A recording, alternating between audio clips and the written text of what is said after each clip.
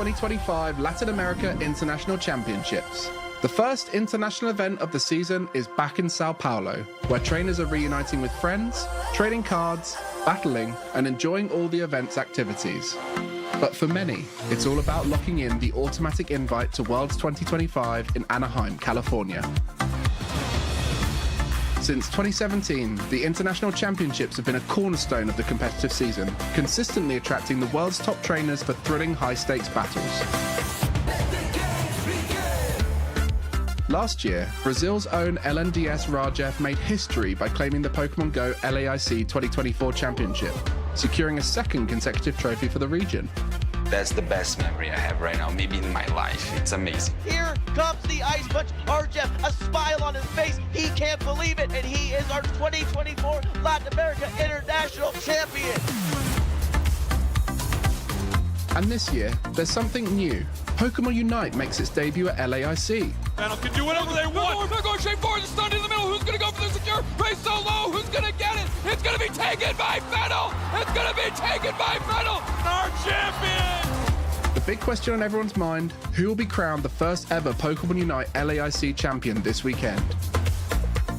In the TCG division, Juho Kalama from Finland secured his first tournament win last year, one of the hardest things he's done in his career.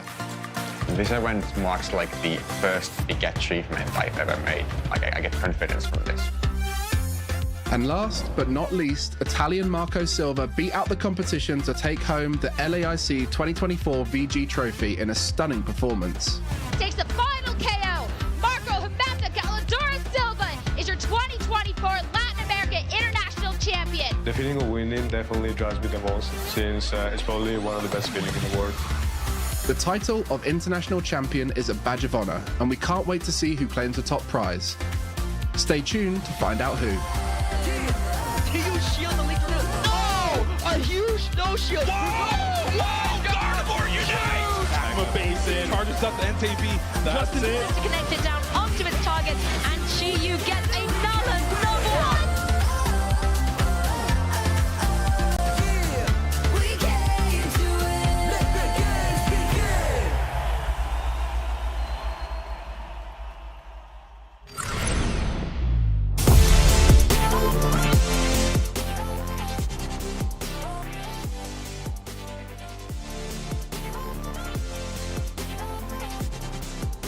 Bon dia, buenos dias, and good morning to all trainers, viewers, and Pokemon fans around the world. I am Sophia, and welcome to Day 2 of the 2025 Pokemon Latin America International Championships live from São Paulo. I'm Pablo, and we cannot wait to get Day 2 underway as we're in for a phenomenal weekend of Pokemon action. That's right. Day 1 was full of surprises, and you owe it to yourself to rewatch it when you have the chance. But today, the competition is even stiffer. So make sure to tune in here with us today for more Pokemon Go, Pokemon Unite, Pokemon the trading card game, and Pokemon video game. In Pokemon Go, Martogalde and Out of Pocket have secured their spots on the winner's side of the bracket. But reigning LAIC champion LNDS Rajev is looking to defend his title from the loser side of the bracket. In Pokemon Unite, DreamHack Esports, Fusion, and the 2-times champions Luminosity Gaming have made it to Day 2, but competition will definitely be up there when you still have the potential to win the first time for the Pokemon Unite LAIC Championship. And in Pokemon TCG, we have Fabricio Inga Silva, Jackson Ford, and Brazil's own Leonardo Wellbridge have secured commanding positions in Day 2 after going undefeated on the first day of competition. In Pokemon VG, former international champions Eric Rios and Ashton Cox, as the only 2 undefeated players, made it to Day 2, and the reigning LAIC champion Marco Silva is on the path to a potential back-to-back championship. No one can predict who will survive today's gauntlet and advance to Championship Sunday. But one thing's for sure, everyone watching will be on the edge of their seats, ready to witness every moment unfold. Let's not forget, championship points are still a major prize as every trainer aims to qualify for Worlds 2025 in Anaheim, California. And this weekend, many will walk away with a share of the $500,000 prize pool. And a big thank you to all the staff, judges, production crew, and everyone else whose hard work and dedication have made this event such a great success so far. Now, I know you're ready to find out who will be taking the title of the Latin America International Championship, but let's get this show underway. Casters, it's with you.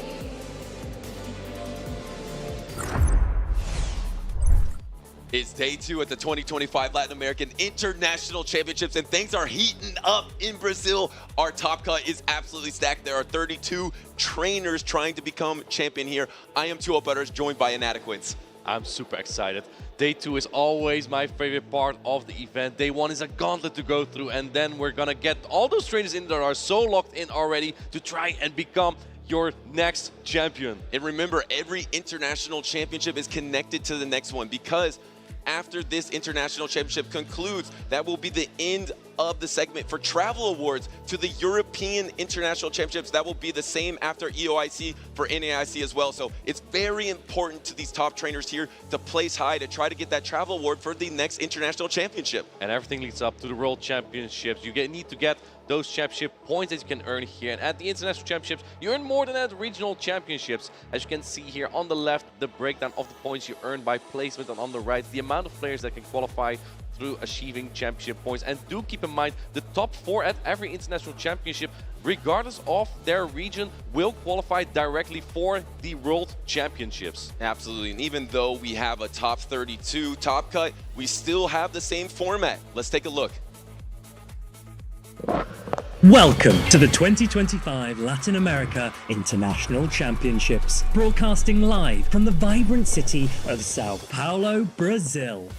This weekend, Pokémon Go trainers are here to compete for their share of over $500,000 in cash prizes, exclusive booster packs, and crucial championship points that could help them secure a spot at Worlds 2025 in Anaheim, California. This epic tournament is a 3-day battle, with trainers clashing in a double elimination bracket using the Great League format, until only 3 remain at the end of Day 2. On Day 3, Championship Sunday, the intensity hits a fever pitch as our remaining trainers face off in the final matches, where only one will emerge victorious as the Latin America International Champion. Matches are best of 3, except for the high-stakes winners finals, losers finals, and grand finals, which will each be a best of 5 showdown. Every match follows the Bring 6 Pick 3 format, where trainers must craft a team of 6 Pokemon but can only bring 3 into each game, making every choice a game changer. Who will take home the title of Latin America International Champion? Will last year's champion defend their crown, or will we see a new victor rise? And who will secure their spot at Worlds 2025 in Anaheim? Stay tuned all weekend long to catch every electrifying moment live. At the 2025 LASC is going to be amazing. We have the same format, and we're also having a lot of prizes for these trainers, not just championship points, but also just straight up money. Yeah, I mean, it is huge, especially if you get into that top 8, you can get some big prizes. This could be a travel award in a sense as well, because if you get this, you can go to the next international championship with that prize money. Of course, you do get more championship points to be in the top of the leaderboard at the end of the season. Let's look at the trainers that are competing for these placements here today. Let's start on the winner side of the bracket. We have Out of Pocket, a former North American International Champion versus the Torian. And then, of course, we have Dell versus Vito Relo. Stud Muffins, Krasaum, Richie, Ice Chris, Colin, Ashton Ash, Steinar, Elam, Doombug, D-Sync, Marto Gaude, 9-time clasher. That top cut on the winner side is stacked. The majority of these players actually already have won at least a regional championship, and Out of Pocket, of course, our North America International Championship. And then we also have 16 players on the losers bracket as well that will still be competing at the 2025 LAIC. As you can see here, many top players. Elche versus Paulinho Todd. We have the C2U with that crazy run as the World Championship. He's doing it again from the loser's side. Oh no for Lal Jazz because he's competing against him. We have Harjeff versus Swagon. We have Stud versus João Victor, one of the best Go Baltic players in the world. Copperkid versus Kanan. We have Regulus versus Paul Lasha from Europe. We have the top side of stack, the bottom side of stack. How about that 2 Canadian matchup with the C2U, Lyles Jeff? Remember, the C2, I believe, won 18 straight wins in a row at the World Championship, so you are not out of it on the loser side of the bracket. And if you missed day number 1, there was some spice in Adequates. We had some Alligator game. Actually throws the Hydro Cannon. Doesn't even try to go for the Ice Beam. I don't think he would have gone there, but this Hydro Cannon resist. Chat, this is resistant. Look at this. That's a lot of damage. Jeez, that is a lot of damage.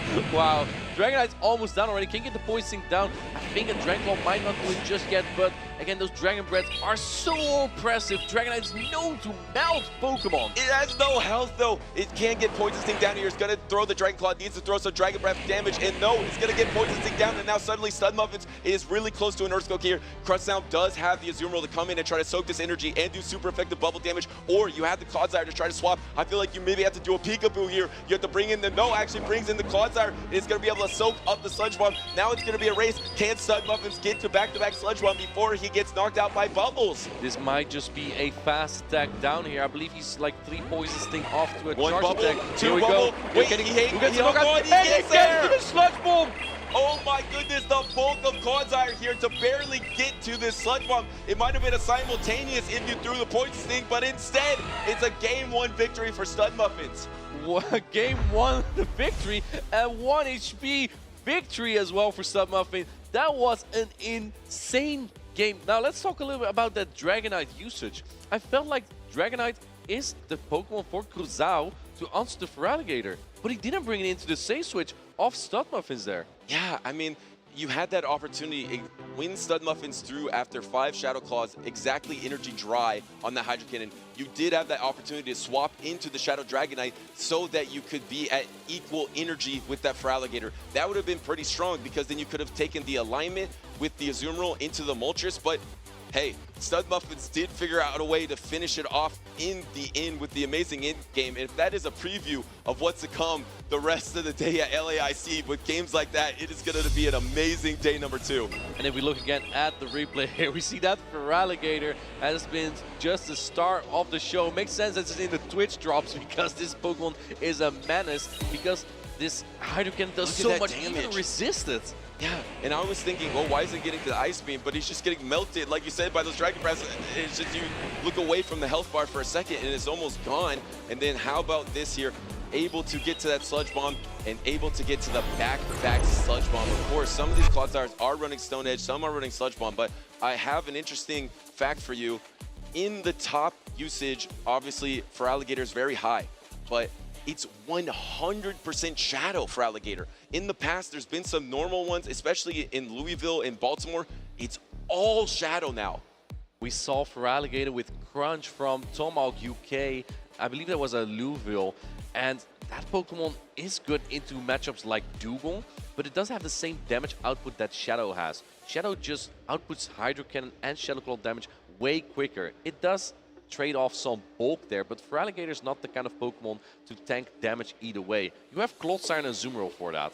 Yeah, no, I mean, I thought that the normal Feraligatr did have some more optionality because of its bulk being able to take some charge attacks, but I just can't argue with the fact that Feraligatr seems like a must-have in almost every single battle. I mean, I don't know what the percentages are of how many times Feraligatr has entered the lineup of 3 in this tournament, but it is extremely high. Especially, it is not even the top usage Pokemon, though. But it does feel like it's on the battlefield more than any other Pokemon. It also feels like we're kind of going back to what the start of the season was. The Feraligatr Clodsire core. That's kind of coming back again, with Clodsire being so meta, but now Azumarill is even more meta. And that's probably to hard check some of the Pokemon that otherwise are just too difficult to counter, such as Galarian Moltres, but also Pokemon like Annihilate. And Azumarill really is there to keep those in check. And the Malamar, of course, that we've seen so many times. No, you're completely right. When 2 Pokemon are back in top 5 usage, especially in day number 2, that means they're back. The Shadow Feraligatr Clodsire core is back. And Stud Muffins was Sao Paulo top 32 this year, of course, being able to make it to day number 2, and then Zaum able to make actually top 8 in 2023 at the Latin American International Championship. So he is actually pretty familiar from being here in day number 2 in Sao Paulo. Looks like there was a bit of discussion. Do you think that had to do with the in-game there between the Azumarill and Clodsire? I think maybe there was some doubt if that bubble should have knocked out or not. I'm not sure if they are going to look further into that. That may have been a possibility, but it looks like that both trainers are satisfied with what it is here. Now, another point to discuss here. We have Clodsire in top usage, yes? But how many of those have Stone Edge and how many have Sludge Bomb? I feel like Stone Edge really would have been useful into some of these Galarian Moltres matchups. Yeah, I mean, it definitely would have had an opportunity, especially not just the Galarian Moltres, but like I mentioned, there is flying types on 26 out of 32 of these trainers' team. There's Galarian Moltres, there's a lot of Shadow Dragonite, there is some Shadow Driftblim, there's actually more Mandibuzz than expected here. There is also even Jumpluff. Jumpluff. Oh yeah, from Marto Calda. No, even more from Desync as well, I believe. Or no, actually not Desync, but I believe there is another Jumpluff in the tournament as well to make a double from Lyle. Lyle has the Shadow. It looks like we're locked into game number 2 here, and it is going to be Dunsparce versus the Clodsire lead of Studmuffins. This is surprisingly a good matchup for Clodsire. Yes, it takes super effective damage, but 2 Juron will not be enough to knock out, well, 2 Earthquake will be. In that case, Clodsire is actually straight up winning this matchup. It's just a testimony to its pull. And the thing is, it seems like alignment's really going to matter in the backline here, because you see the Gastrodon from Zaum in this game number 2, and the Moltres is there from Studmuffins. If Moltres is going to be able to match up versus that Gastrodon, it's going to be really tough. But on the other side, if Studmuffins lines up his Moltres into Azumarill, that's going to be really tough for him. And we see again in the back of Studmuffins that for Alligator. But what do you do here? You have no hard answer here. You do have Sludge Bomb though on your Clodsire. It's kind of an iffy switch here from Kuzao, because now there's 2 Sludge Bomb loaded. These are almost going to knock out the Azumarill. Yeah, and it looks like he's always just kind of clicking on that shield and then pressing it last second. I like that tactic there from Kuzao, able to throw the Ice Beam. This will secure the knockout pretty much, I believe, because super effective damage. And it looks like Studmuffins is thinking about it, wants to save that energy because you said had the double Sludge Bomb, also has the timer available. So maybe he's going to throw that Sludge Bomb here and swap out, or actually just maybe try to get to that triple Sludge Bomb because you can't bubble down at this point. And as Cruzao, you don't need the shields as much this time, just because there's no Dragonite this time. Coming in with Feraligatr now, and this is a great opportunity for Studmuffins to build up some energy. The bubble damage doesn't do as much. You just have to be careful of this player of Azumarill's not playing nice today. This is going to put Feraligatr straight into the yellow. Is he going to go for the Shadow Claw down here, and it gets denied? And now this is great for Cruzdown because you're going to have your Switch Lock Gastrodon while Studmuffin's timer is not back up. So you're going to have to take these Hydro Cannons, which actually does a lot more damage to the Gastrodon than I expected here. You're probably going to have to double shield or use your last shield on this Gastrodon. Does Cruzdown decide to do it? He's clicking on it, he's holding it. He decides to use that shield, but how useful will this energy be against the Galarian Moltres in the back? Well, it's a flyer. We've seen yesterday Body Slam doesn't do as much damage nowadays. If you saw the Clodsire lead, you probably could have expected this Pokemon in the back, but because Studmuffins had to cover the Gastrodon in the back. As you can see here, Body Slam neutral, but took a nerf this season and doesn't do as much damage. Well, Sucker Punch has been buffed and actually doing a lot of damage. Gets the full farm now before the Body Slam. And the problem is, you don't have a Protect Shield. Yes, you have energy here. You're going to throw the Rock Slide into the Moltres, and the Moltres has this last Protect Shield of the game. This Dunsparce is not quite yet at the next Rock Slide. There is a switch available. Can Cruzdown pull off a miracle? Tried to do it. The patience from Studmuffins sniffed it out, knew that that was happening. Now all you got to do is get to the Ancient Power plus the Brave Bird. I think it's going to be GG for Studmuffins. No Protect Shields are in play. Azumarill is going to get knocked out. And if you get a lot of energies at the Brave Bird as well, one more for that Brave Bird on the Galarian Moltres. If you didn't have one yet, use that Adventure in. Says Galarian Moltres incoming, Brave Bird incoming. Zoom! Dunsparce gets knocked out and Studmuffins takes the set. What an impressive run from Studmuffins early on here, getting the clutch win, game number 1. Number 2, pretty confident in his battle strategy to be able to take out one of the Brazilian trainers, of course, on that winner's side of the bracket in LNDS, Cruzdown. A pretty dominant game number 2 there. Moltres just was able to finish it off. The Gastrodon didn't really have much place to go. Question for you, Butters. If you had to pick your Dark and Flying type Pokemon, would you go with the Galarian Moltres Or would you go with the Mandibus? I absolutely would go with Galarian Moltres because I feel like it has more upside. Because you can farm things down like you've seen with Sucker Punch, and then you can throw the Brave Bird that's going to do a lot of damage there. So I also like the Ancient Power coverage against the other flying type Pokemon. Like I mentioned, it's very high usage, even though you don't see it on the top 12 as high usage. So that Ancient Power is going to be quite useful. I think it's much better positioned in the current meta than the Mandibuzz. But how about you, Inadequence? Sucker Punch has been such a great addition, right? I like the bulk on Mandibuzz, but maybe there's more room now for Air/Mandibuzz. Flying type is so widely unresisted in the current meta, only really by Alolan Sandslash as a steel type Pokemon and the occasional Rescue from Arrow. But it's just so good right now, I feel like. Here we see again the matchup. Clodsire has been so crucial here, and because Kuzao did not switch in, oh sorry, that was game 1 I'm talking about, but Feraligatr did pop off here again with all those Hydro Cannon in the Gastrodon, taking all the Protect Shields, and then all the energy wasn't as useful for the Galarian Moltres, allowing Galarian Moltres to clean up the game with both an Ancient Power and the Brave Bird. I'm not gonna lie, Gastrodon has had a tough weekend. Yeah. I don't think I've seen a single situation where I'm like, oh great, Gastrodon is doing really well here. It seems like every single time Gastrodon is on the field, it's a liability. I know it technically has good matchups, but it just can't find them here in Sao Paulo.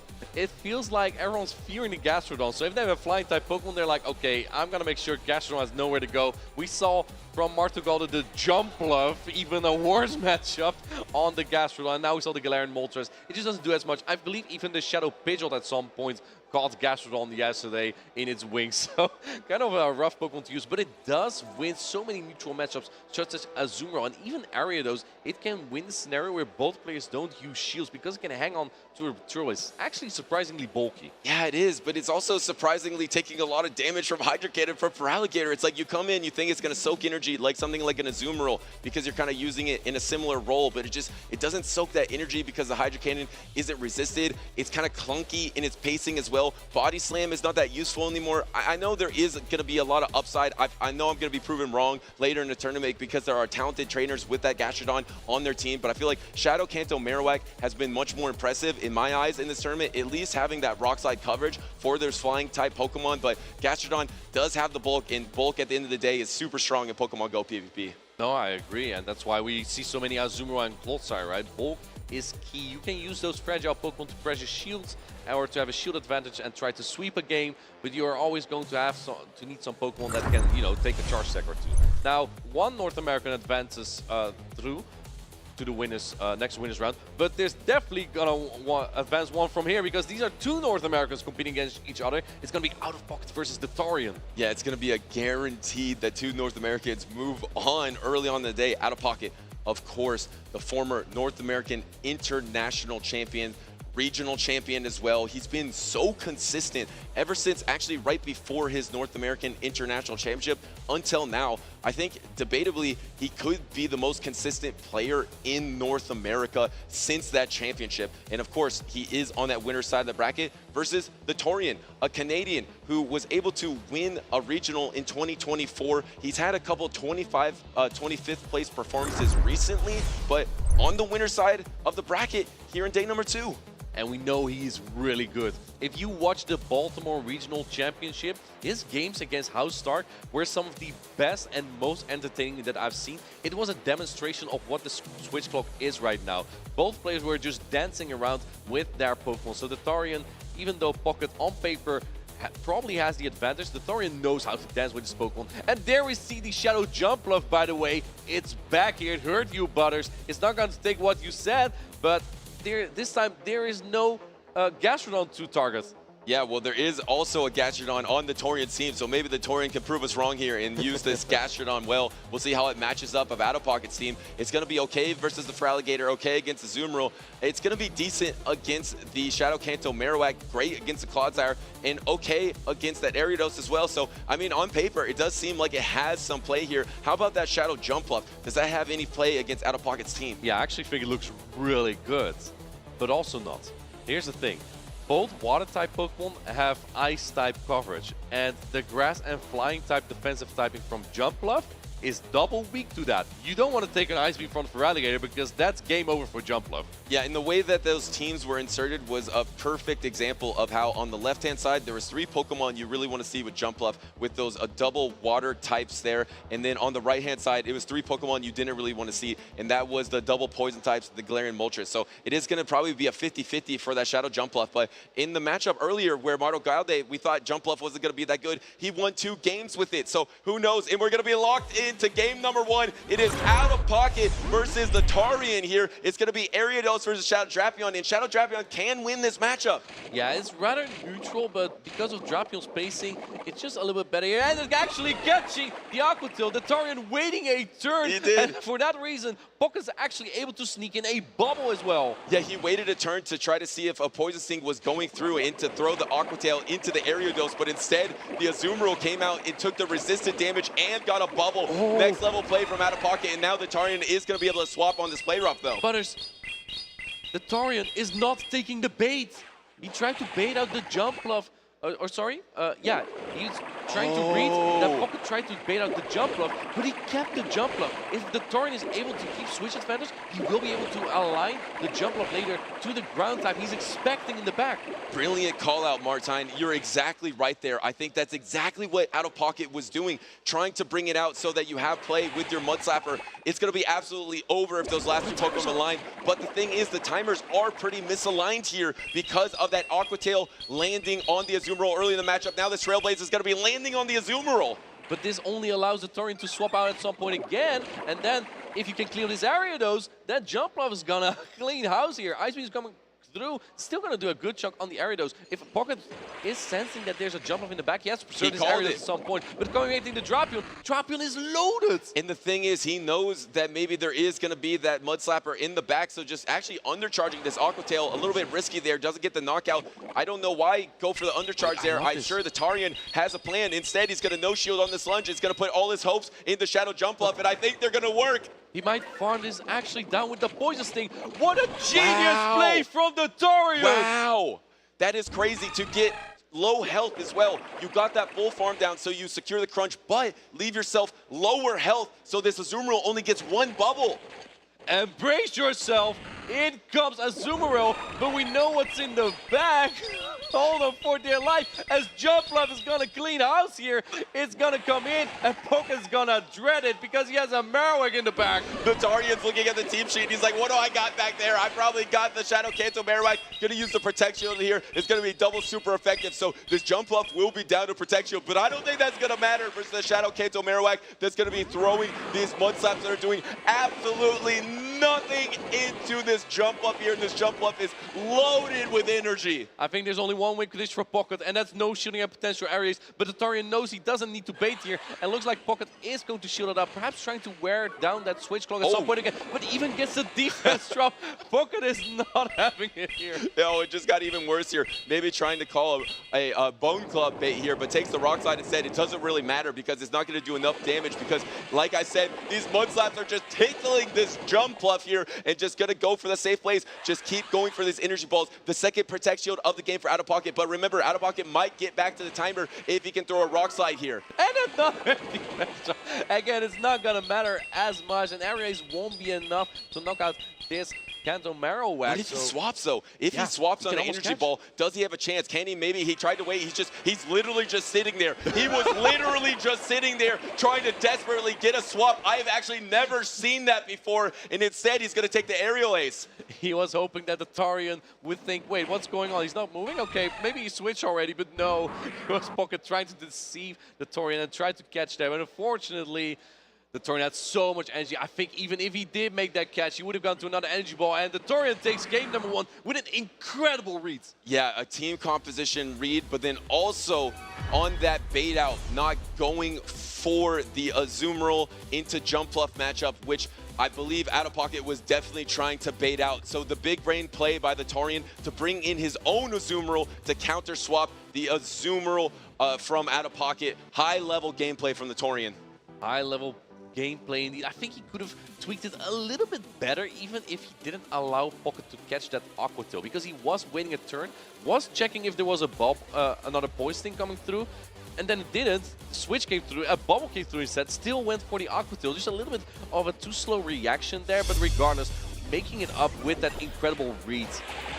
Yeah, it's hard because you wait a turn and you're hoping to see a Poison Sting animation. And then once you don't see that Poison Sting animation, you're like, well, I guess I'm still going to throw this Aqua Tail here. And then suddenly the Azumarill pops out. That was also high level right there. Talk about that, Martine. That undercharge was insane because it allowed the Thorian not to only get more energy, but also get lower health. And that means that when Pocket comes back in with another Pokemon, it will get less energy with the next Pokemon.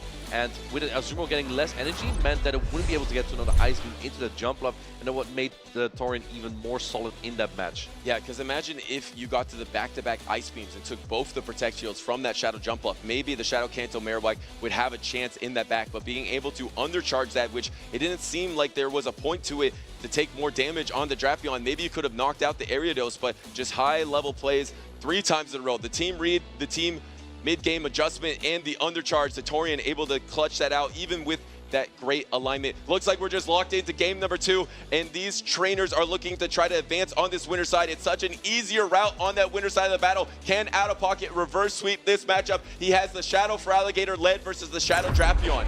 This is an awkward matchup because if you shield an Aqua Tail bait, the Drapion can win the 2 shield, but if you shield the crunches correctly, then the Feraligatr will win this matchup because the Hydrocan just does so much damage. Even though the Shadow Claw are resisted, it's going to be enough to knock out with some more Shadow Claws here. Trying to make another catch on the Azumarill, unable to. But what do you do here as a Torian? Are you going to swap in the jump bluff? Now you're down a shield. You can't really bring in your jump bluff because you get hit by an Ice Beam. Tough mind games here because Out of Pocket brought a different backline. Instead, we got the debuff on the crunch here. That is huge for the Torian. Instead of bringing the Shadow Kanto Marowak in the back, he has the Ariados. So now he has a different backline, and the Torian is just going to stay in this matchup, throw another crunch, maybe even get another debuff. Can he get another debuff? No. Maybe take this Ice Beam as well. He's thinking about it. There's only 1 Protect Shield remaining. I don't think you want to give up both your Protect Shields so early in the battle. I love this play from Pocket. He wants to make sure that the Torian does not switch out into his own Azumarill and take the energy there, so he wanted to throw it in the Drapion right away. And looks like now the Torian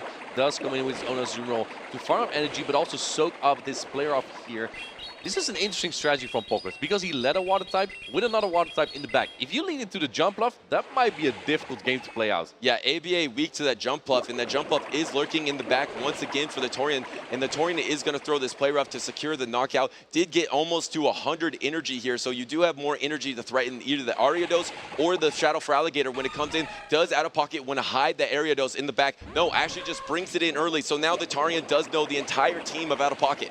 I think Pocket knows what time it is. It is time for the Feraligatr show. Still keeping the shields for that Feraligatr. With shields up, it actually is not that bad into the jump bluff again because that Ice Beam. What do you do here as the Torian swaps into the jump bluff right away? And this is a lunge. It's neutral because of the grass typing of the jump bluff that's super effective, but the flying resists it.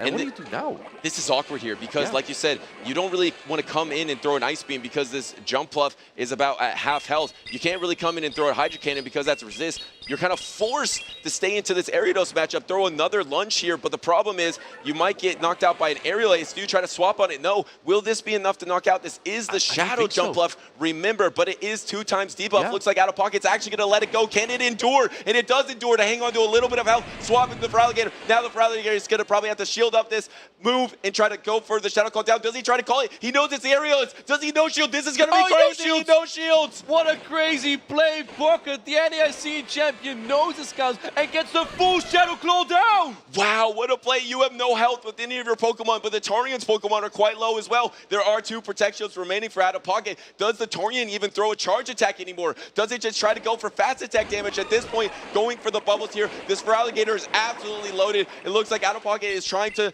not throw on bad timing, so the Torian doesn't have any opportunity to swap out here. Time and health are running out for Pocket, though. Even though these bubbles are resisted, they're adding up. Feraligatr does have a lot of health remaining. Going for the Ice Beam here as the Torian. Can he get the full Shadow Claw down here as Pocket? You know what I fear? If you get the full Shadow Claw down, maybe one Poisoning from the Drapion will knock out as well. He's trying to get swapping the Ariados to try to get the Poison Sting down. Does get the simultaneous. Now all he needs is the back-to-back Hydro Cannon. He has it loaded. All he has to do is take one Poison Sting. We won't know until this animation is over. Does the Shadow Feraligatr take Poison Sting? I think it can endure. Feraligatr not known for its bulk, but it gets the double Hydro.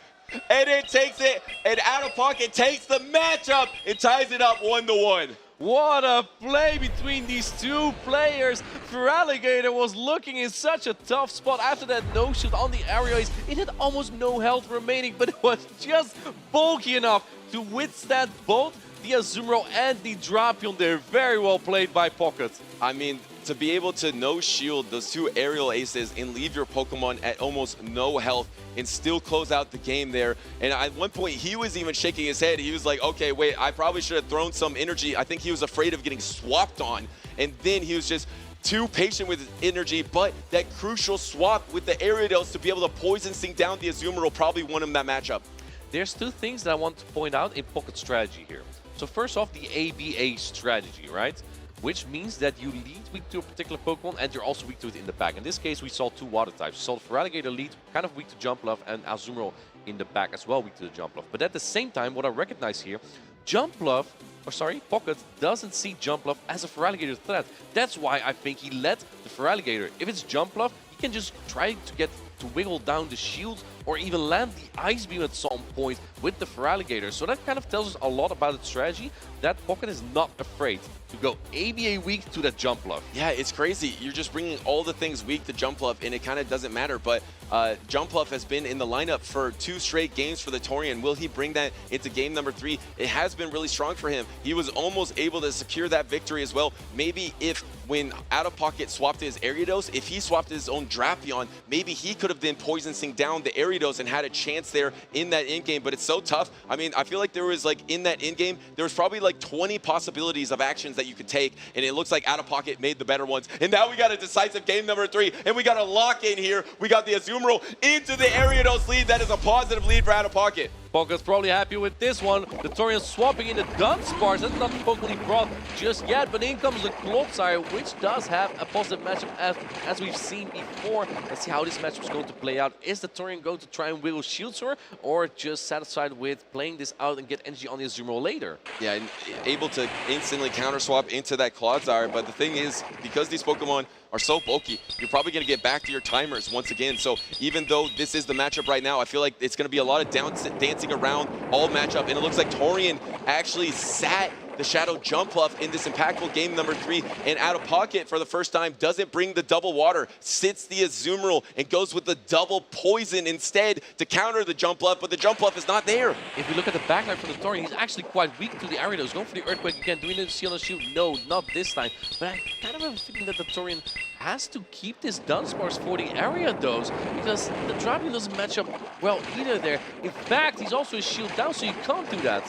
Yeah, and it's crazy. The Torian did make an early shield call on that Earthquake, so now the Torian is down a shield. You're going to be able to have back-to-back here, so Out of Pocket doesn't want to use the Protect Shield, is going to try to come in with the Ariados. This is quite shocking as well. Going to go for the Rock Slide, super effective damage, so looks like he is putting absolutely all his hopes in on Protect Shield advantage Shadow Feraligatr. Again, he does it again. He knows it's the Feraligatr show on the LAIC. Going for the throwaways. I like this play. You don't need to debuff the Dunsparce anymore because you're better off buffing yourself. The Torian's not going to shield this anyway, this low health Dunsparce.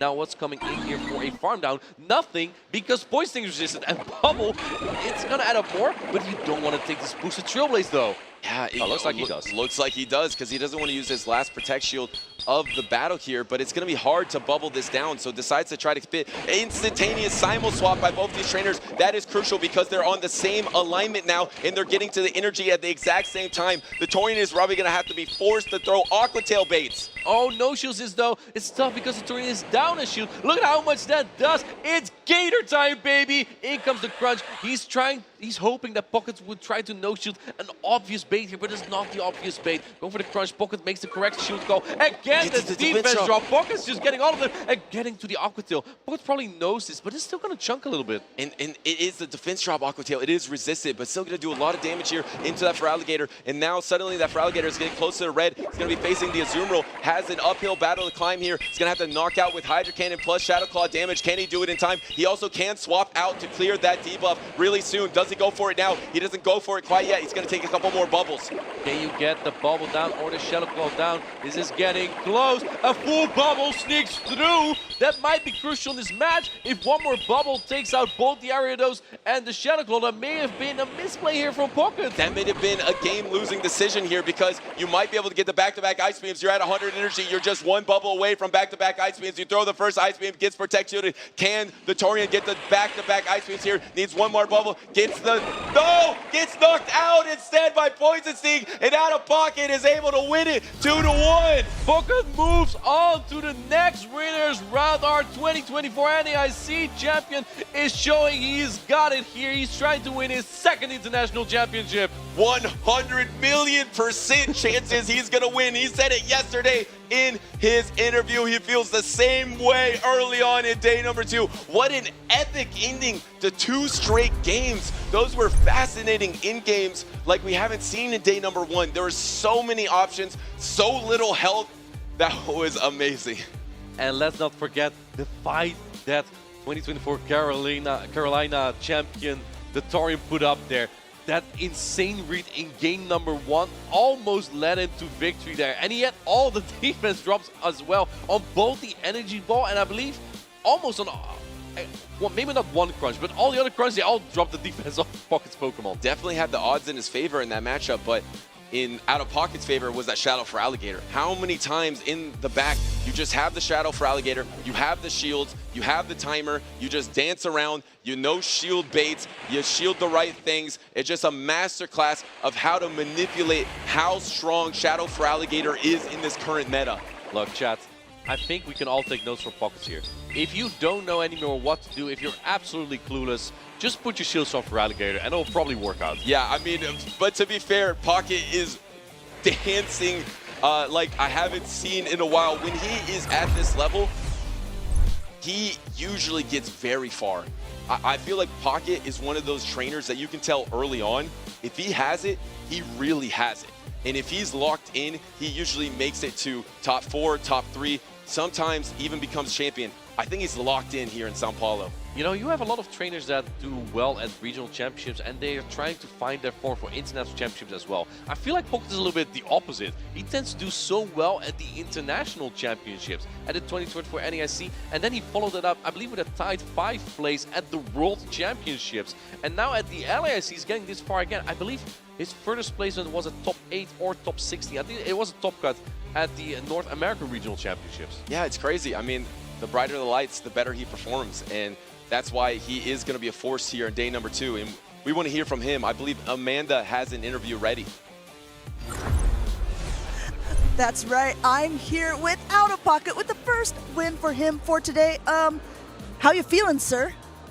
Tired, but raring to go. Raring to go. Shout out to Nighttime Clasher in the crowd. Okay, yeah. I mean, so obviously you're coming in from the winner's side. Was there a lot of preparation that you did for today? How'd you feel when you were looking at your opponent's team? Last night I was very thirsty, so I drank a lot, and because of that, like not being as thirsty going into this tournament, I feel way better. I didn't really practice that much, but I did discuss my matchup with a few people, and I think that gave me a lot of insight that I needed. You're not thirsty, but you're hungry for those wins. Now, you are the NAIC champion. LAIC is on the line. You didn't seem very confident yesterday, but what probability do you think that you can take it all the way here today? 1,000,000,000,000%! Let's go! There you have it. We're going to go ahead, get back to the games. We're going to let Out of Pocket go out of the stage. We'll talk to you guys later. Well, I'm glad he hydrated because he had a lot of hydro cannon to throw in with those water-type Pokemon. You know, he gave a shout-out to Nighttime Clasher. Did you know that Pocket took the team from Nighttime Clasher actually the day before the tournament?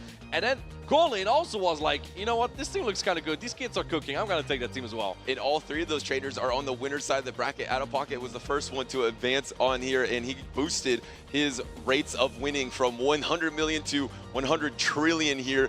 Maybe a little gamemanship. I was saying how locked in he is. Maybe try to throw off his opponents, maybe thinking that he's not locked in. I think he's locked in because when he is playing at this level, he is really hard to beat. 2 North American trainers so far moving on to that winner side. But up next, I believe we have 2 LATAM trainers for the fighting for the first LATAM opportunity to move on day number 2. And there we see the Shadow Alolan Marowak.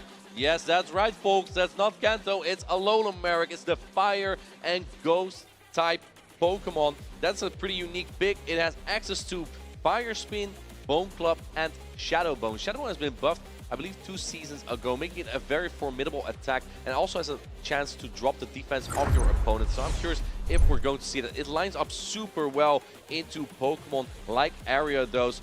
And that is a Pokemon that his opponent Del has.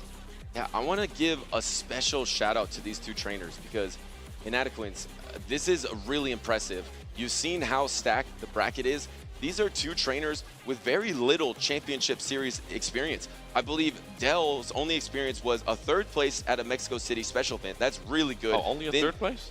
3rd place. Well, no, I'm saying only really good, only in terms of numbers. He only has 2 tournaments on his record. 3rd place is very impressive, but he's only competed twice. He competed in that tournament, and then he competed at Worlds as well. He got 177th there. And then on the other side, Vito is only a 1-time competitor. He competed last season in 2024 Sao Paulo, Brazil. He got 9th place, which is really well. But between them, they only have 3 tournaments total, and they're both on the winner's side here in this absolutely stacked tournament.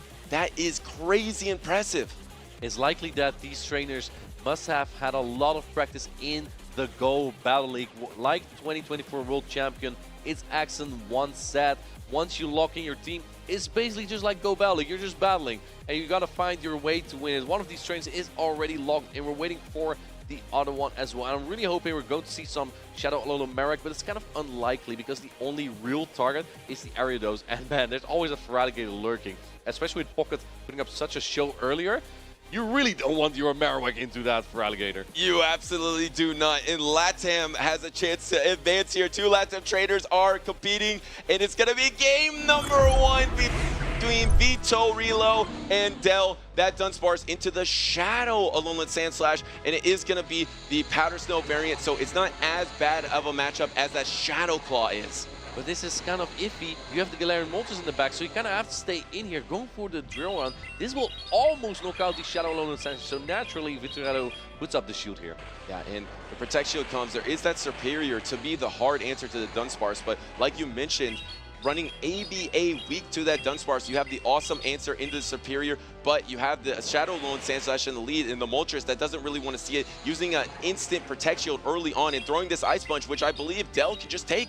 He knows he can just take it. I believe he's thinking about no shielding, but decides to throw out the Protect Shield. Well, that bird in the back is definitely looking to feed on some Spider and Gators, because that's where it wants to be. Going to let this go, probably get an energy advantage on Superior. I think it's going to knock, oh, it barely doesn't knock out, but don't get to another charge sec here.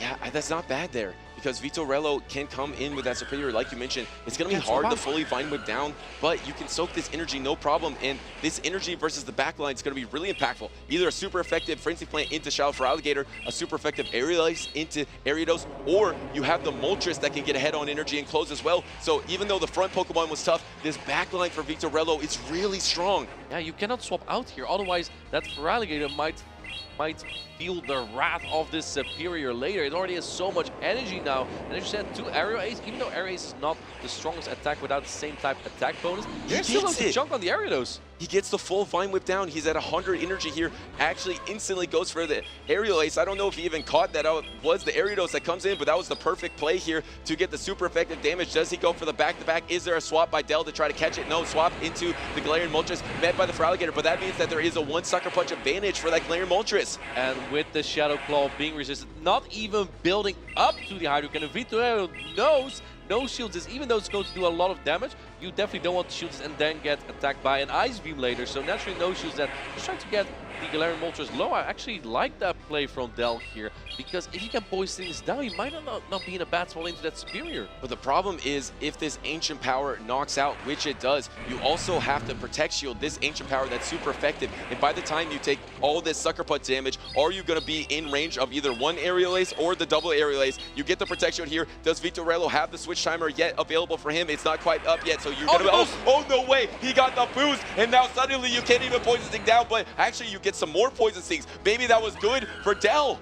Maybe it was, but I think that this might be a charge attack priority. Vitorello still has a shield here that would prevent the Superior to get knocked out, and that means that Vitorello is going to get the first game win here against this Ariados from Del. Yeah, just got way too low because of that boost. It gets knocked out. Ariados goes down, Del goes down. Vitorello from a tough situation comes out on top because of the awesome backline read. And yeah, that boost was good and bad, but if you had a Protect Shield, maybe you could get to the double, but since you had no Protect Shield, you just got way too low. You're in range of the Aerial Ace because the lunge debuff wasn't enough. Clean victory from Vitorello with that impressive farm down with the Vine Whip.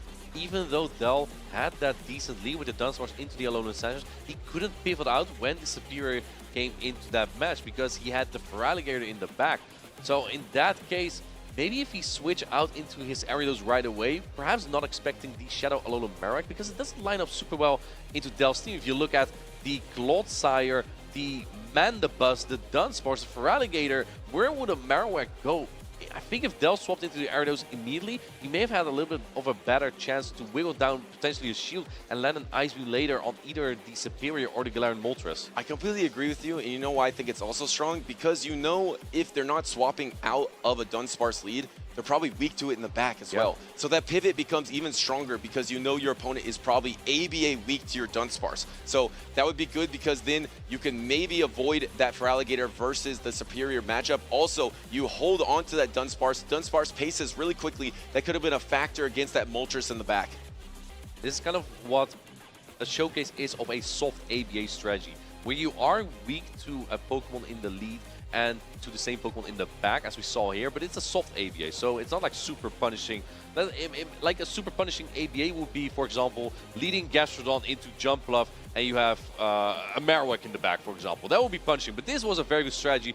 Both trainers are locked in for game number 2. Vitorello on the left and Del on the right. We had the Gastrodon into the Clodsire. It's a great lead, a great goal from Vitorello. And in the back, we see the Shadow Alolan Marowak too. In comes the Feraligatr, and in comes the bird to catch this Gator. But the problem is you are significantly behind on energy. Now Del can go for the Hydro Cannon baits here, way over energy for the Ice Beam, gets the Protect Shield. This is not terrible for Del because of how slow that counter swap was from that Galarian Moltres. Now this Galarian Moltres is in a tough position, didn't even throw energy here. Was that even at Ice Beam range? No, actually does go for the no Protect Shield into the Hydro Cannon. In fact, the Galarian Moltres can actually just Sucker Punch down this. Can it get to another Hydro Cannon? It might get really close. I don't think it can. I don't think it can get the perfect farm down. Galarian Moltres has 100 energy here. And can you get both attacks off? The Dunsparce is going to come in and roll out. Do you go for the Brave Bird? Now maybe this rollout is going to be able to knock out. This is the Brave Bird. Does Del try to call the bait of the Ancient Power? No. Calls out that it is the Brave Bird. Now suddenly you're probably going to get the knockout with that rollout. Yes, you got the knockout, but you've lost the alignment. But there's no good plays. Oh, they're finally Gastrodon. Gastrodon finally finding his moment.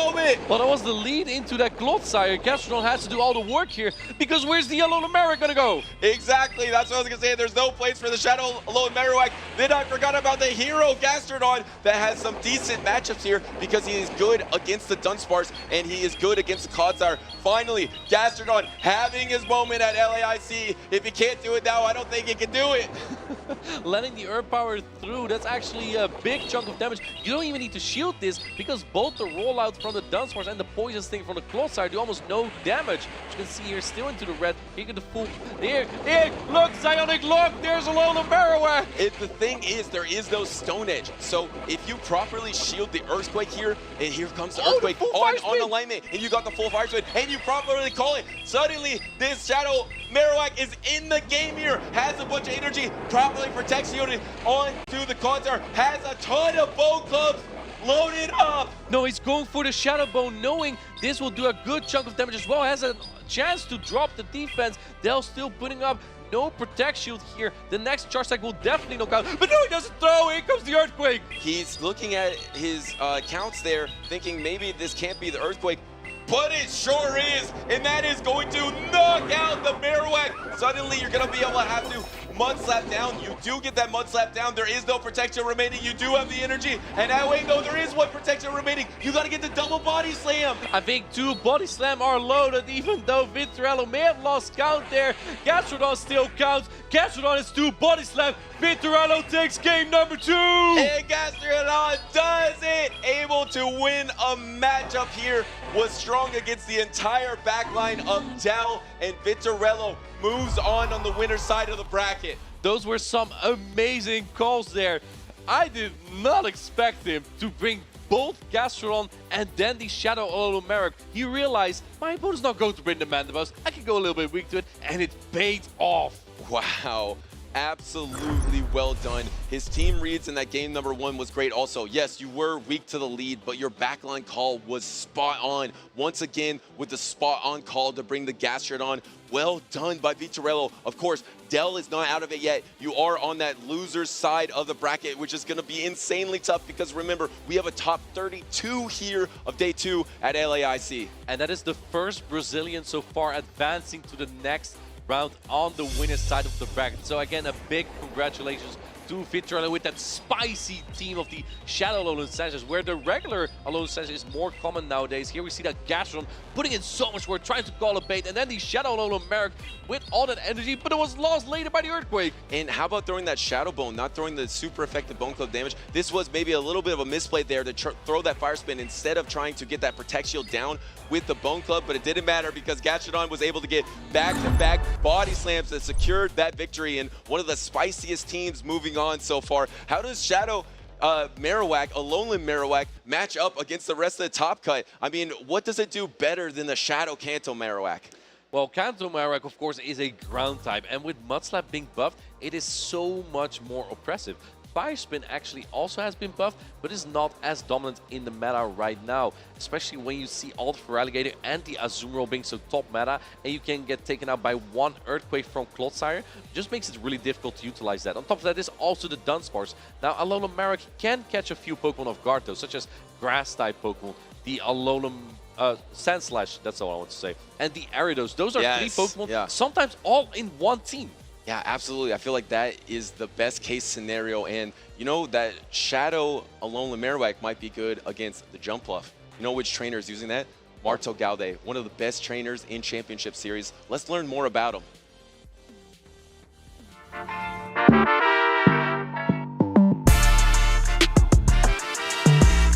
My name is Marto Gaude and I'm from Argentina. If I won the World Championship, I will call my family. They would be so proud of me. It would be unbelievable. My favorite Pokemon changes from time to time. Right now, I like Grookey a lot. It's my favorite starter, and I haven't even played the Galar game. The furthest I ever traveled to a Pokemon tournament was Worlds 2022 in London. The experience for me was mind-blowing because I got 5th in the world, and it was not something I didn't expect, and it made me so happy. In this moment, I look up to Colin Six a lot because I feel like he's one of the best players in the world, if not the best, and I feel like he's way ahead of a lot of players. So I like to stay up a little late. Sometimes when you play video games, it is like that. So when I'm competing, I like to eat healthy stuff because if not, the stomach might be a bit bad. But my favorite food is burgers. I don't recommend to eat them in a tournament though. It would probably be Grookey. It's just so fun and goofy. I love it.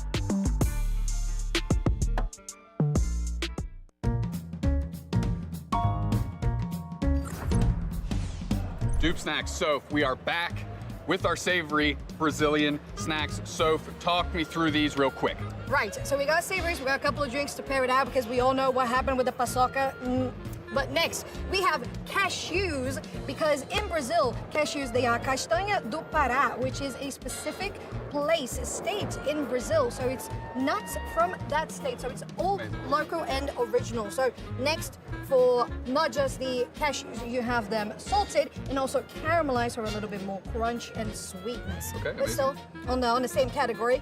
Here you have like a crunchy snack. It's very floury, and I really don't know how to describe it, but it's made with polvilho flour. Next to snacks, we have the corn puff snack. So it's a type of creamy cheese, very different from your usual American cream cheese. And of course, drinks to pair it out. We have matcha. So this drink is so popular in Brazil. You can drink it iced. And of course, you have your soft drink, Guaraná. It is a Brazilian fruit, very delicious and a staple of Brazilian soft drinks. Should we start with cashews?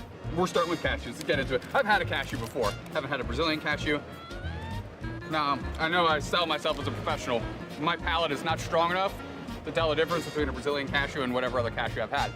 That being said, I love cashews. Yeah. All right, now we have the caramelized version of the cashews. Exactly. Which, again, despite being a professional, I don't have the refined palate to tell the difference. These are terrific.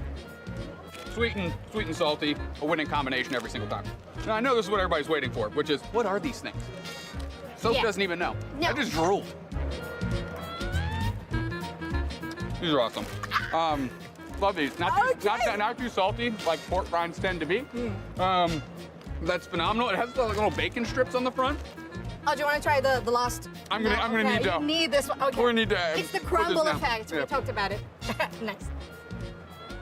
Soft drink, Guaraná. Thoughts? That's terrific. Terrific. You heard it here Super first. refreshing. Very good. Okay. Nice. So we're gonna put that there, and we're gonna go to. Way to cover the name, but not the gigantic mascot. Hey, boy. These are terrific. Nice. I love these too. No, these are great. Good. Absolutely love these. You're right, it's nothing like American yellow gas station pump cheese. Nobody thought it was going to. Nah, definitely not me. It's sweetened as well. It's like a tea. Literally tastes like a sweetened iced tea. Give me the scores. We're gonna go 5, because that's where I said we were gonna start, and I remembered. Mine like a steel trap. We're gonna go 5.5 here. Love these. 7 1/4. Good. 6.2, I think, is where I ended up in there. Super refreshing for a soda. Iced tea, great staple, like I said, from Kentucky. I love this. This is terrific too. 6.2, easy 7. I think this is my favorite, and I do think. Oh, is it better than the other? No, it's not. No. 8.15. 8.15. Okay. Let's keep it on its own thing. Those were the savory snacks, so. But we have more coming up, believe it or not. We're doing a 3-parter here. Unstoppable, like a trilogy, some people call those. So close it out. What's up next? Yeah, so we got finger foods right here. So super excited to bring you those, because I think these are going to be the most different to you, aside from the crumbly pasoka, right? Stay tuned for the next episode.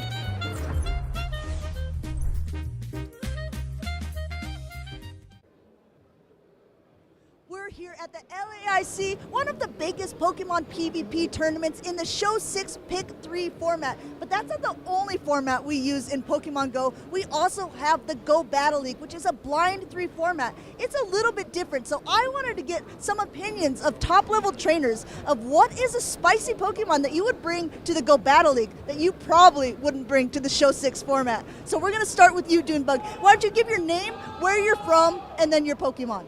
Yeah, I'm Dunebug from Dallas, Texas, and the Pokemon I would bring in the Go Battle League, but not in Show 6, would probably be Shadow Cacturn. It's a very fun pick. How about you? Ashton Ash, I'm from Mexico City, and I wouldn't bring Shadow Sharpedo. Shadow Sharpedo. We got a lot of Shadow, interesting, frail picks. How about you on this side? I'm Wings from Brazil. That definitely would be Arcanine, not because it's good, it's just because it's one of my favorites.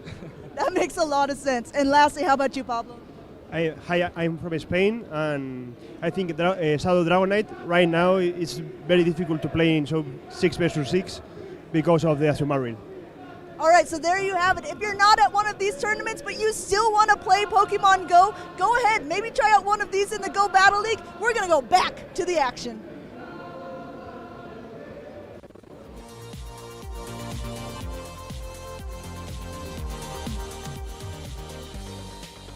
And And we're indeed back with the action here in Sao Paulo at the 2025 Latin American International Championships. This isn't Go Battle League, this isn't Blind 3 format, this is Show 6 Pick 3 Winner Side Day 2.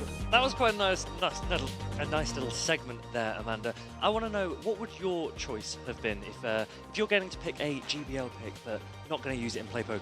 Wow, that is a good pick because I try to actually go a little bit meta.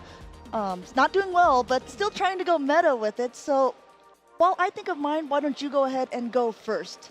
I think there are quite a lot of picks that I really like playing in the Go Battle League. And to be honest, the difficulty is as soon as I like something in the Go Battle League, I'm like, I've got to bring it in Play Pokemon anyway.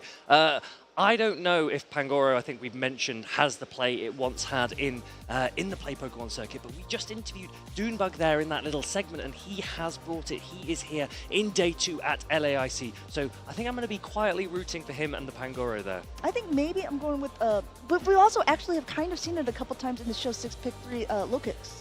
Especially nowadays with Sucker Punch, it does actually pretty well in that format. I'm really excited. Sucker Punch received a huge buff at the beginning of this max out season in the attack update, and I cannot wait to see more Pokemon receive Sucker Punch and seeing how that that dark fast attack can really take hold of the meta. I mean, we've seen it shine completely. There's so many Galarian Moltres that are being able to be now played this season in the Championship Series, and it looks like it's been definitely a top meta pick for most days. I don't think Lokix is going to have that same presence. Galarian Moltres with Sucker Punch could have a bit more of a presence here. We've got Richie 1409 against Ice Chris, and you can see the Galarian Moltres is actually lined up there against a Talonflame. Those two flying type Pokemon look immense. Yeah, I think that is going to be an interesting combination. We'll have to see how they end up faring against each other, but I'm looking at all of the different Pokemon across the field. There are pretty unique picks. There's not like, I'm looking just briefly, I don't think there's any crossover. I think we're looking at 12 individual Pokemon. That is quite nice. Annihilate there as well for Richie. We saw him play a little bit yesterday. I can't wait to see how he makes the most of that Pokemon now that it has access to Rage Fist following the Mankey Community Day last week.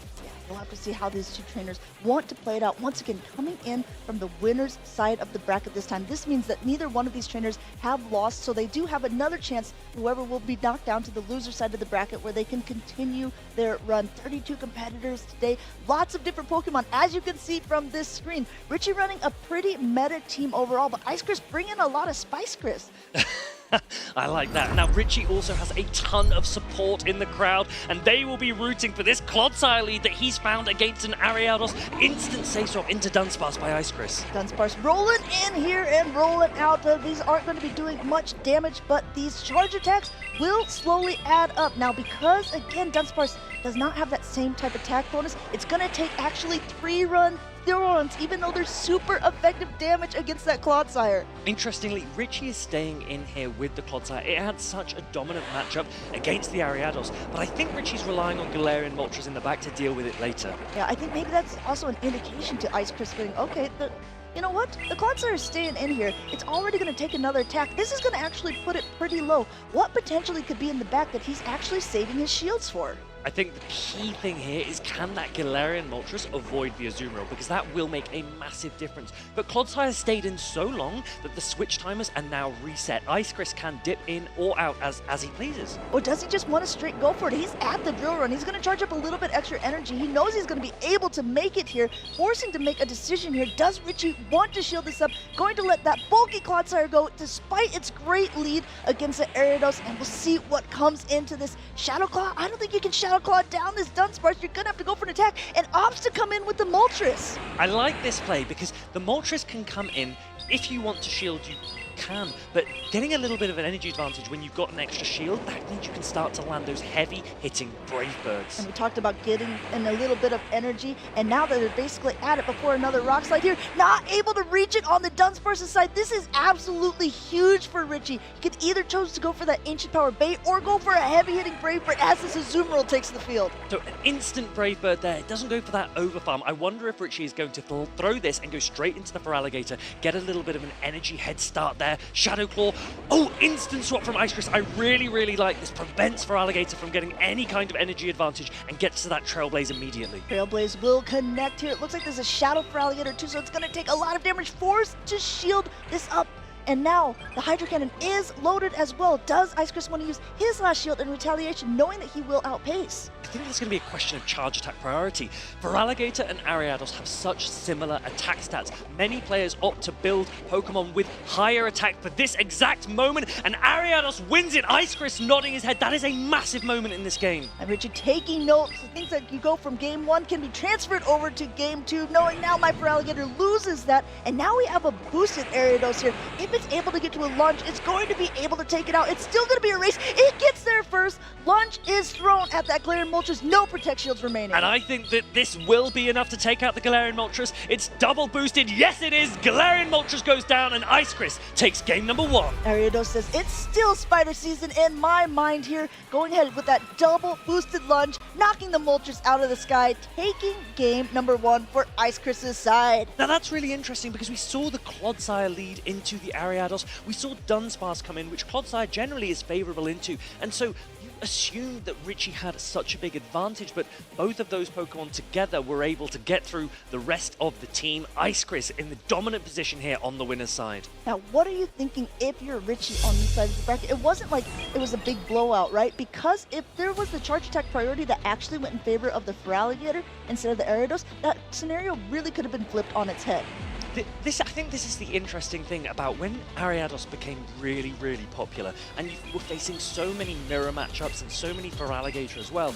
Lots of players found preference in opting to build a really high attack Ariados, sacrificing a little bit of bulk, because those critical moments like we saw in that game 1 can make a massive difference. You know, that kind of reminds me of previous seasons as well of our game, where I know a lot of times when Annihilate was very popular in the past, a lot of people were opting to have an Annihilate with a high attack, because if they were in that mirror matchup, they wanted to be able to throw their attacks first. Yeah, I remember running a ridiculously high attack Annihilate earlier this calendar year when it was very, very popular. Partly to win those charge attack priority events in the mirror matchup, but also because Lickitung was so popular at the time, and getting additional damage with your counter against Lickitung was super crucial. Here, Ariados, I don't think it's so much for extra Poison Sting damage. Poison Sting is a great attack, it gives a lot of energy, but those charge attack priority events, those are crucial. We're hopping into game number 2 here. We have a lead of the Shadow Feraligatr against the Dunsparce on the side of Ice Chris. We'll have to see how they want to play this out, because those Shadow Claws not going to be doing too much damage to the Dunsparce, but those Hydro Cannons are going to be coming in pretty quick, and they are going to hurt. Now, this is an interesting matchup because Shadow Feraligatr, if you're throwing on optimal attack timing, can win the Zero Shield scenario. I wouldn't be surprised if Ice Chris lets this first Hydro Cannon go, but shields up the second one, not before there's a catch! And is it a catch if it's a super effective attack? That is the real question, but Dunsparce already has quite a bit of health taken off of it at this point, and it does have quite a bit of energy. Banks one of the attacks before it now comes into Azumarill, and then I think this is a great play by Ice Chris, recognizing, okay, I know that Clodsire doesn't have Sludge Bomb, so I'm not as fearful. Even if it's at an Earthquake, it's still going to take quite a bit. Yeah. Super effective drill run landing on that Clodsire. Even though it is super effective, I think Richie much prefers to have Clodsire as the damage sponge than losing health on his Feraligatr. Clodsire is now going to let this Ice Beam go through. This will do a ton of damage. Doesn't quite knock out, but it does put it in bubble range. And almost bubble down range. I think that Richie not sure if he'll be able to even make it to an Earthquake there. Want to opt for the safer play, going for the Stone Edge. It will connect, but it will not do as much damage as an Earthquake would have. And I don't know, with one more bubble, he might have been able to make it, but I'm glad he didn't take that risk. I think Ice Chris will be very, very pleased to see this Superior here because he's got that Ariados in the back. The problem is, if Superior gets a full farm down and has access to Aerial Ace, that is super effective. No, we've actually gone for the Feraligatr, anticipating a swap. Ariados comes in, it has 2 shields. Is it going to use one here? Yes, it is. Going to be able to outpace this time because there was a little bit of an energy advantage on that Feraligatr, and also now a shield advantage.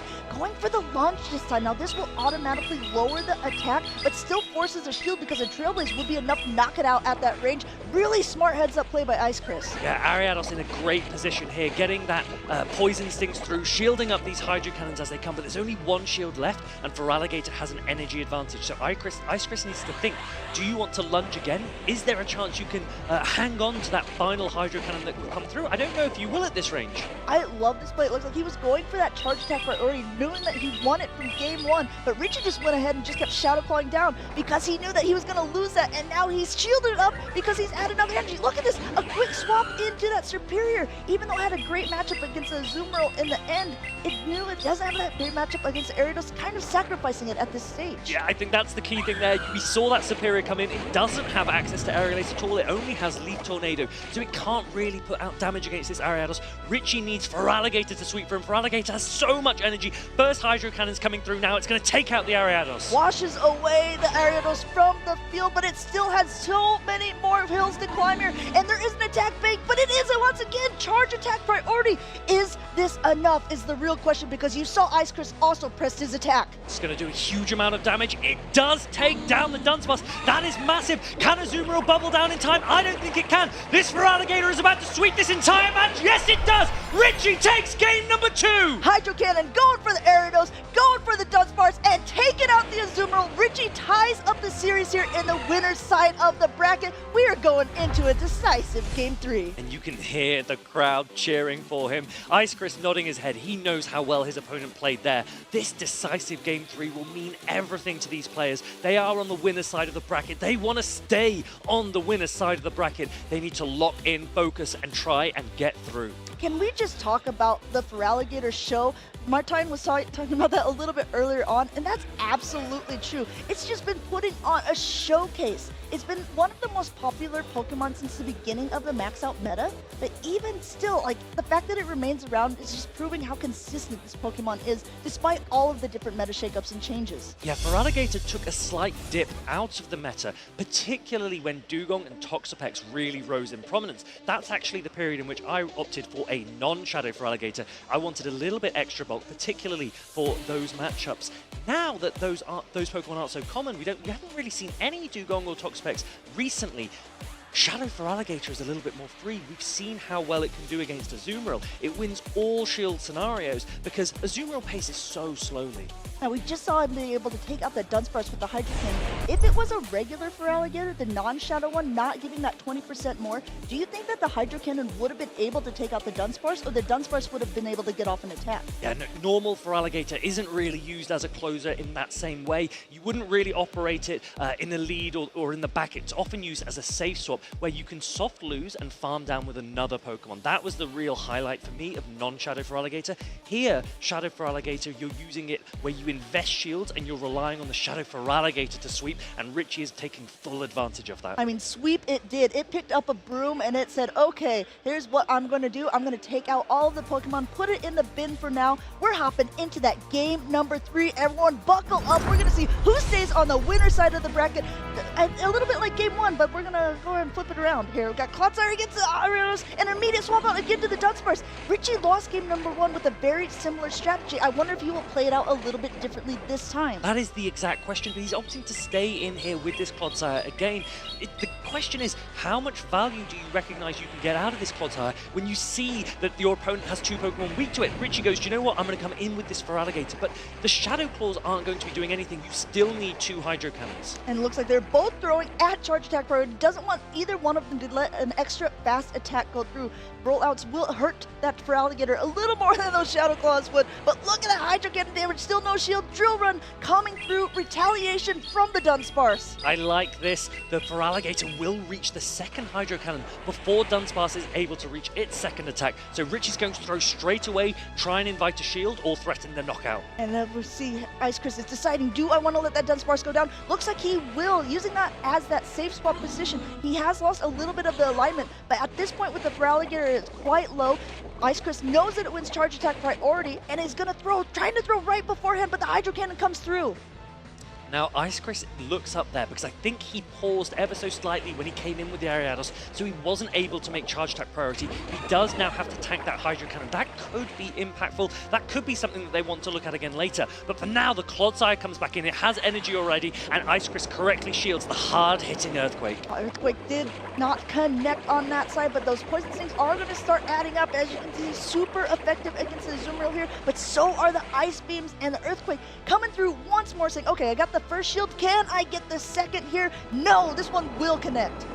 Earthquake landing, but Azumarill is so bulky, it's still in the green, only now coming down into the yellow because of these super effective Poison Stings. Richie's going to shield this Ice Beam this time. It would be super effective as well. It would threaten the knockout. I think that's a good shield. You've got energy and more play to use this Clodsire for. I think that's a great play, because if you're looking at that back line, if you're Richie, you're saying, okay, that Galarian Moltres, it can handle the Azumarill if the shields are up, if the Azumarill's really low, so I'm going to try to get that if possible for it. Now, both shields have been used on the Azumarill side, but Azumarill has a ton of energy, almost 100%, and an amazing catch by Richie here, knocking out that Feraligatr, but knocking out all the energy from the Azumarill. That is an incredible catch. That's going to make a massive difference for this game. Ice Chris does not have any shields left. Clodsire has a ton of energy. It needs to take out an Azumarill and an Ariados, but there's a Galarian Moltres in the back that can also do a massive amount of work. Once again, Richie getting really low. Not sure if another bubble is going to be able to make it to the Earthquake. Wants to just get off some meaningful chip damage, because if you've got a shield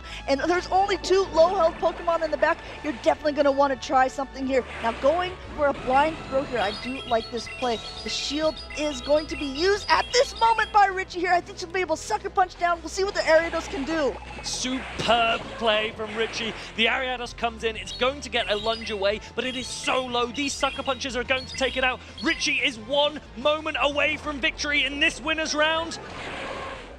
And there it goes. Azumarill coming back in. Azumarill going back down. Richie taking the series. That was superb. His fist is in the air. He knows how huge that was. A massive catch. But the judges are going to consider that one critical moment earlier in the game where Ariados was not able to reach the Trailblaze at the same time that the Feraligatr reached a Hydro Cannon.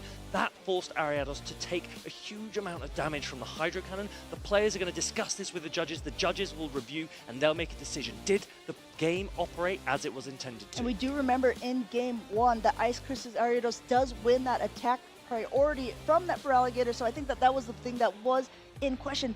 But even still, let's talk about those remarkable plays by both of those trainers with that last series, because it really was going neck and neck. And at the very beginning, I was kind of concerned about Richie recognizing, okay, I lost game 1.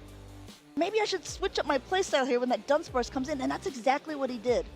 What I really liked from that play is that Richie stayed in with Clodsire enough to take resisted rollout onto the Clodsire that has that ground typing, get a little bit of energy advantage, and then come in with Feraligatr at a time in which Feraligatr could get to 2 Hydro Cannons before the Dunsparce would be able to land 2 drill runs onto it.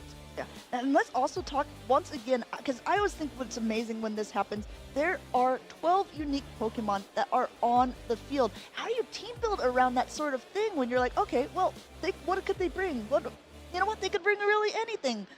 It's always interesting when you do have all of these different Pokemon, because when it comes to the cooking segment that Butters and I did yesterday, it was one of those questions of, do the Pokemon perform similar roles? And I think you do have that here. For example, you can translate that Moltres across to the Talonflame from Richie to Ice Chris, and there are ground types as well. Gastrodon for Ice Chris, Clodsire for Richie. And so as long as these players have been able to cover all of the important aspects of a Play Pokemon Show 16, then it doesn't really matter what that Pokemon is, especially when the players at this level have a lot of experience playing against all of this variety. I know sometimes people are new and they tune into a stream and they're always interested to see the Pokemon that are being used in Pokemon Go.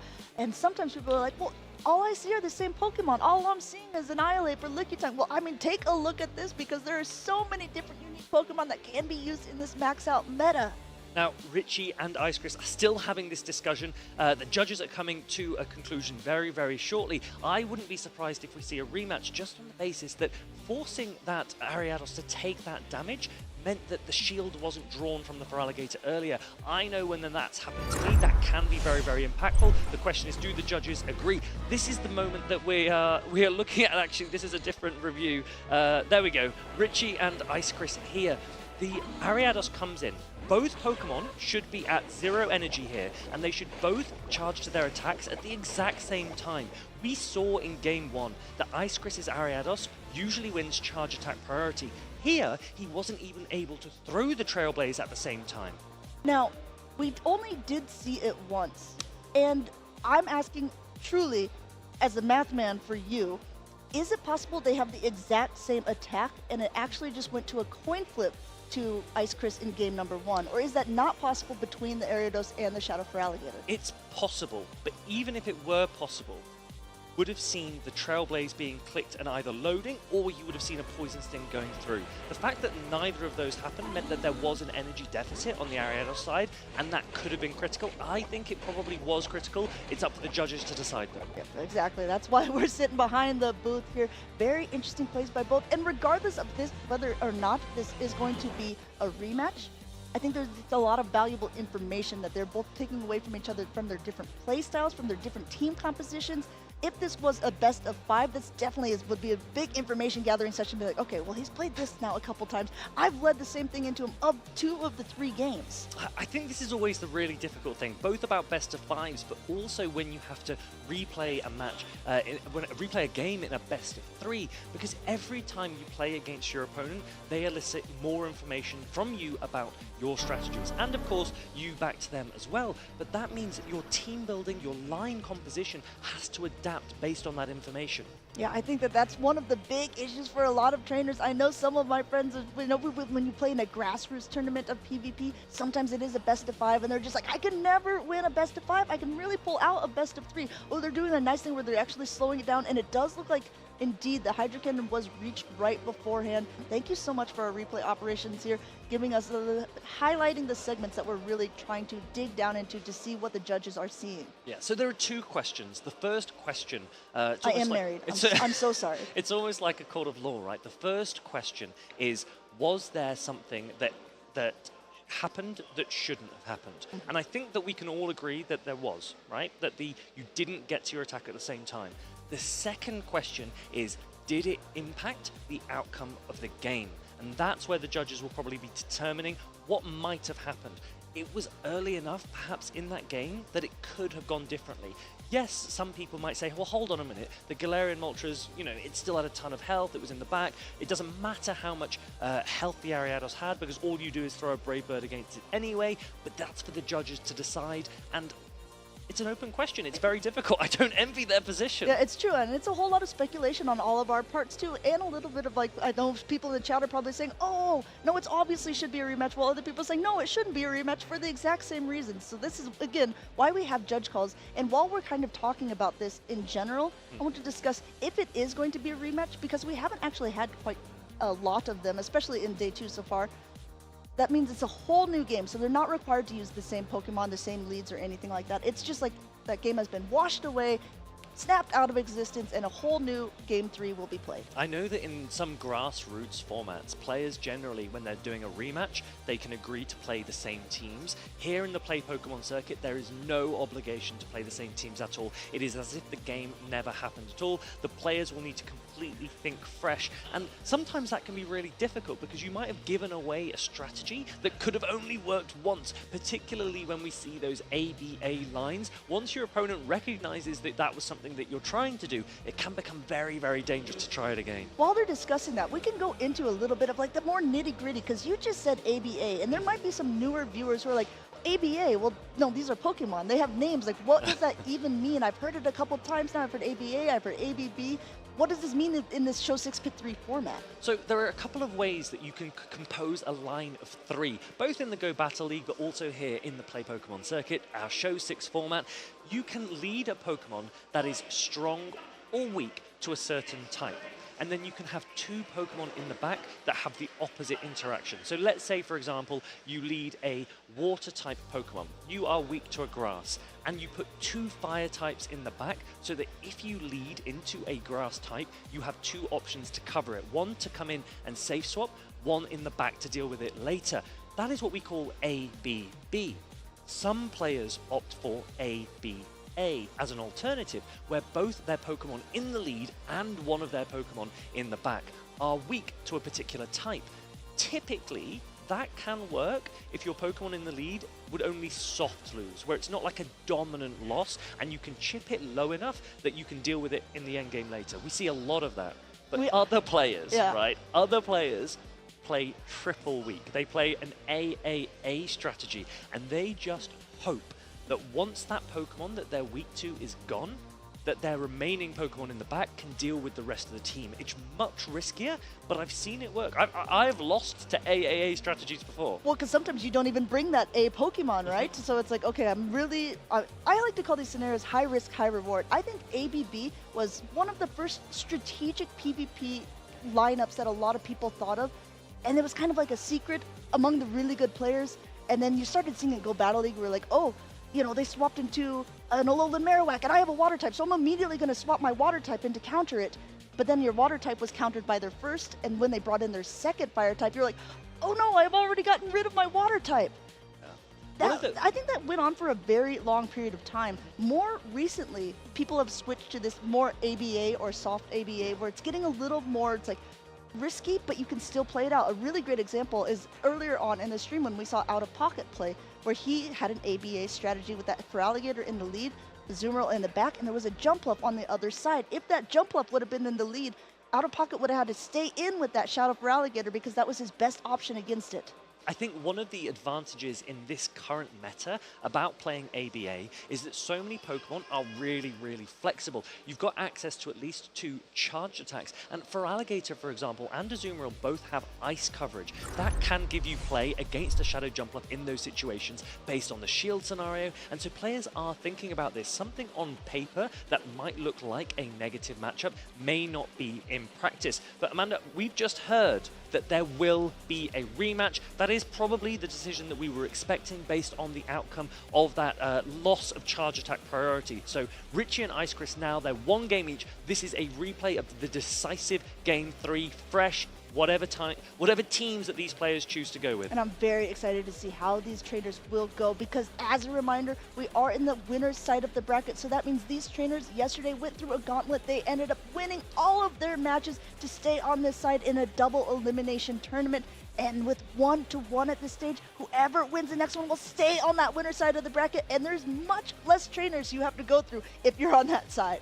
So the critical thing there was the Ariados took damage that, if it was able to reach that charge attack priority, would have invited a shield away from Richie. That shield could have been critical, because then potentially in the endgame, the Azumarill play rough plus the Ariados lunge could have been enough to threaten a knockout. So now I'm really excited. Well, how do you think that people will strategize around this game? Because like you said now, Tomahawk, it's completely different. You're no longer obliged to run that Clodsire in the lead with the Ariados in the back. We can have completely different lineups. Do you go with something similar and strategic, saying, okay, it could have been close, it could have gone either way, and so I might as well just try to play it out, or do you something a little more risky?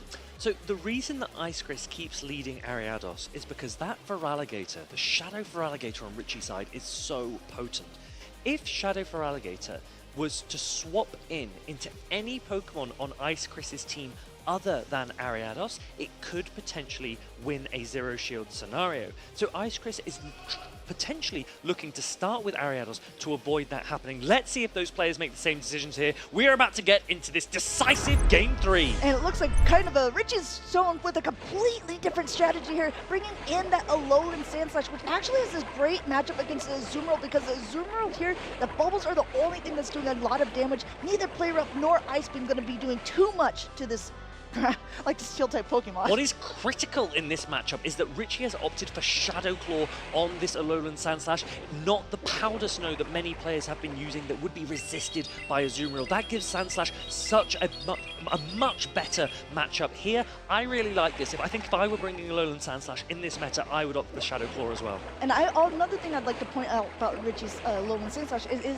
a regular one, is not a Shadow. A lot of trainers like to play Shadow Alolan Sandslash, but with so many Clodsire in the meta, the Alolan Sandslash can actually take an Earthquake, which a Shadow one cannot. And I think that kind of affects a lot of people's decision-making skills. Going for another drill run here. This Azumarill is so low, getting that first shield from Ice Chris because he wants to be able to get off and attack himself. An immediate swap out anyway, though, to the Shadow Feraligatr. And we could see a really a big farm down at this point. Now it's Shadow for Alligator's turn to have an energy advantage. I think you might want to come in with the Ariados now, get some damage off against this for Alligator, but you are now a little bit behind. Are you predicting something in the back that Dunsparce will be better against? That's the question.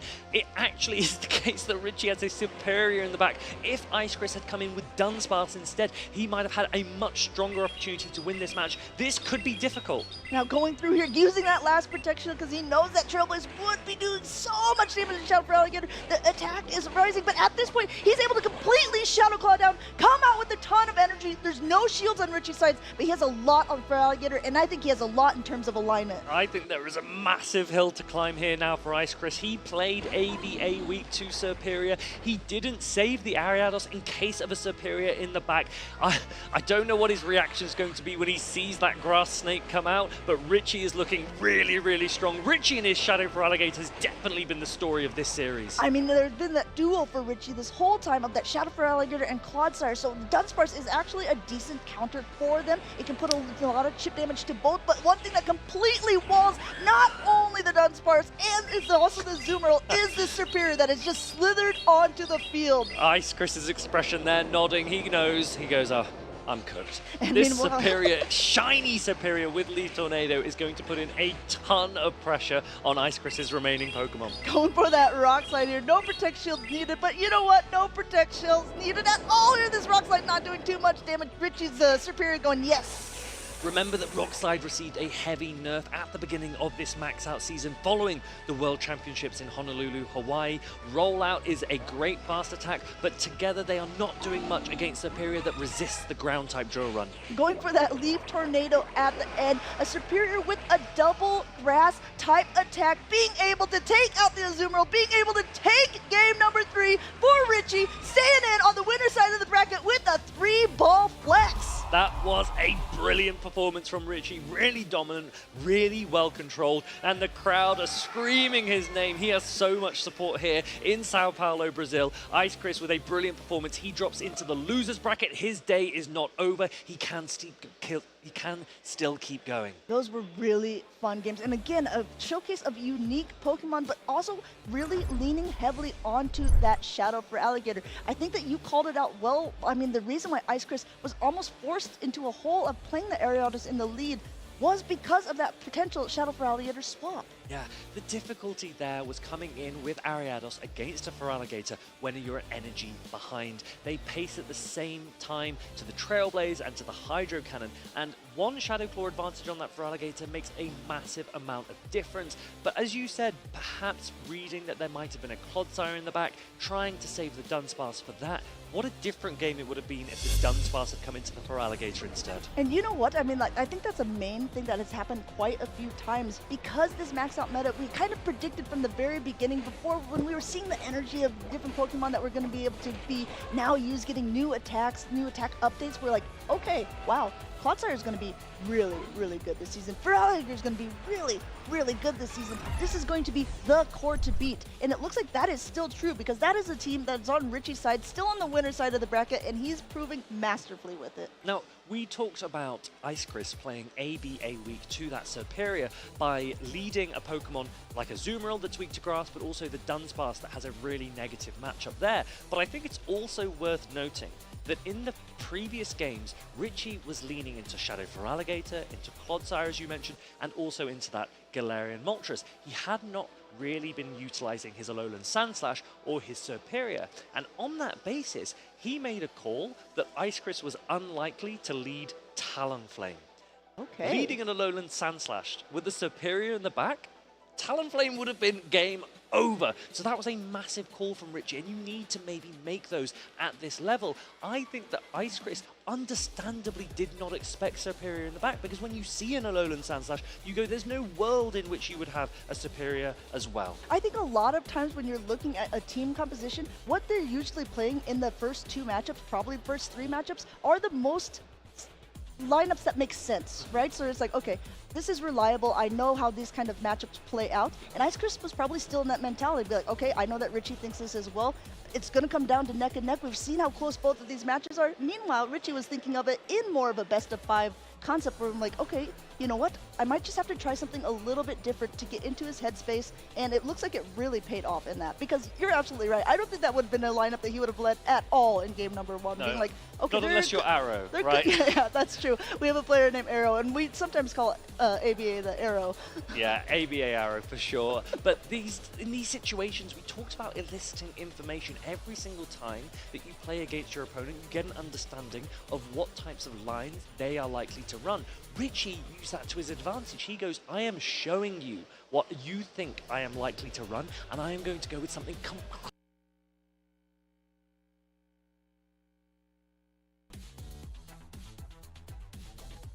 in the winner's side of the bracket. I'm going to go ahead and take a quick peek at the teams here, because we have someone coming in from Europe, Colin 6, our only 2-time regional champion in one season, 3-time regional champion total, just fresh off of a finalist position in Dortmund against Ashton Ash, that second-place competitor at the North American International Championships. Yeah, Colin with some sensational performances both this season and last season. That grand finals against Boom was immense. I think so many players had no idea which way it was going to go. Boom was looking unstoppable. Colin goes, hold up, hold up. He resets the bracket. Boom does win in insane fashion in the end, but Colin's performances over the last few years have been nothing short of sensational. He'll want a trophy. He doesn't have one to his name yet, but he is up against a formidable opponent. Ashton Ash performed brilliantly at the North America International Championships last season. Ashton Ash is built for these international championships. He really came in, made a name for himself there, already starting to make a name for himself here at the Latin America one. I'm very interested in the team composition, because coming in from the winner side of the bracket, we have Out of Pocket and Colin 6 running the exact same team. So we'll see if he can utilize it as well as Out of Pocket to just also stay on the winner's side of the bracket. We'll see if he's also 100 million bajillion percent confident he's going to win the whole tournament. Meanwhile, Ashton Ash has a little bit of a different team composition. We're seeing a Primate again, finally. A steely expression there for Colin 6. He is looking at the Primate on Ashton Ash's team, and he is recognizing that it has a ton of play into his team of 6, because Primate with 2 shields can get through an Azumarill, it can get through a Clodsire, it can get through an Ariados as well. Colin will need to maneuver around it, and Ashton Ash probably will need to take advantage. Now, we saw that there was a lot of Primate going on day 1. We haven't seen quite a many of them making it to day 2, but you know what? We're going to see if it's even on the field here as game 1 is starting. A great lead for Ashton Ash here. Marowak just trying to desperately to throw its mud up into the air, and that's not doing much damage. Neither one of them burned, and look at Colin 6, known for his catches, showing it right away in game number 1. That is a massive catch for Colin. That Mandibuzz was a horrible lead, but we can also see a superior in the back. So Marowak really doesn't have much play. Feraligatr is coming into a Moltres. We know Shadow Claw is resisted. Hydro Cannon will still do a lot of damage, so Colin is going to shield up here. I wouldn't be surprised if he really tried to put pressure on the Feraligatr, either by throwing an Ancient Power or committing to a 2-shield full farm down. Going for that Ancient Power right before another Hydro Cannon is going to be released. 2 shields on Ashton Ash's side. Wants to go ahead and get this off, saying, okay, I see what you're doing here. You shield, I shield. I'm already at another Hydro Cannon. Make your move, Colin 6. Do you want to use both shields here? And that's exactly what he does. Everyone looking at the backlines can see that that Superior has a massive amount of play, both into Kanto Marowak and into the Azumarill. The question for Colin is, can you save your Galarian Moltres? Do you even have enough health for it to be worth saving, or do you save everything now, go into the Azumarill to try and pull out that Superior? Oh, and if you're looking at that backline, that Superior is going to be doing so good against the team. But if you come in with that Mandibuzz here, it's already at another attack. There's no Protect Shield remaining. If you're Ashton Ash, you don't know how good your back lineup is, but it could potentially sweep. Colin is reading.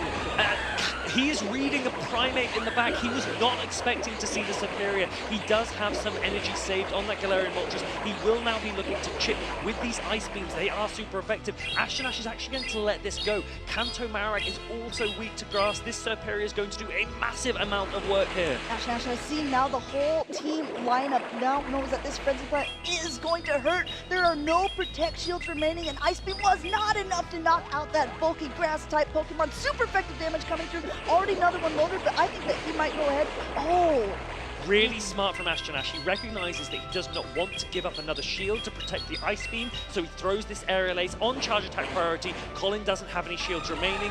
Question is, do you come in with Kanto Marowak? No, you're going to come in straight away with that Galarian Moltres. You've got 2 ancient powers loaded. You don't really want one of these to be caught onto the Mandibuzz. Now look at this point, no shield used by Ashton Ash. That gets so desperately low. Coming in with the Mandibuzz now, and this is going to be the Brave Bird. This is the heavy hitting attack, and Ashton Ash has seemed to have forgotten that he has another shield. Both of his Pokemon are so low at this point. This is really, really good for Colin. He's managed to preserve some of the Galarian Moltres. The Galarian Moltres has enough health to be able to Sucker Punch down the Superior. The Marowak has a ton of health. These Rock Slides will threaten a knockout. The Superior is too low. Colin could have this. And going for that first Rock Slide here.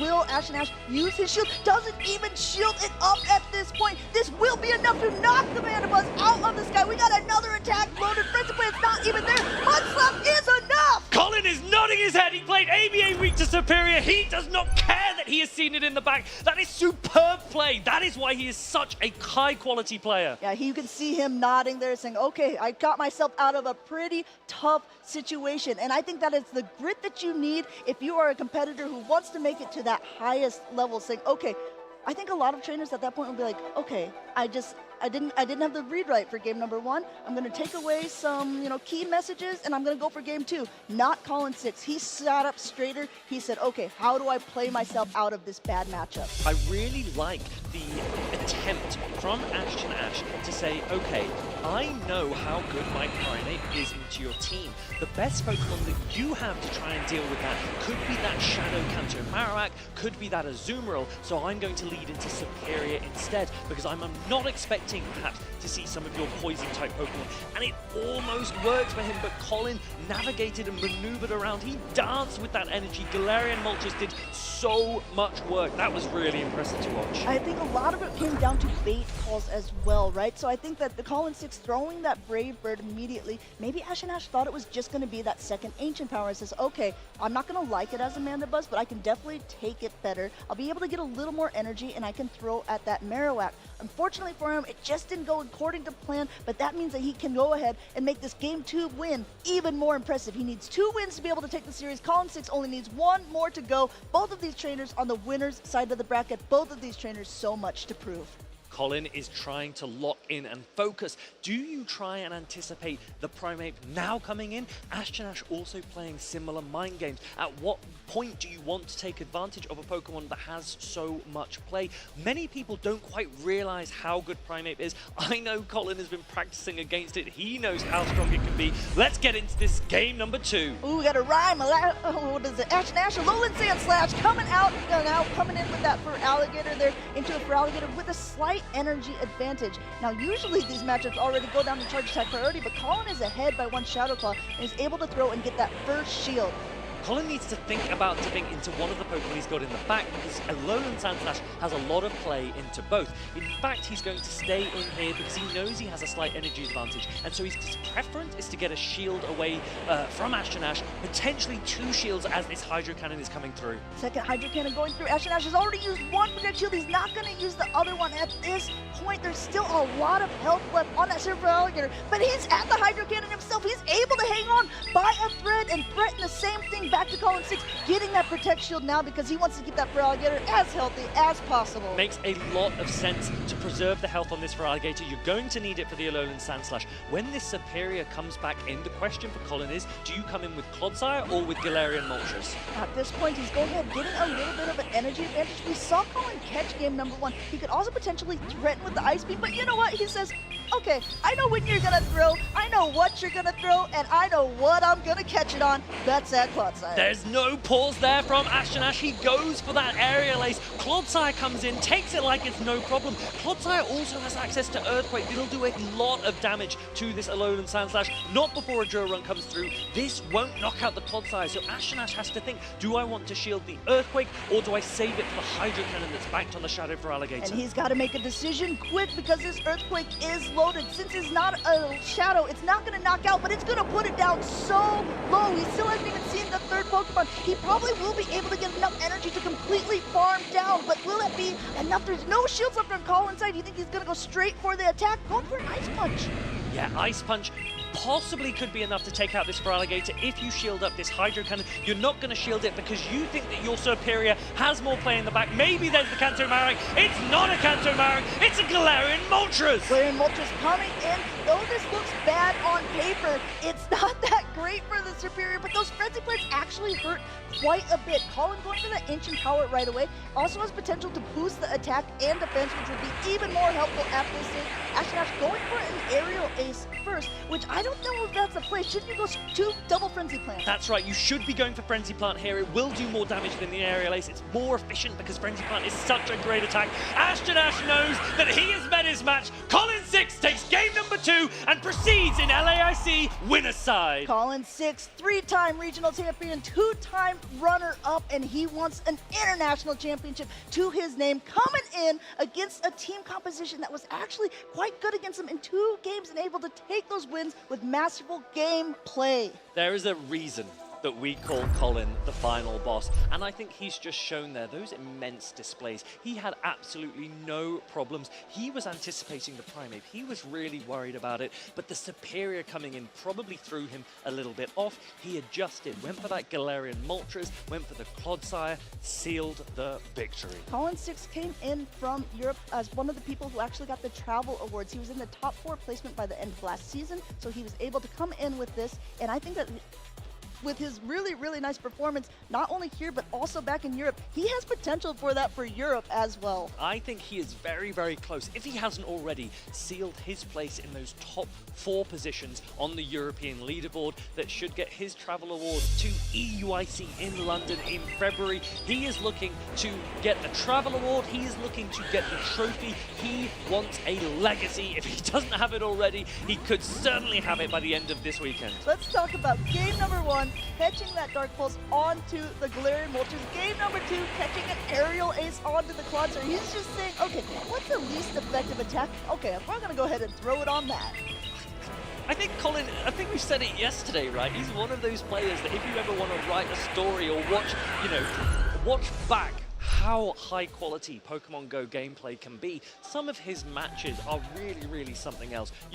I could eulogize this player for decades. I'm also really, really interested to see, because it was a completely different playstyle with the exact same team that Out of Pocket ran earlier on. Nighttime Clasher also in day 2 running the exact same team, and I wonder if he will play it out similar or if it's going to be a completely different playstyle as well. Again, we have this whole conversation of, is it a driver or is it the car? Is it the team or is it the person who's piloting the team that actually makes it successful? So far, I will say, it seems like it's definitely both, but that team composition, if it's coming in from 3 people already on day 2, there's something to it. Yeah, Colin has his own unique style of play. At an event last year, Dortmund, Colin and I both ran the exact same team, and we actually both made top cut. Colin went on to win the match, but the critical thing was that we both played the same team of 6 completely differently. And Out of Pocket, Nighttime Clasher, Colin, they are all very, very high quality players. They all have their unique styles. What was interesting to see there, Out of Pocket, the ABA style versus Jumpluff, Colin, the ABA style versus Superior.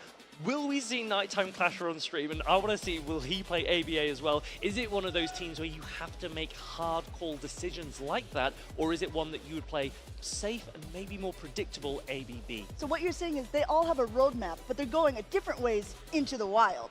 I like that. That is a very, very good segue into an event that is coming up next week. You have Dialga, you have Palkia. They will be available in their origin forms. Shinies available as well with their special attacks. These are brilliant special attacks to have. Spatial Rend for Palkia can increase the distance from which you can catch Pokemon, and the Roar of Time from Dialga can allow you to extend the timers of your Incense, of your Star Piece, of your Lucky Eggs. Those are brilliant Pokemon to raid. And especially if you're doing your daily instance, go ahead and use that Roar of Time for a better chance of maybe getting one of those Galarian legendary Pokemon.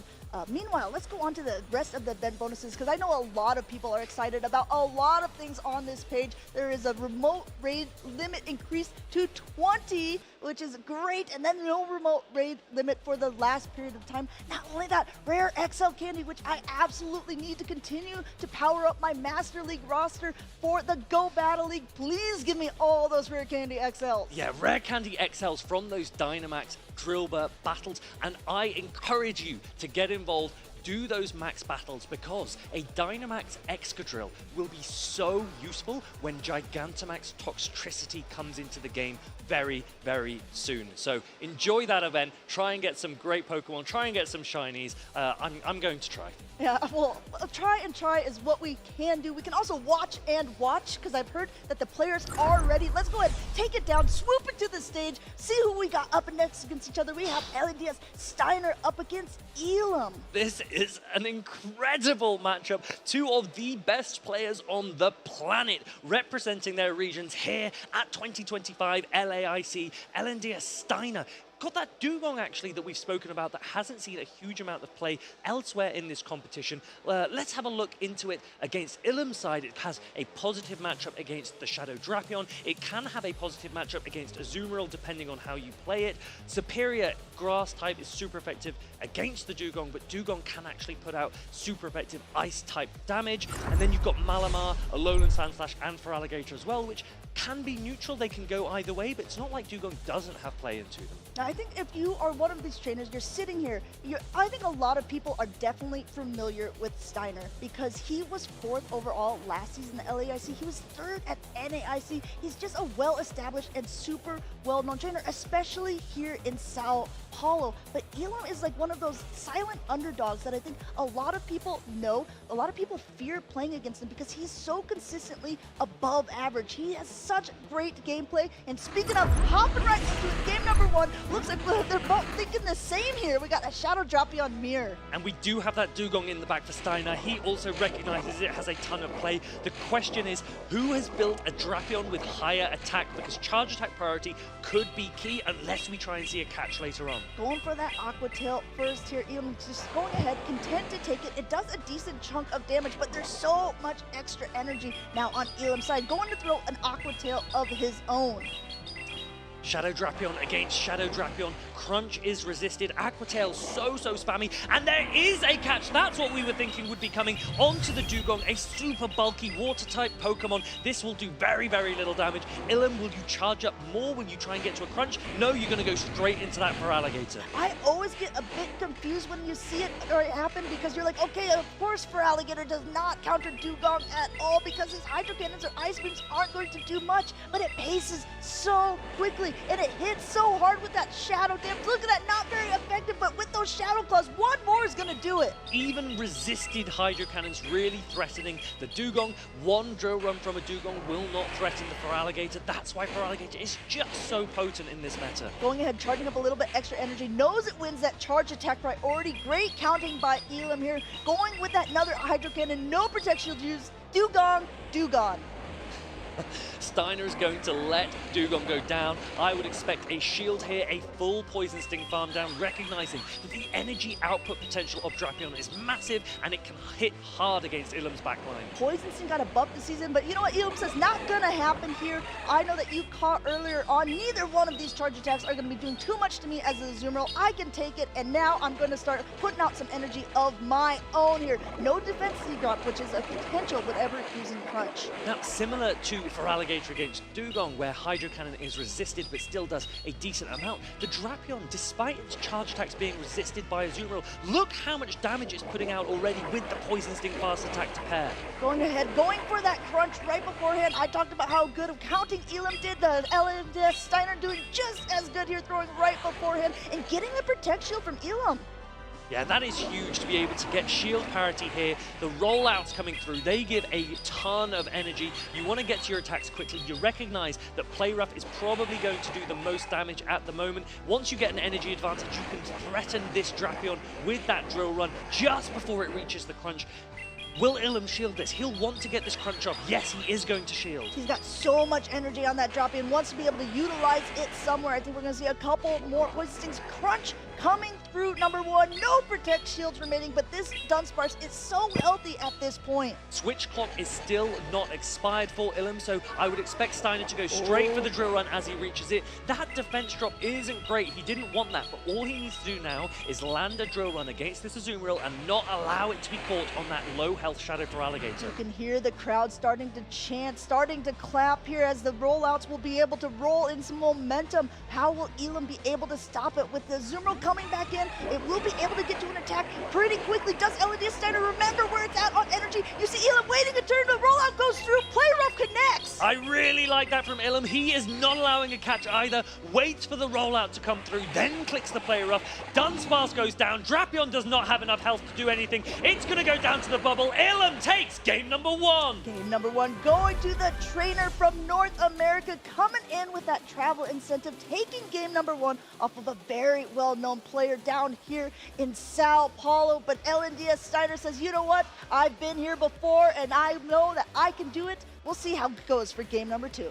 Steiner back against the wall now. He needs to rethink that Shadow for Alligator from Ilum. The Shadow for Alligator we've seen from so many players here this weekend is putting in a ton of work. How do you neutralize that pressure? How do you shut for Alligator down? That is the massive question. Now, Dugong, one of the biggest counters for it is actually that Dunsparce. Both of those are usually used in a similar safe swap position, but the fact that Elam doesn't have it on his team doesn't surprise me that Steiner is going to be able to use it, because even if you swap in a Malamar to a Dugong, the Malamar would have to debuff itself using a superpower to be able to take it out, and then you have to really decide, is that what I want to do? Dugong actually has a ton of play, I think, into a lot of Elam's team.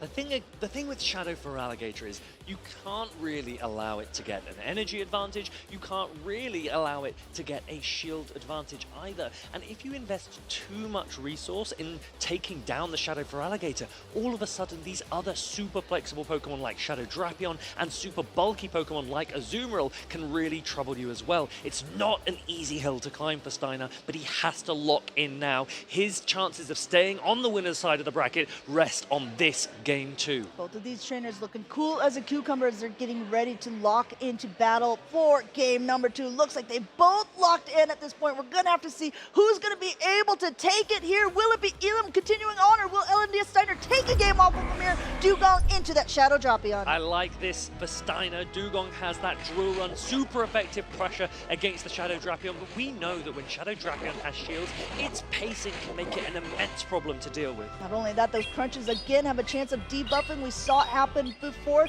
Correctly not shielding up the first one in case there is a debuff happening that would end up wanting to use a shield later. You don't see the sprinkles, you don't see it coming in and going for an icy wind just to do a little bit of a chip and dip. Not only that, whatever this Alligator throws now is not going to be as impactful as the attack is now debuff. Ilum catching that resisted icy wind. It is a play that we've seen lots of players go for, but the nice thing for Steiner is you're able to go bank your attack again and sponge all of this damage onto the Azumarill. We've talked about how potent Hydro Cannon is, but now remember that all of these ones are debuffed and resisted. Yeah, and Azumarill says, I can take it. Let me go ahead and start getting up some energy of my own. Going a little bit over here, basically at 100 energy, and Alligator still going. Getting that Protect Shield, even though it's debuffed, there's so much energy. Switch timers are quite misaligned, and I think Steiner might see swap out after he does another Hydro Cannon going through. So you saw Ilum shake his head there. The reason why is because he was looking at his switch timer. He was hoping to bank this energy so that he doesn't have to throw debuffed, resisted Hydro Cannons into the Azumarill, and now he can go into his own Azumarill, save that energy on the Alligator. It's up to Steiner to remember just how much there is and ensure that he's preserved enough shields to deal with them. And that gets really, really interesting near the end game. Do you remember how much energy your opponent has? Do you remember that your switch timers are misaligned? And if so, by how much? Already this Azumarill has an attack, correctly shielding this up by Steiner here. And I think we're going to see a lot of energy going for the Shadow Drapion as it starts the poison sting already basically at 100 energy. Gonna go ahead and throw that crunch. Now, interestingly, Steiner farms up a bit more. He doesn't throw the crunch straight away. He doesn't fish for the debuff early. He's going to try and maximize some energy first. You will still need another attack before you can take out this Azumarill. Do you shield a play rough when you know that Feraligatr has so many Hydro Cannons? Steiner says, nope, definitely not. Stealing one up earlier on, this will knock the drop-in down into the red, but still has a ton of energy and a shield remaining. Going for the Aqua Tail at this range, even though it's not very effective, the Azumarill is very low health, wants to preserve as much energy onto that drop-in as possible to be able to throw at whatever comes back in. Do you hard swap into a Dugong or a Azumarill to try and catch a Hydro Cannon? No, you're going to go for that Aqua Tail straight away, which is the best attack to throw against this Shadow Drapion. Good call from Steiner. Are you going to reach another one before you get Poison Sting down? That is the real question. He's pretty darn close. He is able to make it in time, and I guess recognizing that, Elam goes, okay, I have to throw it here. I can't afford to let that drop-in get any lower or use the shield. I really like this recognition from Ilum of the energy on the Shadow Drapion. Now the Dugong will come in, throw an Icy Wind just before Aqua Tail is reached. Aqua Tail wouldn't have been enough, but it's not chip damage that Steiner wanted to take because we know what Feraligatr can do when it's able to Shadow Claw down. What's so annoying about this Feraligatr is that it has so much energy, and though it is not that great against a Dugong and not that great against an Azumarill here, it just might be able to do it. Hydro Cannon coming through just like game one, knocking out that Dugong. Azumarill coming back in, and there is no energy on the Azumarill. There's nothing Steiner can do. This Shadow Feraligatr is feasting here. Ilum with an attack. I think Steiner recognizes that there's no chance of getting to 2 on his own Azumarill. His head sets off. Ilum's nodding. GG's, he says. Game 2 goes to Ilum. Alligator, eat him up. Ilum there, taking 2 games off of one of the best trainers that we have here at LAIC. Ilum saying, hey guys, I know that you keep saying I'm an underdog, but guess what? At what point, if I just keep winning, am I actually the top dog rather than the underdog? I think everyone knows just how incredible a player Ilum is. He hasn't yet won a gold medal, but probably one of the best players in the world that is yet to do so. He is always in those top cuts. He is always making multiple days at the regionals and other events that he enters. This weekend is no different, taking out one of Brazil's best in Steiner. Steiner isn't out. He goes into the loser's side of the bracket. Ilum's run on the winner's side continues. This is what I love about this tournament, the fact that there's so many trainers from all the different portions of the globe. We saw Steiner yesterday do a 2-0 sweep against Paulasha, one of the best trainers that Europe has to offer. Meanwhile, now Elam doing the exact same thing, a North American trainer coming down and staying on that winner's side of the bracket. International Championships is really making that name. International showcase here for Pokemon Go. We mentioned it a little bit yesterday, the number of players that have traveled here to Sao Paulo, Brazil from all over the world does give this a World Championship feel. It gives it a little bit of flavor of what we will be seeing later this season in Anaheim, California. That is the event that everyone is leading up to. That's the event that really, really matters. But LAIC, the championship points, the cash prizes, there is so much on offer, a stepping stone into that major event in August. Not only that, the top 4 players from international championships get automatic qualifications and world invites. So that means whoever does the best, which we're gonna find out by tomorrow. We'll see. They'll have these little golden tickets next to their name on their leaderboards, and we will say, okay, book your flights. We'll see you in Anaheim. Okay, question. Yesterday, you and I spoke a little bit about which player we think can take it all and what region they will come from. We have another North American proceeding. We've had Out of Pocket proceeding earlier as well today. Colin 6 going forward. What are your chances for LATAM at the moment? They've got massive support in the crowd. Do you still think they've got it in them to take it all? I still think that the trophy is staying here in Latin America. And I will tell you, I mean, you see the trainers. I was talking to Colin 6 about it actually yesterday. I said, man, I don't know if I could sit in the seat and hear all these trainers not cheering for me and be able to keep as calm and collected. And he said, I love it. This man feels no pressure. He was so focused. Ilum there, focused as well. He enjoyed that. You saw his celebrations. I know he'll have a ton of support at home and also here in the crowd rooting for him because he really does have a shot of taking that gold trophy home this weekend. You know, I wonder if he actually thinks he has a chance to take home that trophy. We have Mark Tyne with an interview with him, and I'm sure he's going to have some great insights. Thank you, Amanda and Farid. Yes, I'm here with the winner of our previous matchup. That is Ilham. Ilham, congratulations on winning that fierce matchup. How do you feel about winning here and that matchup you just had? I'm pretty happy. I thought it was a pretty good matchup, but Steinar was the one who knocked me out in NAIC. And so to find him again in LAIC and to beat him, it feels pretty good. So you got your revenge. And NAIC is actually also the best international championship run you've had so far. That was a top 4. Do you think you have what it takes to get even further here? I'm going all the way today. All right. That's going to be super exciting to see you play. What has been the MVP so far on your team? Oof. There's a lot of picks I've been using. I would say my MVP probably Shadow Drapion. That Pokemon is pretty good. And yeah, it's been working for me pretty much every single round. It's a very safe Pokemon to use. Thank you, Ilham. Do you have any shoutouts you want to give to family, friends, fans? I want to shout out Soph. I want to shout out Nisus and my friends at ETMs. All right, thank you so much. I wish you the best of luck in the rest of the tournament. We're going to a quick video. Don't go anywhere just yet. We're going to have some more exciting battles on the stream soon.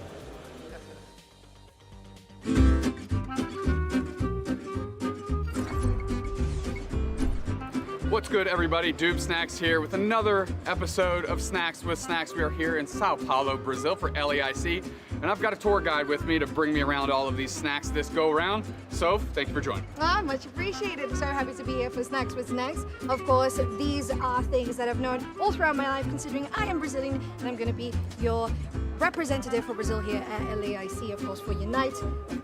Of course. Starting with sweets. We're starting with sweets. All right, so let's kick it off here. You said peanut butter base, not peanut buttery. A little bit of crumble texture to it. Let's get into it. Be nice. Oh, that's terrific. Terrific. This is this reminds me of like the filling of a Reese cup. For those of you that eat Reese cups at home, picture that. That's what this is. This is gonna get a high mark for me, but we're rating them all at the end. Here we go. No, you're gonna be fine. So next up we have the. Okay. Well, it was a little crumbly. A little crumbly texture. This is what I knew this was a Twinkie. It is what. Okay. I knew this was a Twinkie. Okay. Childhood memories, nostalgia. This is what this evokes. This The vanilla filling. It's a Twinkie. It's great. Okay, good. So the other one is just the same, but chocolate, if I'm not mistaken. Of course. I mean, yeah. Why not? You know, chocolate's fine. I prefer the vanilla one. Me too. That's my personal favorite as well.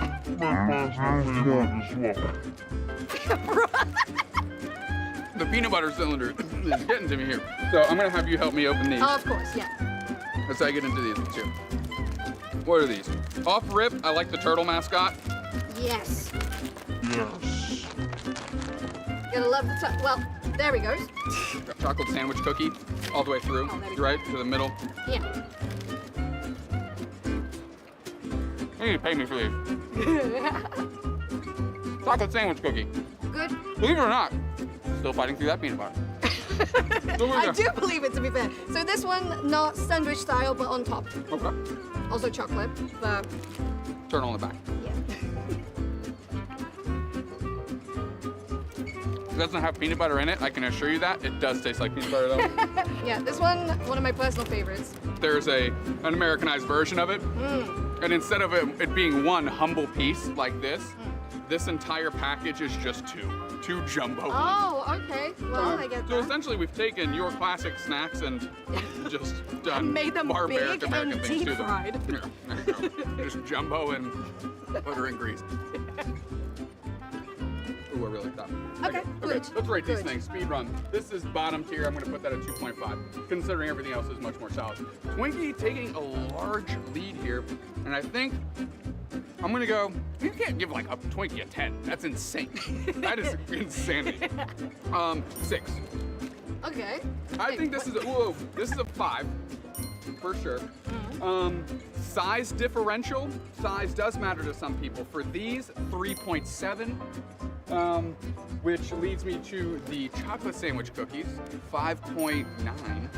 Okay. And that's because these, despite being first and kind of I kind of felt like I was coughing sawdust the entire time. Don't let that discourage you. This was my favorite of the sweets group. 8.5. I love these. I love these. That These is were incredibly terrific. good, yeah. This was sweets. So we've got more to come. What else Yeah, we we got do. coming up? First, we got the savory, we got the finger foods, and of course, you need to stay tuned to catch more of Snacks. Stay tuned.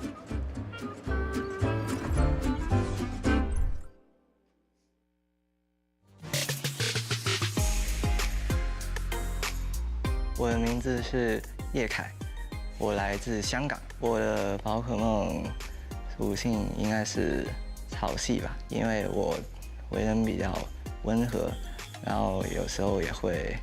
We see Yakai right here. He still has a smile. He has the confidence. 应该是在我小学的时候，那个时候宝可梦Go 游戏刚推 A 出，然后我看案件 N 和我当时关系最要好的。我第一个比赛的印象是在 iSelf 第一次参加6选3的比赛，我感到非常紧张，然后也感到期待，因为可以通过这个比赛认识很多不同的朋友。我有在亚太区的线上比赛中达到决赛。Many people all know that I have an amazing performance in GBL, so this gives me a lot of confidence to participate in Worlds last year. But the fact that I got knocked out after 2 rounds really destroyed all my confidence, and I felt pretty upset about it. Yakai going from last season's World Championships, not getting a single game win to now. 我现在感觉非常的兴奋，还有紧张，还有开心，因很复杂的心情。我到现在还不能相信我赢的。我的偶像应该是来自日本的 Crescent Angels， 当时第一次看他在伦敦N 世界赛，在2022年的时候，我打出了非常好的成绩，得到了第3名。他的操作和心态都非常的完美以及从容自在。He is your 2024 Pokemon Go World Champion! Congratulations. Thank you.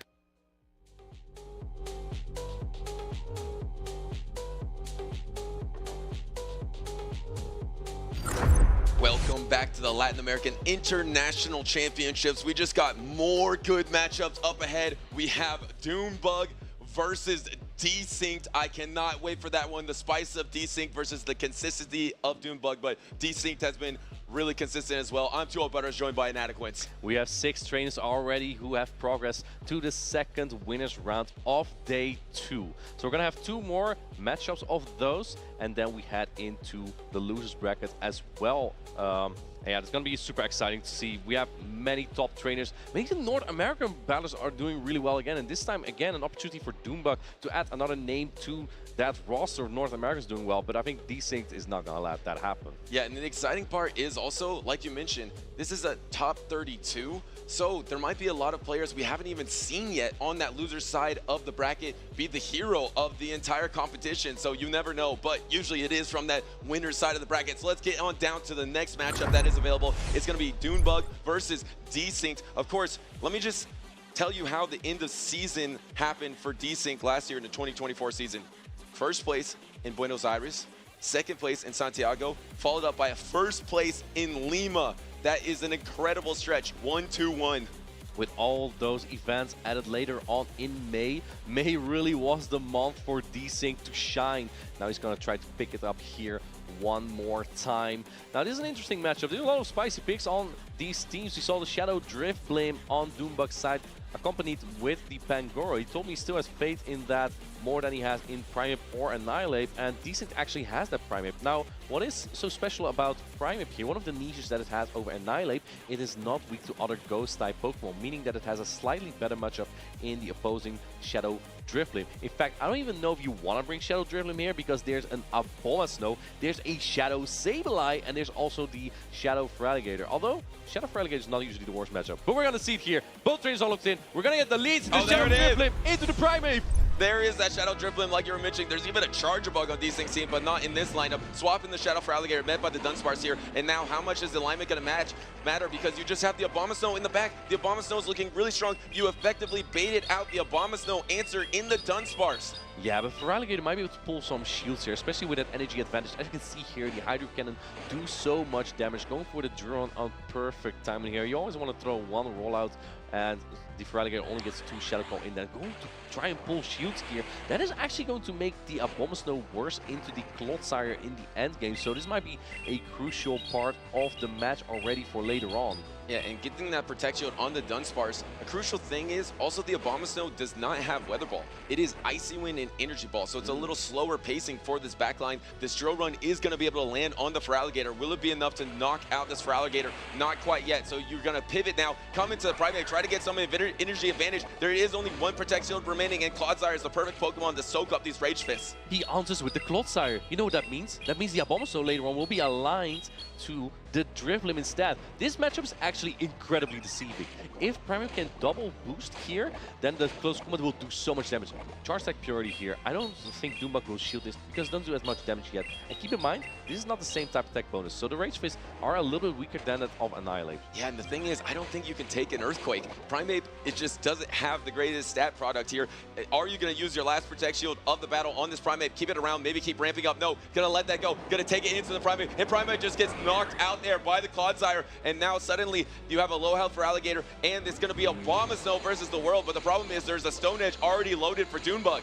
Stone is going to be super effective and do a lot of damage if this goes unshielded. I think you kind of have to put your shield up here as decent as he does. Now the timer's up. Doombug can swap back into the Dunsparce, which has super effective Rock Slide as well. It's going to look really tough, but the timer's almost up for Desync. If he's able to make a catch here, but no, Doombug is letting it go. But the problem is, even if you knock out here, this means you need to get the double charge attacks for this Drifblim before it knocks you out with an Icy Wind or the Astonish damage. It's just going to be so tough. Plus, Clodsire is not even out of the battle yet. Clodsire has a decent amount of health. You can't really Powder Snow it down. Here comes the Drifblim. Going to try to get to an Icy Wind. Already has that Protect Shield bank. You're already at the Icy Wind for yourself at the Abomasnow. This is going to get the last Protect Shield of the game from Doombug. Look at how much those Astonish are doing, by the way. That is neutral versus super effective. Astonish is just so strong here. And it looks like Desync is going to try to make a catch. He waits, but no, Doombug is too careful. He's not going to let that happen. The pause there, Desync tried to make that swap, but it didn't happen. Just like day number 1 for Doombug. Day number 2, it's all about the Shadow Drifblim as he secures game number 1. He is locked in here at the LAIC as he takes game number 1. But Desync has a really good roster to take him on. He went quite weak to the Abomasnow Doombug, but still managed to dance around it even after giving up the switch advantage. Yeah, I mean, Doombug has obviously won a lot of competitions. It is the perfect matchup. I said before that Desync had a 1-2-1.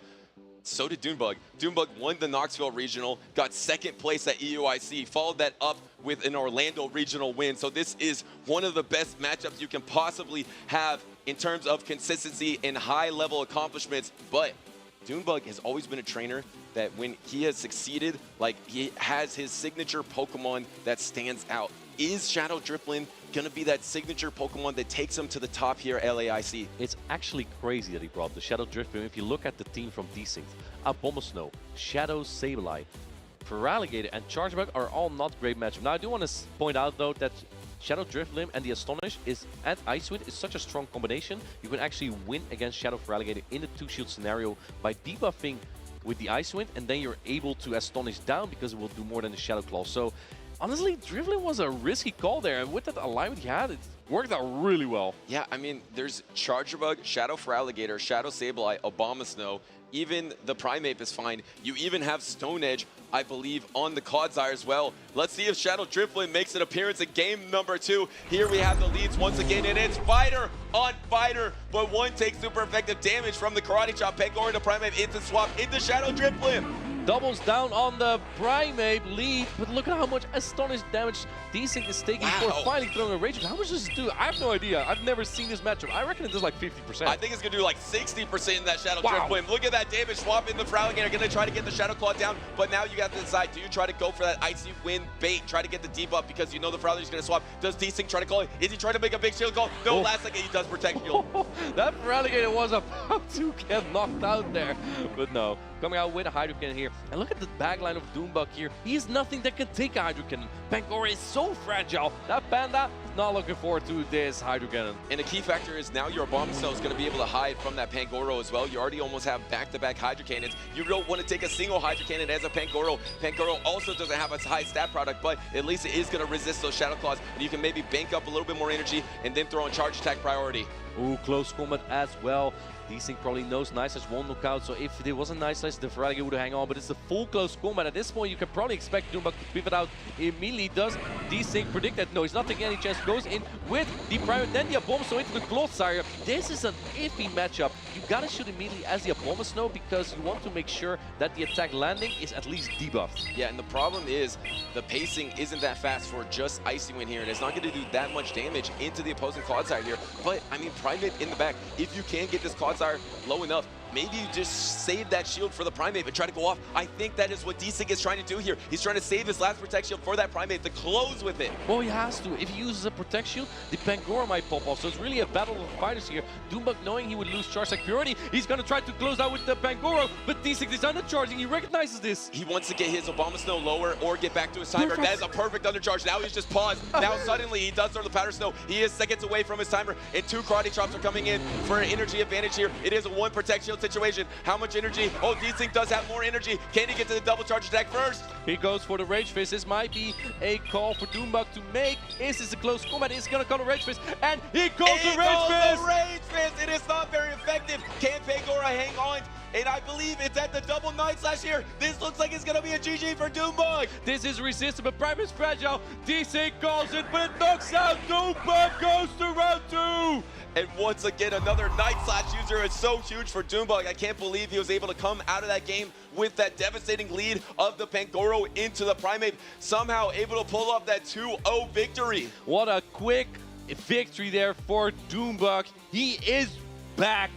First, he threatened the Europeans with the UIC victory. Now he's going for the South Americans. And you know what's also super impressive? He is showing that Pangoro is still relevant as a fighter. Yeah, I guess it is. I mean, it didn't seem like it had any opportunity there. Desync even tried to give that undercharge. Maybe he could have paused even more to not give that double Karate Chop, but I don't think it mattered in the end because at the beginning matchup, that Shadow Drift Blim, that really had no place to go the entire matchup. The Astonish damage put that Primate into half health from just like 4 Astonishes. I think Desync just lost a little bit track of the turns and didn't know exactly when to throw his attack, because if he does it at the wrong timing, a full Astonish would go through as he throws his Rage Fist, and that's a lot of damage. So that's, I think it kind of went wrong for Desync as well. So take a look at the replay here. We see the Rage Fist coming through on the Drift. Yeah, look at the health there at the Primate already, just from Astonish damage. That does so much damage. And the Fraligator farm now, I like this play a lot because nothing on the team of Doombug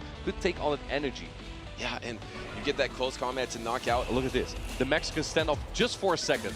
Both players not moving, but then Desync went for the Power Snow down. That actually may have been crucial because that's the Pangoro to farm down the Abomasnow. Yeah, you got 2 extra Karate Chops because he decided to then throw that Powder Stone to knock out. Maybe afraid because sometimes when you don't have an interaction, sometimes you could be taking fast attacks and you don't know it. So maybe he did pause, but like, hold up a second. What if Doombug's actually tapping and then now getting farmed down? Then I lose the game. So maybe just got a little impatient there, and then his timer wasn't available yet, and then suddenly Pangoro was able to flip the script, beat the Primate.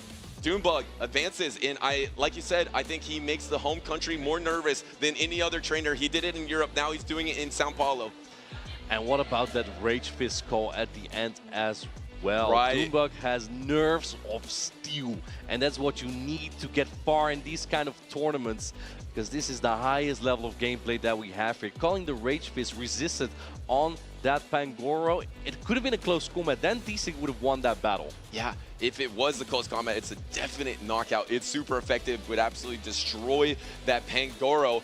And it looks like we have a winner interview ready, so let's head on over to stage.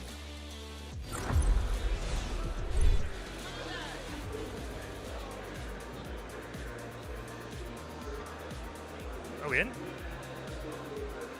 We are here with Doonbug97, winner of that match. Doonbug, that was sensational. Drifblim and Pangoro putting in so much work. There was a little bit of fear about that Primeape as well. How were you feeling going into that match?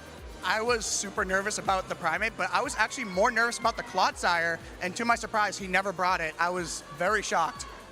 And you are now through to the late stages of this tournament. You have that confidence. We spoke yesterday. You feel you can go all the way. Your team is performing brilliantly. Tell me a little bit more about the Pangoro pick. You're the only player that has got to this stage with it. What was your inspiration?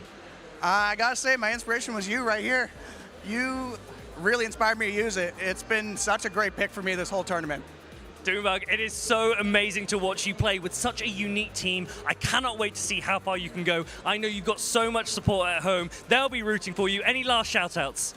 Shout out GBL Lindos! Huge shout out to the GBL Lindos that are here in the crowd. They are all supporting you as well. Doonbug, thank you very much. Casters, back to you.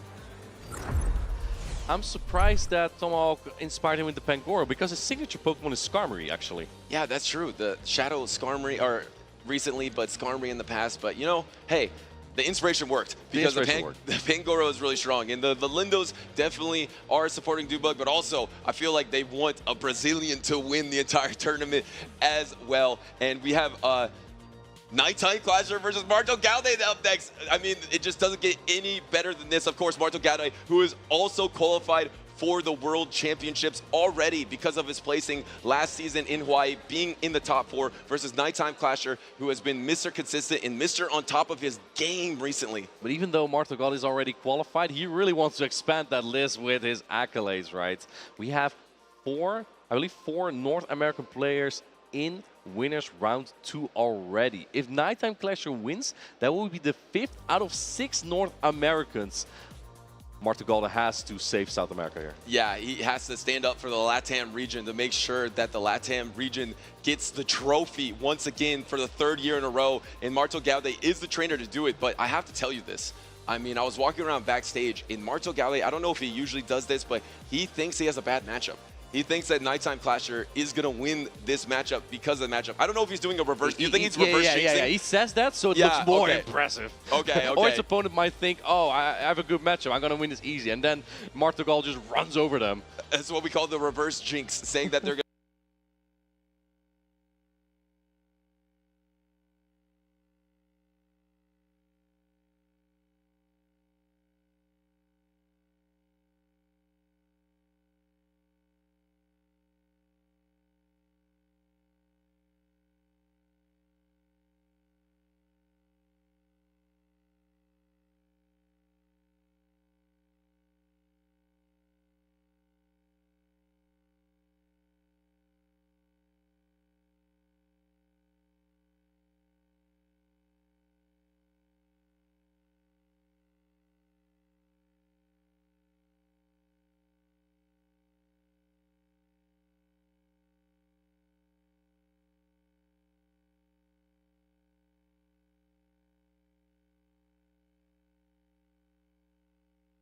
Right, so Azumarill is probably going to be in every lineup for Marto Gaude to try to soak up energy. We thought that Jumpluff wasn't that strong in previous matchups, but he kept bringing it time and time again into these games. And the 2 games that he did secure to make it to day number 2 were both through the back of Jumpluffs. But Nighttime Clasher has been running this team, has been running it on a really high level, and he has probably been the best Ariados user since the beginning. Looks like we do have a lock-in.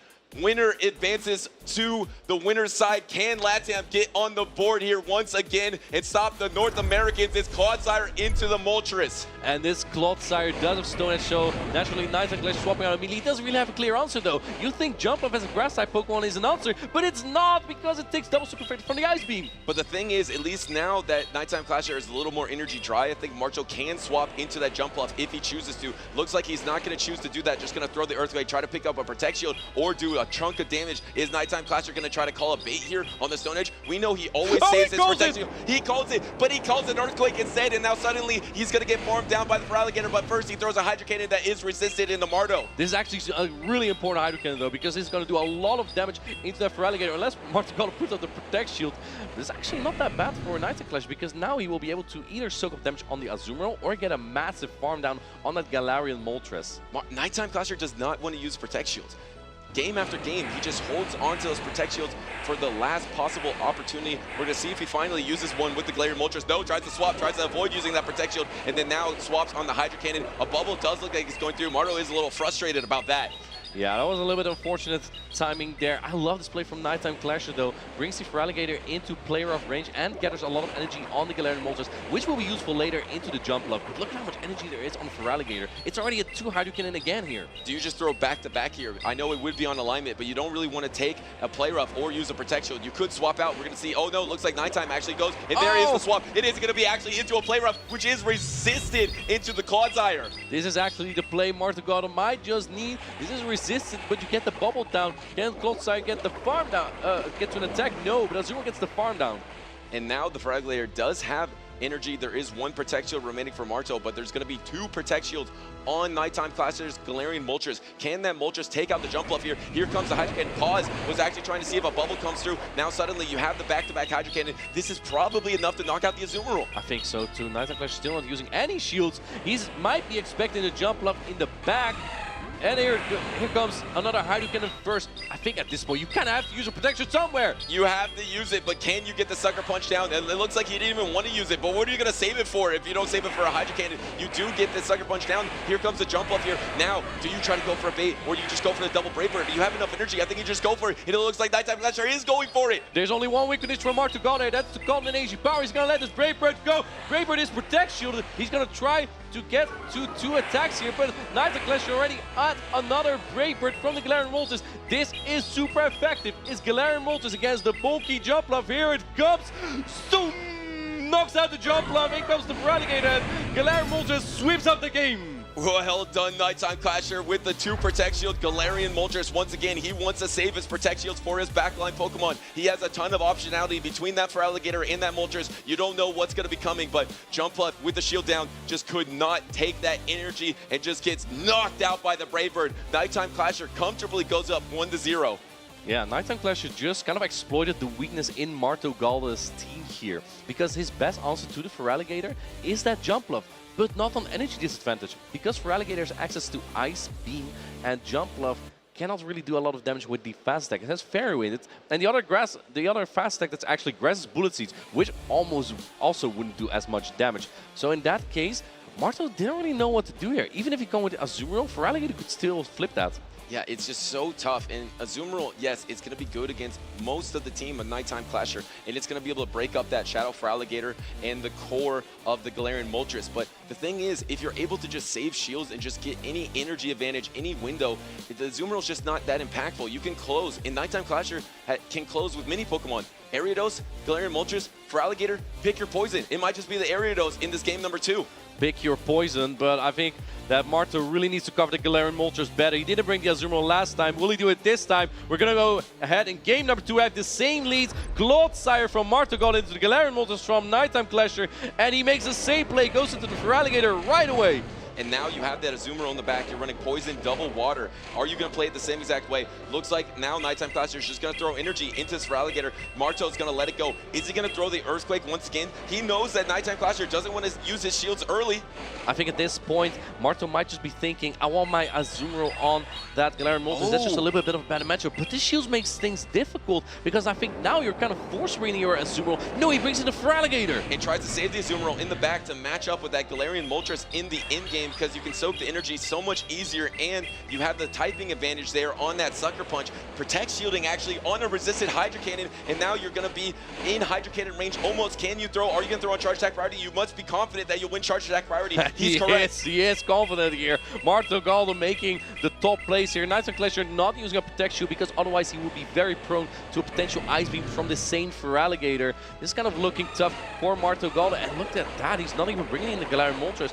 Nighttime Clasher doesn't want to use the Protect Shield just yet, so soaking up all this damage on the Azumarill. Everything is resisted. Yeah, and maybe he's just trying to find some opportunity where this Feraligatr gets low enough, but the thing is, if you switch lock your Moltres now, Marto has his timer back. He can just go into the Azumarill, so now it's going to be Destiny. Nighttime Clashers, Galarian Moltres is probably going to be matched up against that Azumarill in the back. This is looking really tough for Nighttime Clasher. Still staying in with that Azumarill. Now going for the play. And another catch. He does it again. What timing by Marto, making more trophy moves, trying to be the Latin American International Champion, just taking resistant play roughs everywhere. You get the same bubble down as you got in that previous game. But the thing is, the Moltres is going to have such a harder time versus the backline of that Azumarill. And in game 1, we saw that Nighttime Clasher had that energy on the Galarian Moltres, which is so good. But now Azumarill comes in, gets the energy advantage. This is looking a very uphill battle for Nighttime Clasher. I really like this play from Marto Galde, because not only can he soak the damage here, he can farm up a lot of energy here as well. And there comes a swap into this Azumarill. Maybe you can get it in the Brave Bird range with that chip damage of the play rough. But the thing is, you're going to have to use your Protect Shields. Maybe you're going to try to call a bait on the Ice Beam, but this is going to be the play rough, which hits harder than the Ice Beam. It's going to do a lot of damage into the Moltres. It's not enough to knock out, but now suddenly each bubble, you're just taking away on your health. In comes the Ancient Power. Even if you get a booster, this is looking like the writing's on the wall. Marto Galde not taking any risk here, just putting up the Protect Shield. Even if it would get knocked out, remember, they still half the Feraligatr in the back as well. And trying to catch, but getting the Shadow Ball down instead. And now a pretty dominant win for Marto Galde, just going to be able to throw. Looks like he might try to throw the Ice Beam there, though. Just goes for the double Hydro Cannon instead, because there is one protection remaining. I expect Nighttime Clasher is probably going to no-shield because he knows this one is over. And now it is tied up 1-1. Marto Galde is not out just yet. He's gonna try and take the reverse sweeper against Nighttime Clasher. So far, 1-1. Marto Galde definitely took some advice there from me. He prepared better to the Galarian Moltres, bringing that Azumarill in game 2. And it was needed as well, because with that in mind, he didn't need switch advance as much. He could just keep the Azumarill in the back to align it later into the Galarian Moltres. And I think Nighttime Clasher may have to develop a new strategy here. Yeah, was really tough for Nighttime Clasher. As soon as you didn't have anywhere to go with that Moltres, maybe you could have kept it in the lead versus the Clodsire. Wouldn't have been terrible. Or maybe try to land a Brave Bird and get out of that matchup. But looks like Marto Galde's reverse jinx worked. He thought he was going to get 2-0'd, but now he has tied up the series. And this is huge. Like you mentioned before, there's been so many North American trainers so far at LAIC that have moved on. Can LATAM get another trainer on the board here? It's so crucial to have these trainers on the winner's side of the bracket. And we got a decisive game number 3. I wish I knew what Nighttime Clasher was writing down right now. Show us in the chat, show us in the audience, who are you rooting for? Nighttime Clasher on the right or Marto Galde on the left? Marto taking some time to think through what he wants to use. His matchup is kind of rough into the Galarian Moltres, but he has shown that he has the answers to do it. The Clodsire with Stone Edge and the Azumarill that kind of walls all the Sucker Punch damage as well. Really comes down to the choices and the alignment these trainers get here. And remember, Marto has also said this season has been a dream come true, winning a special event, placing high in top cuts. He has been on fire since his top 4 performance last year at World Championships in Honolulu. Of course, versus Nighttime Clasher, who won the Liverpool Regional Champion, has top 8'd so many times in North America and Europe. He is known for traveling across international waters and getting W's. Can he do it once again in Sao Paulo? And here it is, the signature pick from Marto Galde, the jump up into the Shadow Feraligatr. And Nighttime Clasher cannot switch out. He's leading a water type, and he has a water type in the back. This is going to be a bait-dependent matchup. It's a charge tech early. Both the trainers are baiting here. Do you shield this bait here as Marto Galde? Does he do it? Yes, he does. And now it comes down to what Nighttime Clasher does, because he also went for the area ace Marto Galde. If Nighttime Clasher no shields, this suddenly becomes a good match for the Feraligatr. And he does shield both these trainers, knowing that if they lose this battle, they're down on the loser's side of the bracket. They both don't want to get knocked out. And suddenly you outpace the energy ball, but this is just a Hydro Cannon. Marto Galde is thinking, okay, that can't be an Ice Beam. That's not an Ice Beam. I know that's a Hydro Cannon. I'm letting that go.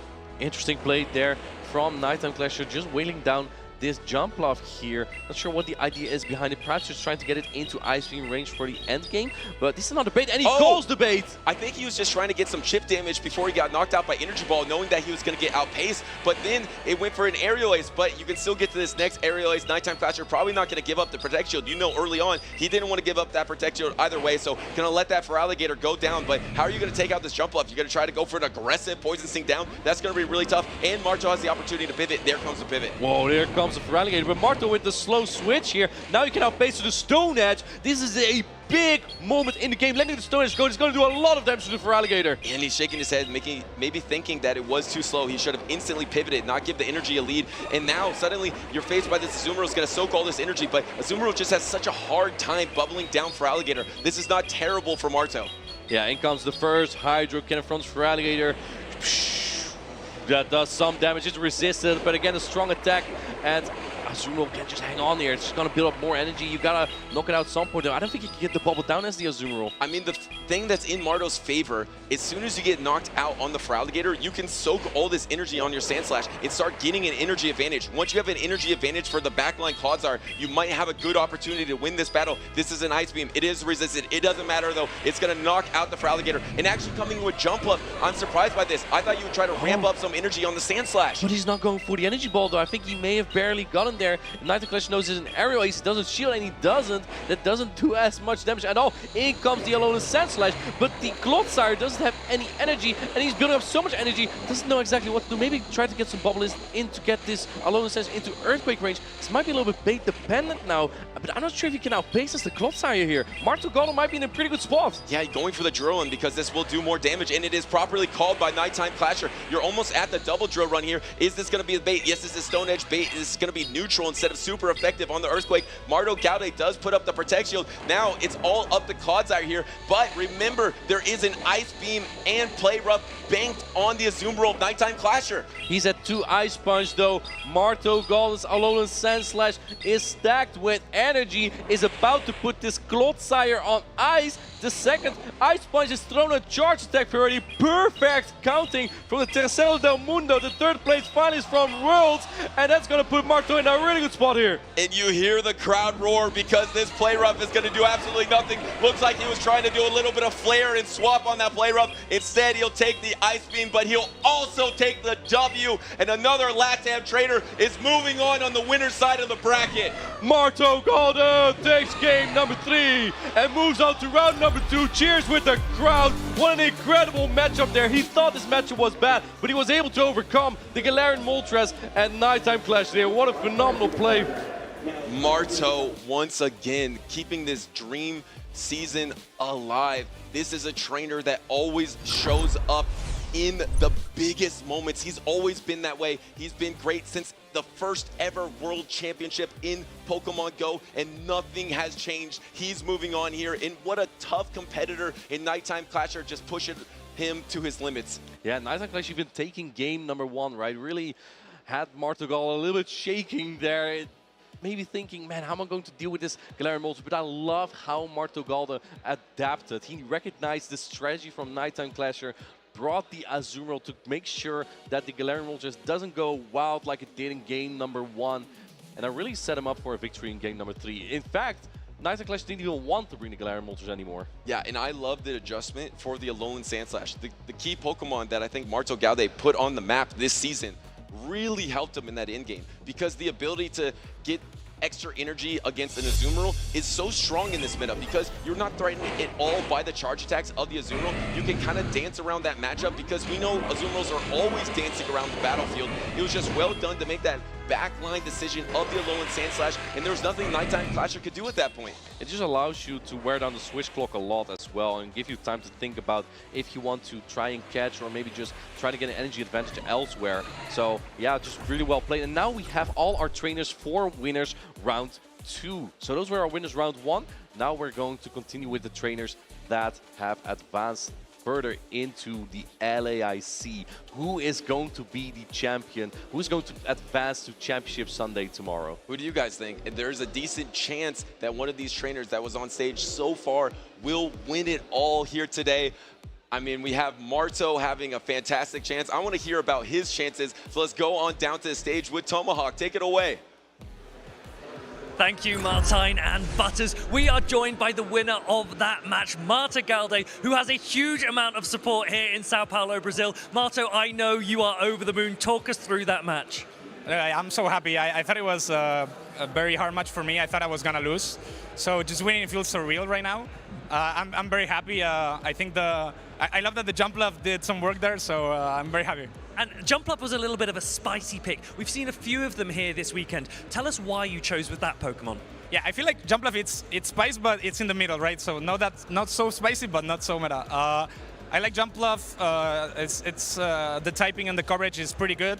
As I said yesterday, some people don't really like it because sometimes it's a bit underwhelming, but it did the job well. Like against Gator, you can get Ice Beam and you get one shot, so it can be bad, but it worked out well. It did work out well. It had a brilliant matchup, especially in that final game. And that was a team that you felt was very hard for you. So now that you've got past that, do you think you can go all the way? Yeah, nothing can stop me now, surely.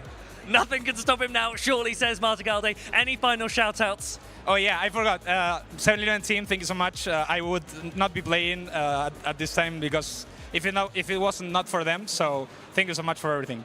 That was Marta Galde. I know he's got a huge amount of support. I know you're cheering him at home as well. For now, casters, back to you. Well, I think he's right. If that team can't stop him, nothing can stop him now. He's poised to make a deep run and maybe become the Latin American international champion. Make it 3 straight seasons that a LATAM trainer has done that. But of course, there's a ton of North American trainers trying to knock on that door, become the first trainer from not the home country to win an international championship. Can Out of Pocket do it? He is up next. We are in winners round number 2. Out of Pocket has been having, I would say, misses on his regionals recently, but misses are still like 9th place. It's not too bad, but his last international experiences, like you mentioned, 5th place at Worlds and 1st place at the North American International Championship. Well, he just really has high expectations of himself, right? He started the Pokemon Go Championship circuit so strong and just expects to then top cut every time, but your opponents are also pretty good. On the right, we have Vitorero from Brazil, and he's here to try and stop him with that Shadow Alola Marowak. A pretty spicy pick, but I'm not sure if it goes that well into Pocket's team. There are teams that are weak to fire Pokemon, but I don't think Pocket really is with that Kanto Marowak, with the Feraligatr, with the Azumarill, and the Galarian Moltres. That's a hopeless matchup for the Shadow Alola Marowak as well. So kind of a tough matchup here for Vitorello, but he's proven to overcome other difficult matchups too. So let's see if he can do it this time. Yeah, Vitorello maybe the underdog in terms of team composition and in terms of experience. Only competed in 1 tournament before this. 9th place in 2024 Sao Paulo. Now he's faced in winners round 2 versus a trainer that probably has as many tournament experiences as any trainer on the planet here, facing a team, an archetype that we've seen from a lot of these top trainers on the winner's side of the bracket. Nighttime Clasher has that exact same team that Out of Pocket is running here, so it's going to be mirror teams. I mean, I believe Colin's running that same team as well. This team has been so strong in the current meta. Yeah, let's see if Pocket can make it work this time. I also want to point out Vitorello is the only Brazilian player left on the winner's side of the bracket. The others are either North American, we have an Argentinian, we have a Mexican, and we have one from Europe as well. But we are ready for game number 1. We have from Pocket the Clodsire into the Superior from Vitorello. And I believe this Clodsire is running Stone Edge, so it's not going to be as bad for their Superior, even though it is a negative matchup here, because you can still get to that double Stone Edge. Let's take a peek at those backlines, though. I mean, look at those backlines. There's an Ice type for the Moltres on Out of Pocket's team, but then you have your own Azumarill for the Moltres on Vitorello's team. Yeah, this is kind of an iffy matchup for both players, right? I think Pocket is kind of happy and unhappy to see the Superior here. Obviously, you want your Galarian Moltres on this, but you don't want your Azumarill on it. You know, brothers, I actually also want to point out, when there are 2 shields in play, Galarian Moltres into Shadow Alolan Sandslash is not that bad of a matchup. Yeah, and is that Shadow Alolan Sandslash running Powder Stow? It is running Powder Stow, so it is super effective. But yeah, still, the Sucker Punch does a lot of damage. So does this Frenzy Plant, but not enough to take out a Clodsire. Looks like it was on charge attack priority, though, and this will keep the alignment for Out of Pocket unless Vitorello wants to go for alignment. I think alignment is going to be crucial in this backline. Will Pocket pivot, though? No, it looks like he's just going to stay in and just get farmed down here. But this allows Pocket to align his Azumarill here, and he knows that if something else comes in, he probably needs to align his Moltres in it no matter what, well, unless there was an opposing Azumarill. But in comes the Brave Bird. He's going for the hard-hitting charge attack here. Do you shield this Out of Pocket? Oh, he does shield it last second here. Now Vitorillo gets a protect shield, bounces out of that matchup, gonna try to soak the energy. Actually throws the energy, maybe trying to put this Shadow Lone Sandslash in range of Sucker Punch, or just stay into this matchup and mirror out the Moltres in the back. Look at how much those Sucker Punch are gonna do. Looks like Pocket is still actually staying in for a little bit, perhaps trying to soak some damage here as well. I guess he also realizes this will all do less than the Braver, so maybe we can tank a little bit more on the Azuro. But the more energy this Alolan Sandslash has, the more tedious it becomes for the Galarian Moltres in the back. I do expect a swap at some point though. But remember how impactful the energy for this Azumarill will be. No shields. Oh, actually no shields. Looks like Vitorillo's gonna try to two-shield this Galarian Moltres through this Azumarill. Doesn't quite get the knockout. You do get the drill run, can't get back to your timer. Does try to pause here to not make sure that there's not a catch. And now this drill run will be landing into the Azumarill out of pocket. Can't use a Protect Shield. Already down a Protect Shield. Here comes the swap from Vitorillo. No counter swap. Trying to get to an Ice Beam to get the tied up shields here, but out of pocket shaking his head. He knows he's behind on energy. This was looking so good for out of pocket, but he uses Azumarill to try and take out 2 Pokemon. He couldn't. Now the opposing Galarian Moltres comes in, and let's see what Vitorillo is going to do here. The Brave Bird, even though not super effective, will do more damage than AG Power. He's going for it. He's going for it. This might actually be the lose condition if out of pocket shields it. And he does shields it! And it hits the Moltres. It pretty much knocks out. Wow, that did so much damage. That secures the victory for Vitorillo. One more Sucker Punch coming through on this Galarian Moltres, going to knock out. Vitorillo takes game number 1 as the Sucker Punch is down the Azumarill. Incredible. What a bold decision. If that backfires, if that fails, you might lose the game because you debuff yourself. Also, you use all your energy advantage into that Brave Bird, and maybe out of pocket could have double Ancient Powered.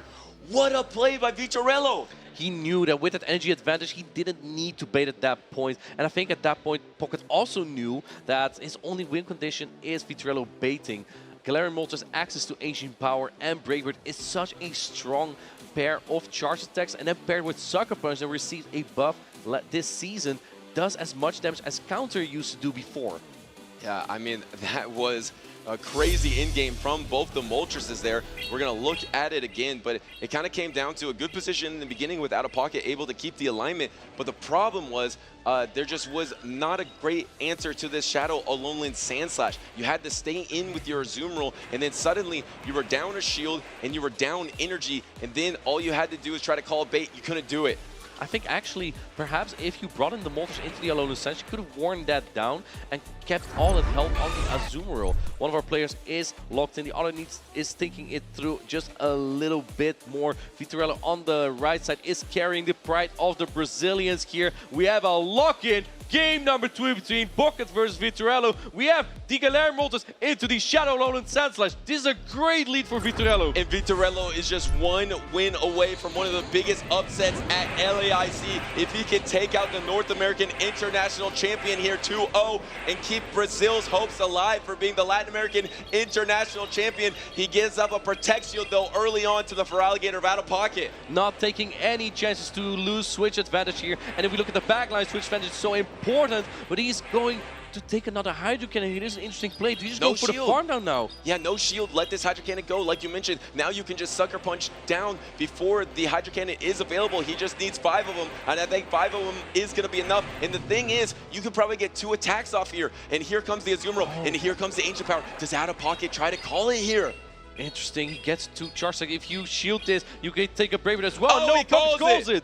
He That's calls it. Is there a boost? Wait, there was a boost. There was a boost on that, and now suddenly you have to Protect Shield this, because if you don't Protect Shield this, no way! That did so much damage into the Azumarill. How do you take out the Superior here and the Alolan Sandslash?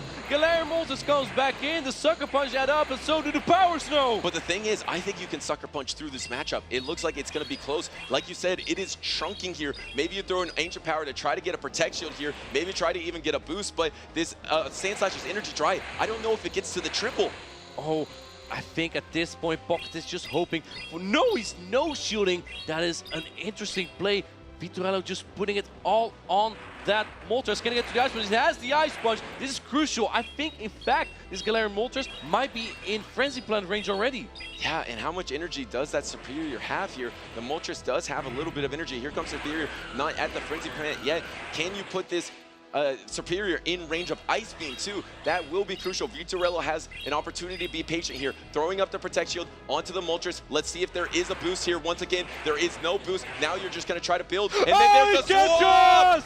What a play from the NAIC champion! But he undercharged it. He completely is undercharging it to try to get some more Vine Whips. And now the Azumarill has the opportunity. It's one bubble away. And now the Ice Beam is going to land into the Superior here. Is this going to be enough super effective damage to knock out Vitorello? Ice Beam coming through. It doesn't knock out the Superior. But can you get to the AC power? No, the Frenzy Plant's loaded. Vitorello has the attack as the H power loaded. It's not, and Vitorello's going to knock out the NAIC champion! Vitorello with one of the biggest upsets ever, able to 2-0 out of pocket, keep Brazil's hopes alive. You hear the roar of the crowd as a Brazilian moves on to winners round 3 here at LAIC. Brazil is alive and moving on in the winners bracket. Vitorello carrying that pride, and he has all that support behind him as well. What a great match to see. Wow, how impactful were the Moltreses for both of these trainers here, but Vitorello just being able to set the tempo all the time, and I feel like the key Pokemon that Out of Pocket really had no answer for was that Shadow Alone Sandslash. Game number 1, he couldn't really handle it. Game number 2, he took too much damage, had to use the shield, double shield on the Moltres, so he got knocked out by the Frenzy Plant of the Superior. Well done by a new trainer on the scene, Parabéns! And despite that insane catch from Pocket, Vitorello recognized immediately, okay, I need to no bubble that. We're going to take a look at the replay again. We saw the farm down with the Sucker Punch on the Feraligatr entirely. The Moltres getting the boost before this. No shield. And then it did so much damage. That probably did more than the Frenzy Plants. Yeah, I mean, I think he wanted the double shield the Moltres no matter what, but as soon as that boost happened, that Brave Bird just did an unreal amount of damage. And this was a nice swap, but how about this trainer that doesn't have as much experience, undercharges, gets the Vine Whip down to have the Frenzy Plant available. And then the Frenzy Plant knocked out the Galarian Moltres. Great play. I don't think the boost made as much of a difference, to be honest, because at that point, it only let the Superior to farm down either way, with or without boost, or you can manage your energy differently. The only thing Vitorello had to do was to come out with another charge deck or even closer, because I believe the Galarian Moltres was still like 3 Sucker Punch away from another Asian power there. Yeah, I mean, what an amazing win by Vitorello here. If you didn't know his name before, you know it now, because he has been awesome. Day number 2, a trainer I know I've never seen before, but is on winners round 3 and only a couple of wins away from getting to winners finals. Well, if he keeps playing like this, he will definitely make it. Yes. And let's hear from him. I believe Amanda is already ready on stage. Let's head on over. It's actually Fareed. Let's get to him. Thank you, Martin and Butters. Team, we are joined by the winner of that last match, Vitorello. Vitorello, you beat Lyle Jeffs yesterday. You've beaten Out of Pocket today. How do you feel? I'm feeling awesome. I'm speechless. I can't believe I'm able to do that. You know, as I said yesterday, I came here to play step by step. I had some sharks in my way, and I'm proving to myself and to everyone I can do it. So I'm very happy to be in these shoes right now. I think you are proving to everyone watching just how high quality a player you are. Tell me more about your Galarian Moltres. You used it a lot in that match. Is it one of your favorite Pokemon so far this weekend? No, it's not my favorite Pokemon. I bring Shadow Alola Marowak and Shadow Alola Sandslash. My Shadow Alola Sandslash is my favorite Pokemon. I bring in every tournament. It's my safe Pokemon. I know everything of his match. But Galarian Moltres is very strong in this meta. So I have to ask a friend. This Galarian Moltres was a gift for me. I have to thank you for him for that, because he's showing what he's capable to do. So it's a huge Pokemon, but it's not my favorite. I'm using a lot because it's very strong on the meta. Thank you so much, Vitorello. We can't wait to see how far you will go. Will you even get to the World Championships next season in Anaheim, California? For now, let's take a quick look at Honolulu, Hawaii, where Inadequance made the World Championship Grand Finals.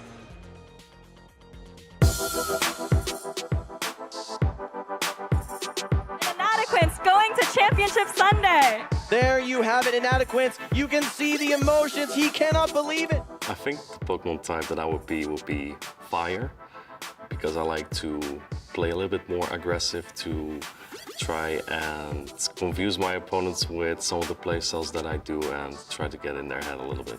But in comes Giratina. Inadequate says, no, no, no. I started playing PvP when the Go Battle League came out, but as soon as Play Pokemon included Go in their competitive circuit, I immediately started playing as well. The closest one was the 2022 Europe International Championship, and that's where I joined. There were about 100 competitors, and I got to top 8 there. It was the first time I played in this format. After that, I went 0-2 in Liu, unfortunately, but I never gave up, and at some point, I just stopped at almost every single tournament that I played. The King of Utrecht wants to be the King of World Championships, and that's a top 3 at least finish for Inadequates. My favorite memory is winning the Utrecht Special Event. It wins the MP! Martijn is your Special Event champion! And also just playing at the World Championship, it's very comparable. Just the support that I have, hearing the crowd go wild when I do something good. Then it looks like Inadequates is going to take this series 2-0. The player that I admire the most is the previous world champion, it's Axon. He's a very humble, a very nice guy, and on top of that, he started making content creation after gaining fame with winning the World Championships, and it has been very helpful to many new players. Trial and error, just playing a lot, and eventually you'll get a hang of it. Something that I've learned since I've started competing is that you should never give up. Never give up in any battle. Obviously, when your Giratina's on Lickitung, it's probably over. But any other scenarios, I've won battles that I thought I could never win, but just keeping my head up and seeing if my opponent could slip just a little bit and I can still take the victory. That is something I will always remember in any battle that I play. We're here at the Latin American International Championships, and as day 1 wraps up, we have a lot of trainers moving on to day 2. A lot of trainers from different regions. Here I have 3 different trainers from 3 different regions. We have Dunebug from North America, Colin from Europe, and we have Val from LATAM. And this might be the first time ever in Pokemon Go Championship Series history that a region that is not the home region is going to take the crown. But there's only one way to determine that. Literally only one way, and that is by ring toss. Off camera, LATAM was able to defeat Oceania, so that means LATAM does get a bye in round number 1. So it's going to be North America and Europe to determine which region will win the Latin American International Championship. Let's get it started. First up is going to be North America. So Dunebug is going to be throwing the rings first here for all of North America. Also, Dunebug has qualified for day number 2, so this is also real if he can win the ring toss and win the whole competition. It looks like I'll count it. That counts as 1 there. Looks like he's got 1 on the board for North America. At least he's on the board. Can he get 2? He doubles up on the same Pachirisu. Can he get triple on the same one? No. Okay, that's 2. Strong start. Let's bring in Europe. We got Colin. He's already got his rings ready. See if he can tie it up with 2 points here. Immediately gets 1. Oh, clutch from Colin. Looking good to start off. He got 1 point very early on. Can he get 2? He has 1 more shot to tie it up for Europe. And I count it. I count it. That means it's going to be a shoot-off. Dunebug, you get to go up first. And then Colin, you get to go right after him. And whoever hits 1 first wins it all. Go ahead, Dunebug. You're going to be up first here. Can you get 1? Right away. Dunebug with the clutch gene takes it for North America. That means it's going to be North America versus LATAM. LATAM gets to go first in the winners final as the home country. So Val, go ahead. You get to throw your 5 rings here. And no, it comes up a little short. This is all of LATAM on the line. LATAM has won the first 2 Latin American International Championships. Will it make it 3 in a row? Val, can you get 1 on the board? And it's so close on that Bidoof. You have 1 more shot, 1 more ring. Get it on one of the Pachirisu or the Bidoof for all of LATAM. You can do it, Val. Do it. No. Okay. That means if Dunebug is able to hit 1 right here, that means North America will make history and win the Latin American International Championships. And can Dune hit it? He instantly hits it. That is absolutely clutch. It doesn't mean Doom's going to win the whole thing. It doesn't mean North America has a great chance to do it all, but we'll have to find out day number 2. So see you there. Let's get back to Pokemon action. Trainers, welcome here to the 2025 Latin America International Championships. It's time to do some ring tossing. I have here 3 trainers that are going to try and hit 2 targets here. They have 4 attempts to do so, and if they manage to do so successfully, they'll win a training card game pack. Let's have trainer number 1 come in now. All right, good luck. Here we go, 4 attempts. The first attempt here from Juminis. Here we go, the first one. Ooh, a miss, but another chance. Here we go. And off on the side, down the Patricio. And oh no, that's on the Patricio. You need to hit. And barely miss. That's unfortunate. All right, well, thank you for participating. Let's have trainer number 2 come in. All right, we have 4 attempts here. You need to hit the Patricio or the Bidoof. And ooh, almost the Bidoof on its head. Here we go, almost on the same spot there. Can we get on? Almost bounces off the Bidoof one more time. Can we get the 4th time? And it is it! He got 1 out of 4. Very well done. Thank you so much. All right, and then we have our final trainer coming in. Let's see if you can do it. You need to hit 2 out of 4. Here we go, the first one, and that's a 1. And oh, it just barely bounces off. Can we get it? Oh, it's stuck in the other ring. That's exceptional, I'll admit. And again, okay, well, I've never seen that before. Thank you so much for participating. That was great. All right, that was some ring tossing action. Let's head back to the other Pokemon action.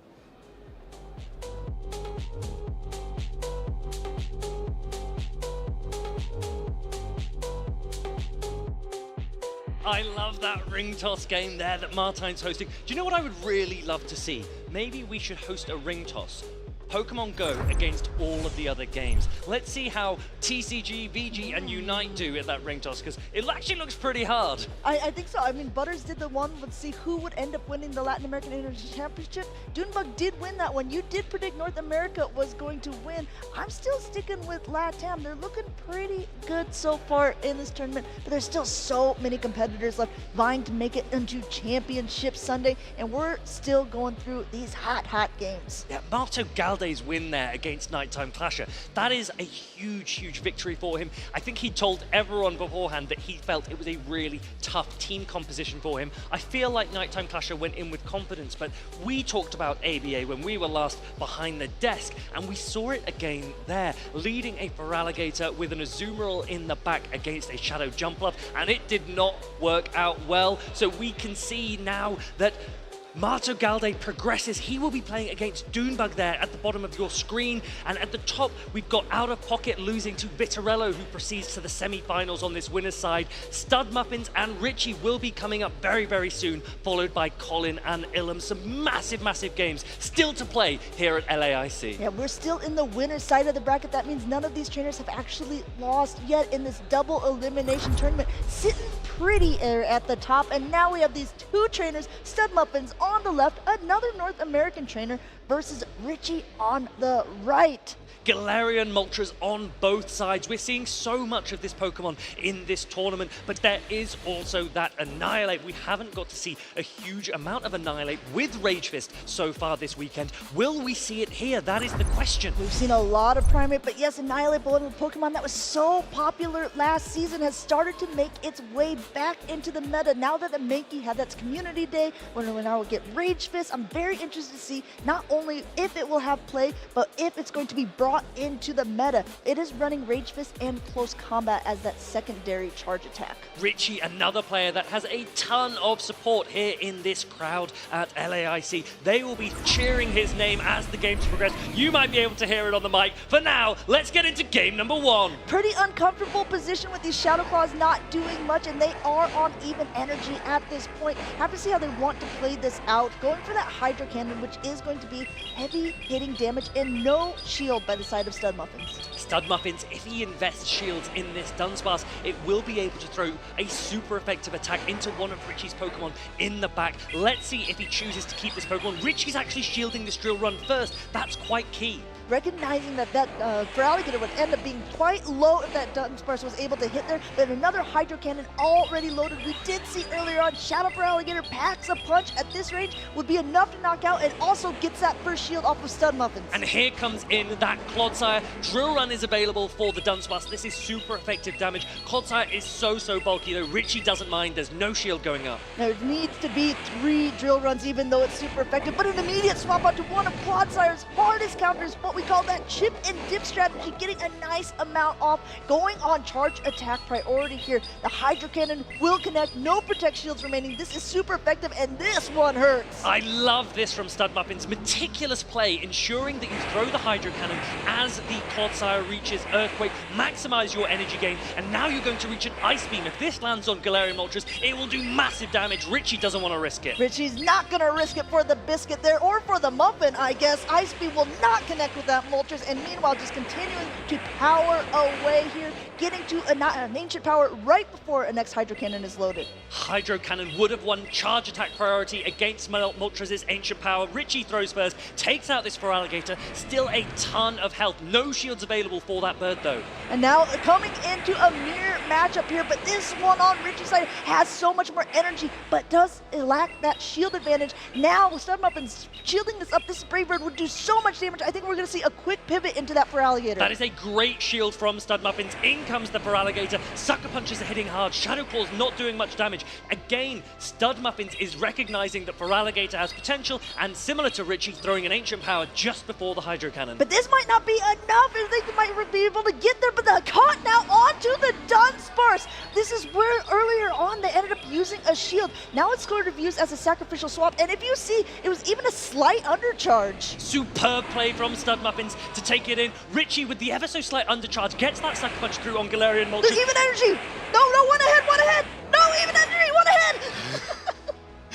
Stud Muffins reaches that Brave Bird. It's gonna land, it's gonna take out Richie's Galarian Moltres. This mirror is over! That was a race to it. I was not even quite sure at that point, but well done by Stud Muffins. They're pulling out that win, sacrificing the Dunsparce, getting to the Brave Bird, and taking game number 1. Really, really nice play from Stud Muffins there, recognizing his win conditions at every opportunity. The catch onto Dunsparce was crucial there. You don't want to take that Hydro Cannon damage, even though it's not as powerful as Ice Beam against the Galarian Moltres, it would still do a ton of damage. Galarian Moltres is one of the Pokemon that is just eligible this season, and everyone has been trying to get one on their team and make it work. It seems like one of the most viable Pokemon, and after seeing those sort of matchups, I can definitely see why.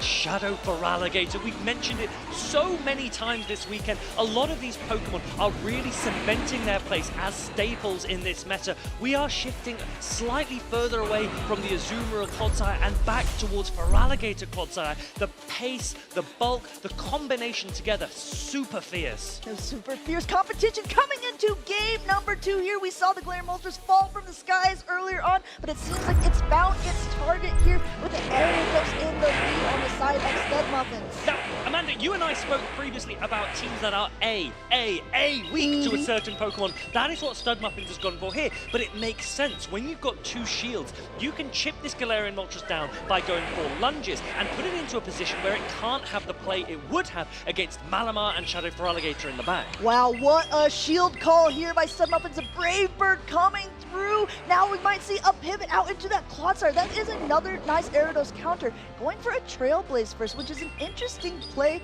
I wonder if we'll see the Ariados actually stay in, because I do see in the back there's another great counter to the Feraligatr, and instead coming in with Malamar, you see these Sidewaves are going to be doing nice chunks of damage to one of the bulkiest Pokemon in this meta. I don't mind this from Stud Muffins, recognizing that he is a shield down, that he doesn't want to put his Malamar up against a full health Clodsire, so he throws Trailblaze, which does a little bit more damage. He doesn't mind that he doesn't get to take full advantage of the boost that it gives, but Malamar now starting to put pressure onto Richie's Clodsire. Going ahead, Foul Play coming through. Looks like another one should be enough to do it, especially with that Sidewave damage, but he will be able to get to that Stone Edge first. Now it does Stud Muffins want to use both of his shields in this mid matchup here. Looks like he's going to content to let that Malamar go down. It's time for a Shadow Feraligatr farm down. Richie is about to click that Moltres as an insta-swap. No, yes he is. He's going straight into it. Everyone knows you cannot let Feraligatr get an energy head start. Thankfully for Richie, he does have an additional shield if he needs it, but do you save it for Annihilate? I think he will. I think that this is going to Hydro Cannon wash away the Galarian Moltres here, and now there's one Pokemon with a lot of health left coming in to shine with 2 shields. Richie waiting out that switch timer at the top, coming in with the Annihilate, being met by the Ariados at this point, but the Rage Fist is going to be able to boost the attack, and Trailblaze is reached burst. Here it is, the roar of that Annihilate comes in. Trailblaze will do more damage. Remember, Lunge is double resisted by the Ghost Fighting type Annihilate. Yes, the Ariados is boosted, but the Annihilate is about to be boosted as well. Let's see what damage output we're going to have. See Monkey do as he does, gets a Rage Fist power up there, not very effective damage coming in, and now there is a lot of energy onto the Primate. Alligator coming back in, super effective on those Shadow Claws, but let's see, just going straight for the punching down at this point, wants to try to get pure damage. Now it's a fast attack down, Shadow Claw versus Poison Sting. It's so close! It's a simultaneous knockout! Wow, check out that game. 1 HP, no HP, all dreams crushed and shattered at that point as it is a complete match redo. Superbly recognized by Richie. If he had thrown that second Rage Fist against Feraligatr, the Shadow Claw would have gone through. The Rage Fist would have been shielded and he would not have been able to Poison Sting down. His only condition to not lose that game was to not throw, and he found and recognized it. Sometimes you play to your win condition, sometimes you play to your survive conditions. Let's go ahead and break that down a little bit, maybe for some of the newer viewers, because at this point he's like, well, he had 2 shields left. He could probably have just thrown an attack. Why do you not want to throw an attack when your opponent is not throwing an attack? Particularly when you are using fast attacks that have the same duration. 2-turn fast attacks for Shadow Claw and for counter. When you throw your charged attack, you ensure that your opponent will get a fast attack through. That would have meant Shadow Feraligatr would have got an extra Shadow Claw up against the Annihilate and taken 1 less counter damage. The counter damage, particularly when boosted from the very first Rage Fist, was critical to get Feraligatr into a range where Poison Sting would be enough. Yeah, that very, very well explained. Looking back at this battle, of course, we can now, sit back in the passenger's seat and say, oh, actually, Richie, should you have done this? If he would have shielded the Trailblaze, do you think that he would have had a more comfortable matchup and perhaps could have won that game? Richie could have won if he had correctly shielded the Trailblaze. He was calling a lunge. He knows that he can guarantee boosts with Rage Fist. He assumed his opponent might look to lunge first to get that debuff. That was critical. This will be critical now. We're replaying that game too. It's Ariados into Clodsire. A great lead for Richie, met by a Shadow Feraligatr. Shadow Feraligatr, one of the best save swaps in the game. Not only that, one of the best Pokemon up against Clodsire. These Hydro Cannons do so much damage, and we're about to see it because there's no Protect Shield used on Richie's side. A ton of damage. Richie might be looking to get a shield off Feraligatr first, and then perhaps going into his own Feraligatr or Annihilate with shield advantage. Now coming in with it, this is also called a bait, so it's not going to even do as much damage, even if it would have been able to connect. Coming in with the Feraligatr of his own, but we've seen this time and time again. There's so much energy on one. He's forced to use his shield in this matchup. Richie needs to recognize, how do I take out that Ariados later? I'm shielding my Feraligatr here.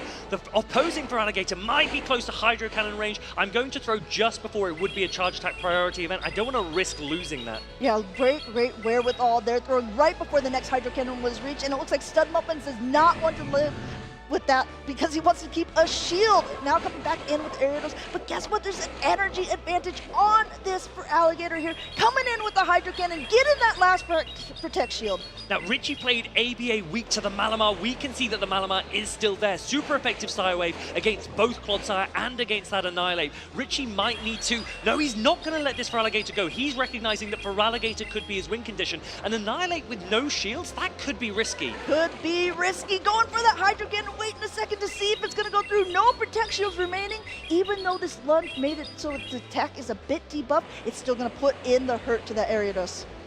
Is there going to be a catch? Are we going to see a switch into a catch?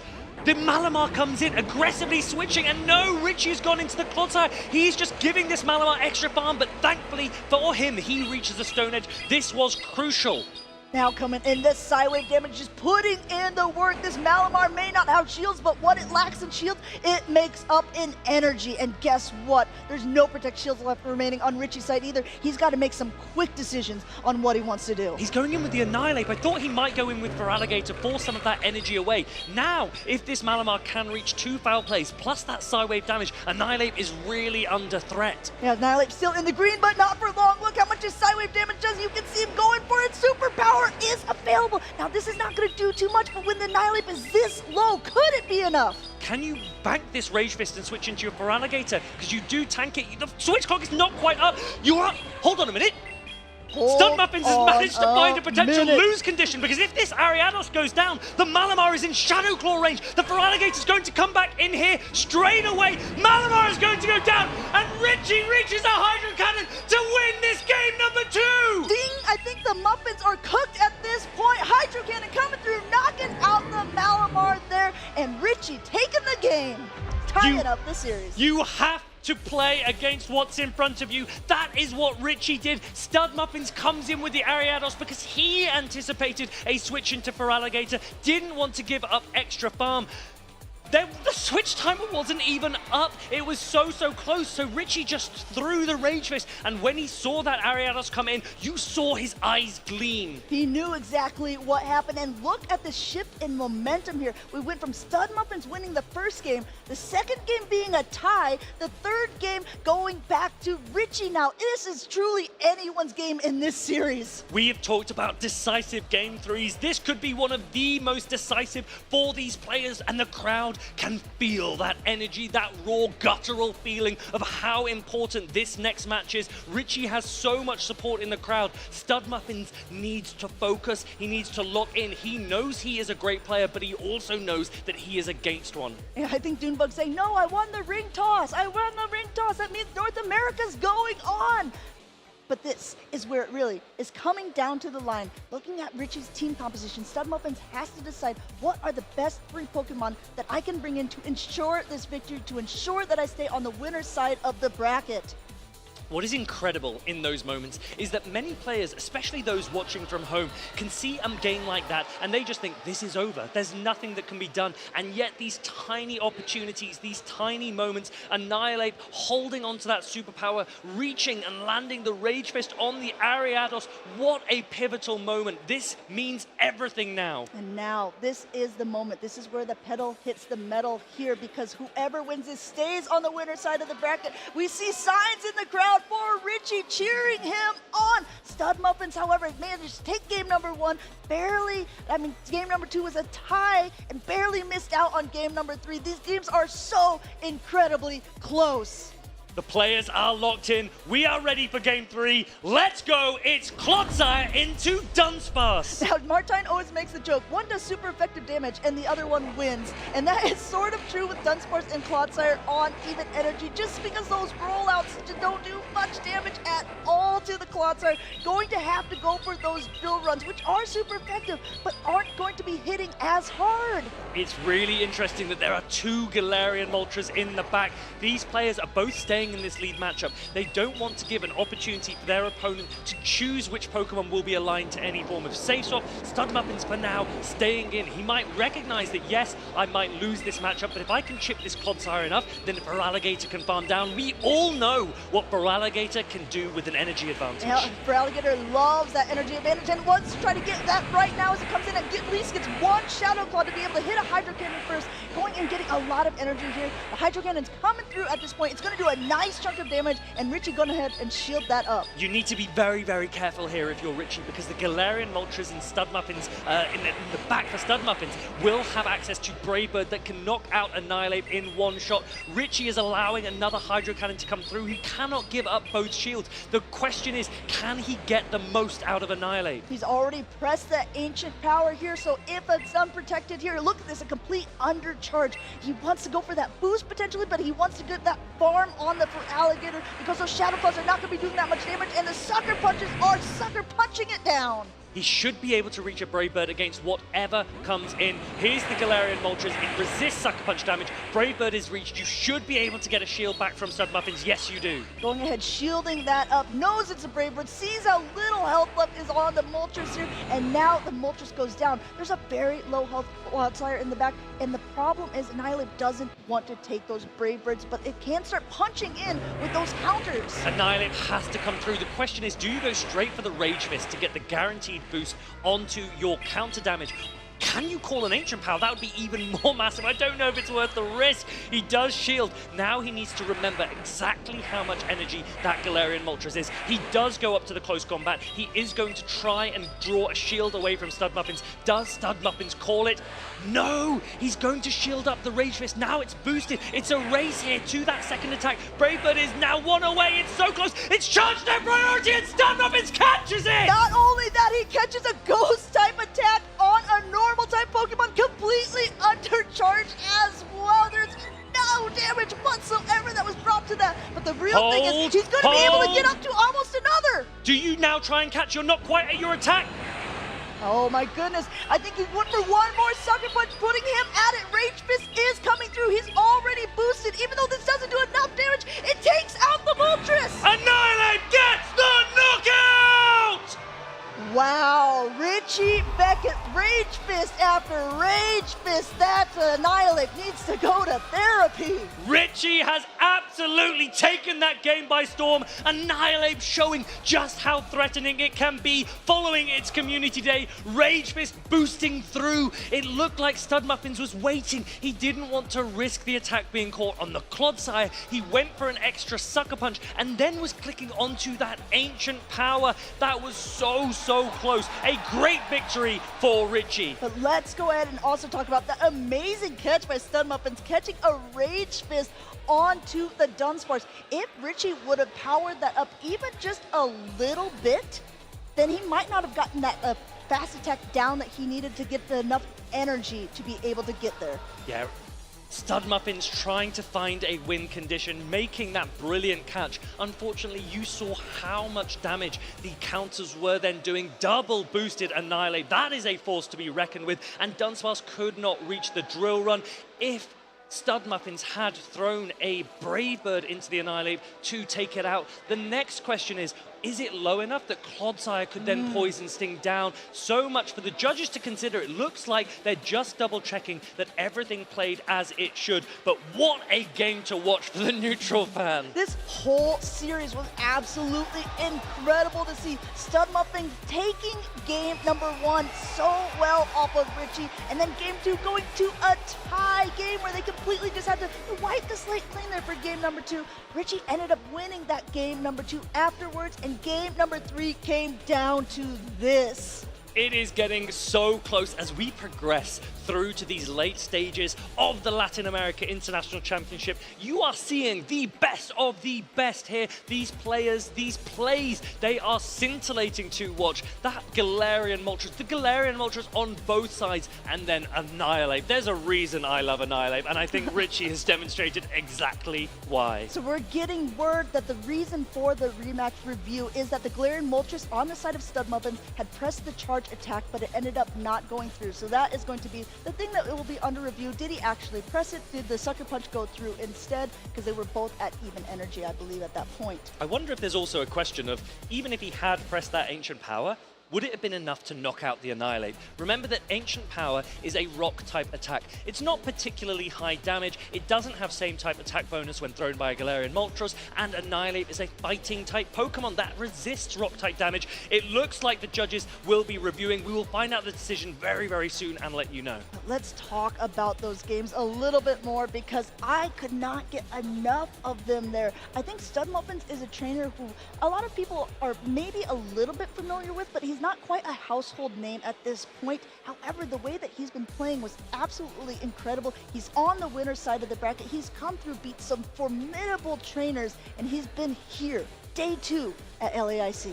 Stud Muffins just checking with the judges. Did I press the attack? He asks. The judges are going to look exactly where he tapped on the screen. If I'm honest, I've actually been a victim of clicking just away from the switch button, not quite getting it. It looks like the judges have come to a decision. They have granted the victory to Richie. He wins and progresses through this winner's side round. And you can see Richie already talking, pumping his fist, talking to his fans in the audience. Stud Muffins still in the tournament. However, double elimination, and I tell you what, with those sorts of games, definitely be keeping your eye on the bracket for him. I think we might see a little bit more of them later on. Annihilate is back, and that is how you use it. There were a couple of times in those games that we were nervous. We said, hold on a minute, you're starting to give shields away. Annihilate usually needs its shields. You want to be able to punch through. But one of those critical moments is going up to that close combat, threatening the knockout and drawing the shield.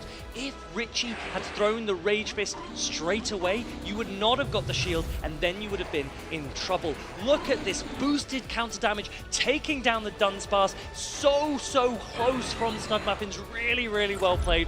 What a game to watch. I was so excited to see those battles. It felt electric even from back here in the casting booth. I'm so excited to see what else is going to be going on this winner's side of the bracket, because as we saw a little bit earlier on, this bracket, it's still got a long ways to go. We still got some more names to fill out. That's the advantage of having a tournament as massive as this. There are so many players here, players of a caliber that you just don't get to see at regional events in the same way. Richie is going to be over the moon. He joins his teammate Marto Galde into the next round, but there are still so many big games to come, because I think the next one is another massive matchup. It's Colin against Ilum.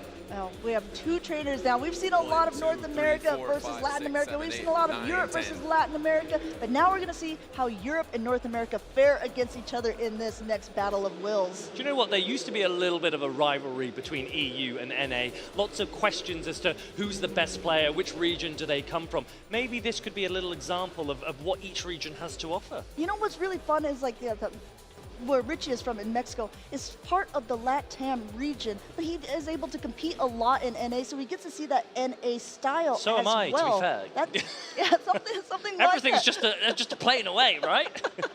And Butters is actually going to be able to talk with Richie to get a little bit of his perspective of how he played in those last matchups. Thank you so much, Amanda. I'm here with Richie with an absolutely brilliant performance. I can't believe it. It seemed like in game number 2, the one you tied, you were down in game number 3, you were down in game number 4, you got baited. What do you feel like right now being here in this moment, on stage, getting to this moment, one of the best comebacks I've ever seen? I'm very excited. I mean, I'm super happy to be able to advance. There were a couple of games in which I thought that it was a lost game. I didn't know if I could pull it through, but I'm very grateful. I'm very happy to be here with all this crowd cheering for me. It has been amazing. So thanks to all, guys. We talk about energy management with Pokemon a lot, but I want to talk about your energy management. I think you have some of the best positive energy I've ever seen in Championship Series. Do you think that helps you get this far? Yeah, definitely. I mean, the Snugmuffins team and myself were very similar, so I knew that switch advantage maybe wouldn't be as important as shield advantage and energy advantage. So I knew I had to throw on the exact timing, don't make any wrong decisions. Those were very close games that definitely were decided just by 1 or 2 fast moves. And lastly, we need to talk about a specific Pokemon, Annihilate. Do you think trainers are sleeping on the Annihilate? How do you feel like Annihilate is right now? Man, Annihilate is back. I mean, to be honest, this is just the second time I bring an Annihilate in the entire tournament, but when it's good, it's great. I mean, it can really pop off, and I think if a trainer is not ready for it and just doesn't prepare adequately, it can sweep the backline just crazy, man. Well, congratulations once again to Richie. Let's head on over back to the casters. Thank you, Butters. Richie, always filled with such positivity. He's such a warm person to have in the crowd, and he has so much love and the atmosphere for him. That support, it's really, really nice to see. I mean, maybe that's why he's using Annihilate. He's got so much love and kindness, he needs a little bit of something that has some rage and anger to take to the field, and he said it true. Annihilate really did pop off at the end. It really did. Now, we behind the desk, we often get asked by the team in the back. They say, can you let us know what some of the best matches of the day were? Because we're trying to compile a record, you know, for one of our segments and things. That was a game to watch. We had simultaneous knockouts, we had catches, we had boosts. It was insane. Each of these players were playing to their win conditions, and now we're going to go on to players who are playing to stay in the winner's side of the bracket. We have that matchup we were just talking about. We have Colin 6 up against Elam. Let's take a look at their team compositions. Once again, Colin coming in from Europe. A lot of accolades to his name, lots of heavy titles. Elam, one of the most consistently best players that we know of, doesn't have that high title yet, but this could be the moment. These are the kinds of names that if you see them in your group, when you're leading into a tournament, you gulp. You take a moment, you go, oh, Dun, dun, dun. I really don't want to play against either of Colin 6 and Ilum, but when you get to these late stages, particularly on the winner's side, you don't have a choice. But if you want to win, you've got to beat the best. And I think that's exactly what both of them are trying to do at this point, trying to figure out what Pokemon can I use to be able to beat this. Now, on the side of Elam, he's got that Superior, and Colin is running a double water team. Not only that, he has that Marowak that doesn't fare well against the Superior. So there's 3 Pokemon that don't do great against it, but still have ways to hit back. Ilum's team is ever so slightly soft to an Ariados. Ariados can take out that Malamar for Alligator, the Superior and the Azumarill with super effective attacks. It does not have a good matchup into Alolan Sandslash, and Shadow Drapion is more neutral. The question for Ilum is, which of those Pokemon are you bringing, expecting an Ariados to come here for Colin? And I think that that's exactly what they're doing. Looks like both of these trainers are getting locked into their battles. We're going to get into game number 1 here and see which of these trainers will be able to stay on that winner side of the bracket. We got that Shadow Drapion versus the Ariados, shiny one at that. And this is exactly how Ilum is looking to handle the Ariados. Put it up against the Shadow Drapion. This matchup is very, very close. We usually expect to see an Aqua Tail first that goes unshielded, and then a Lunge, followed by a Crunch that goes shielded by Colin. Let's see if these players play it exactly that way. We'll see if they go according to script. That Lunge now coming through, just like Tomahawk UK called it, going unshielded here. Elon knows that's not enough to knock him out. He's going to go up to Crunch Energy because the Crunch is still going to be able to do more damage even though the attack has fallen. But will he try to catch on anything? No, going one over, and now going for that Crunch.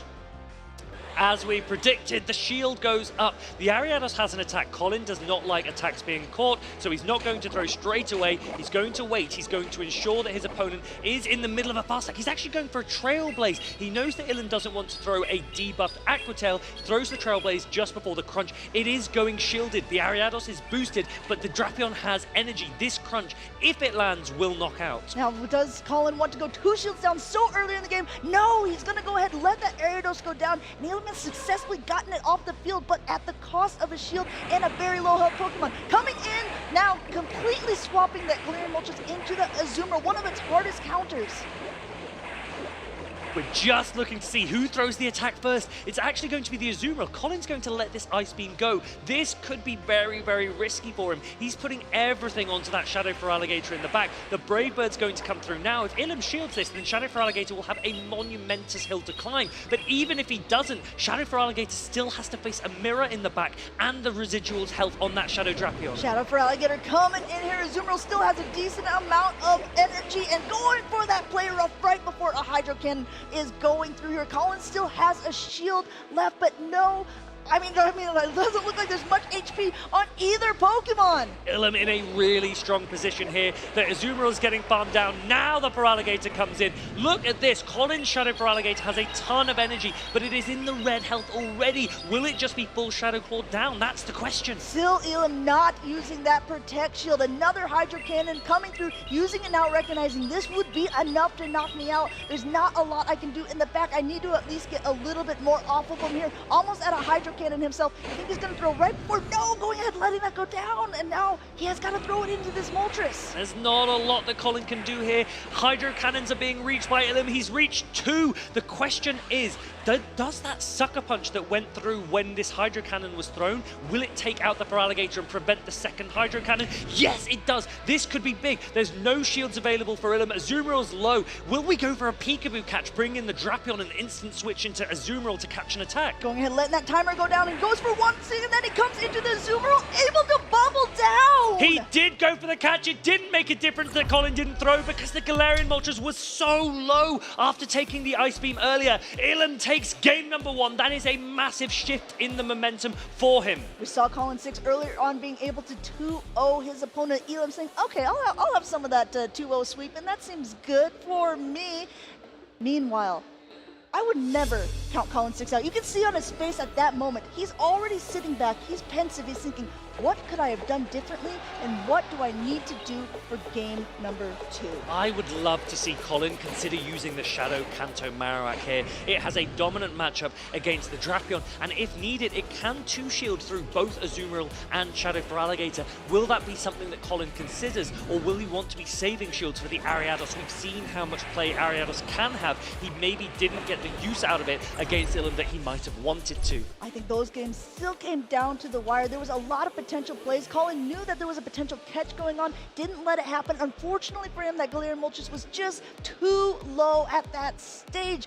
Will he be able to pull it back? Will he be able to do what we call a reverse sweep and be able to get another game off of him and win the third? We just saw it happen with Stud Muffins and Richie Beckett. Anything is possible in these day 2 competitions.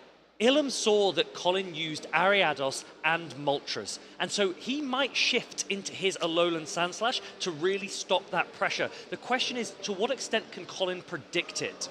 Right, I think that's a lot of the problems, right? Because even though this is a game that we're playing on our phones, that we're looking at our different teammates, where you're like, okay, how often has Colin ever played against Ilum before? How does he recognize, okay, Ilum's a player that might already try to do this and counter me?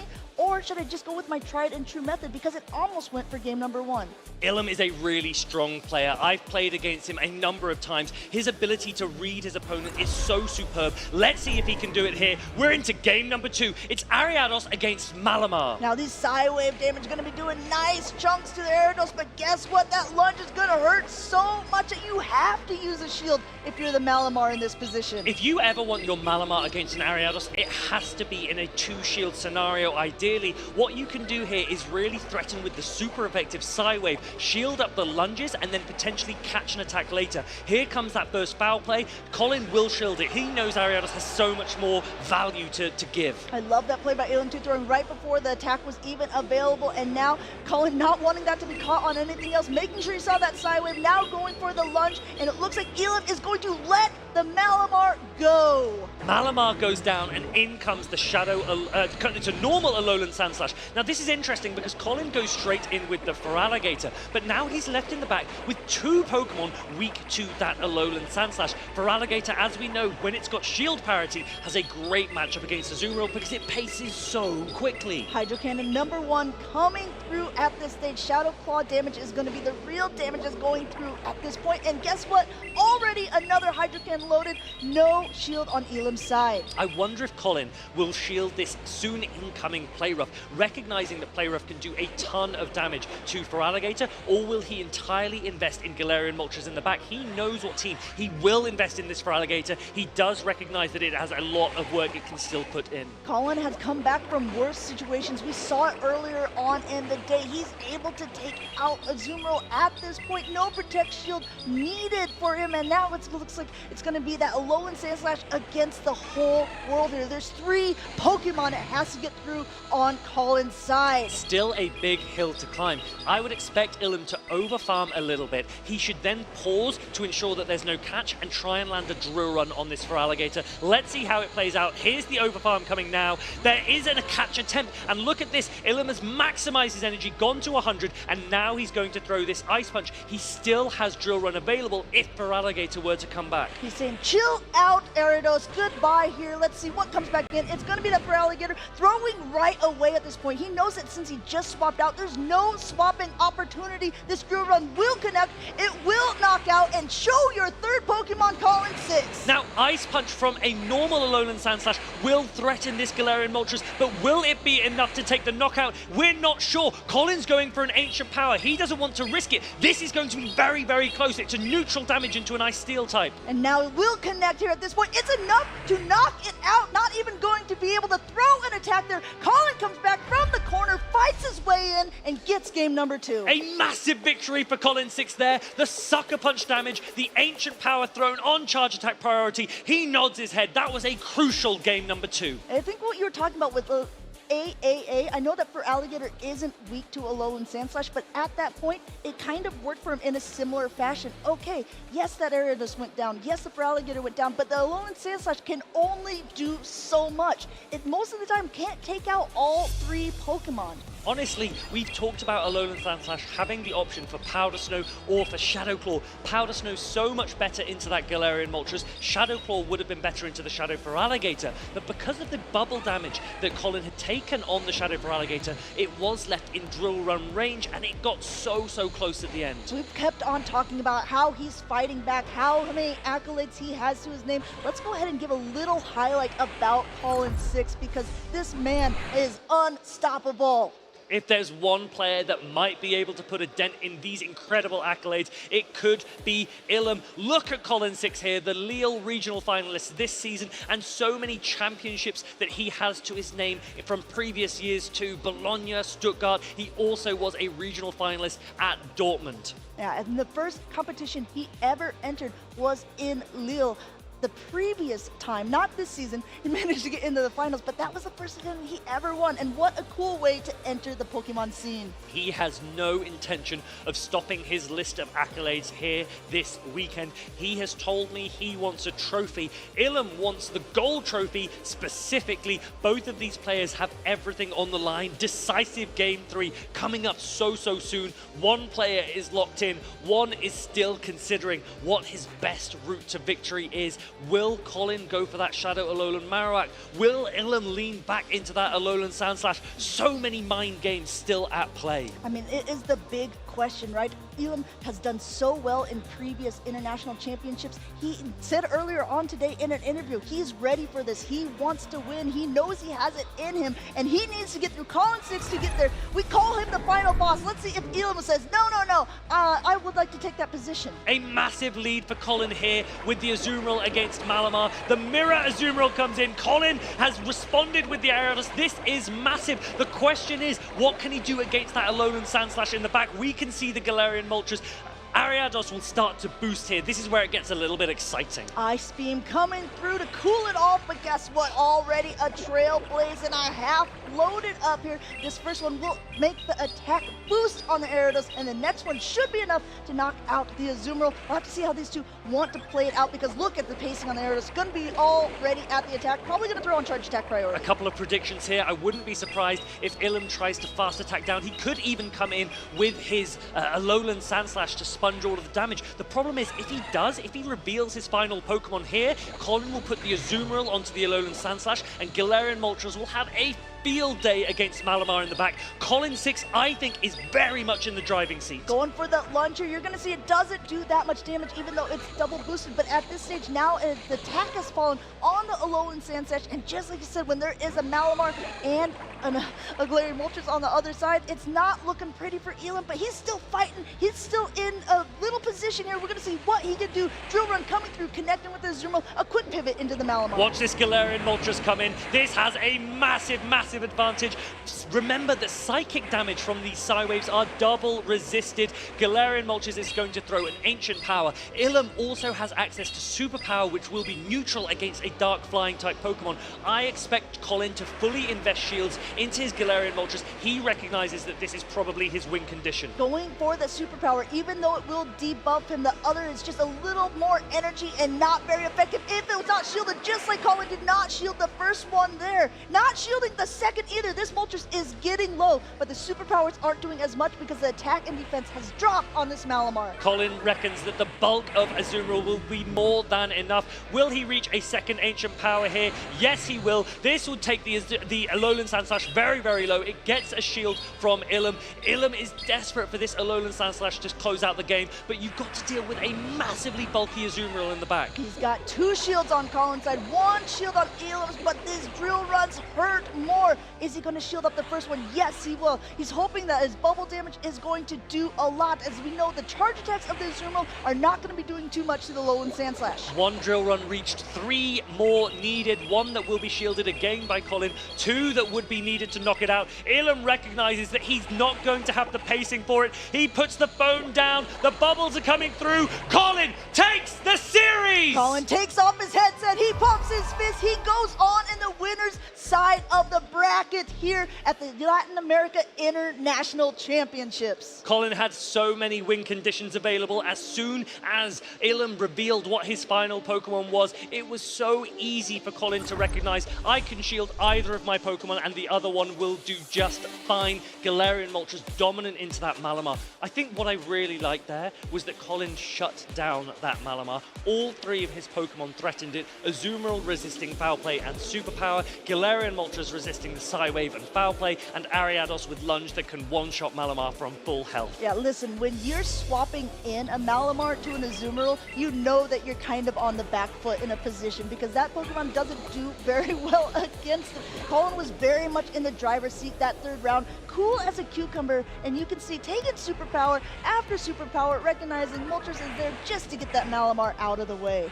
Galarian Moltres, what a Pokemon. There is a lot of opportunity coming very soon to catch your own Galarian Moltres during the Wild Area event, and that is because you will have access to a new kind of Pokeball called a Safari Ball. These have an increased catch rate, so if you're doing an incense, use Roar of Time to increase the duration of your incense, and then if you can encounter a Galarian bird, particularly a Galarian Moltres, why not try those new Safari Balls? And you know what else is kind of fun is that all of the Galarian birds, the Articuno, the Zapdos, and the Moltres can be found in their shiny form. And I know a lot of trainers, some crazy trainers, like to put that flex even on the field when they're playing in a PvP tournament. But I think that it's one of the best Pokemon right now. You can see it. It's on a lot of players' teams here at the Latin American International. Here's my shiny Galarian Moltres. I know you want one as well. You can even trade them with someone who's got one already. I actually had to trade for mine. Oh, did you? Yeah, I Okay. traded a shiny Ho-Oh that I'd already maxed to level 50. I felt like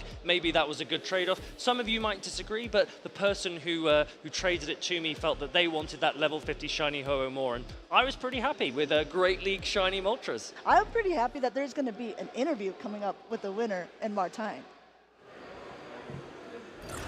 Thank you, Amanda, for it. Yes, I'm here with the winner. It is Colin 6. We've seen him so many times in Europe. Now he is winning at the LAIC. Colin, do you not ever get tired of winning? You already won 2 or 3 championships already.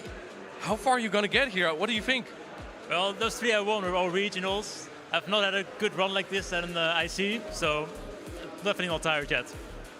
How did you get to this team? How has it been doing for you? You're well known for taking someone else's team and doing better with them so far. How's that been working out for you this time? It's the same this time, can't lie. Stole the team this time from Eric, Nighttime Clasher. He's in losers now, so potentially he can still outperform me.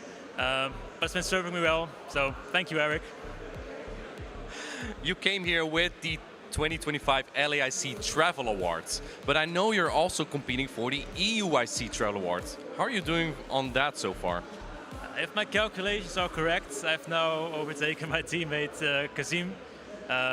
Sorry, but I'm very happy now. It's only business. Thank you so much, Colin. Do you have anyone you want to give a shout out to? Any friends, family, fans? Just all of my family back home watching. Really appreciate it, and of course my Team Pizza team members for helping me, and Eric once again. That's great to hear. I wish you much luck in the rest of the tournament. Let's head back to the battles. Thank you, Martine. And for those of you that know, Colin and I, we're very, very close friends. And I live in London. And for EUIC, he goes, hey, Free, can I come and stay with you for that event? Now, with the prize money that he is getting from the EUIC Travel Award and here in LAIC, maybe I should consider charging him a little bit. Yeah, you go ahead and be like, I'll slip you the invoice under the door as you're leaving. Yeah, exactly. I live like 12 minutes away. What more could you want?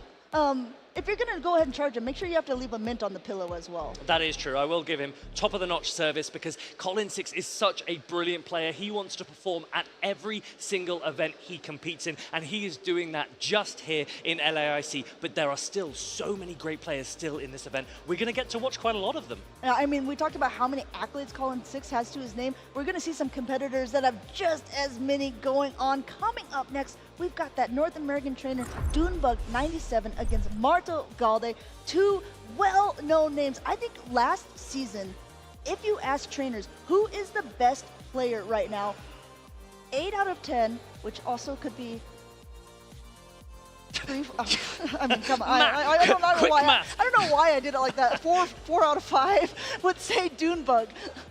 Dunebug 97 was phenomenal last season. He has said, I didn't have the performance I wanted at the World Championships, but honestly, this performance at LAIC could be the momentum he needs. Marta Galde, on the other hand, did have an incredible performance, coming third at the World Championships in Honolulu, Hawaii. He wasn't confident against Nighttime Clasher in the last round, and yet he won. He will want to use that momentum here against Dunebug 97 and continue on the winner's side of the bracket. Yeah, he has a lot going for him right now. He's already won a special event, and now Dunebug 97. I have to remember, last time at EUIC, came in second, so he loves to play a little bit of the antagonistic role there. I remember he was coming onto the main stage, pretending to soar like an eagle from North America. Maybe he wants to do the same thing here in Sao Paulo. Now, we've mentioned a few times that this is the first Latin America International Championship that has seen a whole host of competitors come from other regions. And the advantage that gives to you watching at home is that you are getting to watch a match that could well be a World's Finals in itself. The competition is so fierce at Latin America International Championships here in Sao Paulo. The players are locked in. Game 1 is coming up very, very soon. And I think that if you are Tomahawk UK, you're gonna be grinning because there's a Pokemon on this team on the side of Dunebug that he really enjoys. Let's see if it has much play into Marto Galde here as the Dunsparce goes up against the Clodsire in the lead. I think everyone knows that Pangoro is going to cook. If you give it any kind of energy advantage, especially when shields are in play, it can mow through teams solo. Dunsparce into Clodsire for now is a matchup we've seen so much of. Players have opted to play this slightly differently at times. Will Dunebug stay in? He's actually investing his first shield now. This is actually a strange indication. I think a lot of times if players are playing a frail Pokemon like Pangoro, they opt to use 2 shields on it. So maybe Marto is thinking, okay, if 1 shield has already been used, there's no way there's that Pangoro in the back.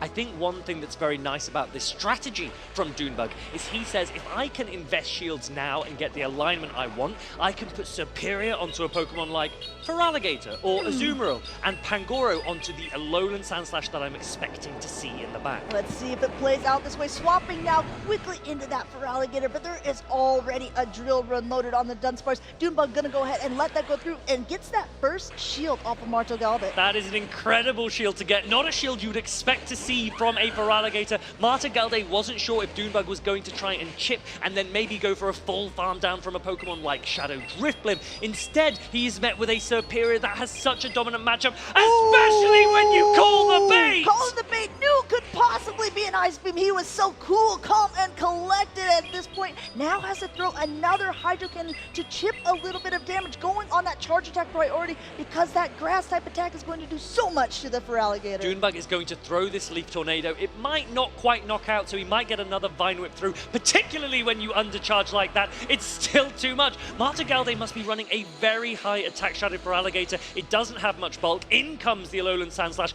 Dunebug is about to meet this with the Panda. Frenzy Plant is not going to be doing that much damage, but you know what is? It's going to be that Pangoro that just entered the field here, but there's already a decent amount of energy onto that Alolan Sandslash. Ice Punch will be coming through, and though it's not going to be that effective, it does a decent chunk.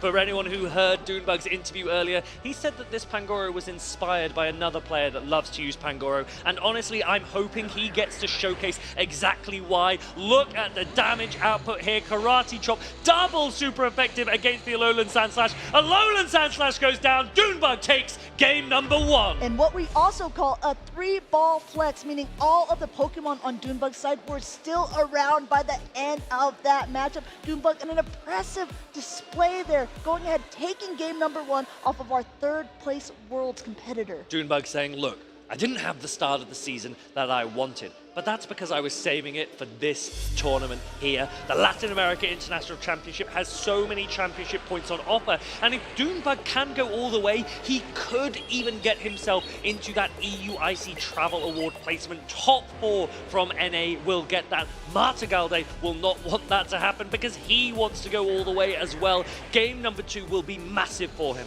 Dunebug just needs one more game to take off of him to stay on that winner's side of the bracket, to go ahead a little little bit further in the competition, maybe crush some dreams like he did at EUIC. He seems very confident this season, and I say, bringing a Pangoro into a meta where there's possibly a ton of Primeape and Annihilate, I mean, that's a dangerous competition, and look how far it's gotten him so far. These are the bold calls you need to make. Now, Dunebug has received a ton of value out of Pangoro in that game number 1. What I wouldn't be surprised to see is Marta Galde adjusting to try and counter the Pangoro. The question for Dunebug is, do you lean into it again, or do you recognize that your opponent might be playing super strong into Pangoro and you leave it on the bench? Also, I mean, maybe just it was used to scare away that Alolan Sandslash, because Alolan Sandslash has a decent amount of play into a lot of the Pokemon on the side. We'll have to see, because these two trainers are already locked in. They're ready for game number 2. Let's rock and roll. We got that Malamar against the Azumarill. A great lead for Dunebug here, but we do know that Malamar, because of that Psywave damage,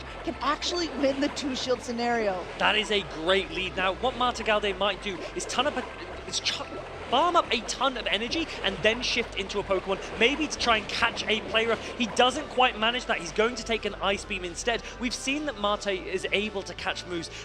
We saw it against Nighttime Clasher. Do you remember the play rough that he caught onto his Clodsire? That's what he was going for here. Not even once, but twice in 2 different games that happened. But unfortunately for him, with Dunebug now coming in with a Clodsire of his own, well, this one has a little bit more energy, but Dunebug's has a lot more health. This Earthquake will connect, but it's not going to put him in doubt. It's not even going to connect. A shield goes up. The great thing for Dunebug here is the Ice Beam landing on Clodsire puts it into Earthquake range. 1 Earthquake will be enough, and you are still at near full health because Poison is double resisted. The Poison Stings did little to nothing. The Earthquake isn't quite knocking down. The worry now actually is, can you Poison Sting down? You might be able to and come out with 100 energy. Listen, the ground is rumbling on both sides of the field here. This Earthquake does connect, but I think we might see a quick pivot out now, coming in with that foul play. All of that energy on the Malamar, it's got to go somewhere, and it's going to the Clodsire. You can come back in with a Azumarill if you want to. You can throw an Earthquake. You will throw that Earthquake,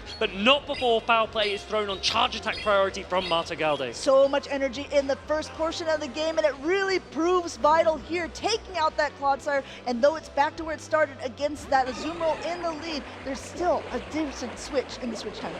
Honestly, this was a massive shift in momentum for Marta Galde. He started out in such a disadvantageous position, but Dunebug letting his Clodsire go down from full health with the Earthquake and with the double foul play means that Azumarill and Dunsparce in the back have still got a lot of work to do. The foul play is not going to do that much damage to the Azumarill, but like we called out earlier, because it's the Psywave damage is doing so much, it's already down to the red at this point. Gonna go ahead through and a catch onto a low health Clodsire. You said it before, Marta Galde loves to catch on that Clodsire. We're seeing it one more time. He loves to catch. He is so good at it, and I think that catch could be game. The Dunsparce, which Dunebug is looking to bring back in, can be threatened by superpower from Malamar, but also has a full health Azumarill to get through that already has a positive matchup into it. Marta Galde in the driver's seat. He needs to be careful because the switch timer is not quite up yet, but Dunebug does use his shield, recognizing, okay, he's probably going for it. He's at the energy. He's going for superpower after superpower, each one doing a little bit less, each attack from the Dunsparce doing a little bit more as these superpowers go through. But now, guess what? The switch timer is still not quite up. Marta Galde knows he's not going to get rollout down before another superpower is reached. Dunebug recognizes that as well. He nods his head, a nod to the caliber of opponent that he is up against. The next superpower lands. Dunebug's going to throw a drill run. The reason is Dunebug wants to know what Pokemon's in the back. He will probably throw another drill run straight away if he's able to. He is able to. That is very, very annoying for Marta Galde because ideally you want to preserve as much information as possible. The Malamar goes down, and Marto at least now has to show this is what my line composition was. Yeah, you see Dunebug nodding, say, okay, I know that I have absolutely no play, but I know now at least the Azumarill is going to be coming in. I know now maybe what I want to do for game number 3. We're going to go see an Ice Beam at a very low health range. Marta Galde is going to go ahead, take game number 2. So there, many players might say, look, Doonbug, you'd recognize that you'd lost. Why wouldn't you just let your Dunsparce go down? What Doonbug did was very, very intelligent because every piece of information is crucial. Your opponent knew which line of 3 you brought. You want to know which line of 3 they brought. And Doonbug then in the end game, when his Azumarill is left on low health, he's not going to throw an attack because he doesn't want to waste his opponent's time. He doesn't want to waste his own time. But Martagalde says, no. If I had to give you that information, you're going to sit here a little bit longer and I'm going to BM you. And that's exactly why Martagalde used the shield at the beginning too. He was hoping that the damage would have been enough to knock out the Dunsparce, that he wouldn't have even had to reveal what's behind door number 3. But unfortunately for him, he recognized, okay, 2 drill runs is enough. Hello, meet Azumarill. Azumarill so strong. No Feraligatr in those games. Azumarill showing that it is also a superb water-type Pokemon. One of the Pokemon of the tournament this weekend. Dunsparce and Clodsire as well lent into by Doonbug for that game. Will we stay with those or will we see a shift into one of the other Pokemon on Doonbug's team? I mean, we have to look at the teams because they have a lot of spice on both sides, right? I mean, we have that Pangoro on Doonbug's side. We have a Drifblim on the team as well. But also Martagalde has that Jumpluff. And also the Lone Sandslash, which hasn't seen so often in this meta. Now, we've seen players play ABA weak to Jumpluff. Doonbug could try and take that risk again here because Martagalde has not yet used it. But Martagalde is the kind of player that is also in the minds of his opponents. And if he does bring that Jumpluff and get an advantageous position, that could be massive for this decisive Game 3. And I just want to, you're talking about 3s. Let's talk about a rule of 3 here. Doonbug 97 was our only 3-time in one season regional champion. They're on Game 3 here. Martagalde got 3rd place at Worlds. So, I mean, I think there's a lot of 3s going around. Maybe it's their lucky number. We'll have to see whose lucky number it actually will be after this matchup, this decisive Game 3, to decide who will stay in the winner's side of the bracket. One player has locked in their team of 3. The other one is still ruminating, thinking, what do I need to do? I don't want to drop down to the loser side of the bracket. I want to stay a winner. I want to run all the way to the grand finals here. The players are locked in. Let's get started. It's Doonbug 97 against Martagalde. We have some grass taking the field here, saying, okay, we haven't seen much of this yet. And now a quick pivot. Look at this, a quick pivot into an Azumarill against a Jumpluff. Tell me about this, Fareed. This is such a difficult position to be in for Doonbug. He did play ABA weak to the Jumpluff, just like we thought. He's going to correctly shield this Energy Ball. Martagalde, will he match shield as Doonbug goes to Ice Beams? He knows just how much work Jumpluff can do. There's no way he's going to want to let it go down. And Martagalde also has to be aware. He saw that lead. He saw that superior, and he's got his own Azumarill in the back that does not want to face off against it. So he's got to be calculated in how he wants to play this, because the longer he stays in this matchup, the more damage he's putting through and the more the switch timers are getting misaligned. I wouldn't be surprised if we see a switch. Yes, we do. Clodsire comes in. Jumpluff is going to be preserved for the Serperior in the back. Clodsire can start to put work in now. Poison Stings and then one charge attack should be enough to take Azumarill down. Yeah, we got an Ice Beam baby coming through onto that Clodsire here, but Clodsire has a lot of energy coming back in with that Serperior, and there's just a ton of energy on the Clodsire going for that Stone Edge here. It's a little heavier hitting, but the Sludge Bomb, I think Martagalde is saying, I wish I had that instead. Yeah, Superior is now up against the Clodsire. It could be in Frenzy Plant range. After that, Ice Beam. Superior putting in as much work as possible. It can take this Stone Edge damage, but the Poison Stings are super effective. Yeah, the Superior is saying, stop, collaborate here. I'm at a Frenzy Plant. I'm gonna throw it here at the Clodsire. This should be enough at this range to take it out and at least gain a little bit of an advantage. But with such a small amount of health left, is it a potential farm down range for whatever comes in? It could be, because let's remember that this Superior does not have Aerial Ace. You are throwing a double resisted Leaf Tornado here, and fingers crossed, begging for a debuff. You do get it. Martagalde shaking his head. He goes, I'm going to go and clear that by banking it later. Dunsparce comes in. It's up against an Azumarill. Now, one shield for each player. Yeah, one shield, but a lot of energy already onto that Dunsparce. Going ahead and throwing it here. We'll have to see how each trainer wants to respond spawn. There's still a shield left, but there's a jump left in the back that just looks so good against the rest of Dunebug's team. He really wants to align this Dunsparce onto it. Martagalde knows that he wants to get this Dunsparce away.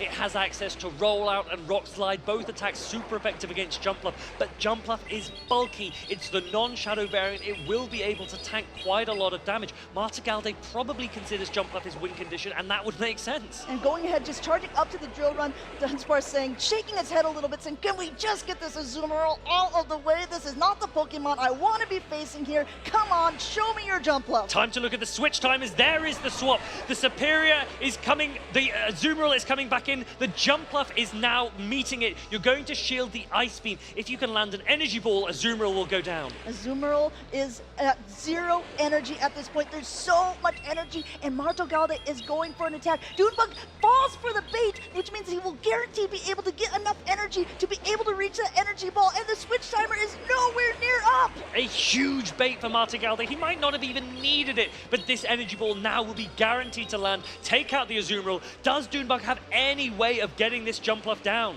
Now Dunsparce saying, okay, I found you finally here, but will it be enough? This Rock Slide is already loaded. Looks like the Aerial Ace was almost going to be enough, but guess what? This might not be enough damage overall. It's super effective, but Jumpluff is just so bulky. You're going to bank that energy, come in with the Azumarill, and you're going to try and take out the Superior with the Jumpluff in the endgame. Dunebug is nodding his head. He knows how well his opponent is playing. This is getting so close. Superior could even get bubbled down. It might at this point. I think he needs to try to go for an attack. He knows he can't get there. Bubble goes through. Martagalde goes through. Winner's side of the bracket, taking the series. Martagalde wins against Dunebug 97. The crowd goes wild. That is a massive victory for the Mexican. What a risky play. Unfortunately for Dunebug, not able to go out, but I want to talk about that Superior there. He might be Argentinian. Richie, his teammate, is Mexican there, but Martagalde on the same team. Those two players, the Mexican and the Argentinian, getting through against the American. I said that NA would do pretty well, but honestly, some of these LATAM players, as you said, they are so strong. I mean, the hype is here. All of the electricity is in this room, and I think a lot of the LATAM players say, no electricity for you, no energy for you. We're collecting it all on our side here. We want to keep the trophy in our region. I love the way that Marto preserves the jumper. He waited, didn't use it in game 1, didn't use it in game 2, and game 3 takes his opponent off guard. Dunebug played ABA weak to it. You couldn't be more ABA weak to it with that Superior that has Leaf Tornado, and Jumpluff took full advantage. A lot of times, if you play ABA, we like to call that a soft ABA, where you have one that barely loses in the lead. But their Superior, when it only has 2 grass-type charge attacks, was just way too much, and Dunebug had to immediately swap out in that position. But let's also talk about Superior with the moveset of Frenzy Plant and Leaf Tornado over Frenzy Plant and Aerial Ace, because that seems to be more popular. However, Glaxka Bolton won previous year in Lille with this, and it was the first introduction of it really into the Pokemon series. So Aerial Ace obviously is super effective against Ariados, and that's one of the reasons why players might opt to stick with it. One Pokemon that Dunebug maybe wasn't expecting to need Aerial Ace for was that Jumpluff. Leaf Tornado double resisted, Frenzy Plant double resisted as well. You're just begging for a debuff at that point, but Martagalde, even when the debuff was, when it landed, he just switched out. It resets the debuff, comes in, and he just puts so much work in with that Jumpluff. Maybe it is meta. It could, you know what, it could end up being meta. I think we called for it at the very beginning of the season, but unfortunately, it just was not as popular with all these Galarian Moltres around, with all these Mandibuzz around. Jumpluff was kind of like, oh, maybe I'll just like stay on the, maybe I will actually just stay in the grass. Yeah, and we've seen so many LATAM players perform. Martagalde, as we previously mentioned, Richie as well, but there are still a number of LATAM players, both on the winner side and the loser side. LNDS Harjef is available in the tournament, and he is doing so well. Make sure that you are following, getting involved in all of this action, that you use hashtag Pokemon LAIC if you want to post on X, because we want to see your posts, and I know that you want to see these LATAM players perform. I mean, there's been so much hype and energy around you. You almost feel like this music has been playing in this venue, that like it's creating its own sort of like vibes, its own sort of theme. And we have a similar sort of thing at Worlds, a different competition, but with a heavy electricity and a lot of Pokemon fun. I think that this is a great opportunity to take a little breather now. Let's go ahead and wait for some more battles coming up. Don't go anywhere. Here comes the Ice Punch. Arjev, a smile on his face. He can't believe it. Game number 5 goes to Arjev, and he is our 2024 Latin America International Champion. I play Pokemon since I was a child. I have the Pokemon Gold, and I have a lot of memories playing with my brother, and he's older and he's usually helped me with the game, and it was amazing. Pokemon is something that I really love in my life. I have been playing competitive Pokemon Go since like the day one, like since have like the PvP in Pokemon Go, and I started playing like against friends and other people from my city, and I saw that I could be a really good player. I started winning a lot and started to practice against like people from other countries and regions. I tried to compete in other sports in the past, and Pokemon Go was the first game. Like I saw my game there that it could be one of the best. I like to win. Like I like to be on stage after with the casters. I like to watch the stream after that, and I like everything on that. The event, the games, like being with my friends, and then the memories. That's amazing. It's something that I will have in my life like forever. It's not easy to keep your mind focused on being competitive, and in the games, like you can easily lose that, and you really need to be focused on this battle that you have right now, because that's the next step. Like you have to be better now and for the future. So I think something that I learned, and I try my best to use that when I'm playing.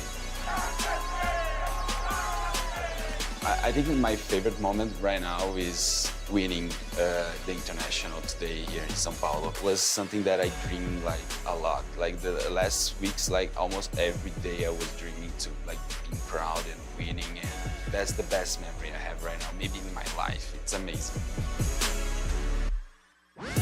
My number one goal this season is to be known.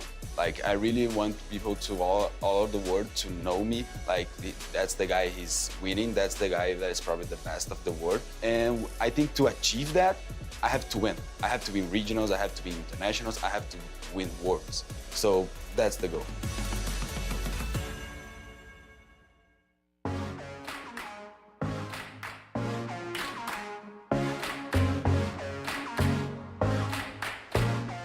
Trato de anticiparme al meta, tratando de buscar las mejores soluciones o el mejor mazo en base a una estadística de los mazos más utilizados, y trato de responder a ese meta.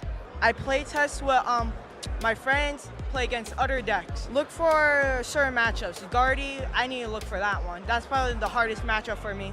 Leading up to event, I like to practice with my dad, play TCG live all the time, and spent 8 hours a day just trying and trying. Make something work. Eu escolhi o Miraidon X para usar como deck, porque eu achei ele mais consistente, até para a questão de ataques. First I look at the meta, identify the most common threats, and then start testing the decks that are more comfortable to my gameplay. I usually try to look and ask my friends from the country which the tournament is being held, what they are playing in their locals all the time, so you can be prepared for that. Geralmente eu treino todas as semanas com os meus amigos, aí a gente vai testando todos os decks do meta e a gente vai jogando entre si para ver qual deck fica melhor com as configurações atuais. I've made many friends during all these years. I've been in the community since 2016. I rely on the community, so many of the players have been helping me out of Latin America. Me and my dad will just sit on like our dining room table, practice, and then we go up to an event, then we practice at the tournament, and then we just get ready for the event. Let's go!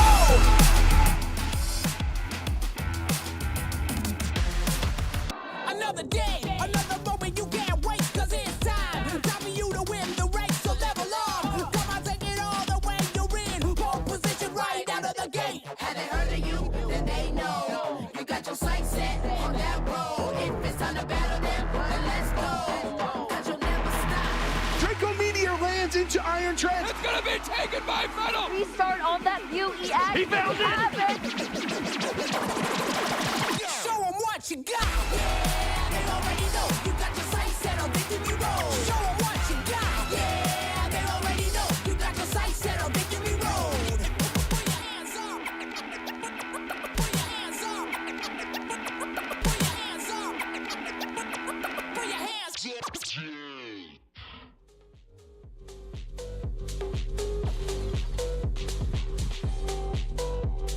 All right, trainers, welcome back to the official broadcast of the 2025 Latin America International Championship. My name is Martin. You may also know me as Inadequate, and I'm joined by Steven Sanders, also known as 2-0 Butters. 2-0 Butters, we are getting into the winner semifinals here. LATAM is back. Now suddenly all the LATAM trainers are eliminating all of the North American trainers, and that is just a huge loss, not for North America's chances of winning it all in LAIC, but because of travel awards that will end after today. I believe Doonbug is 170 points behind out of pocket, so he needs to leapfrog him. He needs to get a top 2 placement to be able to leapfrog him. That's going to be really tough now that he just lost to Mardo. And he needs Pocket to lose his next matchup. Yes, he needs Pocket to avoid getting top 8. If Pocket gets top 8, that secures the travel award for out of pocket. But that's enough about NA. We're going to have a lot of matchup coming on because they have been strong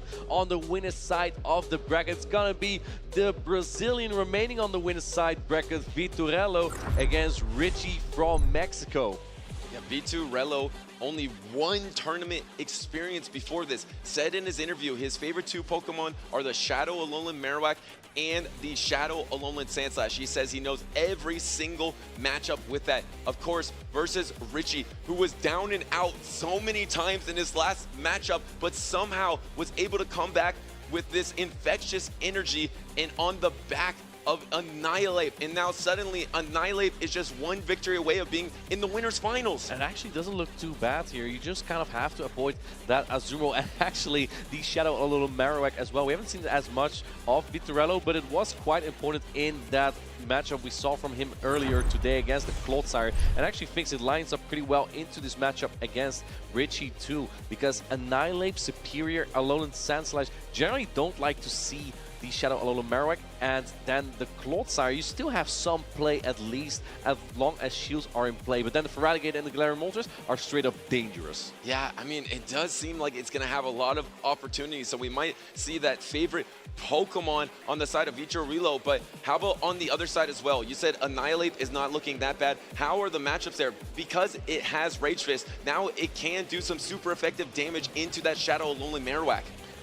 Rage Fist is super effective, but counter still is double resistant into the Alolan Marowak, plus it's single resistant into Azumarill. As long as shields are in play, Azumarill is not that bad of a matchup just because you can ramp up with those Rage Fist and the counter damage. But against Alolan Marowak, not so much, because the Fire Spin, also an attack buffed, does way too much damage for Annihilate to last long into that. You probably no-shield the first Rage Fist as the Alolan Marowak to just persist through that matchup. Well, the good news for Richie is he's gotten this far pretty much without it. He said that was only his second time bringing it, and it looks like both of these trainers are locked in. This is the winner's semifinals. The winner here will go to the winner's finals, and it is going to be the Shadow Alolan Marowak versus that Clodsire in the lead here. It looks like both trainers are just staying in. Vitorello staying in here. Richie definitely has 2 better odds in the back, but maybe just content with staying in here, going for... I don't think this is even a bait because also super effective, but it looks like Vitorello, regardless, will shield it up either way. Stone Edge, you might barely hang on. I don't think an Earthquake, that probably would knock out the Alolan Marowak.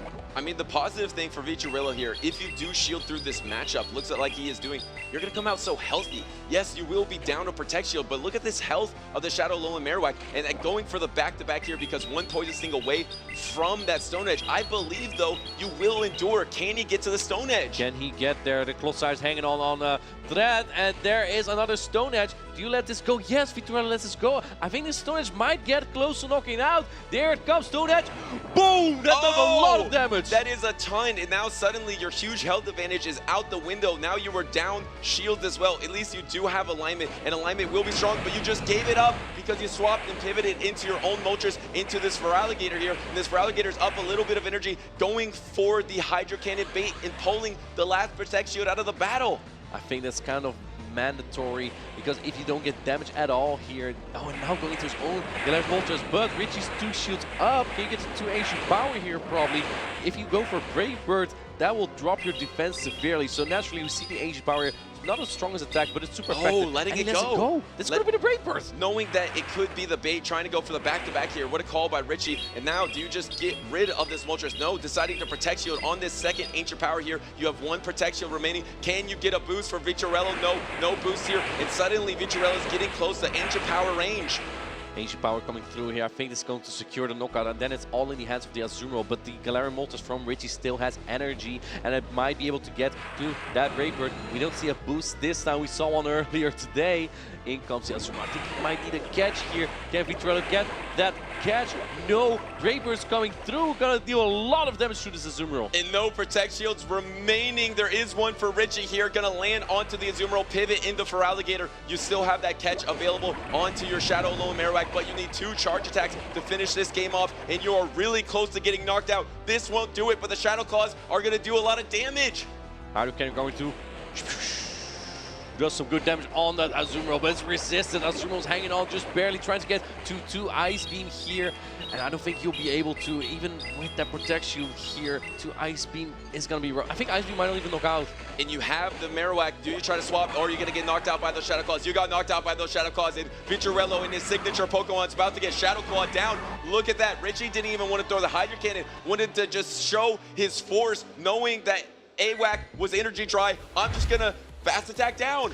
AWAC, also known in the grassroots community as that Alolan Marowak. Such an important Pokemon for Vitorello, and we saw it come out, a very spicy pick. But Richie was not going to have any of that spicy nonsense. He went as strong as possible. Didn't bring the Spear, did not bring the Annihilate, did not bring the Alolan Sansas. He went super strong into the Alolan Marowak, and it paid off for him. What a statement win right there. I mean, able to go ahead and Shadow Claw down. If you were off just a little bit with your counts, maybe a Bone Club would have been available and you would have lost that game. But Richie just so confident in showing his opponent that he knows exactly what's going on. He's going to be a tough opponent to beat, and he had that double shield advantage in the back line, and it was just too much. You give Feraligatr too much of an advantage, it's just impossible to take out. And look at this, you were almost at the Bone Club right there. There was no shield remaining. I think at that point, Richie didn't even want to bother throwing a charge stack, knowing that the Alolan Marowak doesn't even get to 1 either there. You almost had 2 Hydro Cannon, but Feraligatr is such a staple and it's such high damage output. Both trainers are locked in for game number 2. Show your support in the chat, show your support in the audience. This is Alolan Marowak. He goes double down and leads into Alolan Sandslash. Vitorello found his lead, and now the swap into the Shadow Feraligatr, into the Galarian Moltres. Remember, if you do properly Protect Shield on that Ice Beam, most trainers just bait the Hydro Cannon. Once again, that is going to be the bait on the Hydro Cannon. Vitorello does put up that Protect Shield. Now this gets clunky though, because you have to either throw energy or double shield on the attempted Ice Beam. But the alignment can be so important here if we take a look at the backlines. On the other hand though, and look at the charge stack purity, I think we've seen this before. Vitorello just letting this go, knowing it's the Hydro Cannon, and you cannot get Shadow Claw down. We might even see an undercharge if Vitorello wants to get more energy here. Yeah, we saw Richie do this in a previous matchup, throwing on charge attack priority. I think it's not the greatest play because you give up all this energy, and now suddenly you're going to have to go ahead and get your fast attack down. At least you do come out with some energy. Maybe you can get a charge, or you can get a Protect Shield back. But look at this. This is going to be Shadow Claw, Alolan Sandslash, so you're going to be resisted into this Brave Bird, but it's still going to chunk into this resisted damage. Brave Bird's coming through, resist on the Alolan Sandslash. Zoom does quite half the HP of this Alolan Sandslash, and it has energy now, which can threaten the Alolan Marowak, but swaps out immediately, answered by the Azumarill, but this Galarian Moltres is in a shield advantage. Yeah, at least you have that Protect Shield advantage, but the backline is just looking so off. You have to do everything with this Galarian Moltres, and you can't debuff it, right? You can't go for the Brave Bird because you can't lower your defense here. So this actually forces you to go straight Ancient Power, and Vitorello kind of knows that. Well, let's see if Richie also knows that in comes the Ancient Power. Vitorello, is he going to put a Protect Shield? This attack would not do a lot of damage, but if you think it's a Brave, and he no-shoots it, that is the correct call by Vitorello. Can this Glaremold get a boost? It doesn't. Building up more energy and now going for the next Ice Beam. Not on perfect timing, but wants to secure that.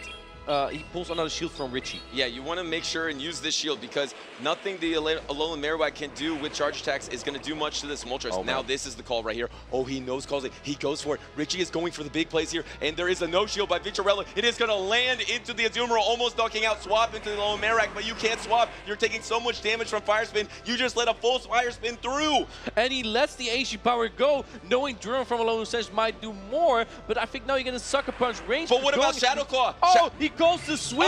Goes for the Pokémon immediately, but I don't know if you can Fire Spin down this Moltres now. You get the knockout into Richie's Alolan Sand Slash, but you have to get the Fire Spin down before the Sucker Punch damage. Can you get it? That is 1 Fire Spin, 2 Fire Spin. It's not going to be enough. The Moltres could get knocked out by the bubble here, and it looks like the Moltres is going to get... No! The Moltres gets a Sucker Punch first. That is Richie's game 1 HP in a dream. Rich is moving on to the winners finals here, the 2025 LAIC. What a performance, a quick 2-0 against Vitorello. Amazing. What in game there. It all came down to the fast attack of Sucker Punch versus the fast attack of Bubble. Remember, Sucker Punch is a 2-turn fast attack that will register before the 3 turns of the Bubble, and that will mean that Richie is moving on to the winners finals. That is crazy, but he's not going to be the only player moving on there. We're going to have another winners semis after this as well. What a quick and swift victory there from Richie. He's so locked in, and Vitorello, even though he had that lead, right? He had the Alolan Marowak into the Alolan Sense. He made all the correct calls there, even with the switch. And still, Richie made it back there. I think that this was a crucial moment. The charge stack priority on that Feraligatr with the Moltres. Yeah, then you had to undercharge that to try to get some more energy back, but it was just too tough there. It seems like every single trainer goes for that Hydro Cannon. Not a single one ever goes for the Ice Beam, but Richie made the big decision to go for the Brave Bird, and because you got all that damage onto the Azumarill, that left the Azumarill vulnerable to this fast attack right here, and it registers first. Richie takes it, like you said, in dominant fashion. I believe that game number 1 was super dominant, and game number 2, I mean, it was a comeback, but he felt calm, cool, and collected the entire way. I respect the Alolan Marowak pick, though. Almost no one brings a Pokemon like that, and Vitorello brought it all the way to the winners semifinals. Doubled down on it in the second game as well. He was not giving up on the Alolan Marowak, even though Richie went so strong against it. Now again, that Hydro Cannon, that was a Shadow Claw Alolan Sand Slash. If that Hydro Cannon didn't land, you would not even be able to farm down the Galarian Moltres because your fast attack is resistant on the Galarian Moltres. Yeah, and how about even that Fire Spin coming through against that Galarian Moltres and still making it out of there, throwing on improper timing, taking it also with 2-stage debuffed from that Brave Bird, but still hanging on by a thread to finish it off, coming back from a devastating lead like that to win it, to go on to the winners finals. Remember, he was moments away of being dropped down. He tied a game number 2 in a previous series. Suddenly he's in the winners finals. How did he do that? Here we see how far we've come in this bracket here. The next semifinals is going to be up soon, and all these trainers have come from a long way.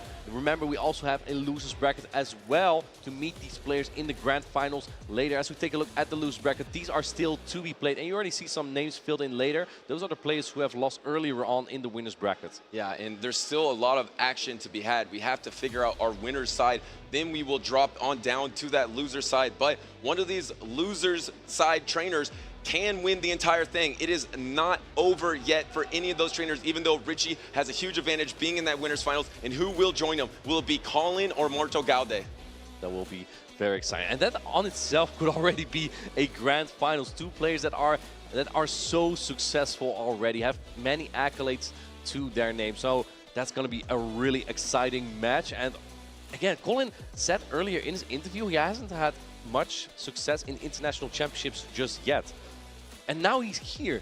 He is in the winners semifinals up against the player who got 3rd place at the World's Championships. Yeah, but you know he has been dominant on the regional scene. He has the resume to be able to become an international champion. Even though he hasn't done it yet, he has that potential. I mean, one of the top trainers in Europe, for sure. And going against Marto Gaude, where he always says he's going to lose every single matchup. It's always a bad matchup, but he always comes out on top. And their next matchup will be that winner semis between Colin and Marto Gaude. Remember, this will also be a mirror matchup of a previous one because Marto Gaude was able to defeat this team from Nighttime Clasher. Correct. Good call by you. So this is the second time Marto already kind of has the ingredients to cook up a victory here potentially. He said at the time there was a bad matchup. Well, that seemed not exactly true, or he had to overcome a really difficult matchup. The thing is, yes, he's weak to the Galarian Moltres, but Marto Gaude also has an Azumarill that lines up so well into the dark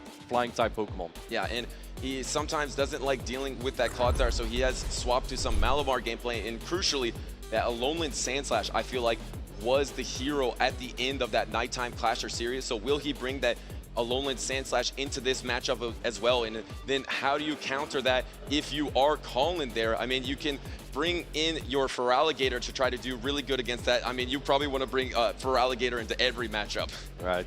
And this just shows the level on international competition, right? We have a Dutch player versus a player from Argentina. Players are gathering all around the world to play on the highest level here in Sao Paulo, Brazil. Both players are locking in their teams right now. We're getting into the next winners semifinals. It's going to be Colin 6 on the left. It's going to be Marto Gaude on the right. We have the Ariados into the Jumpluff. And this is a fascinating matchup that we haven't seen that much. Of course, you'll be doing super effective Poison Stings, and this Jumpluff will be doing super effective Aerial Ace. You are able to get to that Aerial Ace at the same pacing as this first lunge here, and just going to let it go because this will be neutral thanks to Jumpluff's flying subtype.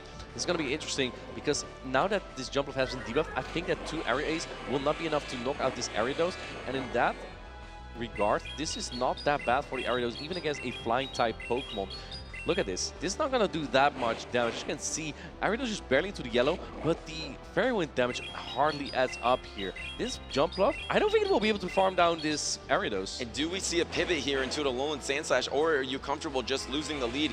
There was a weight of a turn from Colin there to throw the lunge into this Jumpluff. It's going to be really close. This is going to knock out. So is it going to be a fast attack off? No, it's going to be pivot from Marto. Marto swapping in the Feraligatr, trying to get a Shadow Claw down, met by the opposing Feraligatr. This is fantastic for Marto Gaude. This means the Alolan Sandslash is going to be the Clodsire in the back.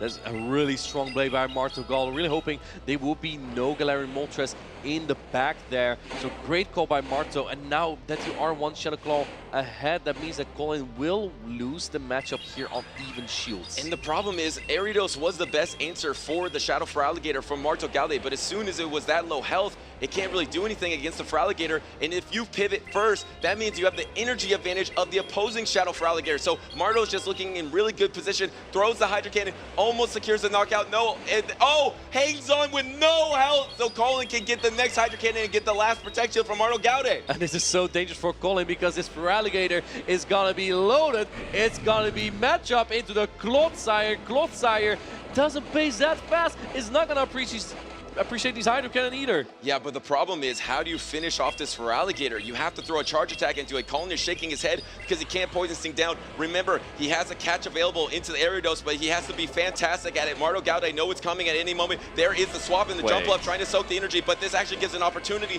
for Colin to get the full fast attack down, then swapping into the double resistant energy ball. I think this is actually not the attack you want to catch. You want to use this catch for a potential Hydro Cannon. This is double resistance. It's still going to knock out the Ariados, but this Feraligatr, I think, it will still be able now to get to a Hydro Cannon and put this Clodsire extremely low. On top of that, the Alolan Sandslash that Marto has in the back is not Shadow, and it means that this Earthquake won't do as much damage. We see no shield on Marto's side anymore, so the Earthquake's gonna go through. I think this won't even put it into the red just yet. It's super effective. It puts it into the red, but once again, you can't Poison Sting down. You have to reach for the Stone Edge. You want to get there before the Ice Punch is available. And now, I think you are out of Hydro Cannon range. So can you get to a Stone Edge before the double Hydro Cannon is available? Securing the knockout into the Alolan Sandslash. Only 1 Hydro Cannon is available. You might need to get the double, or with Shadow Claw damage. Is this going to be enough? It's going to be really close here. Clodsire is super bulky. It's going to be a demonstration of the bulk of Clodsire and the power of Feraligatr. Hydro Cannon goes through, knocks out the Clodsire. Marto takes game number 1. Shadow Feraligatr has been the hero of LAIC, and this has been Marto Gaude's season. Ever off that top performance at the World Championship. He has won a special event here. He has top cut in multiple events, and now he is just one victory away from the winners finals. And we hear the crowd in the back going wild for Marto. Marto has been relying on that jump bluff. Alolan Sanchez score a lot. Two Pokemon with polarizing matchups, but pair up so well when there's no fire type on the opposing team. And I believe that other than Alolan Marowak, we've hardly seen any fire type Pokemon at all. I don't think we've seen Talonflame today. I just want to give props to, look at the speed of the judges here. I believe Colin brought something up. They're already looking at it and trying to discuss what he just brought up there. Looks like they might be looking at something. We don't know if it is going to be official review or not, but just really fast paced on the judges there, doing a great job. Yeah, I agree. The judges making sure that these competitors have the best experience as possible, while these players are also contemplating on what to run for a next game, whether that is going to be a rematch or not. It will be a fresh new game. So what we saw in the game earlier, again, the Feraligatr show, right? The Feraligatr is just so dominant, with Marto Galda swapping the Feraligatr on energy advantage, meant that Colin's counter swap, it wasn't enough to take on the opposing Feraligatr. And I do know that what they are looking at is one Poison Sting might have been missing from Colin's side. So that is the infraction that they are looking over. So looks like Dejan is on the case. They're talking it out now, and they're going to determine and say the results, and we'll let you know as soon as we know those results. But if he did have that one extra Poison Sting, does he get to a Stone Edge that knocks out the Shadow Feraligatr? I'm not sure. Maybe he takes one less Powder Snow, and then he endures a Hydro Cannon. I'm not sure where the win condition is in that exact scenario, but those judges are looking at it. Would have been a tough moment either way. The lineup was tough for Colin there in the whole matchup either way, because he didn't have that Feraligatr answer in the back. And so that save switch just really caught him off guard. That's something he has to keep in mind for the next game. And again, Colin already has so many accolades to his name, right? So he is that experienced player, knows what he's talking about, but also knows what he is asking the judges to review.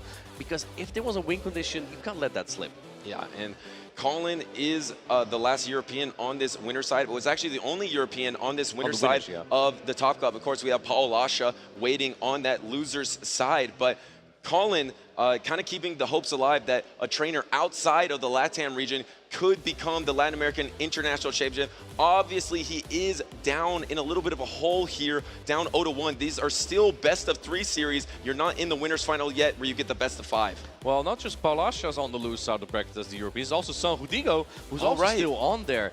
But they're in a swarm of so many talented Brazilian players, so it's going to be a really rough losers bracket. And then you still have players like Doonbug and Pocket that are still waiting there too for the players coming through the loose bracket. The thing what I like about starting the loose bracket, if you're able to pull through your first match, it really gives you a feeling of that you're getting in form, you're getting locked in, and then at that point, if you feel it, if you're feeling it, Butters, no one can stop you. Yeah, and exactly that, because also you get a lot of games in a row, especially in day number 2. If you just start making your way through that loser's bracket, you can get a lot of reps in over and over, and then suddenly maybe you're facing someone that was on the winner's side for a long time and then waited for a while. Now you're warm, you're ready, you're locked in, and both of these trainers have been locked in all of day number 1, all day number 2 as well, because Colin was one of the first trainers to actually qualify for day number 2. He has been winning out every single battle here, and we will get a result really soon, but obviously this is of great importance, because if you make it to the winners finals, you have a really good shot of winning it all.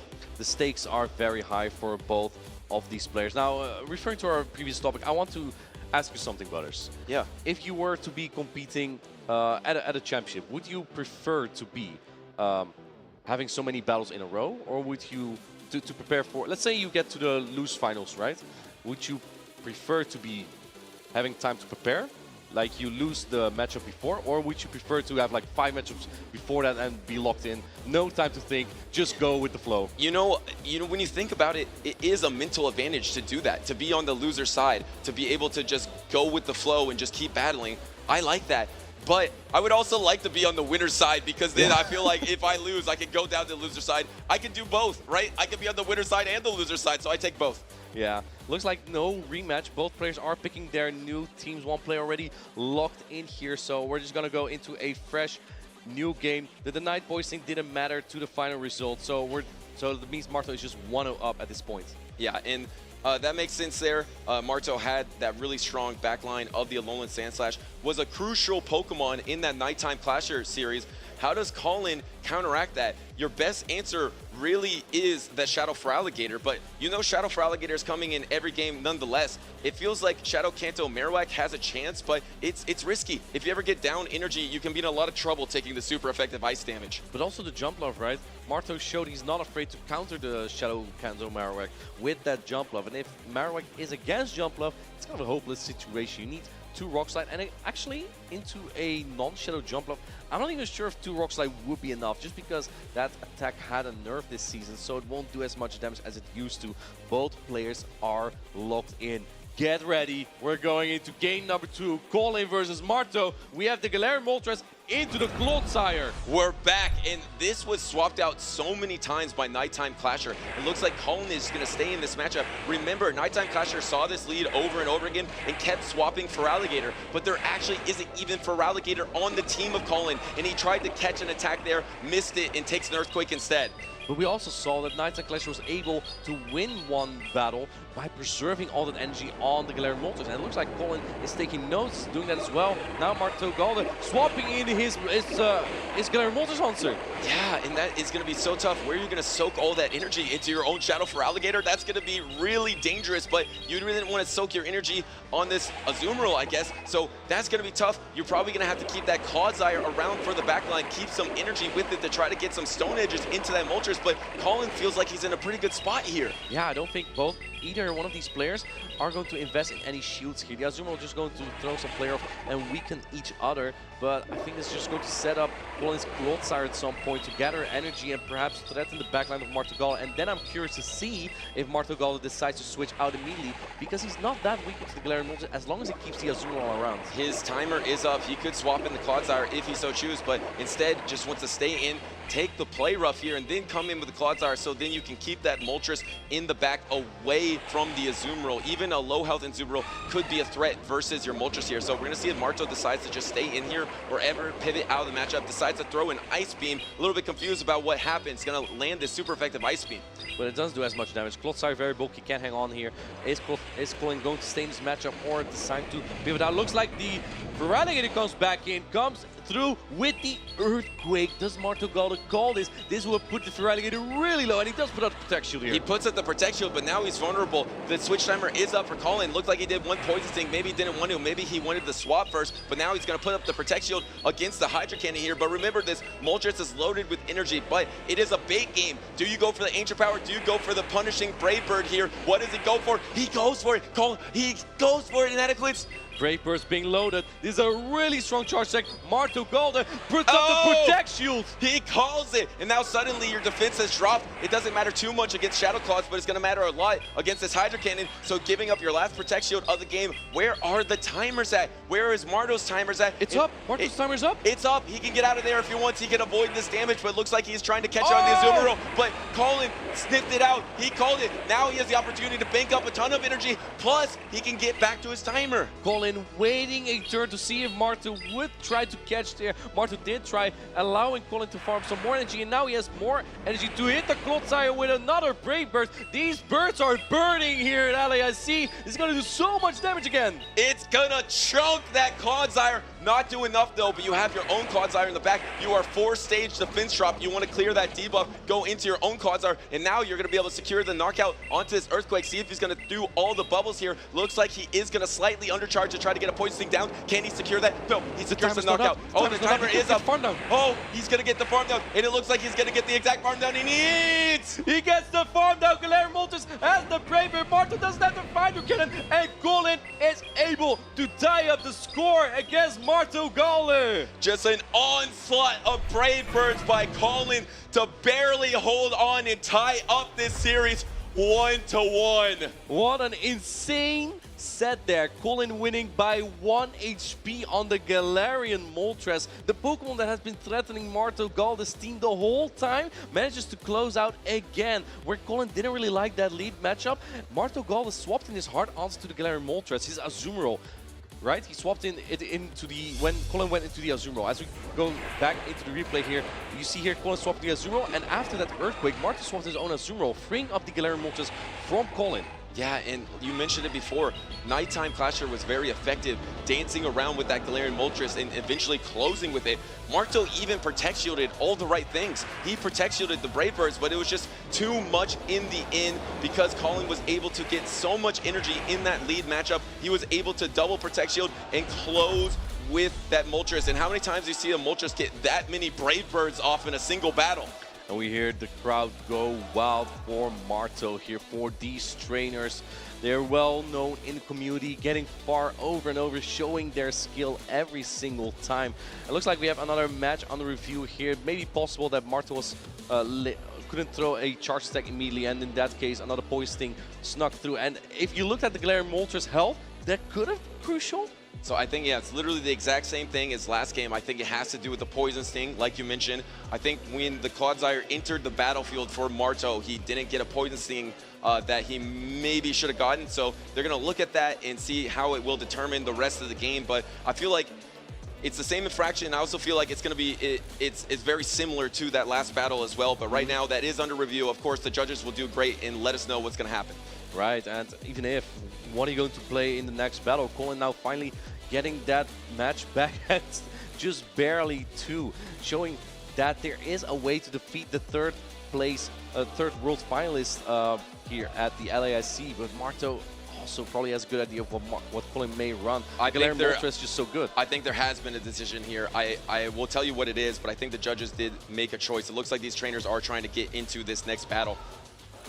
All right, well, let's see what they are going to look in. I think we're definitely going to see the Feraligatr again. Oh, yeah. And the thing is, Marto sat that Alolan Sandslash. The reason why that Galarian Moltres was so impactful in that game, because you didn't have that Alolan Sandslash in the back to be able to soak that energy or do the super effective Powder Snows to try to get some advantage versus that Galarian Moltres. I feel like that has been the MVP against this specific team in general. I feel like we're definitely going to see the Alolan Sandslash in game number 3. And what do you think of the Shadow Kanto Marowak? I feel like Marto hasn't really respected it as much when he doesn't bring the jump bluff. Pretty much every other Pokemon, even Azurill, doesn't really like the Shadow Marowak as much. In the 2-shield scenario, when both players have 2 shields, that is actually when the Marowak can win against Azurill. Despite taking super effective damage the whole time, Mud Slap plus Bone Club is just so oppressive. Yeah, it's crazy. You can also double shield through a Feraligatr as well. You have a lot of options versus the counters available on Marto's team, but it feels risky because Marto just keeps bringing so many things good against it. You could bring it in, but you would have to either lead it or position it exactly correct. And with your winners finals on the line, I feel like you want to go safe. You want to try to outplay your opponent and try to move on to a best-of-5 series in that winners finals. And looks like it is going to be a rematch. The denied Poison Sting mattered to the final stonage on Moltres, which would have knocked out otherwise. So we're going into a fresh game 2 here, but Marto will still be 1-0 up here. Okay, yeah, so that is a rematch there. So redo game number 2. Marto still has the advantage here. We are locked in. We are back. Colin still needs to get 2 victories on the board to move on to the winners finals. Marto Gaude is 1 victory away, and there it is. There is that jump bluff versus the Shadow Feraligatr. ABA weak to it. He just swapped into his best answer. And answered by that Alolan Marowak. I don't know how I feel about this. The thing is, I think Colin is just giving Marto the idea that he doesn't like Feraligatr into jump bluff, but he's actually undercharged. Yeah, he wants to get energy on the Feraligatr against a jump bluff. He undercharged his Earthquake. Maybe he knows that he's going to lose this matchup regardless, so he does want to get some energy advantage so he can land that Ice Beam. He's already thinking a lot of steps ahead here, going to be able to take this Ice Punch here. Marto has to throw before the next charge attack is available. It is charge attack priority. But are you able to get to another Duron as the Alolan Sandslash as well? That's what I'm curious about. Because if that Feraligatr gets chipped, it actually may not hang on to an area ace from that jump up. And it looks like he is able to get to the Duron here. I think this is huge for Marto. But at least in Colin's favor, I would rather trade that energy for a little bit less health on this drill run. You take the drill run, it chugs more than I thought it would. Here comes the jump up. Now you are ahead on energy. You have the opportunity to bait, but it looks like Colin goes for it, wants to go for it. He wants his ticket to the winners final, and Marto protects shields properly on the Ice Beam. That is so much necessary, because if you look at the back line, the Marowak needs shields as well against that Shadow Relegator Marto still has in the back, which shoots up is fine, but now you're using Protect Shoots here. Marto has double Aerial Ace, and he's gonna throw them back to back. Oh, this is so tough here. You have to Protect Shield because, like you mentioned, there is that Shadow Kanto Marowak in the back. You have to secure a knockout here somehow, some way. The timer isn't available yet for Marto Gaude, so you can reach for that Ice Beam, but baiting is very dangerous here because the energy is available, and swapping on the Aerial Ace into the Shadow Kanto Marowak, banking all that energy for the Feraligatr. I don't know if this is going to help for Colin. There's still the Shadow Feraligatr indeed in the back, and this jump off just has all the time in the roll to just build up more energy, or even go for the energy ball without base. And does this secure the knockout? Jump Left has a very low attack stat, but this is a Shadow Marowak. It's going to be super effective into a Shadow Marowak. That might be the answer for Marto Gaude. Suddenly you have to throw this Ice Beam. You're almost knocked out here, but it doesn't matter. Marto can let this go because he has a full Pokemon in the back. And Colin saying well played to his opponent, and Marto did play well because he Shadow Calls down Feraligatr. Latam is going to the next round.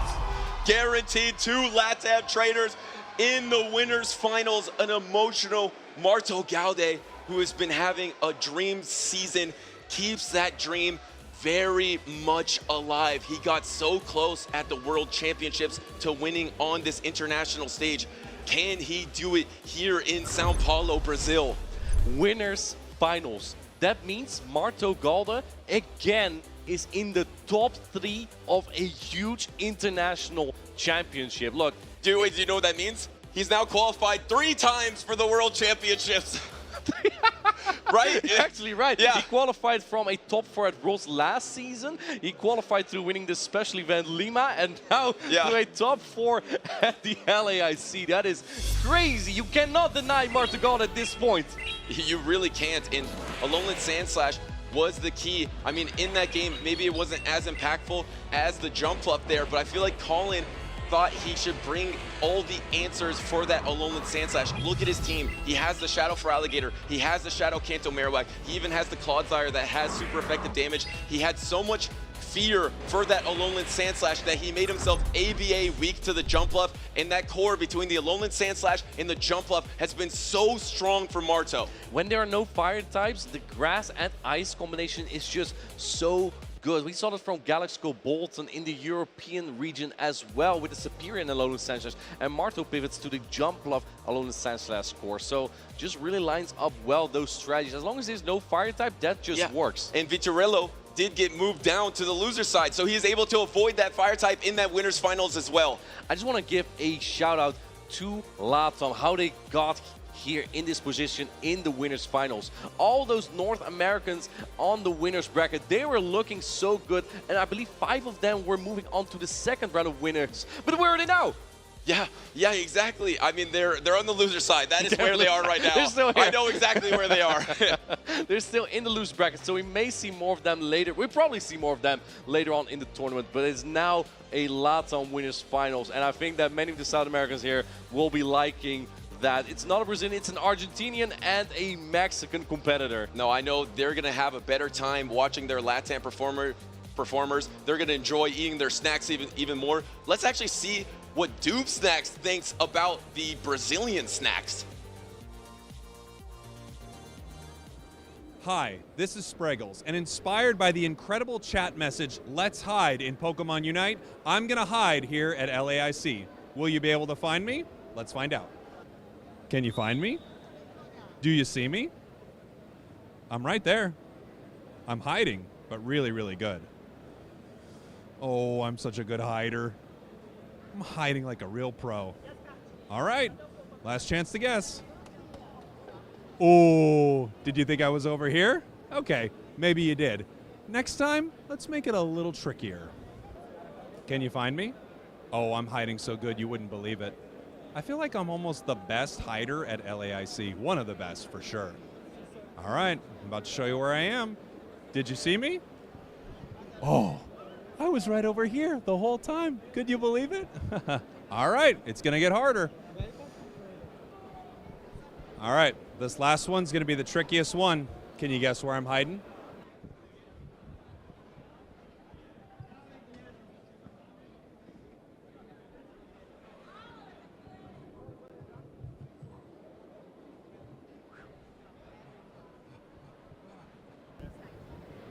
All right, I kind of cheated on that one.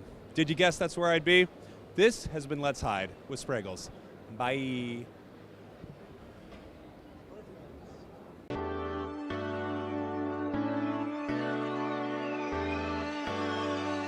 Hey there, Pokemon trainers.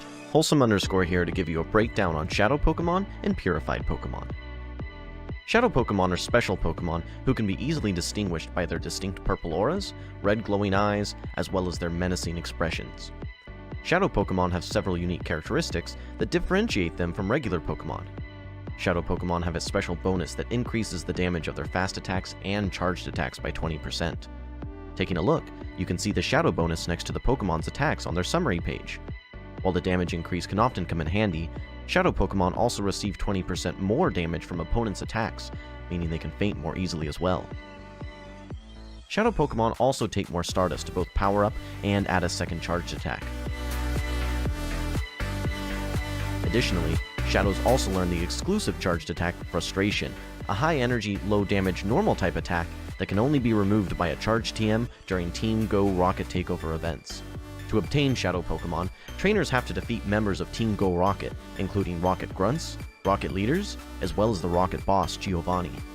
These Team Go Rocket members have powerful Shadow Pokemon with extremely high combat power, so trainers need to be sure to bring strong Pokemon with typing advantages when it's time for battle. After defeating the Team Go Rocket member, trainers can get the opportunity to rescue or catch the Shadow Pokemon that's left behind. Be careful though, Shadow Pokemon are difficult to catch, so consider using a Nanab Berry or Raspberry when you're in the catch encounter. But let's move on to Purified Pokemon.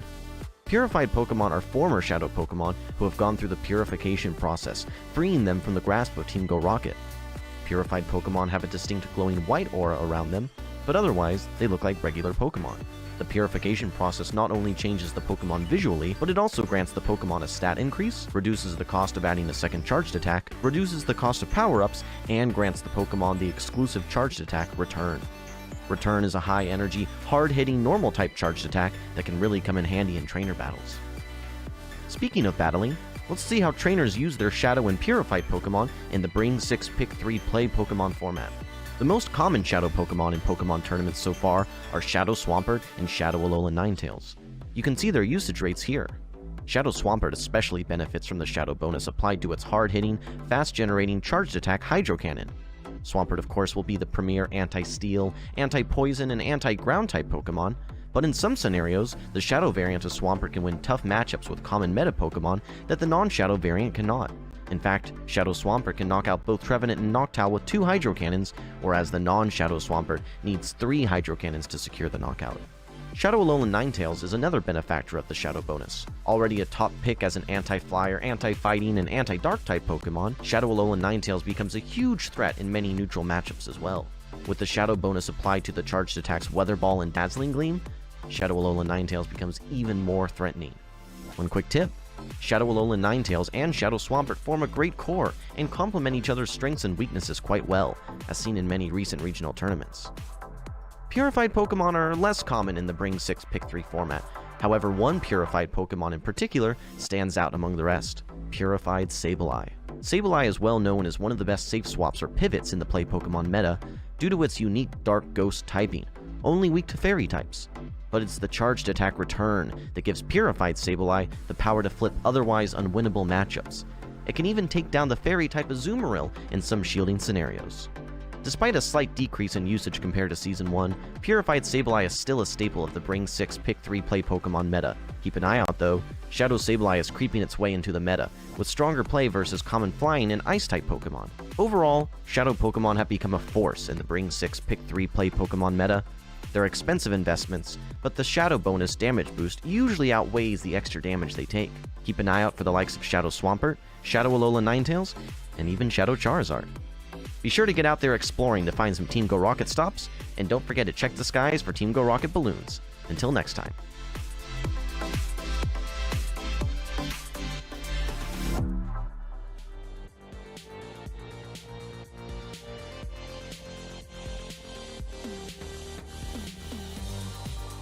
Team go Rocket Balloons. There are so many interesting and fun Shadow Pokemon available. I'm still hunting for a Shadow Primeape and Shadow Annihilate of my own. Amanda, do you have either of them yet? I do have a Shadow Primeape. I know you're going to be very jealous about that because he has been trying to find all of the women grunts to be able to be like, oh, can I have it? And they're always Machops for you. Do you know what? I did two more. So Shadow Mankey is only available in those female fighting grunts, and every single one I have clicked has been a Shadow Machop. And don't get me wrong, I do love Shadow Machamp, I do love fighting type Pokemon, but I really, really want a Shadow Annihilate. I think that you will, if he ends up getting them, we'll probably end up seeing it with him in a competition at some point. Looking at the teams that are coming up, I don't see either one of them having a Shadow Annihilate or a Shadow Primeape, but there is going to be an Annihilate on the side of Elche. Ooh, Elche, a player that very, very famously 2 years ago at the World Championships in Yokohama, Japan, misregistered one of his Pokemon, and rather than taking the match loss and going down to the losers bracket to rectify the situation, opted to play with 5 Pokemon for the entire event. Where did he finish? I think he finished definitely in the top 10, correct? I think he finished 4th. I think he finished, I was going to say even lower than that, but I didn't want to misplace it at that point. 5 Pokemon, and he went through so many big names. He beat out Inadequates, who is actually our second place finalist in the World Championships this season. So I'm really excited to see what Elche can do here at the Latin America International Championships. And do you know what that suggests? That says that if you have 5 really strong Pokemon, you can probably still do pretty well. So you could use that 6th slot as your spice pick. Bring something different, something that might be able to throw your opponent off. You can see these top 12 Pokemon here, and anyone watching at home playing in future metas and future events might look to these. Can you identify a spicy pick that looks great into these Pokemon? You know, in the past, I would have said that Galarian Moltres was a definite spice pick, but nowadays, I don't think so at all. It's definitely top meta. And I also want to point out, where did those Primeapes and Annihilates go? They were on that top 12 usage day #1, but look at it. Now they've been completely edged out of the meta. It might be the case that a lot of players wanted to use those Pokemon, but they didn't have the experience with Rage Fist to get the most out of them. And so there are much fewer left here in day 2, but there are some still around, and I think they're doing pretty well. Who knows whether or not they can go all the way? We'll have to see, because a lot of trainers are still in this bracket. Look at this huge bracket coming from the loser's side. Now, since this is a double elimination tournament, that means they have already lost 1 round. So these are all go big or go home moments. And let's face it, all of these trainers want to go big. You have had so much opportunity to watch the winner's side of the bracket. The loser's side is just kicking off. So many massive names still on the loser's side of the bracket. And do you know what? It almost might be the case that we talk about, okay, you're on the winner's side, you've lost, you go down to the loser's side. Some players go, okay, maybe I'm against, less fierce competition. No, no, no. Some of the best players in the world are still in the event. They are on the loser side, and they're waiting for you. And they're going to start their battles very, very soon. Once again, Elche on that left-hand side of the screen against the Lindos Paulino Tad on the right-hand side. We didn't get a chance to see much of Elche playing yesterday, and I actually am going to go ahead and say that I think that they are switched, because that is Elche on the right-hand side of the screen, and also with Annihilate on his team composition. Yeah, maybe the players have sat in the wrong seats, but the Annihilate, we believe, is on Elche's team. He does have 6 Pokemon registered for this event. One of them is a Jumpluff. And let's go ahead and actually dive into the team compositions that he does have. It's running a little bit different. Jumpluff was one of the Pokemon that we weren't super predicting, but a lot of these high-level trainers are bringing in. There's also an Annihilate on the team, something that was so heavy meta last season, coming back with that Rage Fist that you were talking about, and I'm excited to see if we'll have much play against Paulino. Now, we've seen the work that Jumpluff can do, and there's one Pokemon on Paulino's team that absolutely does not want to see jump up, and that is the Gastrodon. Let's take a look. We're getting into this game number 1, and oh my goodness, the two Pokemon that we were just talking about, Gastrodon into Shadow Jumpluff. An immediate pivot now to that Shadow Drapion to be met with Dunsparce. Dunsparce does have a very nice answer to that Drapion because it can hit with those drill runs. A Crunch will be able to go through first. This does have a potential to debuff the Dunsparce. You don't see a shield on the first one going through, and you don't get the defense drop. The lack of defense drop there is critical for Elche, because if you do get a defense drop, then Shadow Drapion can win this matchup a lot more easily. Paulino is going to correctly shield this drill run, try and get a little bit more damage off. Threatened now, but it's an Aquatail bait. Will Elche call it? No, he puts up the shield. Putting up a shield here is big because makes it a little bit of an energy advantage for that Drapion, but there's still a lot of energy on the Dunsparce here, going for yet another super effective drill run and getting that second shield off of Paulino. Paulino knows that he has to avoid the Gastrodon being aligned against that Shadow Jumpluff, doing everything he can to get adjusting the alignment here. Another Aquatail bait. Will Elche call it? No, the shield goes up again. He knows how important alignment is as well. I actually really like this because he's already at another Aquatail and he's going for charge attack priority, which it wins over the Dunsparce. The real question is an Aquatail from the Shadow Drapion at this range enough to knock it out, or will that drill run go through? It looks like it's not enough. That is great charge attack priority for Elche there. Dunsparce holding on to the Aquatail. Drill run will be enough to knock out this Shadow Drapion. Paulino now needs to judge, how do I avoid the Gastrodon being aligned against that Shadow Jumpluff? Dunsparce comes in, gets a bit of an energy advantage. Yeah, Elche says, I'm sorry, but it is inevitable at this point. This will be lined up in the back end, but there are no Protect Shields remaining. That Dunsparce does have some energy. Gonna hit with a drill run, and it's gonna knock down the Feraligatr pretty low. Now, because Dunsparce got an energy advantage, it will reach the second drill run before Feraligatr reaches the second Hydro Cannon. That means that the Dunsparce will also be able to get off some damage against that Shadow Jumpluff. Now going ahead, just trying to charge up, trying to do as much as it can, but those Shadow Claws just do minuscule damage to it. Going for that Rock Slide instead, I like this play because at this range it would knock out anyway, and in case that Jumpluff tried to go in to catch a drill run, it would not have. Yeah, that would have been a great call if Elche had tried to catch it. You've thrown a Rock Slide to catch it anyway. Now Gastrodon is coming in. This is interesting. You're basically saying, look, Gastrodon, you're not going to do much here. Let me get rid of some of the Shadow Jumpluff energy, because this Gastrodon is going down. As Gastrodon came onto the field, the Gastrodon has left the field. Dunsparce has a lot of energy, but not enough quite yet. Another energy ball is already being ready. It's already being charged up, and it's already knocking out that Dunsparce. We've seen one Jumpluff go through with Martigalde, another one here potentially with Elche. Jumpluff is having a field day here in LASC. I think Jumpluff is saying, okay, I know that a lot of people said that I wasn't meta. Let me prove you wrong here in Sao Paulo. Now, both of these trainers, once again, as a reminder, coming in from the loser side of the bracket. Elche is one game away from being able to stay in this competition. Paulino Tad needs to take a deep breath. He needs to compose himself and figure out, how can I get a better alignment for game number 2? That was a really, really dominant display of when alignment is key. Shadow Jumper putting in so much work. Paulino really needed to avoid it, and he brought that Gastrodon because Gastrodon has a ton of play against Dunsparce, against Clodsire, and the fast attack pressure versus Shadow Feraligatr and Annihilate is pretty good too. But truthfully, when you've got a Mandibuzz and a Shadow Jumpluff on the other side, is Gastrodon the play? I'm not so sure. That's what I was wondering myself. What are the main targets that he think that Paulino Tad was looking for with that Gastrodon? And since he didn't see it in game number 1, do you think it's possible that he's saying, okay, maybe I'm going to bench that for game number 2, come up with a new game plan to be able to stay in this tournament? I think you need to avoid the Gastrodon here, and I think Elche might have invited his opponent to bench the Gastrodon, so perhaps Elche will go, okay, look, I'm not expecting a Gastrodon, now I could possibly lead weak to it. That could be quite a smart tactic. Okay, so you're saying is we're going to go ahead and see a bunch of Clodsire potentially into this meta now? Yeah, maybe Clodsire, maybe Dunsparce again. We've seen that Dunsparce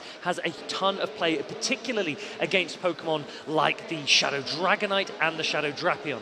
Now we'll have to see, because these two trainers are locked in. They're ready to go. We're going to kick it off. We do see that Dunsparce in the lead against that Drapion. We saw it in the mid-game of game number 1, but this time I think the players will play it out just a little bit differently. Now look at the potential for alignment here. If the Shadow Drapion stays in against this Dunsparce, and There's an Annihilate in the back. You can't safe swap your Dunsparce into this. Dunsparce going ahead, going and catching these drill runs here, and that is the big problem, exactly what you said. If there is a fighting type Pokemon on the other side, a normal type Pokemon no longer looks like that safe swap opportunity. Have to put up a shield on Paulino's side and have to hope for a defense drop, which he gets, going straight for another attack. You're getting that first shield off of Elche. That is massive. That defense drop makes such a difference because now you can start to Poison Sting it into Aqua Tail range. This is massive for Paulino. Now going ahead, does he want to go 2 shields down? Yes, he does.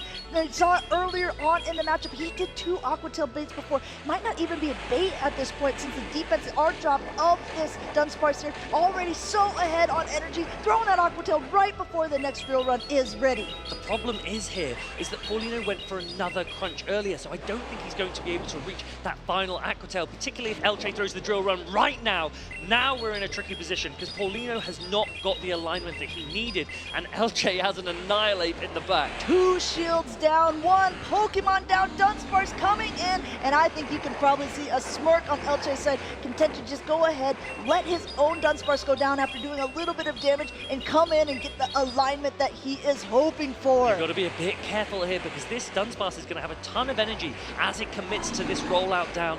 2 drill runs likely to land on this Annihilate before it gets to an attack. And let's remember the first attack that Annihilate gets to is the Ghost type Rage Fist. Rage Fist does not do much against this normal type Pokemon, but it will ramp up the attack of the Annihilate here. Coming in with the Clodsire, and Elche says, okay, it is Gator time. Feraligatr comes onto the field. Hydro Cannon number 1 already ready, already being launched. Now, the Feraligatr might be able to reach the second Hydro Cannon on charge attack priority if Paulino goes for a Sludge Bomb first. So will we see an Earthquake instead? Paulino recognizes I'm unlikely to get 2 attacks off. I may as well just do as much damage as possible. This will hit hard, but he's going for an undercharge. He maybe wants the Dunsparce farm down. At this point, there's going to be a lot of energy on the Feraligatr, going and making sure there's just as little amount of health as possible. Doesn't want the chance for that Dunsparce to get too much energy off of the Feraligatr because those Shadow Claws will not be enough, and there's not going to be enough time to get to a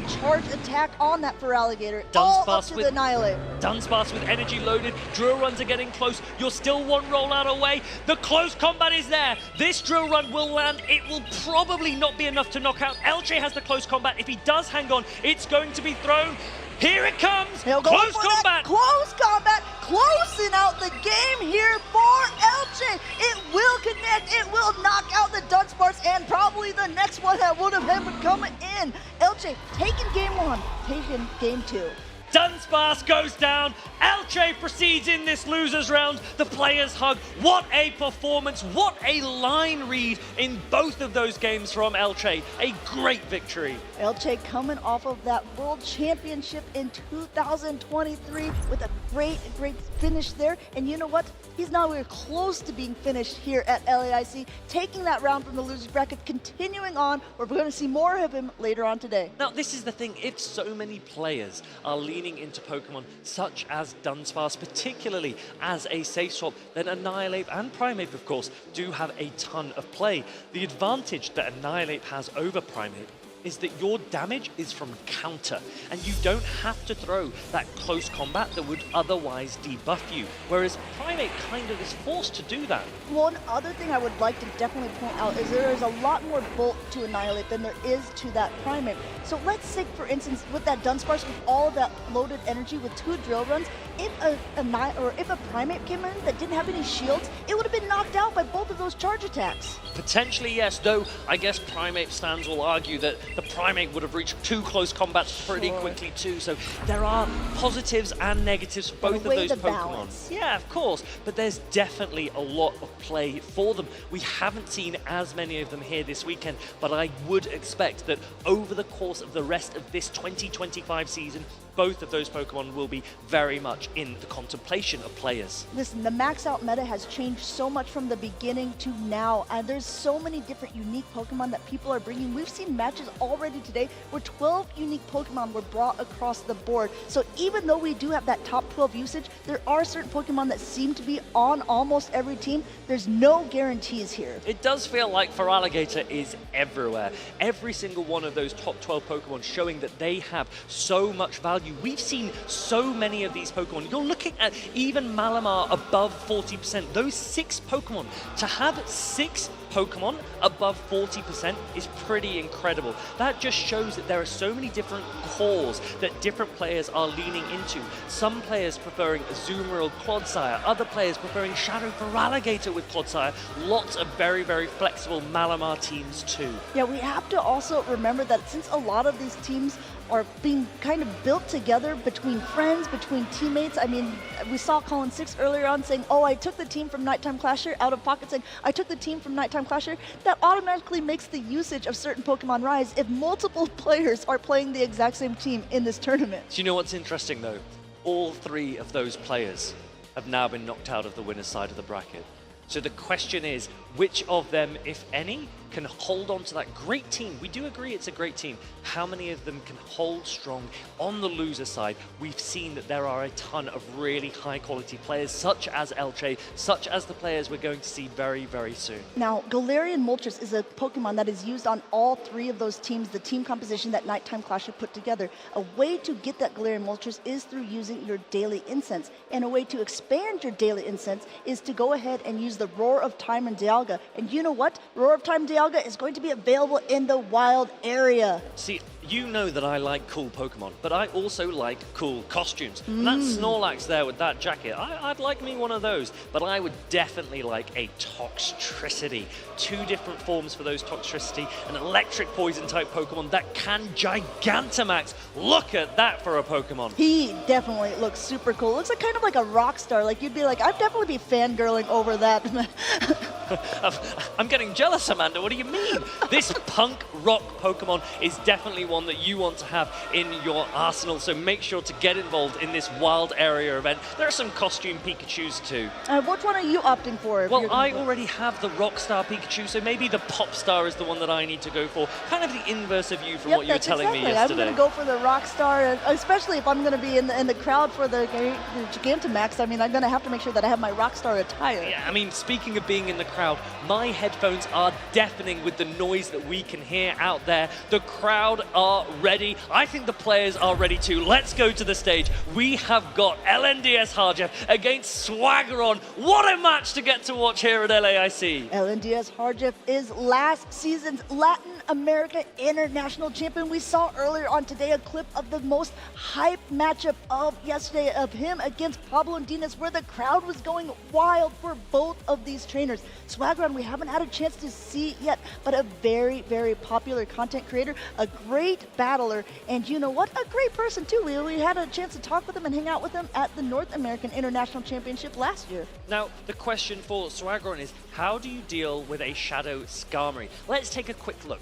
Ariados can do absolutely nothing against the steel flying type Pokemon. Shadow Skarmory also puts a lot of pressure onto Dunsparce as well. There are no real Pokemon that Swaggeron can say, hey, there's definitely no way that Harjeff can build that bring that Shadow Skarmory. It could actually be finally the time we see it. Well, I don't know, a Talonflame on the other side seems pretty dangerous against a Shadow Skarmory, but of course, if there's a Dunsparce on the other side, if there's an Azumarill, there's definitely a lot of counters that maybe want to make you a little reluctant to bring that flying bird. So interestingly, Skarmory is one of the few Pokemon in the meta that resists flying type damage. I've actually swapped Skarmory in before to catch a Brave Bird from Talonflame. Let's see if we see any of that play. I can't see Shadow Skarmory in the backlines. Instead, we've got Malamar against Dunsparce. Now, going for those superpowers are going to be the more effective attack, but it is going to lower your own attack and defense. Not surprised to see the Dunsparce throwing their attack first at this range while just continuing to gain up a ton of energy on Harjeff's side.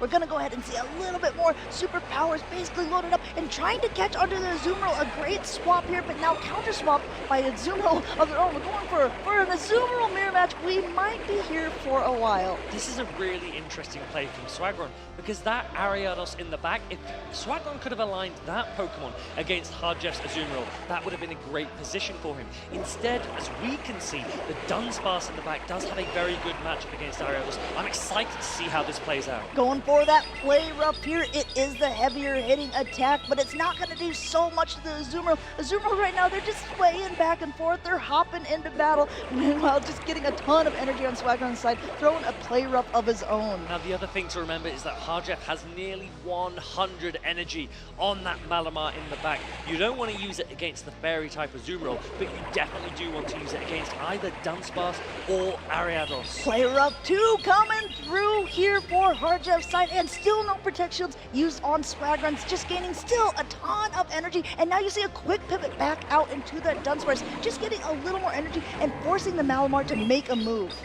This superpower correctly shielded by Swagron, this would do the most damage. After you throw superpower, your attack and your defense are debuffed, and there is now a throw on charge attack priority. By correctly shielding this superpower, this drill run would definitely knock out the Malamar. Gonna go ahead and put up that shield because the button was already pressed. Now it's Harjeff's turn to decide, okay, I'm double debuffed here. Do I also want to give a shield to this scenario? Absolutely not. Letting that Malamar go down, and now we're gonna have to see what will come in. Dunsparce has such a great matchup against Ariados in the back, but we'll have to see how much chip damage it's going to take because there's already a drill run coming through. Harjeff has 2 shields available. It's up to him to decide when is the most efficient time for him to use them. The first drill run lands, but the problem is that Swagron's Dunsparce is not yet in drill run range. Swagron is now throwing his own, but he loses charge attack priority to Harjeff. That is critical information for these players, potentially in the upcoming games. Yeah, definitely going to bank that information for later and going to throw that drill run now, wants to optimize the opportunities that are given to him here. Swagron going ahead, getting that shield off of Harjeff here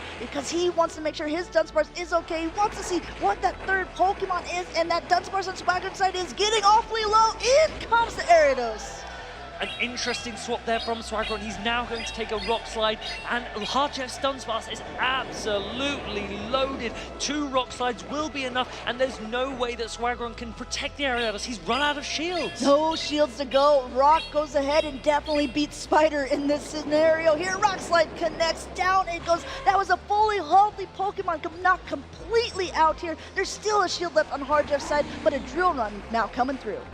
Swagron's Dunsparce is in rollout range. Harjeff looks very, very comfortable here. Still got health on that Azumarill in the back. He's going to take this. He's also got a shield available. He's going to roll out this down and look to land an attack and then pivot into his own Azumarill. Dunsparce at the drill run, at the charge attack priority as well. No protect shields remaining. It's getting going. It's all the bubbles being swiped, and it's basically game 1. But guess what?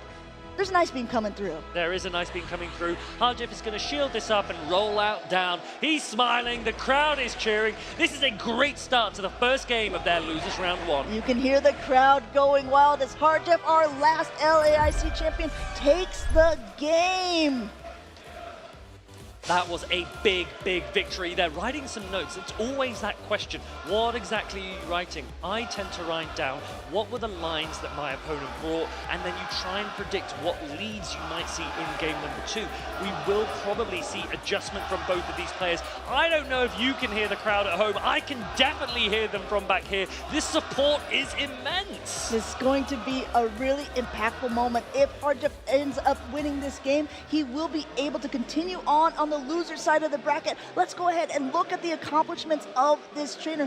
Just this season, he was the Joinville Regional Champion. Not only that, last season, LAIC Champion, Curitiba Brazil Champion, without dropping a single game. This man knows how to tap. This man has won too much, but he has no intention of stopping. LAIC, he's done it before, he wants to do it again.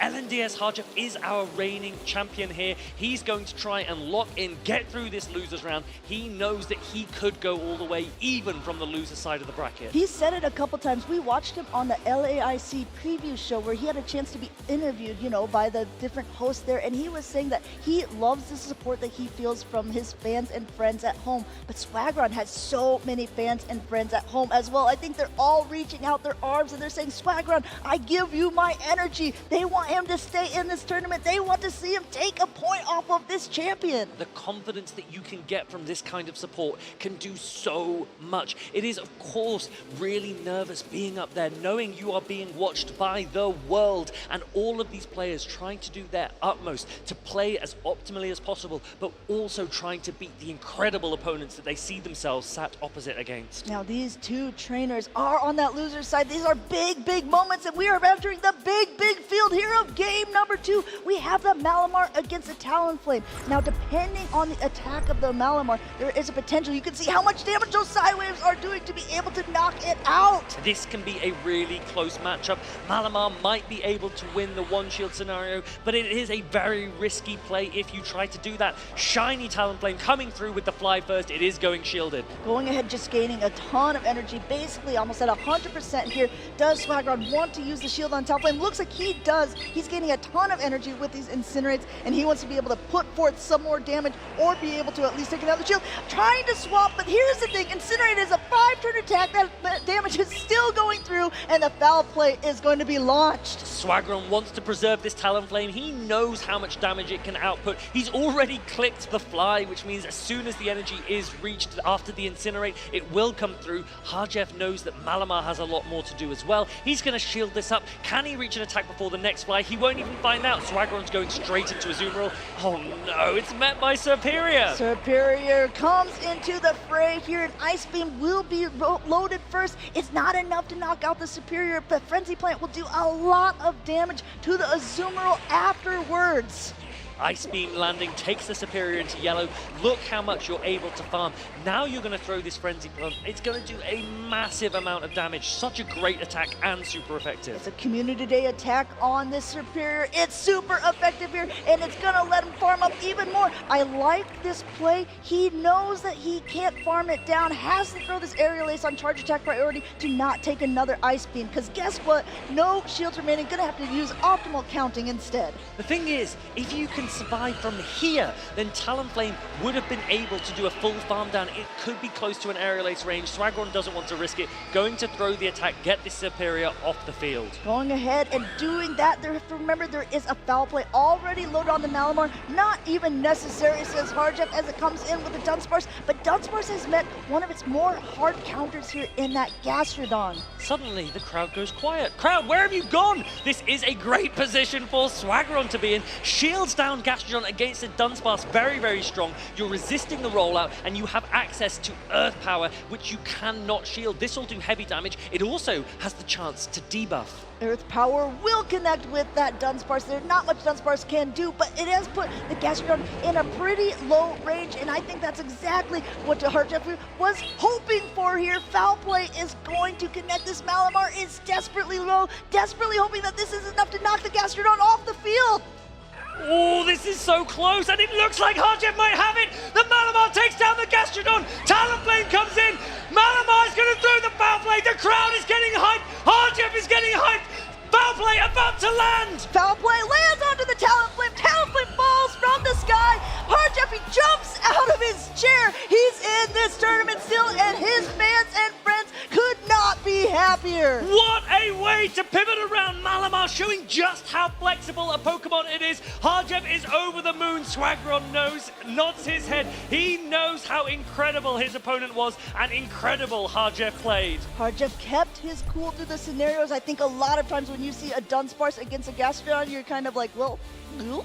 But at that point, he knew, I have so much energy on that Malamar. I just need to get that Gastrodon down to a low enough position where I can take it out, and then I can just take out that Talonflame after. Played to perfection on the side of Harjev.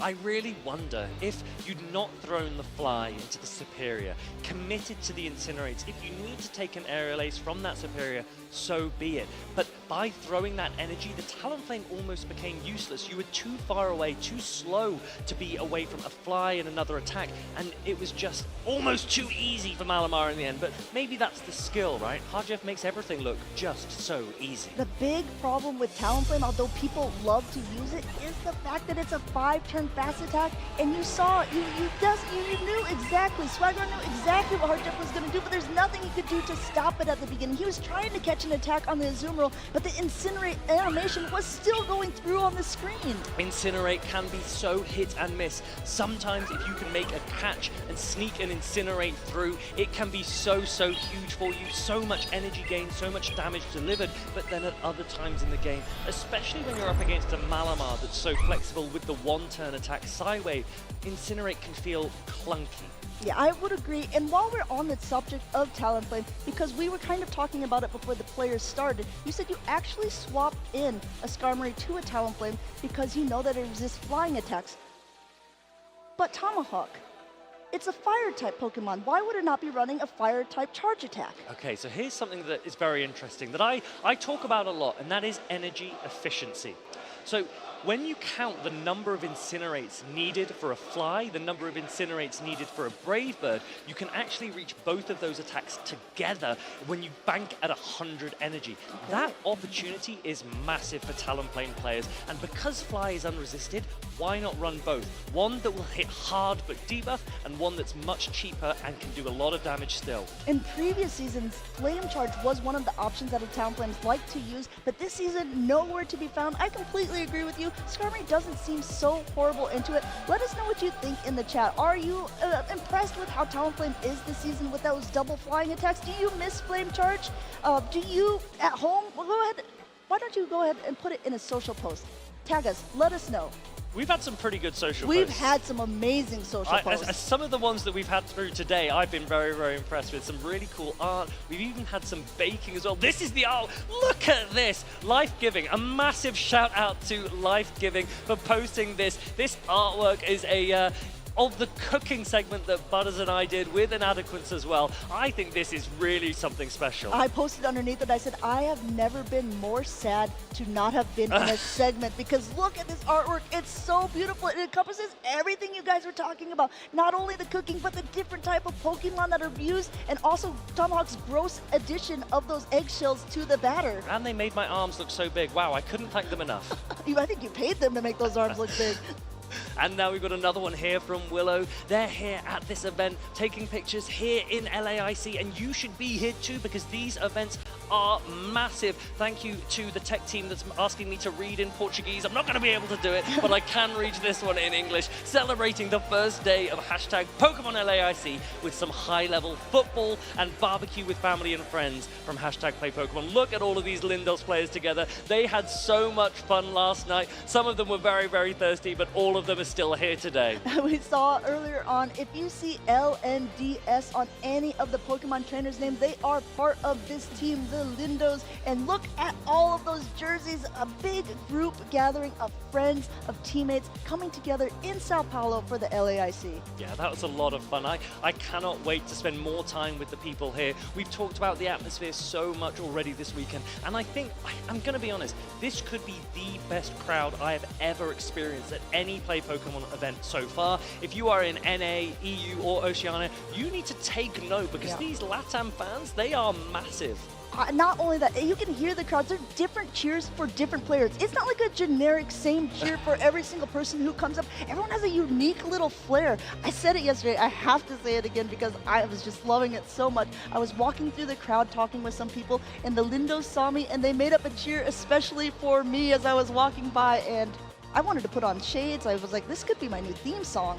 That's really cute. That is really cute. And that is so nice to hear that all of these players have so many people rooting for them. There is still so much more to come in this event. These players need support. They need your support from home as well. Let us know in chat who you are rooting for. These players will see it. We will see it. And if you've got more social posts as well, make sure to get them posted. Now, we're talking about LNDS trainers. We have another one up on the stage, this time playing against Ashton Ash, who we saw as a second place at North American International Championships, still in the loser side of the bracket. We did see him lose on earlier today, so it'll be interesting to see who will be able to go on, because we haven't seen Yao Victor play yet, but a lot of players are fearful of him and know his name. This is Yao Victor, and he will want to show the world just what he is made of. One of the best Go Battle League players we have ever seen, so frequently #1 #1 on the Go Battle League leaderboard. He also wants to be #1 in the Play Pokemon circuit.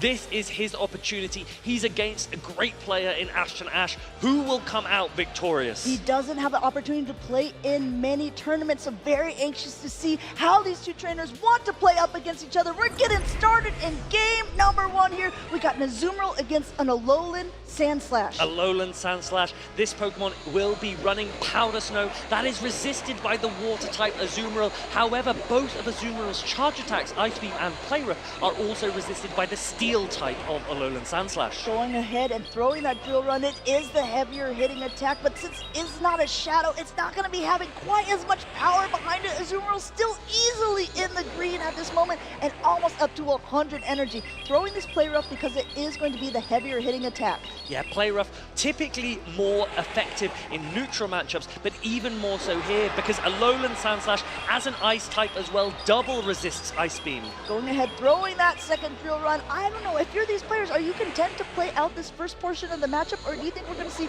a swap out at some point here with all this energy? It's a very interesting one because this Steel type, you cannot farm it down with Poison Sting with the Shadow Drapion. You also cannot Ice Shard down it with Dugong. I would be very surprised if Yao Victor switches out. Ashton Ash will do instead. It's going to be met by the Shadow Drapion, but we always know Feraligatr with any energy advantage is extremely scary. Yeah, Drapion knows it as well, putting up that Protect Shield, saying, I just came into the matchup, I need a Miller. Okay, don't throw an attack at me quite yet. Okay, now I'm ready. I'm out of courage. Going up to basically 100 energy and going for the bait. The real question is, will Ashton Ash know this is a bait? Will he use one of his Protect Shields in this moment? He has a few seconds left to survive. Wow, calling it here. What a massive call from Ashton Ash, recognizing that Yao Victor was relying on the bait to catch up on energy, makes that call, reaches another Hydro Cannon. Yao Victor nods. He goes, wow, what a great call. Great call. Deserves a second shield at that point. Going up and going for another. Says, hey, if first you don't succeed, try again. But at this range,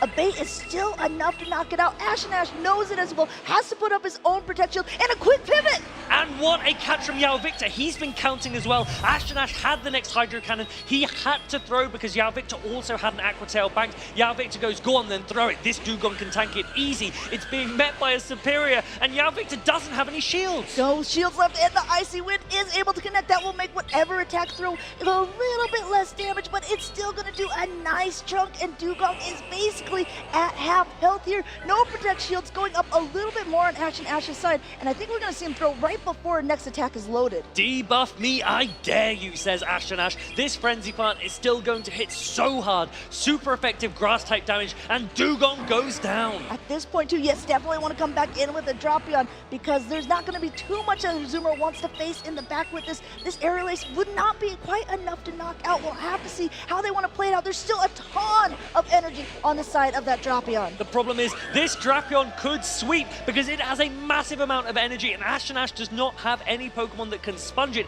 He does have one shield. He might need more. The Drill Run is coming through. Going ahead and throwing it immediately. Ashton Ash says, get out of here with that energy. I don't want to see it at all. There's still a little bit left on the Azumarill. Can it go and bubble through both of these Pokemon in the back? There's still a shield left, but Azumarill might not even get to an attack. This is going to be so close. Bubble is resisted, Shadow Claw isn't, but Azumarill has a ton of health. Can you reach the attack? Can you get the knockout through the shield? I don't think this is 1 HP. If this is 1 HP, the Feraligatr will go down because one goes through. If it's not, the Feraligatr hangs on to go for the Hydro Cannon, and it takes out the Azumarill. Feed me, says Feraligatr, takes down the Azumarill. Ashton Ash wins game 1. Drapion with all that energy negated by the Alolan Sandslash, throwing the Drill Run. Ashton Ash manages to take that victory from the jaws of defeat with the jaws of his own Feraligatr. What a brilliant display from Ashton Ash, showing that his run at NAIC was no fluke. He goes again, one more win away from victory. And also using a unique team composition. We talked about how there's not as many Primeapes or Annihilapes in this meta. Ashton Ash says, wait a minute, guys, have you seen my team? I'm definitely still in this tournament, and he's definitely a player that you should be watching. I wonder whether Yao Victor could have thrown an attack with the Shadow Drapion onto the Alolan Sandslash.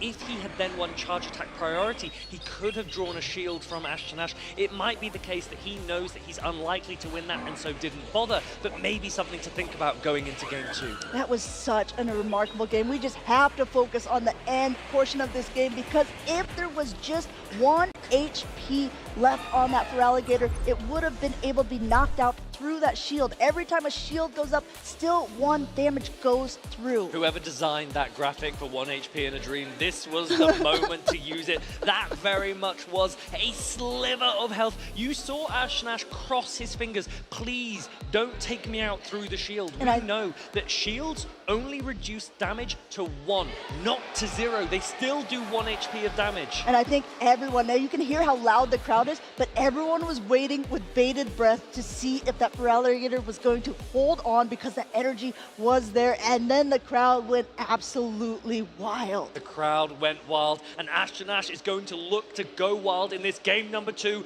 The players have locked in. We have a Primate against a Shadow Drapion. This is a great lead for the fighting type. Now he's going to be able to go energy so quickly as well. The real question is, does he want to go for that Rage Fist? It's going to go ahead and boost its attack here. It's going to take this Aqua Tail. It knows that even though it's a rather frail Pokemon for the Great League, it can take this attack before it does anything else. But look how low that has gotten him. Going straight for this close combat. If it goes shielded, I wouldn't be surprised if Ashton Ash switches out and tries to preserve the Primate for later. We can see a Dugong in the back. Primate can have a ton of play. No, he's going to stay in and go for that next close combat, but it's going to go caught. Yao Victor says, okay, you can play well game 1, watch me in game 2. I tell you what, Yao Victor has had some really nice catches in game 1 and game 2, both taking this not very effective damage onto Pokemon. In comes a Feraligatr, 2 of the most popular Pokemon here in the max out meta in LAIC. A Hydro Cannon already loaded. Zoomerl saying, give me a minute to catch up here, I beg of you. Ashton Ash with that Shadow Feraligatr, showing what it could do in game 1. Yao Victor is going for this bait. This player knows no limit. He knows his opponent's going to shield. Why not save as much energy as possible? Ashton Ash goes, okay, well, I was going to shield anyway. It's still safe. Let me take out a Zoomerl before it reaches its next attack. Going ahead, throwing at the charge attack priority, potential for that next Ice Beam. Gonna go ahead, get that Azumarill out of the way, and Feraligatr still has energy to boot. Now it's Yao Victor's deciding, what should I bring into this? I'm going to go ahead and guess it's probably the Dugong. It could well be, but then it's difficult to take out this Feraligatr before it gets to probably three Hydro Cannons. This could be a ton of damage, but you cannot afford to take them on your Shadow Drapion. One of the biggest deals here, too, is one of Dugong's hardest counters in that team. The Primate is basically done. It doesn't have very much health left. It doesn't have any energy left. So at this point, it can only be used as a sacrificial swap. A combination play here, coming in with that Drapion and now getting that shield off of Ash's side. And I think that this time Joao has his fingers crossed, hoping for that crunch debuff. And he gets it. He does get it, and I really like this play from Yao Victor because that Dugong is going to have a ton of play against Clodsire in the back. Shadow Drapion has energy that Yao Victor does not want to lose. He's going to shield up, met by a Clodsire, but these Aqua Tails are super effective, and Clodsire will need to throw an attack to take the Drapion down. Yeah, not only that, this Drapion is going to be able to throw, but this Clodsire is on Stone Edge, so it is going to be able to hit back hard against the Dugong. I think Joao Victor needs to get it as low as possible and hope that he needs to be able to not get enough energy on the Clodsire to get out the Dugong. We got another Aqua Tail coming through. The thing is, these Aqua Tails are doing a ton. You're going to need to throw before the next Aqua Tail. You're actually going to catch the Stone Edge onto the Dugong. I'm not sure if this is going to be enough to take out. The Dugong might be able to close this game. Going ahead and catching a super effective attack, but he's still got a plan in mind here. He's saying, okay, I can still get to an attack. Going for the drill run here. A little bit heavier hitting once to get that Clodsire out of the way, but look at this, an undercharge here, hoping to get maybe another Ice Shard damage, but no, it still goes down. Feraligator's going to get the farm down. We know what Feraligator can do with a farm down, and Yao Victor recognizes that he might have given a win opportunity to his opponent. Feraligator reaches the Hydro Cannon. Ashton Ash nods his head. He He knows how important this is! Alligator coming up from the swamp in game 1. Game number 2, another Hydro Cannon. Ash and Ash conceding in this battle, and he is moving on the loser side of this bracket. Ashton Ash and his Shadow for Alligator proceed on the loser side of the bracket. What a performance! We made a little small rap about him at NAIC about Ash and Ash, Alolan Sandslash. I think we're gonna have to now change the rhyme somehow to fit in for Alligator, because that Pokemon was definitely his most valuable Pokemon in that game. There were so many points in that game that you thought Yao Victor might have the advantage here. You had a Dugong available for that Clodsire in the back, and if only Shadow Drapion was able to take down that Feraligatr, things could have gone so differently. Huge round of applause for Ash and Ash from the crowd, and I can't blame them. Yao Victor did almost everything perfectly when he was playing as well. He was catching not very effective attacks on his Pokemon. He was getting a lot of energy advantage, but Ash and Ash was just playing to perfection. He had a team composition, and he's like, you know what? I know exactly how to use it here. I just need to be able to get to that Hydro Cannon, and I can take out anything that's left on the team. I think Shadow for Alligator has been the Pokemon of this weekend. We have seen so many players take full advantage of it, and Yao Victor, unfortunately, on the receiving end this time. Azumarill resisting these Hydro Cannons, it makes no difference. Look at that damage output. It's so annoying to me. If I was going to beat Yao Victor in this thing, I have an Azumarill on my team. I have a Dugong on my team, and this is Shadow for Alligator, which doesn't have a great attack against either of these, and yet somehow it keeps pulling through. It keeps knocking out all of those Pokemon, and it keeps winning him the game. And I think the question is, when you catch that Stone Edge on that Dugong, you are taking super effective Rock-type damage on your Ice-type. Wouldn't it have been much nicer to take the Feraligatr damage on that Dugong, resisting those Hydro Cannons? That might be something that Yao Victor thinks about, but he has done so well. He's got plenty of championship points, and I really hope we see more from him in the Play Pokemon circuit this season. Perhaps he was thinking maybe he's going to throw an Earthquake because it is more effective and I can catch it on the Dugong, but unfortunately for him, it was at a range where Stone Edge would be enough. Ash and Ash knew it, we all knew it, but you got to try to play to any possible win conditions that you could have. Yao Victor was really hoping to take that game. He had a lot of really nice plays catching that close combat early on, but unfortunately for him, Ash and that Shadow for Alligator were just too fast. You could almost see the cogs whirring as Yao Victor caught the attack, and as he clicked that drill run, he recognized, hold on a minute, I'm not going to reach another attack against this Feraligatr. Maybe I need to undercharge. But Drill Run is such a good attack. It's super effective against Clodsire. Even an undercharge wasn't enough. The Clodsire goes down. The Feraligatr comes in. Ashton Ash starts nodding. Yao Victor's head starts to drop, and the game closes out. Now, that was really great. We saw earlier on in the game that there was really different strategies being played. There's strategies being played all around this Pokemon venue. We saw a hide-and-seeks game with Spraggles a little bit earlier on. We've seen some bottle tossing with Butters, and also there's one that I don't know if you saw it before with Martine that I thought was pretty darn funny. Well, there are lots of times when I'm using Pangoro and I'm there fishing for a boost. Martine's going to be fishing for something else very soon. Enjoy this next little segment. We're here at the 2025 Latin America International Championship, and we are here to do a fishing contest. We have a competitor from Pokemon Unite, and we have a competitor from Pokemon Go, and we're going to see who can get the most fish in 60 seconds. I have Zoinks here with me, hyping up the matchup as well. Trainers, are you ready? 3, 2, 1, go! All right, so we got both of our players going for these Tatsugiris. Now, important to note, these fishing rods, not stable. So a lot is going to be in the field. He's getting close. Yeah. He's getting close. He's getting close. Harjeff almost going for it. By the way, our players, we have Shuze Mello and Harjeff going for these Tatsugiri currently. Very close. No one has a single one yet. Oh man, look at that. The Uso just swing. Almost. Just barely not the corner. Can he get the fish? Unbelievable. These Tatsugiris, they often don't bite. If you read that's one. You got it. That is one. All right. I is... think we got more time on the clock. We still got time for Pokemon Unite to pick up a Tatsugiri. Come on, Mello. Let's see if Unite can pick up their fishing skills. This is definitely not as easy as tapping as it is in Go, I'll say that. And he got the second fish. All right, Mello, get back in the fish. No. Go on, Mello, you got this. At least one Tatsugiri for the Unite crew. This time, I like the play of taking the opposing side's Tatsugiri. Yeah, very aggressive. It really throws each other off. Oh!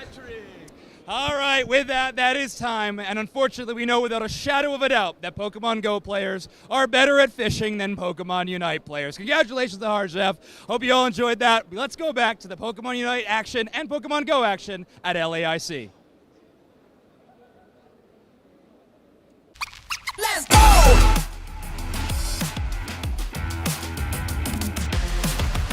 Another day, another moment you can't waste, cause it's time for you to win the race, so level up. Come on, take it all the way you're in. Pole position right out of the gate. Have they heard of you? Then they know. You got your sights set on that road. If it's time to battle them, then let's go. Cause you'll never stop. Draco Meteor lands into Iron Treads. It's gonna be taken by Fennel. Restart on that UE act. He found it. Have it. Show them what you got. Yeah, they already know. You got your sights set on Victory Road. Show them what you got. Yeah, they already know. You got your sights set on Victory Road. Put your hands up. Put your hands up. Put your hands up. Put your hands up.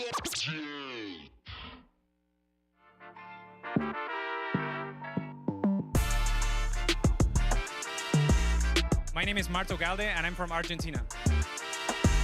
If I won the World Championship, I will call my family. They would be so proud of me. It would be unbelievable. My favorite Pokemon changes from time to time. Right now, I like Grookey a lot.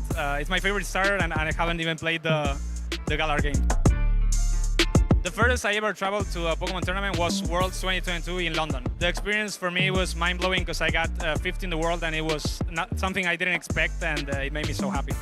In this moment, I look up to Colin Six a lot because I feel like he's one of the best players in the world, if not the best, and I feel like he's way ahead of a lot of players. So I like to stay up a little late. Sometimes when you play video games, it is like that. So when I'm competing, I like to eat healthy stuff because if not, the stomach might be a bit bad. But my favorite food is burgers.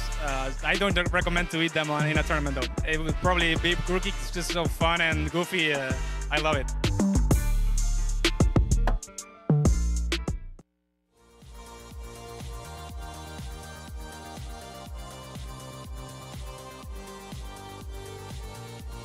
All right, welcome back to the official broadcast of the 2025 LAIC stream. We're doing fishing. I mean, Pokemon Go here. Although Pokemon Go players are good at fishing, apparently. We saw Harjev just win in the competition against a Unite player. And now we're heading back into the battles. We're going into losers round 3. Yeah, we can already hear the crowd here. Of course, we have some trainers that have dropped down, like Nighttime Clasher was so dominant day number 1. Dominant early on in day number 2 as well, is on the loser side of the bracket. And talk about a trainer that can be dominant on the loser side of the bracket. He is facing the CTU. The CTU won 18 straight games in a row on the loser side of the bracket at the World Championships. Do you know who he lost to? Tell me. I actually know his name. It's an Inadequacy. Inadequacy was the trainer. It's Inadequacy. It's not me. Inadequacy, yeah. Inadequacy was able to 2-0 the CTU when he was absolutely on fire. That was super impressive, but Nighttime Clasher is looking to do the exact same thing. Any advice? Well, the CTU is again on a tear. He dropped pretty early on in tournament, made his way again through that loose bracket. The way to defeat him is to, I don't remember what I did. I guess I just had the calls right. Make the calls right, have the right Pokemon on the right Pokemon, throw the correct charge attacks, put the correct protect shields up. That is how you win. The C2U can be an absolute threat when he's locked in. I think I got away, honestly, at Worlds. Yeah, I don't know. You were the runner-up, so you got lucky a lot of times to do that. But that is our next matchup. The Nighttime Clasher versus the CTU. 2 trainers that have competed against each other in the North American circuit. One trainer that is running a team that has been very popular, but that team has now lost all of its battles on the loser side recently. Of course, with Colin that we just saw, Mardo shout out in that video saying that he thinks he is the best trainer on the planet. Mardo was able to defeat him. Let's actually look at how the loser side has been going. To update you here, the CTU was able to take out Lyle's Jeff, which is a huge win to start out day number 2. Yeah, he has come a long way. Lyle Jeff's a staple name in the North American or international competition, and then managed to defeat desynced with the Primeape, Shadow, Sableye, and the Abomasnow. Yeah, and Nighttime Clasher dropped early on, but managed to defeat Elche. I remember Elche very well, who defeated me with 5 Pokemon at the 2023 World Championships. And yeah, Nighttime Clasher, obviously a formidable opponent. What I know about the C2U as well, he loves Clodsire. I bet no one was as excited as him when Clodsire became absolute meta. And it's only Clodsire business. Let's talk about how Nighttime Clasher got down to that loser's side of the bracket, because he started out early on against Marto Gaude.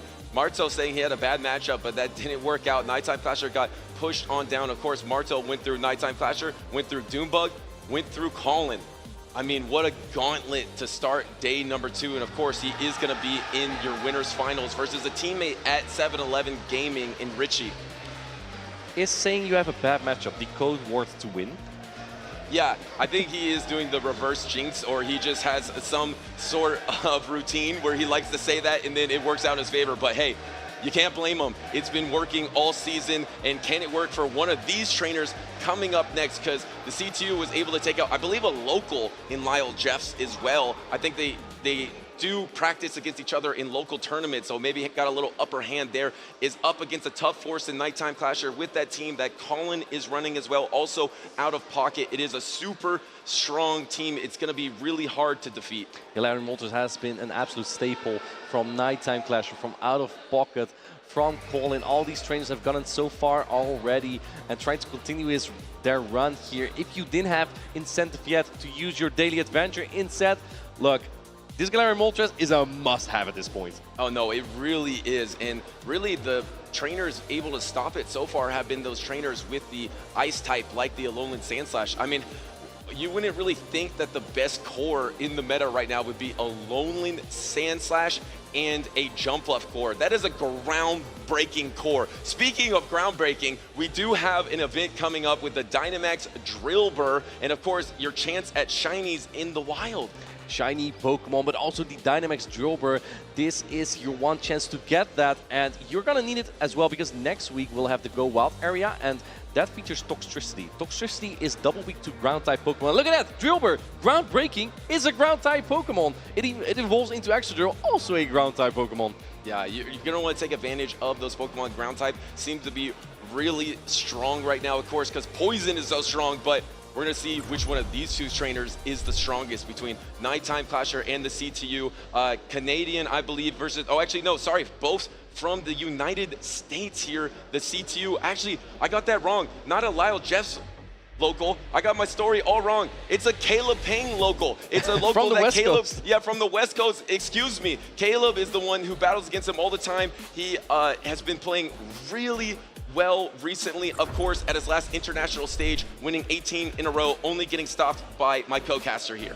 And see if he can pull it off again with an interesting team. We saw the Mandibuzz and the Double Sire, the goofy team of Clodsire, Quagsire, but they actually pair quite well currently in this meta.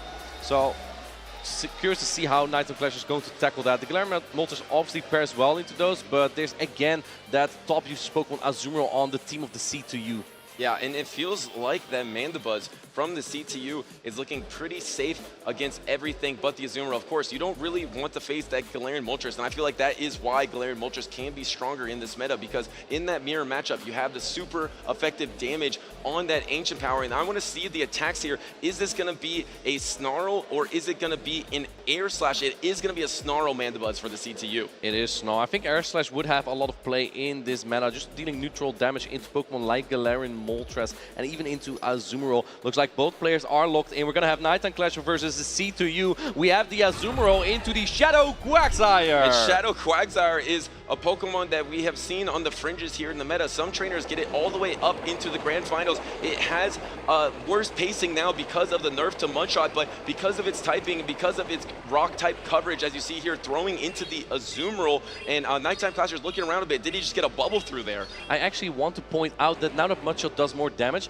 2 Stone Edge get really close to knock out. Might even be able to knock out, but he makes the catch here on the Azumarill. And able to get a bubble through as well. And how many times have we seen the bunny swap in to catch the play route Ruff from another Azumarill here, and there isn't a clear answer, so maybe you're just going to bank up this energy, maybe swap into your own Clodsire. You have Shadow for Alligator in the back. This is a very common line that we've seen all tournament long. One poison type in double water, and here comes the Clodsire to soak these ice beams. The C2U just waiting for the Nighttime Clasher to attempt a catch. He almost caught that player on the Clodsire, but C2U was patient and now has all the Ice Beam in the world to get off on this Clodsire. We just see two bulky Pokemon only taking damage here.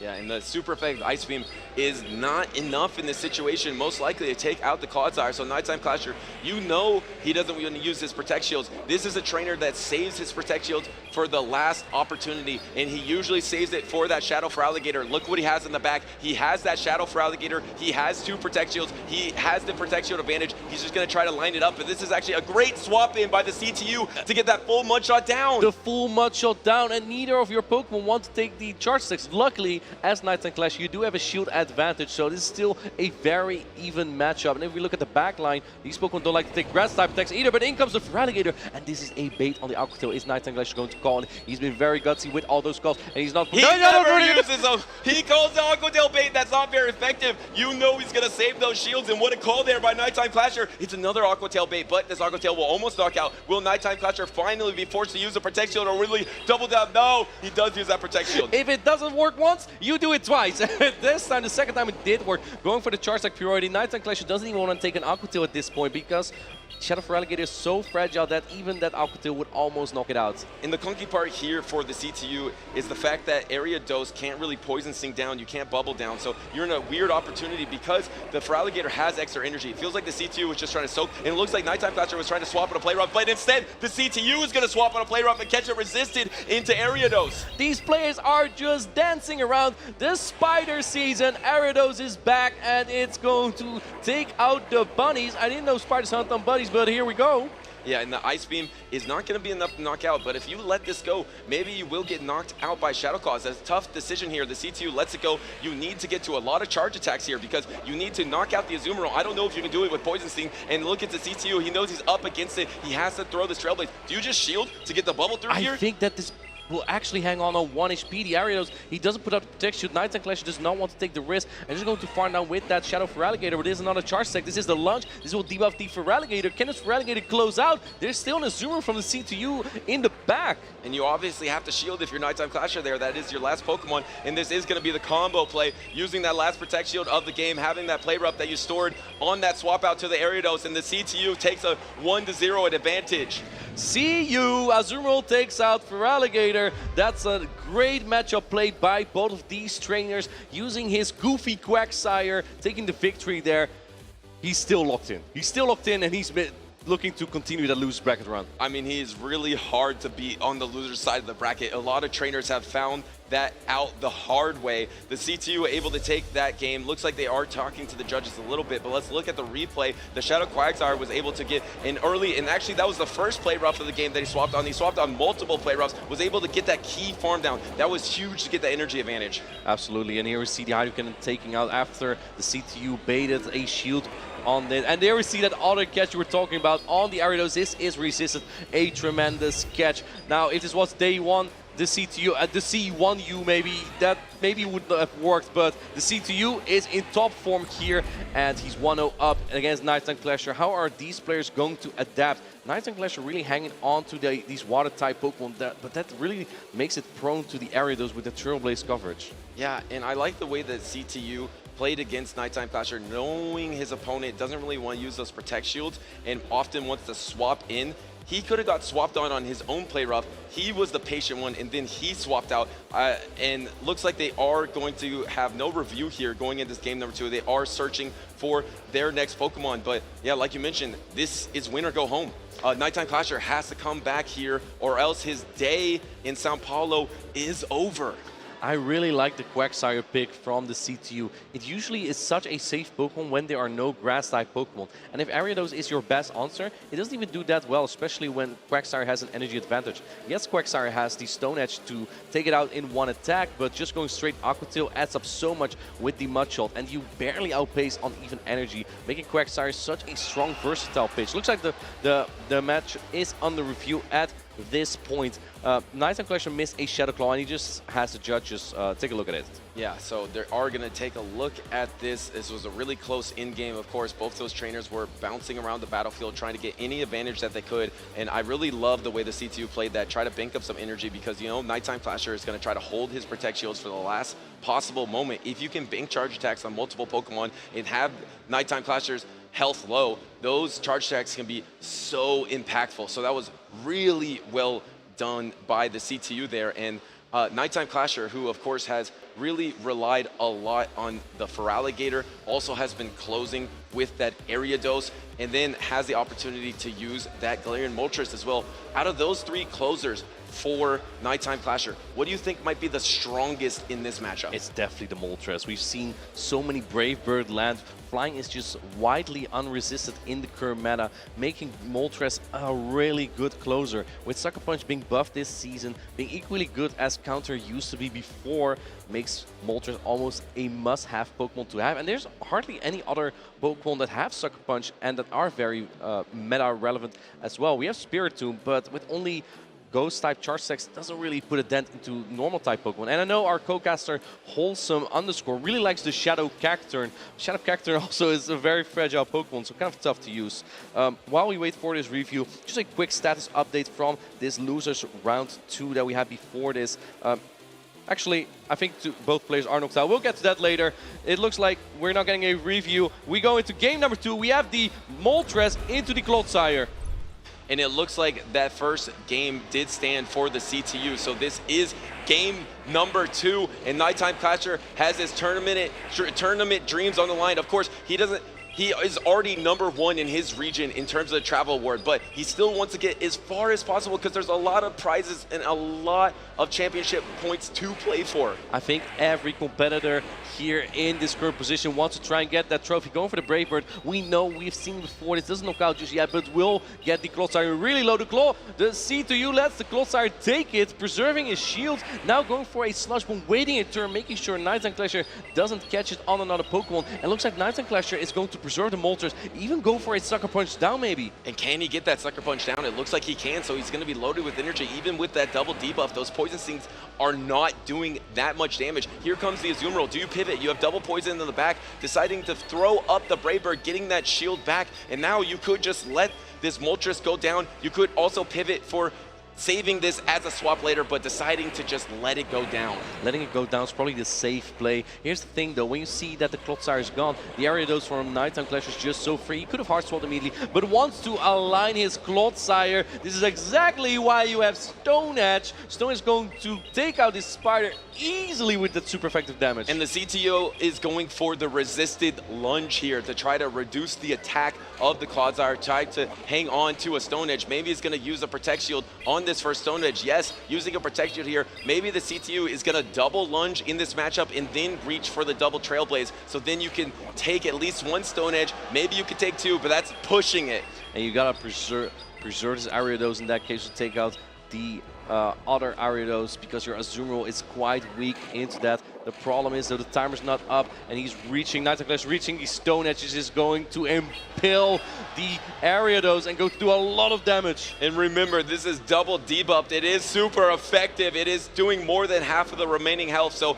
now reaching for the Trailblaze here. There's 1 Protect Shield remaining, but 2 Trailblazes will probably knock out this Clodsire here. How much energy does the Clodsire have? Remember, there is the switch window available. It might be charge attack priority, and no, it looks like a swap is trying to catch that Stone Edge, but counter swap by the Ariados of Nighttime Clasher. Perhaps an attempt from the CTU to try and catch a charge attack, but Nighttime Clasher very quick with his reflexes and takes the Ice Beam on the Ariados, preserving the Clodsire for the Ariados from the CTU later on in this game. And now Nighttime Clasher does have that chance to buff up his own Ariados. He's looking very good for Nighttime Clasher at this point. Yeah, and of course he does have that Protect Shield advantage, and then he can get to a charge attack for that backline Ariados. A matchup we almost never see, actually. We never see the mirror of Ariados into Ariados. It is a clunky matchup. I know this isn't a true mirror here, but Nighttime Clasher is going to be able to secure that knockout and has the Protect Shield, will able to get to that lunge, and that surely should be a knockout. That will knock out. There's still a shield on Nighttime Clasher's side, but he has a Stone Edge stored, so he's keeping keeping the shield there. I think Clodsire is not even in Trailblaze range. He's going to knock out the Ariados. In comes Clodsire. Clodsire is going to business with this Stone Edge and tie up the score between these two North American players. And the double poison line with the Galarian Moltres has worked in that game number 2. Nighttime Clasher has tied up this series, and the CTU now is in a position where it's also winner go home because it's a decisive game number 3. Winner advances to losers round 4. Loser, their tournament is over. Both players on the brink of victory and defeat at this point. We saw that lead matchup where Nighttime Clasher landed the Brave on the Clodsire, got the farm down and just preserved switch advantage, aligning the Ariados on the Azuro and later on the Clodsire on the Ariados from the CTU. And with that switch advantage was just able to cleanly play out the match. Yeah, and that Clodsire versus the Ariados matchup is exactly why Clodsire has been increasing in usage. Ariados was the top poison type for so long, and Nighttime Clasher is actually just running double poison, double of the top poison types, over 50% usage for day number 2 for both Clodsire and Ariados. But in recent tournaments, Clodsire has been the one on top, and we got a game 3 lock-in between Nighttime Clasher and the CTU. What do we got? We got the Feraligatr versus the Ariados, a favorable lead for the CTU. I actually disagree with you, and we'll only find out if they go on Charge Attack Purity. Because if this Feraligatr wins Charge Attack Purity, it will win this match, and it looks like it doesn't. But going for the lunge, if Nighttime Clasher doesn't shield this, the Feraligatr actually has a decent player. And you know he never wants to shield, but this time he does, and he doesn't win Charge Attack Priority. He knows that now, so he knows this is probably going to be a losing matchup. The CTO does shield that nonetheless, knowing that he's very comfortable getting this win in the lead and possibly getting the alignment in the back. But I think he's calling a Moltres in the back to try to align with the Azumarill. There's double poison in the back, and it's a double resistance swap by the Nighttime Clasher. That is an incredible play by Nighttime Clasher. This Ariados does not need to go out for grass. It can take the Trailblaze easily, but now the CTU is boosted. He's going for a lunge before swapping, it looks like. The thing is, your backline can't take energy from the opposing Ariados, so the CTU kind of in a pinch here. Yeah, you kind of got to just soak this energy, and this is going to be hitting the lunge into this Ariados, and now you're probably going to get a counter lunge here. No, trying to bank up more energy, getting to the double lunge here. I don't think this is going to be enough for a knockout. The CTU will get to a charge attack unless the Nighttime Clasher throws double lunge here. The CTU is probably just looking to wear down this Ariados, and hopefully that is Azumarill or Quagsire with energy can potentially letting it go. Oh, he lets it go.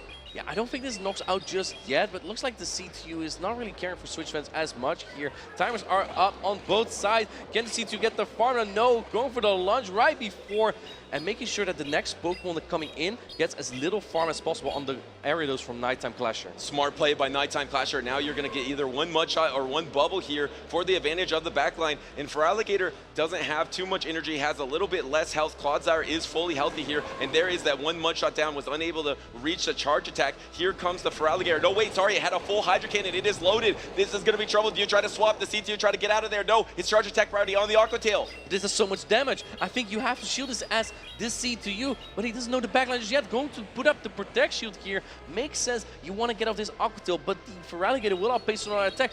He lets it go, actually. Nighttime Clasher putting everything on the Clodsire in the back. Can this Feraligatr get to another attack? I think it can. He's at the double right now and swaps, tries to catch on it for the CTU and is met by the Clodsire. The Clodsire is up a Protect Shield, but doesn't have the Sludge Bomb, so it's going to be relying solely on Earthquake damage already at the Ice Beam here. Going to be super effective into the Clodsire, but with that Protect Shield advantage, the Nighttime Clasher is looking to be in a really good position. Did you see how Nighttime Clasher waited a turn there, making sure the CTU doesn't catch that Hydro Cannon? That Hydro Cannon is going to be so important in the end game because there's still an almost full health Quagsire in the back, but the Hydro Cannon would do so much damage here. With that shield advantage he just had, no longer now, but the full Quagsire, the Nighttime Clasher actually in a good spot because Feraligatr will win charge security later. Yes, that's the important factor, because even though the Quagsire has an opportunity to get enough energy, get to an Aqua Tail, it will not win charge attack priority, but the timers are slightly misaligned, but only just slightly. Now they will be available at the exact same time. This is the Earthquake that will likely knock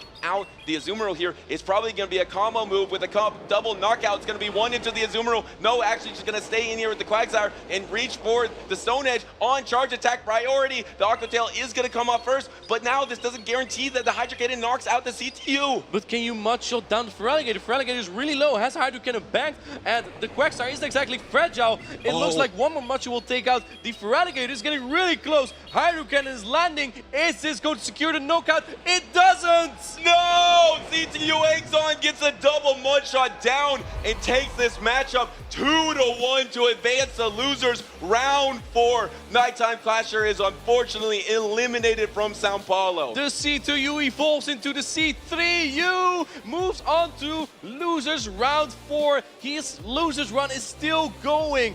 What an incredible player, performing the best when there's pressure on him. You gotta respect that. I do absolutely respect it. You don't want to get this trainer on a hot streak either, because we know how that has worked out in the past. So now he's got some wins under his belt. He's defeated Lyle Jeffs. He's defeated Nighttime Clasher, 2 of the top trainers in the North America region, especially with championship points. And now he has an opportunity to just go through this entire losers bracket. And what an epic game number 3 this was. We saw the incredible catch from Nighttime Clasher, the double resisted Trailblaze, but it did help in the end because only allowed the CTU to gather energy on the Azumarill and the Quagsire. As you can see here, the last shield on that Clodsire, but after knocking out the Azumarill, it had the charge attack priority with the Feraligatr on this Aqua Tail, and by that it didn't get the damage needed to put us in Hydro Cannon Rage because the Hydro Cannon barely didn't knock out. Yeah, that was such a tough situation. I mean, the health on the Shadow Quagsire was so crucial there in the end game, able to be bulky enough to take that Hydro Cannon. And Quagsire, a Pokemon that I feel like gets overlooked a little bit, does seem to have a lot of success with the right trainers, and the CTU seems to be like the right trainer right now. I think so too. So yeah, and I would love to hear more from him, the trainer going on that tear in the losers bracket. Amanda, take it away for the interview.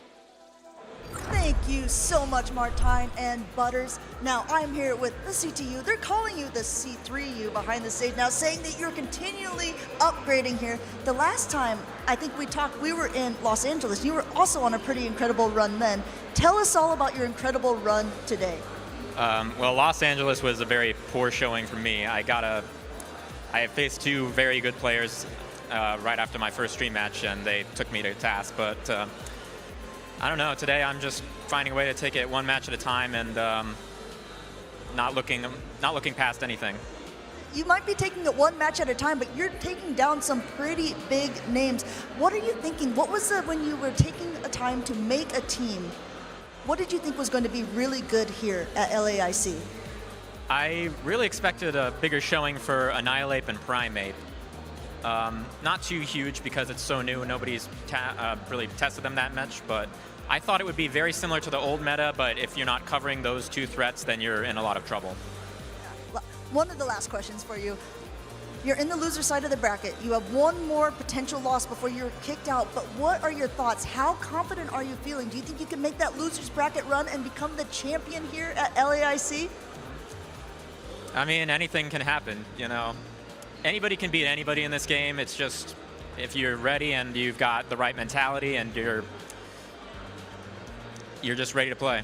Yeah, you seem to be ready to play. Is there anyone that you want to shout out or give any thanks to while we got you on the stage? Yeah, I need a huge shout out to my teammates, and especially Shadow Mimikyu for helping me out with the team building and scrimming with me, talking it out for hours on end. It's just, I could not do any of this without them. Well, congratulations. You heard the shout out. You've done so well so far in the tournament. Looking forward to see you progress throughout the rest of it. We've still got a lot more games to play, so we're going to go back to the casters and back to the action.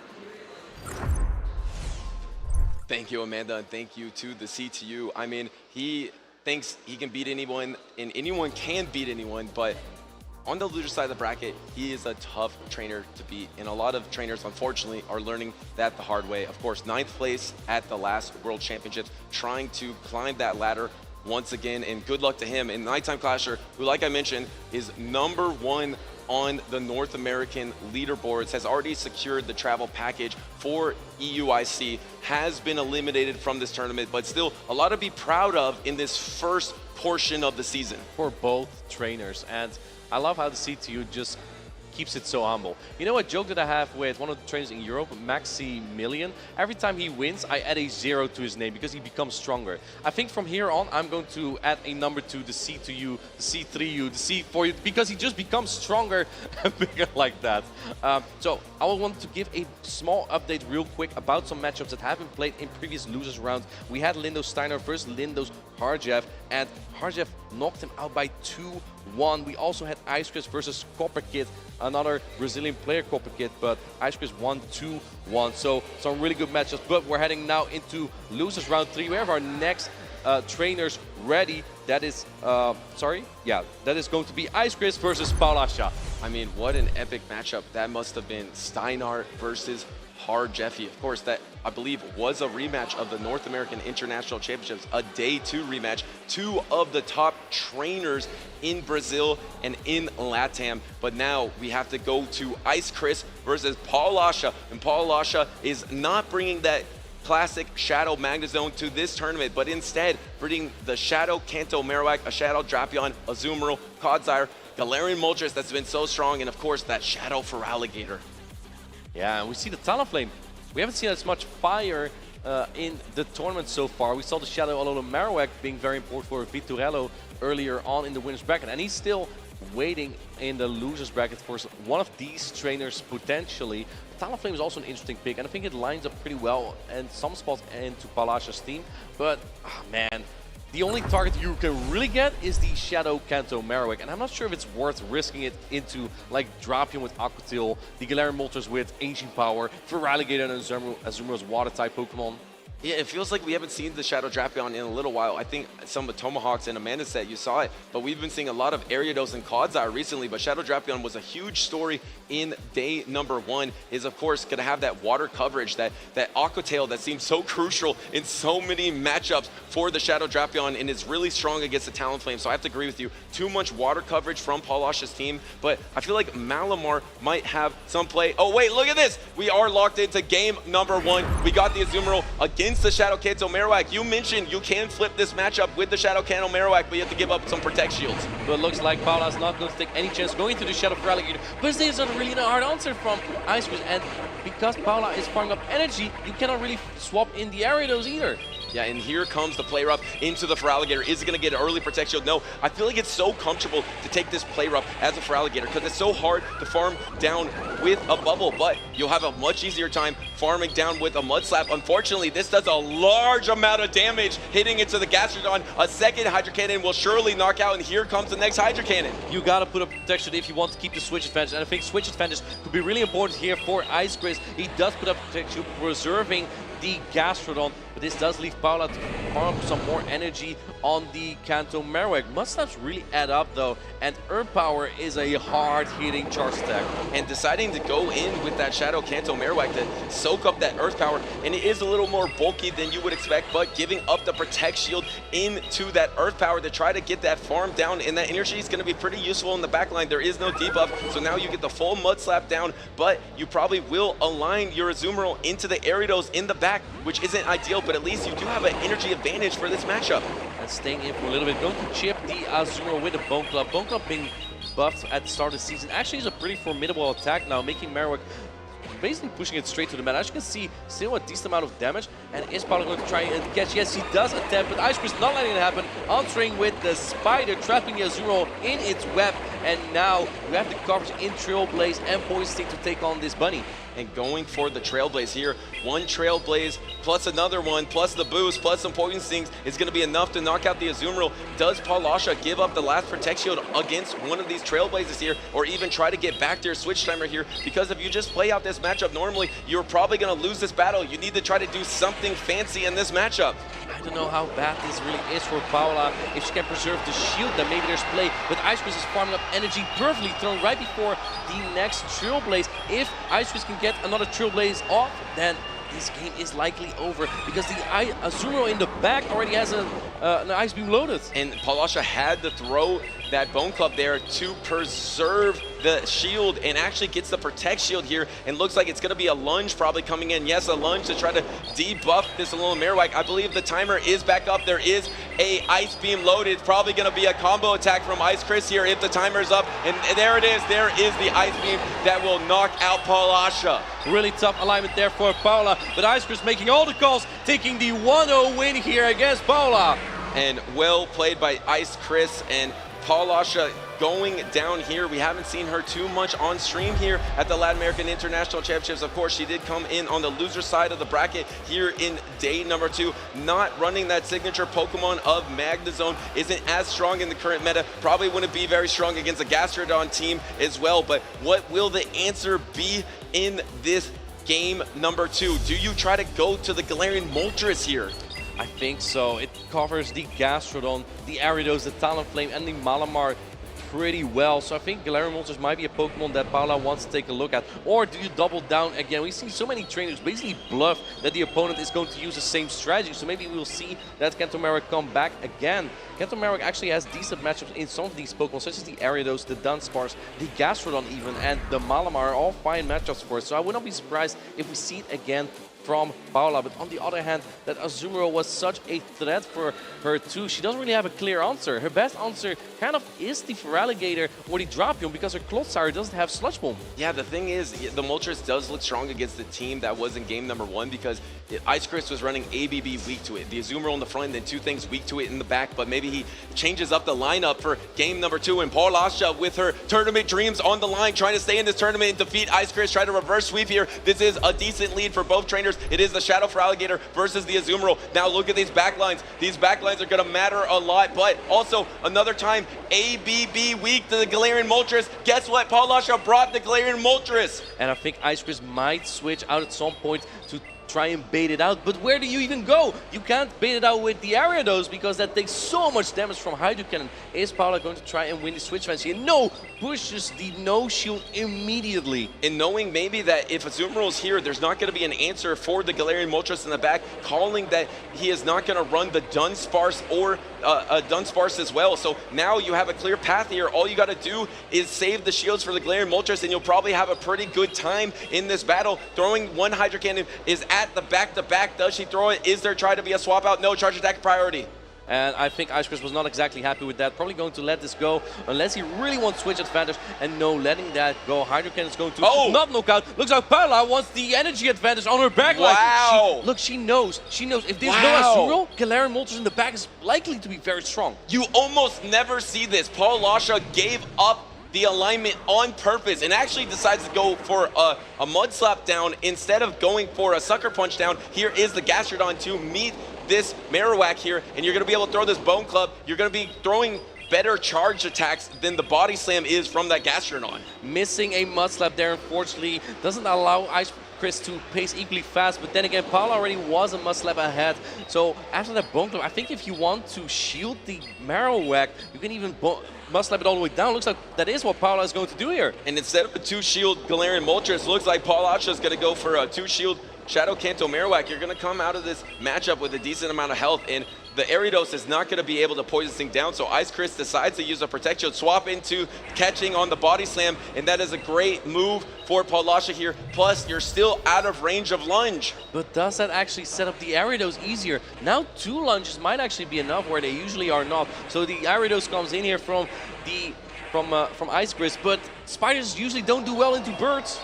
Yeah, they don't, but like you mentioned, lunge plus lunge might be enough, and as soon as you debuff this enough, you could probably hang on to an Ancient Power, not even getting to Brave Bird energy. You know this is an Ancient Power here, and decides to Protect Shield it anyway because you know you're going to get the next lunge off. I think his only win condition may have actually been trying to shield a potential Brave Bird to get the poisoning down. Can probably get to another attack. Looks like the lunge is fired off first, and she's shielding it up. She wants to get off this final charge attack because she knows that the Gastrodon is so low, she might just be able to fast attack the timer's back up for Paulasha. She could swap if she wanted, but instead throwing the Ancient Power here. This is going to be super effective, but it's double debuffed. Is this enough to knock out the Ariados? It's super effective. Can it take out Ice Chris's Ariados? No, hangs on, swap, but gets Mud Slap down by Shadow Kanto Marowak, and Shadow Kanto Marowak gets one more Mud Slap and finishes the game.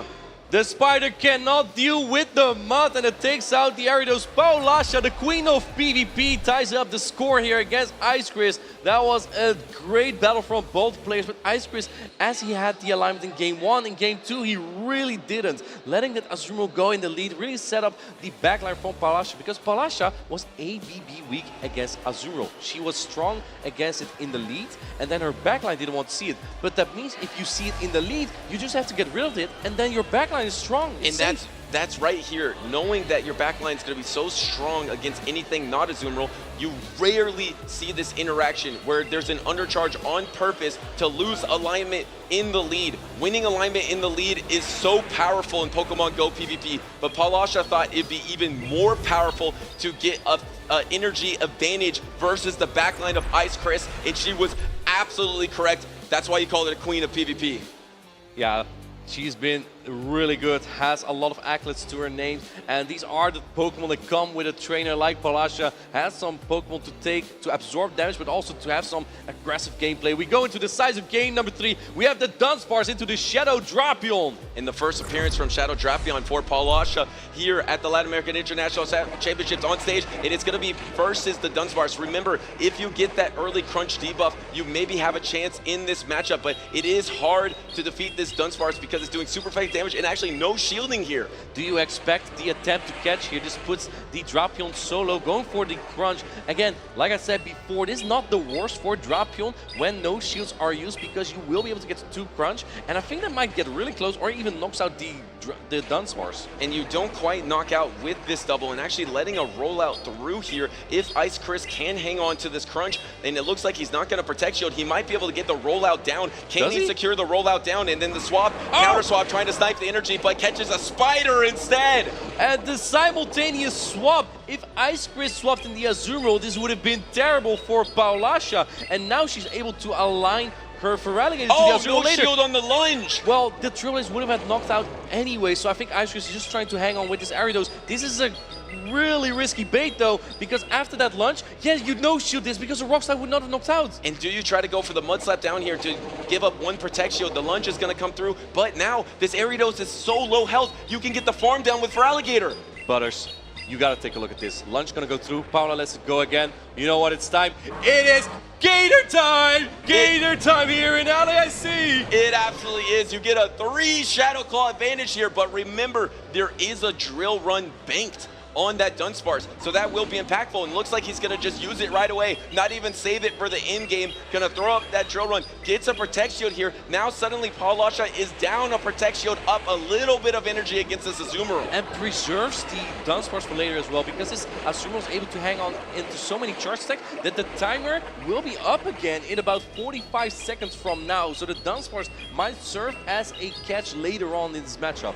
But can that Drapion ever get to an Aqua Tail? Because if you can take 1 bubble, you might be able to get to an Aqua Tail in the backline, but that's a big if, because that Shadow Drapion is so low health right now. You get an early Protect Shield. There is 1 Protect Shield remaining for both of these trainers. They are tied 1-1 in this series. They're trying to move on to get the losers round 4 and keep their tournament dreams alive. I think if this play rough lands, the Azumarill might be able to bubble down. Ice Chris is looking to be in a decent position here. Paula might need a catch here. Ice Chris is 1 bubble off. Paula probably knows this. We see the next Protect Shields come up.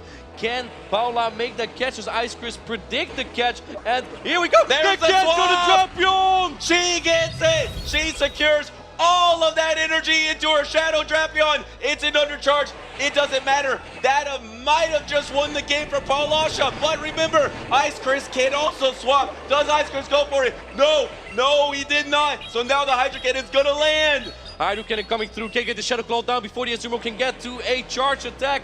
It is very low, needs 2 more bubbles. No, you get the Shadow Claw down, tried to swap in the Dunsparce, not able to. Paula gets to the Hydro Cannon. This is why she is the queen of PvP. She takes game number 3. And reverse sweeps to move on. She is absolutely cooking, getting the full sweep with the Shadow Feraligatr. She has a new signature Pokemon here in Sao Paulo, Brazil. What an incredible run there by Paula. And of course, Ice Chris, the 2023 Santiago Regional Champion and a tremendous player, has come so far at the Latin America International Championship as well, making all the Chilean players proud. Very well played by both trainers there. Yeah, I mean, Ice Chris put on a great performance. He was just in a tough position because a lot of the times the trainers that are patient, like I actually think Ice Chris has paused multiple times expecting the swap. And he thought, this time, I'm actually just gonna throw it because she's gonna wait until later. So he tried to play that mind game. Paulasha just went for it. She caught it. She won the battle. And that was such a pivotal moment. Let's take a look again at the decisive game number 3 here. As we saw in the lead, like I said, Dunsparce not that bad, or sorry, Drapion not that bad into the Drapion in the zero shield scenario. And after that, she got the farm down again on that Feraligatr, setting up this Feraligatr for the show of Hydro Cannon. And then that moment, but here it comes, the catch on the play rough. This was so important for Paula to win this battle, closing it out, Shadow clawing down, and not even throwing the charge, like knowing that Dunsparce doesn't even have energy. Paula was cooking in this matchup. She doesn't need the Magnezone, she needs the Feraligatr. Yeah, Chef Paulasha can cook with different Pokemon, and she's proving that here today. Remember, we didn't see that much of her on day number 1, but we might see a lot of her here in day number 2. And I think we got another matchup coming up with a trainer that we just saw. The CTU, the king of the losers bracket, is back up on stage. So I just want to point out as well, Paulasha's next matchup is going to be against Doombug. They played at the EUIC, and that's where Doombug won at the time. Yes, and I believe Paulasha did get 5th place at EUIC. Doombug becoming a finalist, but she is on stage right now. Let's hear from the chef himself. Take it away, Amanda.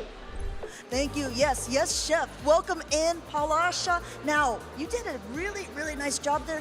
Got down to a decisive game 3, and it really came down, I think, to a pivotal moment near the end with that play rough catch. How are you feeling when you managed to pull that off?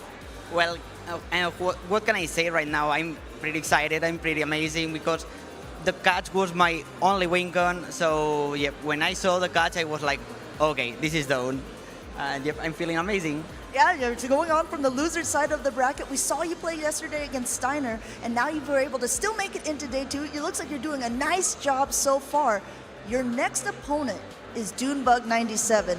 And for those of you who might not know, and I think that the casters maybe said something about it, you guys played against each other at EUIC. You're now at LAIC. Are you looking forward to a bit of redemption? Well, Dumbok is probably the best player in the world, so I have to respect him. And yep, it's funny because it's the battle of 97. So yep, let's see who is the best 97. Let's see, is it going to be Paulasha or is it going to be Dunebug? Now, you have a Furret with you. We saw so many plushies on stage. You're so well known for using Magnezone. It's nowhere to be found. Do you have a new signature Pokemon that you think? I have to think about this because I was thinking about Magnezone here, but probably it's not the best moment because everyone is bringing a ground type. So yeah, I'm thinking about it. So I need some time, maybe in UIC, maybe. Okay, well, we know that you can cook with a bunch of different ingredients, so I'm not putting it past you. Is there anyone that you want to go ahead and give a shout out to while we have you here on stage? Well, like always, I want to shout out my mother, my boyfriend, all the Spanish speaker people that is here. That is so I'm so proud of them. So yeah. Great. Well, thank you so much, Paulasha. Like we said, we still have a lot more matches. We have CTU coming up against Stud Muffins next, so we're going to kick it back to the casters so we can get right back to the action. Thank you, Amanda. Of course, there is going to be that battle of the 97s. It's Dunebug 97 versus Paulasha 97 coming up later, of course. But I like to call her must-see Twitch.tv because it is always a show when she is on the main stage. That is true. I love the emotion that comes out of players sometimes. And speaking of Twitch, I just want to point out, if you prefer or if you like to watch a Spanish or Portuguese speaking stream, we also have Pokemon Go app and app, and we have Pokemon Go BR, where you can watch the stream in those languages as well. And if not, if you prefer English, you can watch us. And speaking of English speaking, we're gonna have a North American matchup coming up soon. We have Stud Muffin versus the C2U. And the Stud Muffin has already guaranteed his best performance ever in Championship Series, I believe. The Stud Muffins, who just started competing in the 2024 season, has competed, I believe, 5 or 6 times, but has never gotten this far. And to get this far at this stage is just really impressive, but he is against an absolute force. I mean, you faced the CTU when he was the 9th TU because he won 9 loser straight battles in a row. Now he has only won 2 on that loser side. Actually, more than that because day 1 as well. So he has a streak going. He's facing a trainer that has his best performance, yet can he overcome the impossible odds of the CTU loser bracket force? We will find out right now because we're locked in. We're locked in and these trainers are locked in. We're gonna have from Studmuffin, the Shadow for Alligator, into the Aridos from the CTU. And here we go again. It really comes down to who has a higher attack here. If the Feraligator can win Charge Attack Purity, this is actually a decent matchup for Studmuffin. And here we go. We're going to find out once now. again, maybe the C2U is running Aridos with a higher attack than usual. I think he is, because that is 2 straight opponents that he wins the charge attack priority against the Shadow for Alligator, making this matchup a lot better. And he's actually playing it the exact same way as he played it earlier versus Nighttime Clasher, protect shielding on that Hydra Cannon. Now, do you see a swap out? Do you try to catch on your own Ariados here? Do we see Studmuffins try to move? No, decides to move into the Moltres here, and it's on a Trailblaze. Bird alert! Here's the Galarian Moltres again, and there's no Azumarill to answer it. So what do you do here as a C2U? He's buffed up with that Trailblaze, so probably just going to go for a lunge. No build up energy, then going into the Sludge Bomb Quagsire,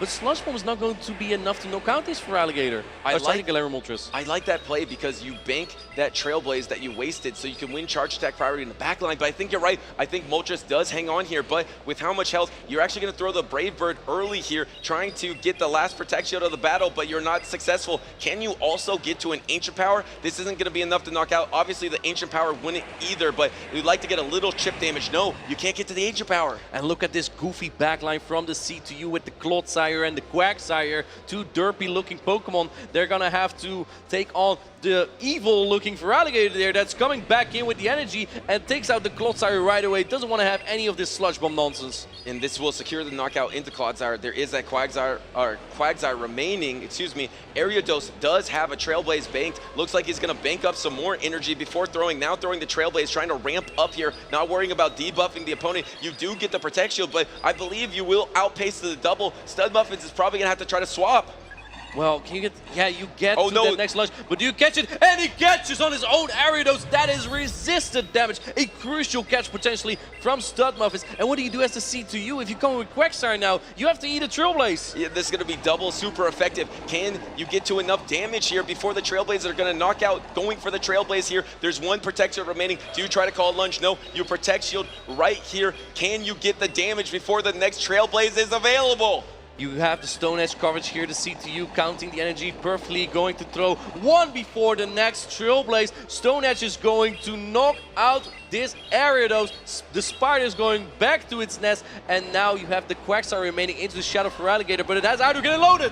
And we know that this is not enough damage. We saw it before with Nighttime Clasher. This Quagsire is going to be able to hang on, but do you need a Stone Edge to knock out here? Will the Aqua Tail be enough? Looks like you have time to get this Stone Edge, but actually decides to go for the Aqua Tail instead. This is going to be same type attack bonus. It's probably going to be enough to do it. The C2U knocks out the Feraligator with the Aqua Tail and takes the first game against Studmuffin. Well done by the CTU there, and Studmuffins able to close it out and take that game number 1. Just such a tough sorry, switch that there. Excuse me. It was the CTU who won. Yeah, the CTU, and then I saw it on the other side. I got a little confused. Switch it. It was the CTU that cleaned up with the Quagsire in the back. That is 1-0 for the CTU here against Studmuffins. Quagsire in the back line, has seen it before against Nighttime Clasher. Once again, closing with it against Studmuffins. The Derpy team was just too strong with the Clodsire and the Quagsire, both pretty bulky Pokemon. Look at this catch, by the way, the Trailblaze on that Galarian Moltres. And at this point, you kind of think that the CTU sees this coming because it also happened in his previous matchup. Yeah, and I feel like maybe you could have thrown the Ancient Power before that Brave Bird there, and you got 2 charge attacks off. Then maybe you could have Shadow Clawed down with that Feraligator, maybe got a little bit more maneuverability and not have to waste a Hydro Cannon. But the tricky part is this Quagsire just feels untouchable. It always seems to be at full health for the CTU, and you just can't get enough reach to do enough damage against it. while we wait for these trainers to lock in their next battle, we have some results coming in from losers round 3 as well. Ashton Ash knocked out the 2024 LAIC champion Rajev. Wow. And Dotarian knocked out Dell. He's moving on, facing Elam in losers round 4, while Ashton Ash will face off Pocket in losers round 4. That will be a rematch from the NAIC 2024 Grand Finals. Wow, so the former Latin American international champion from last season has been eliminated here. There is that loser's side of the bracket. Ashton Ash was the trainer to do it, of course, was a runner-up at an international championship. Now it's going to be facing Out of Pocket in a rematch, I believe, from the North American International Championships. And this time it's Ashton Ash ground. This is Latam. So Ashton Ash definitely looking for some revenge. This is the perfect place to do that. Both players that we have currently going are still looking in. Looks like we have a lock-in for game number 2. Stubmuff is on the left, the C2U on the right. We have the Galarian Moltres into the Azumarill. This is a great lead for the C2U. And there it is. And actually switch this. We will switch this. The CTU is up 1-0 in this matchup versus Stud Muffins here. So CTU has a good position in this matchup as well. Counter swapping this Shadow for Alligator into the Mandibuzz, calling that it's just a Hydra Cannon here, and that's not going to do nearly enough damage into that Mandibuzz. Well, fun fact actually, with an energy advantage, the Shadow for Alligator can actually just flip this going straight Hydro Cannon. So I think that's just the plan that Stubmuffins has here. Yeah, maybe he is trying to do that because over time, you just wear this Mandibuzz down with that Shadow Claw damage. Wait a second, he didn't go straight Hydro Cannon here. He actually decided to go for the Ice Beam, and the CTU sniffs it out, properly protects shields here, and now suddenly Mandibuzz is probably having the upper hand, but is going for a bait, or maybe trying to go for double Aerial Ace. Yeah, the Aerial Ace is not going to do as much damage as the Dark Pulse, but I think 2 of them will be enough to knock out with that small damage, especially now being able to get to the next Aerial Ace before this Alligator gets to another Hydro Cannon.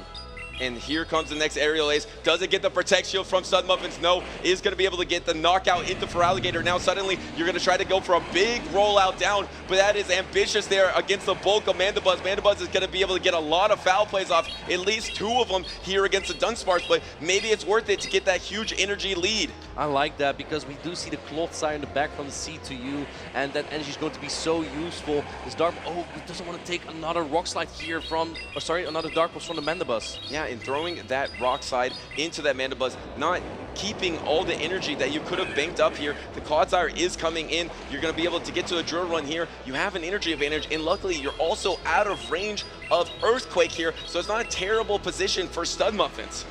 Clothsire taking that drill run like a champion. This is just Clothsire business. The Dunsparce is almost reaching Earthquake range, but he's going for the Sludge Bomb instead. This is not nearly as threatening. The biggest problem, though, is that backline. It is the Azumarill in the back versus the Galarian Moltres. I don't know how the Stud Muffins is going to get some sort of advantage in that matchup, because if Azumarill just plays that out neutrally in the 1 Protect Shield situation, the CTU has a huge advantage. So how do you get some sort of advantage here? Here is a little bit of an energy advantage, but the timers are perfectly aligned, so the CTU is going to come out instantly. A lightning quick reflex from the CTU, expecting Stud Muffins to swap into the Galarian Moltres, going for the Ice Beam. This probably won't knock out just yet, but at this point, the Ice Beam plus more bubble damage will be enough. Yeah, and the Ice Beam is coming through. No, actually gets the Protect Shield from Stud Muffins here. It's just going to be so hard. You have to fish for a buff. You have to get a boost on this Ancient Power. You have to get really lucky here. Can Stud Muffins achieve that luck? It's a 20% chance. Can he get that boost? No! He has to go for it again, and he is going to go for it again. I don't know if this will get him strong enough to survive a play rough, but he got to try to go for it. It will be risky. Can he get that boost? No, he doesn't. Now the play rough's coming through. The Fairy type charge attack. This is going to be a knockout on the Galarian Moltres, and then it's just the Dunsparce remaining, but Dunsparce has very little health, and the Azumarill is just a little bit too healthy here. Dunsparce still rolling, and Azumarill is getting to the final Ice Beam as they get the charge stack purity here. And the CTU is pumping his fist because he knows that this is not enough damage for the Azumarill, and the CTU, the king of the losers bracket. He is unstoppable at international competition on the losers side. Picks up another victory to move on to losers round 5. The C2U won again. He evolved into the C3U. Now he's the C4U. Very well done. Moves on to losers round 5. Well done to C2, and I believe he will play the winner of that epic rematch between Out of Pocket and Ashton Ash. That's going to be coming up really soon as well.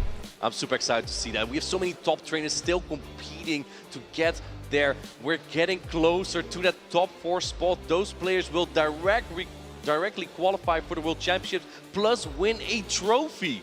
Yeah, and I want to do another update as well, because we did look at the loser side of the bracket, but there are some travel awards at play here, because there are 2 trainers in North America specifically that are trying to get top 4 in their region to get the EUIC Travel Award, which cuts off after LATAM. And you look at these 2 trainers, they're both around in this tournament. It's Out of Pocket and Dunebug. Dunebug is in a 170-point deficit to Out of Pocket. So I believe if Out of Pocket either wins one more matchup or actually might have secured the top 8 that he needed to be able to get that advantage and secure that travel award. Is he top 8 yet?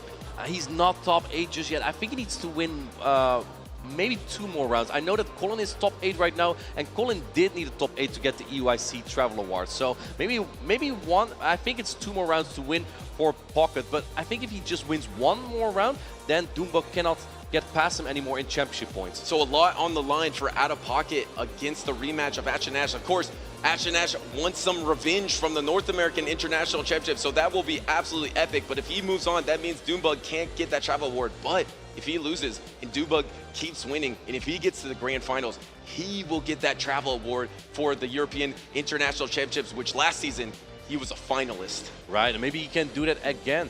North America has been so strong, and I'm curious to see how these players are going to try and cook up those wins. And speaking of cooking, we did some cooking as well. Let's take a look at this video, but don't go anywhere. We have a lot more action to go.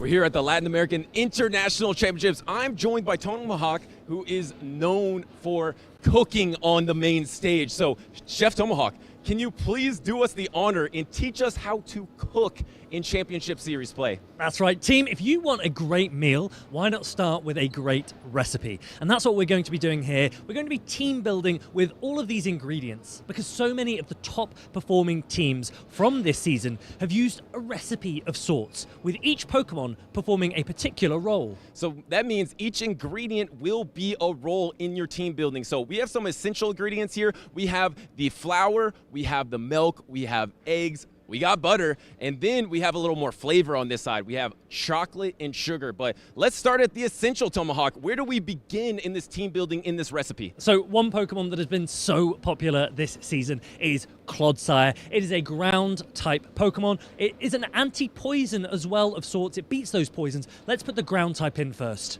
If you want to be at the top, you got to beat the top there. And then up next, we got the milk. What do you got for the milk here? Clodsire often paired with Feraligatr at the beginning of the season. More recently, we're seeing a lot of Azumarill. Water type, that's what's next. One of the greatest Pokemon of all time. I love it. And a top usage Pokemon, another top usage Pokemon. What would you do with a Pokemon like Dunsparce? Yeah, Dunsparce is a normal type Pokemon. It resists Ghost. A dark type could be used here, something flexible like Malamar. So normal or dark, something flexy, we put it in next. All right, perfect. And I'm very invested in this next ingredient. What do we got for the butter, Tomahawk? Yeah, your butter. This is your anti-flyer. We've seen this in the form of Dugong, in the form of a Lowland Sandslash. You need to keep those flyers down. Butters, I'm going to let you do the honors. Oh, all right. I'd love to. Yeah, I'm going to put exactly 20% of the butter in the recipe here. So let me just grab. There it is, 20% exactly. Yeah, 2-0 butters. That's the real key ingredient when team building. Oh, well, thank you. All right, we got some flavor here. Now, what do we got here for the chocolate ingredient? Okay, so we've seen so much of Gastrodon, Shadow Quagsire. Grass coverage is really key. But more recently, we're actually seeing Ariados with Trailblaze. That's the grass type of choice for the attacks. I mean, you can't beat it. It is a sweet Pokemon to watch. So let's put in a little bit of chocolate there. And then lastly, what do we got for the sugar? Yeah, you need something to beat Pokemon with grass coverage, something that beats Ariados and Superior.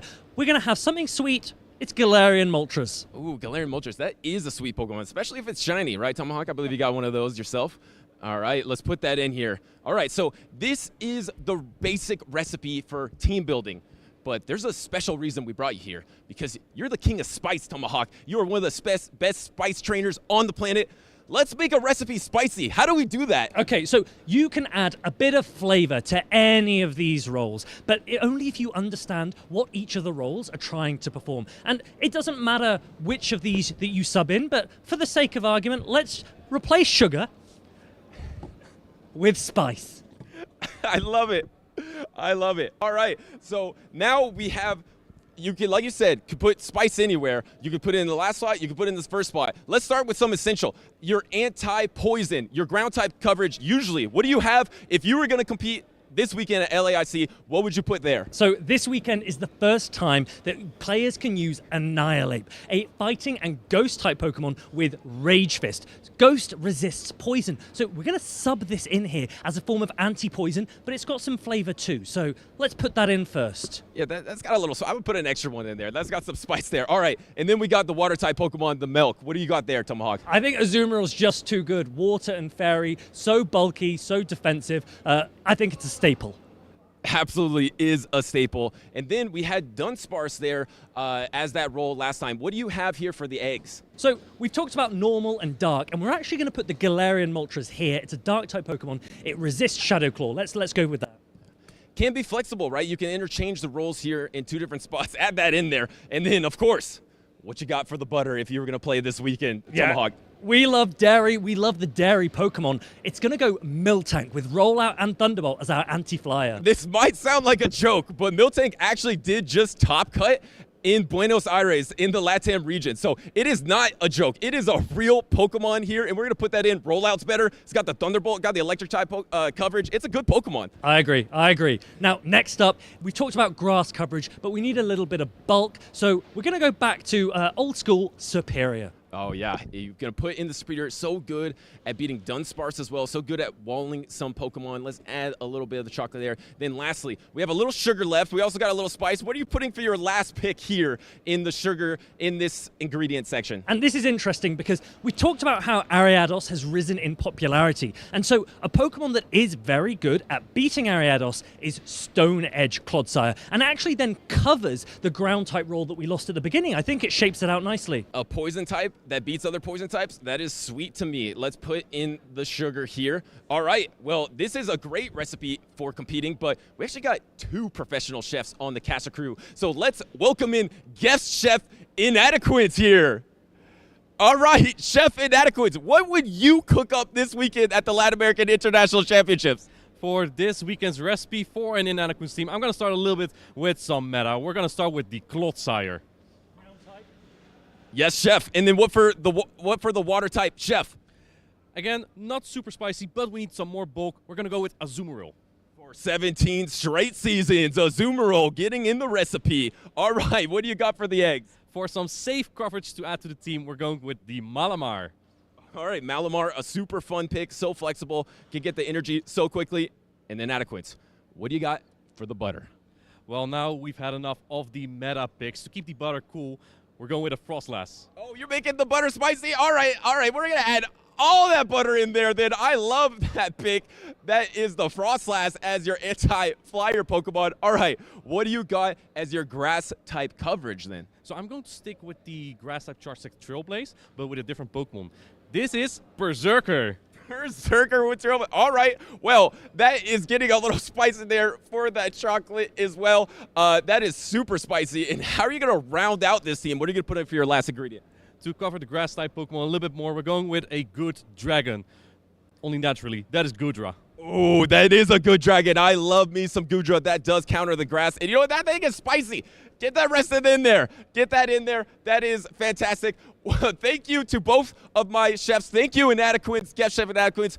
And thank you to Tomahawk. We're going to mix this up. We're going to put it in the oven. We're going to see which rises here at the Latin American International Championships. But let's get back to the Pokemon action.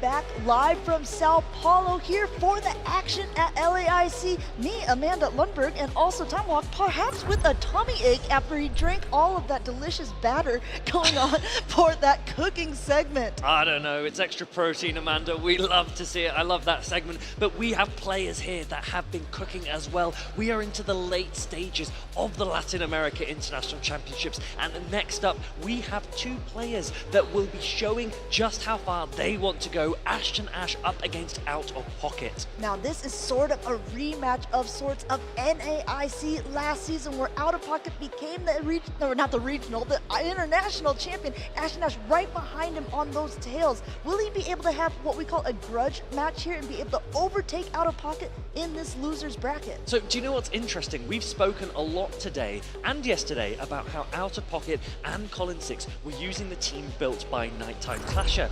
Now, Colin has already played against Ashton Ash. That means Ashton Ash has seen this exact line of 6. He did lose to Colin. Will he readjust, and how will he do so here against Pocket? I know a lot of times trainers are saying, ooh, if I only would have done this specific thing in a matchup, I think I would have been able to have it. I remember quite a few times in that Ashton Ash versus Colin 6 matchup, there were moments where Ashton Ash could have really pulled through, and if he can do similar plays, if he can get in the mind of Out of Pocket, he might be able to take those victories from him. So if we cast our minds back to when Colin 6 played against Ash, Colin was very worried about the Primate. He was leading Pokemon and having Pokemon in the back that would be able to manage that hard-hitting, fast-charging fighting type, and it actually left him very, very weak to the Superior.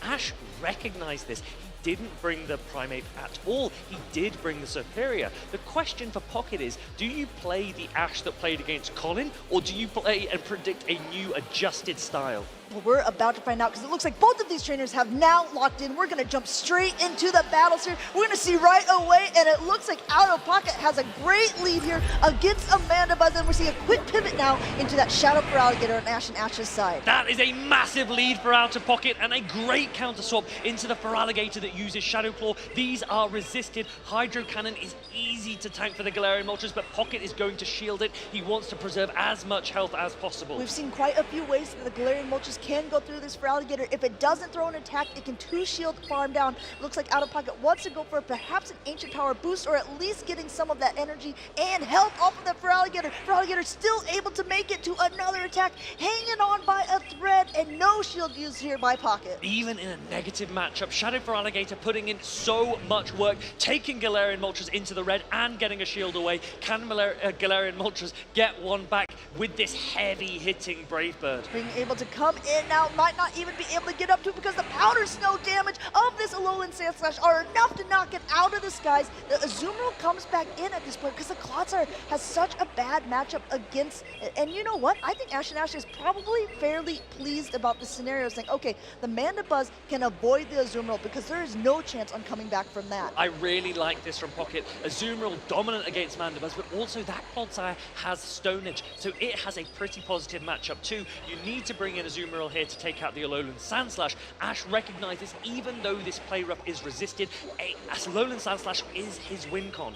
Going ahead, going for another attack here. There's only one shield left on Out of Pocket side, and he doesn't want to use it now. Knows that the Azumarill bubbles are going to start whittling away at the Alolan Sandslash. Alolan Sandslash is on Powder Snow, so it's not going to be doing much damage in the fast attacks, relying solely on these charge attacks, these drill runs coming through to be doing the damage to the Azumarill. Azumarill is so bulky, it will be able to hold on to the drill run and get away that next play rough. Will Ash shield? No, he won't. He knows that Alolan Sandslash can hold on. He's going to put all of his eggs on the Mandibuzz basket. Gonna go ahead and see if Mandibuzz can lay some eggs for him there. We're gonna see a very aggressive farm down. Now doesn't even want to give him the opportunity, coming in with the Clodsire now, revealing that third Pokemon. I think Ash is thinking, oh, if only that Alolan Sandslash had a little more power to it at this point. Having to swap out into a Mandibuzz against a Clodsire is not a great matchup. That chip damage was huge. Could have maybe opted for the drill run, would have done a little bit more damage. The question is, can Mandibuzz reach 2 attacks to take out this Clodsire? But I think Pocket might still have a shield. Going ahead and using that Stone Edge, it is going to do a lot of damage, and Ashton Ash knows it. Knows he has to keep that Mandibuzz healthy here. Going for that Dark Pulse, the heavier hitting attack, but Clodsire has so much bulk to it that this is not going to be nearly enough.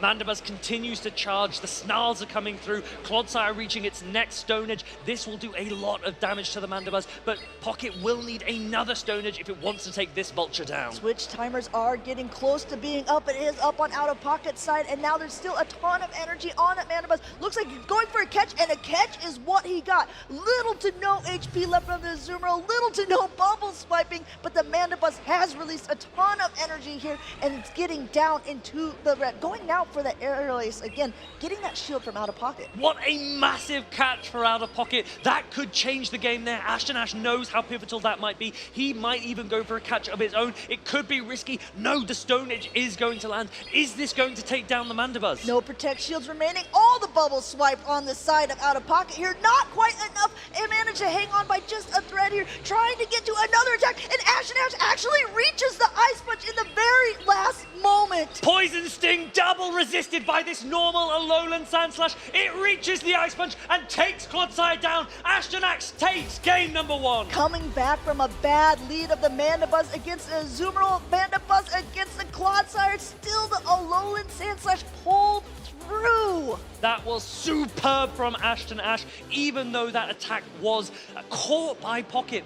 He knew that he still had a win condition available, relying on that Alolan Sand Slash in the endgame to close it out. Pocket needs to readjust now. What changes will he make? He cannot afford to lose this second game, or his LAIC dreams are over. They are in the loser's side of the bracket. This is like an AIC, but this time, both of them are going to need to win this to stay in the matchup. Pocket can't be as comfortable as he was when he was in the driver's seat before on that winner's side of the bracket. Also behind one game, he really needs to pull himself together at this point and say, okay, what can I do to be able to take that? Because that first game was so incredibly close. We saw Ash use the Superior against Colin. He didn't use it there in that first game against Pocket. Will he bring it now? That's the question. The difficulty for Pocket is that he has so many different core breakers that he needs to build his team around, and that is no easy thing to do.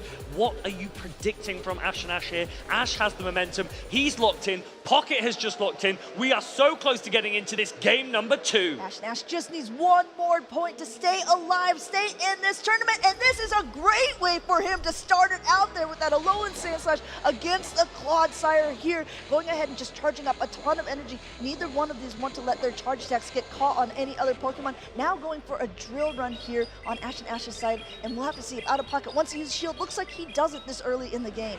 Now, Pocket, even though this is a negative matchup for Clodsire, he's gone ABA to this Alolan Sand Slash, but he might be very, very pleased that he will not have to face it with his Galarian Moltres. He's going to have this Earthquake shielded. Will he let this go down? No, he's going to come in now with Feraligatr, get an energy advantage. It's met by Superior, but Feraligatr has an energy advantage and shield advantage. Going for the, I think if Out of Pocket is counting, he knows this cannot possibly be that Frenzy Plant yet, but I think that Ash and Ash wanted to get off a little bit of chip damage beforehand, so even if this is an Ice Beam, which it looks like it is, going unshielded here, that Feraligatr is still quite low. Pocket, quickly check the team sheet. Are you running Leaf Tornado? No, you're not. I don't need to shield an Aerial Ace. Ice Beam lands and takes down that Superior. Shadow Feraligatr is going to town. It will reach another attack here against this Shadow Feraligatr. Ash chooses not to shield it. Knows that this is not going to be enough to knock out, and this is farm actually for Ash, and Ash's Feraligatr here already at a Hydro Cannon to be able to throw.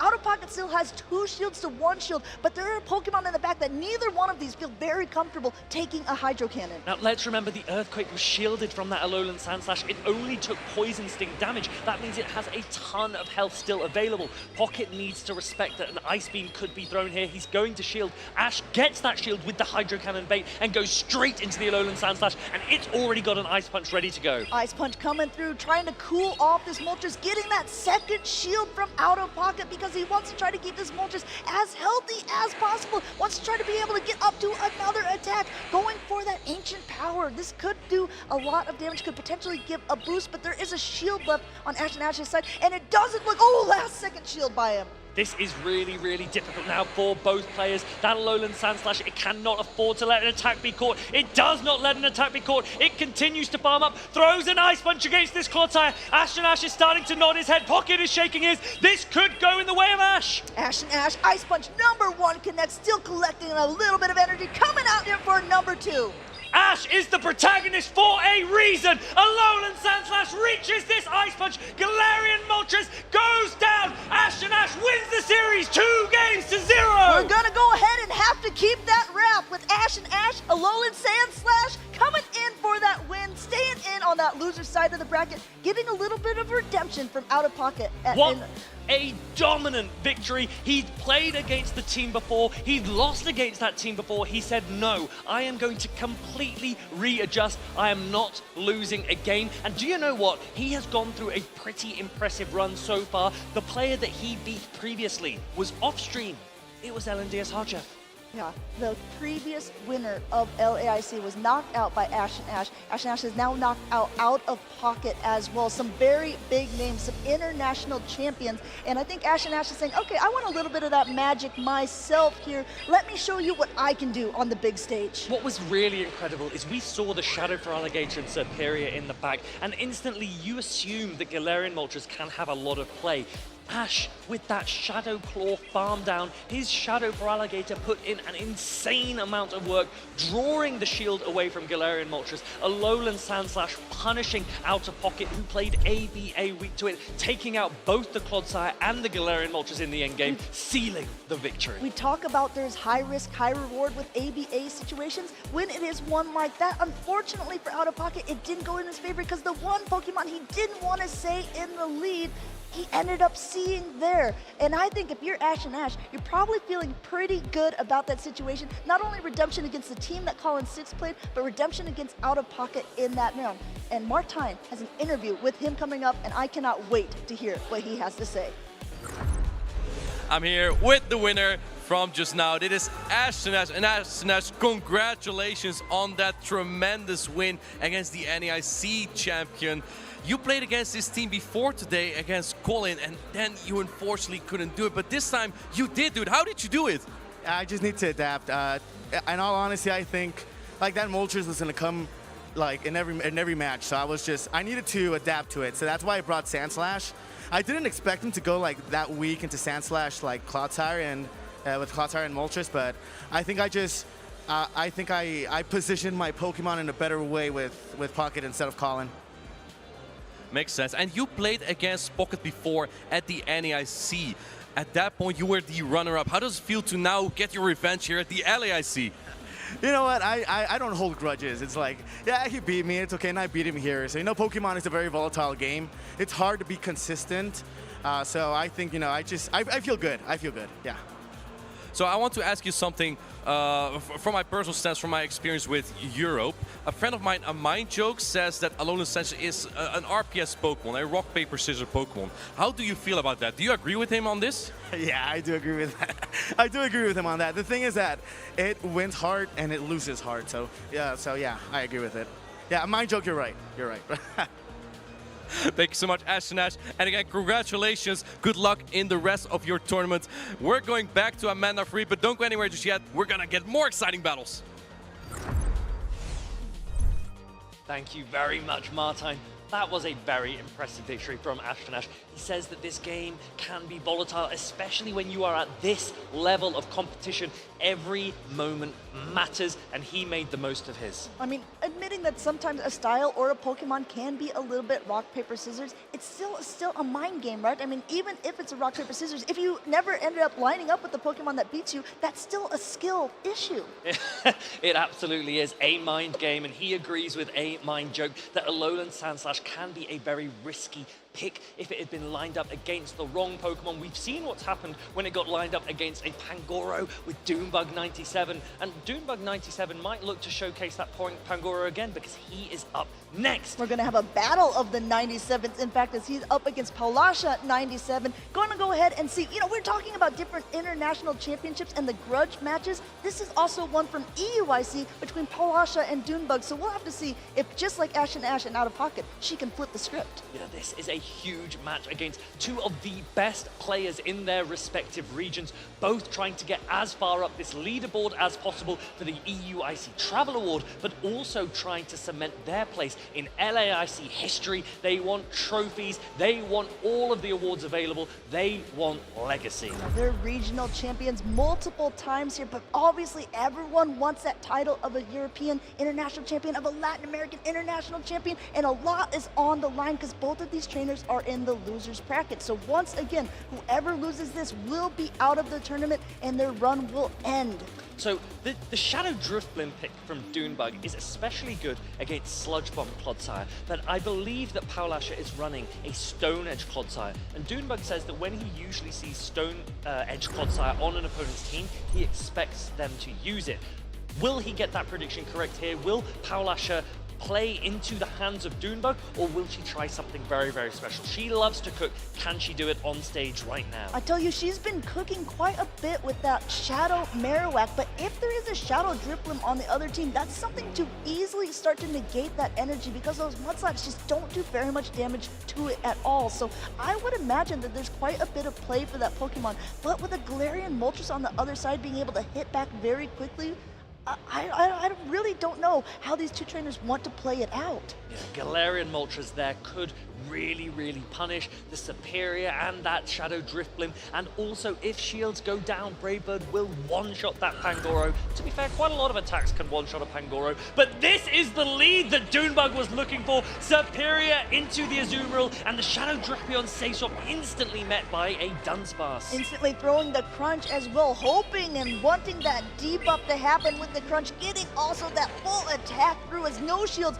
are used by Dunebug, gets the defense fall, makes it a little bit better for the Drapion at this point, but already a Drill Run is loaded, getting that first Protect Shield from Paulasha. Now Paulasha can flip this matchup because of that defense drop. You can start to throw Aqua Tails. They will now really, really threaten the Dunsparce. Paulasha is going to go for this Crunch. This will knock out if it lands, so Dunebug is correctly shielded. Looks like he had also pressed the button, go for Charge Attack priority here, and wants to see, no, it looks like it didn't actually register, and now going for another attack. Paulo using both of her shields there in that mid matchup, recognizing how important it is. I think we even saw a second debuff.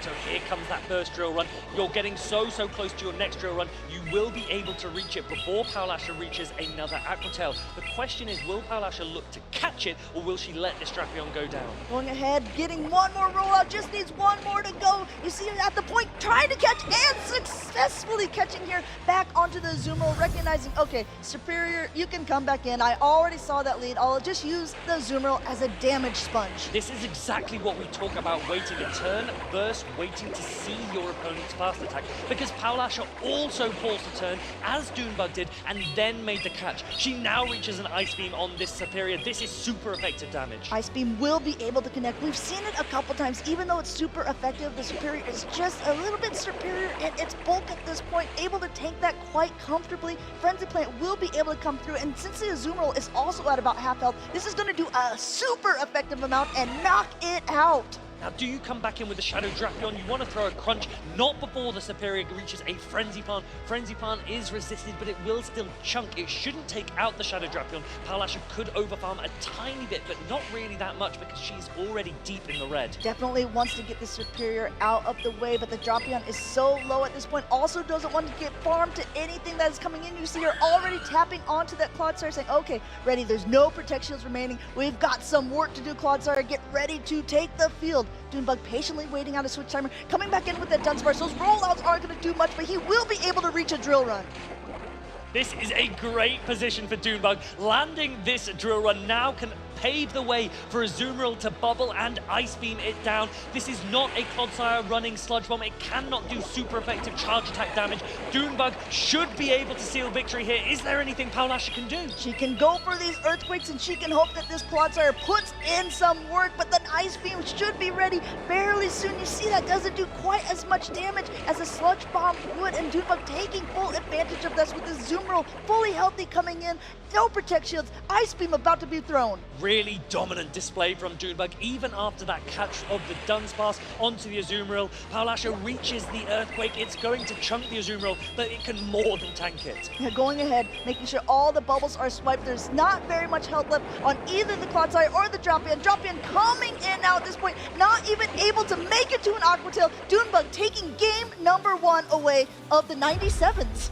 Big first game for Doonbug. He nods his head. That was a great line read. He did have an answer, but he lost all of that charge attack pressure that the Dunsparce had against the Drapion, lost as it was thrown into the Azumarill, but he was able to adjust fine because Superior was just so punishing and then still took Drapion into the red itself. So how, if you're Paulasha, do you think that you can adapt to this line call, or do you think it was just overall a good line call and potentially it's nothing wrong with the team compositions that was put together?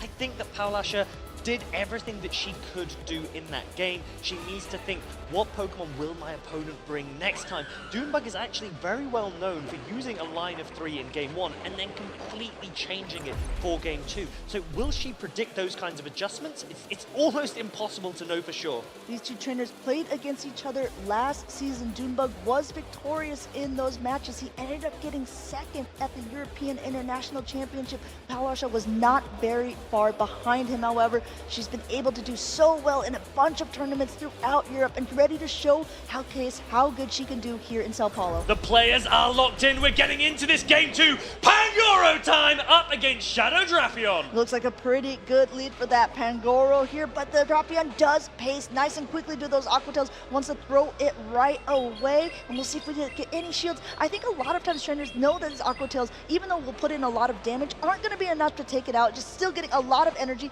and now since he's out of close combat, there's a lot of threatening things he could potentially do here. He's going for the bait, and he gets that Protect Shield. This is huge, because if he goes for a close combat next, Paulasha has to make sure she either uses her shield or that Dropion's going down. That is it. We get the boost! And because of that, we get the shield, because he knows that that Pangoro is going to be putting in the work at this point. Attack is up, defense is up, and now this Pangoro is going to town, trying to come in with the Clodsire, just negate it, saying, okay, even if your attack is boosted, just try to do something against the Clodsire here. Now, question for Doonbug, do you just throw the close combat anyway? It will still do a ton of damage, or do you bank it for later? He's actually going for another Night Slash.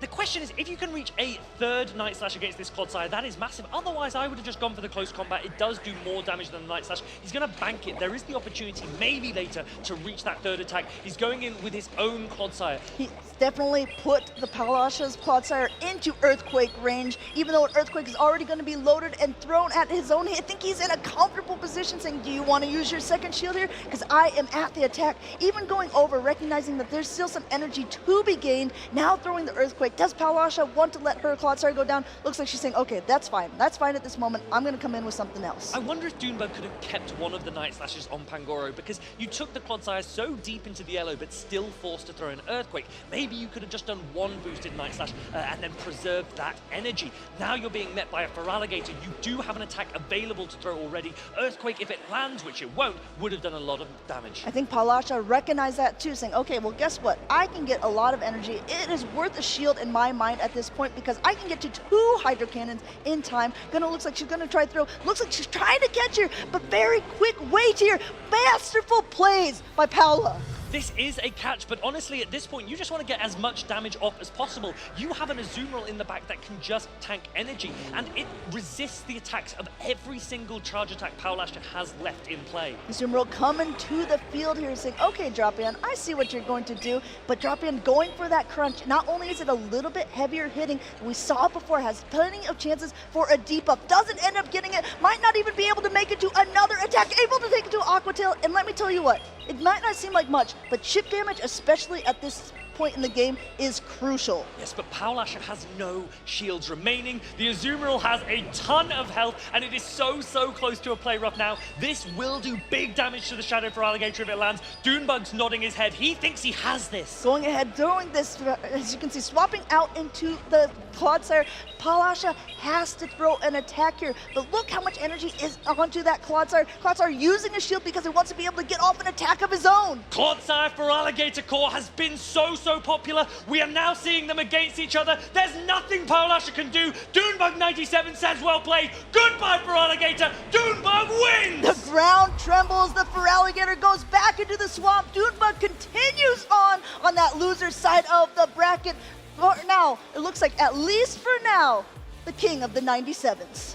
That was superbly played by Doonbug, showcasing Pangoro. What a dominant display. It was landing Night Slashes. He got the boost. What an entertaining game. What a brilliant way to proceed on this loser's bracket. Paula said earlier on when I was interviewing her, Doonbug is probably the best player in the game right now. She definitely respected those matches against him. He just has been proving so strong. And one of the things about Doonbug is he doesn't mind a loser's bracket run. In one tournament that he ended up winning and becoming the regional champion, he also lost round number 1, came back to flip the bracket and win the whole thing. I've said this before, but there are some players that when they drop down into the loser's bracket, they think to themselves, okay, if I lose one more match, I am out.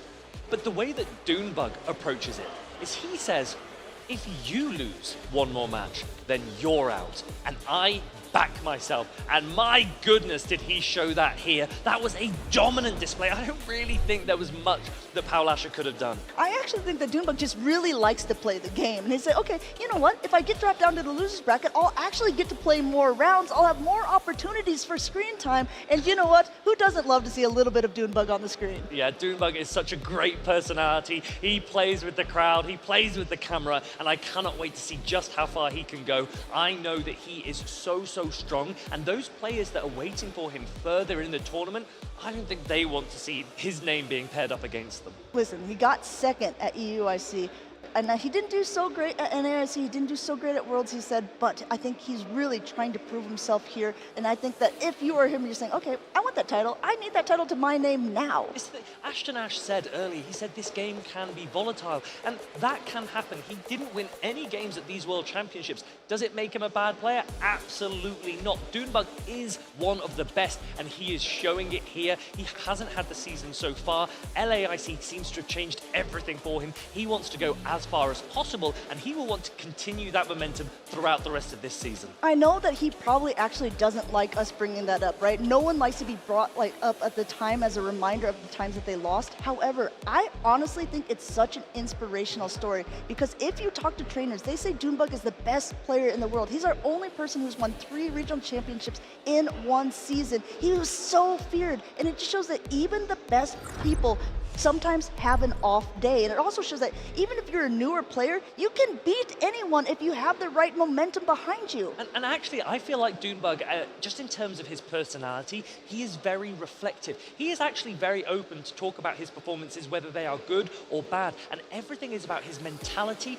how he adjusts, and how he proceeds. All of the players here want to proceed. We have more players coming right up. We've got Ilum against the Torian 22. They are on the loser side as well. They don't want to go out. Ilum said earlier, I'm going all the way this weekend. He seemed pretty confident. He's one of those trainers who does do really well in tournaments. I see his name quite often in the top part of the brackets, but never quite at that number 1 spot. Still able to make a nice loser's bracket run, coming up against the Torian, who actually has one of those first place spots. The thing is, many players could win a championship, but then you never really see their name again, and there's always that question of, was it a fluke? The Torian 22 on paper could have been one of those. He won a title last season. I believe it was the Puerto Rico event, and lots of players were saying, okay, but what are you going to do next? I think he is showing the world that that was no fluke. Look how far he has got in this tournament. He has taken out some massive names so far,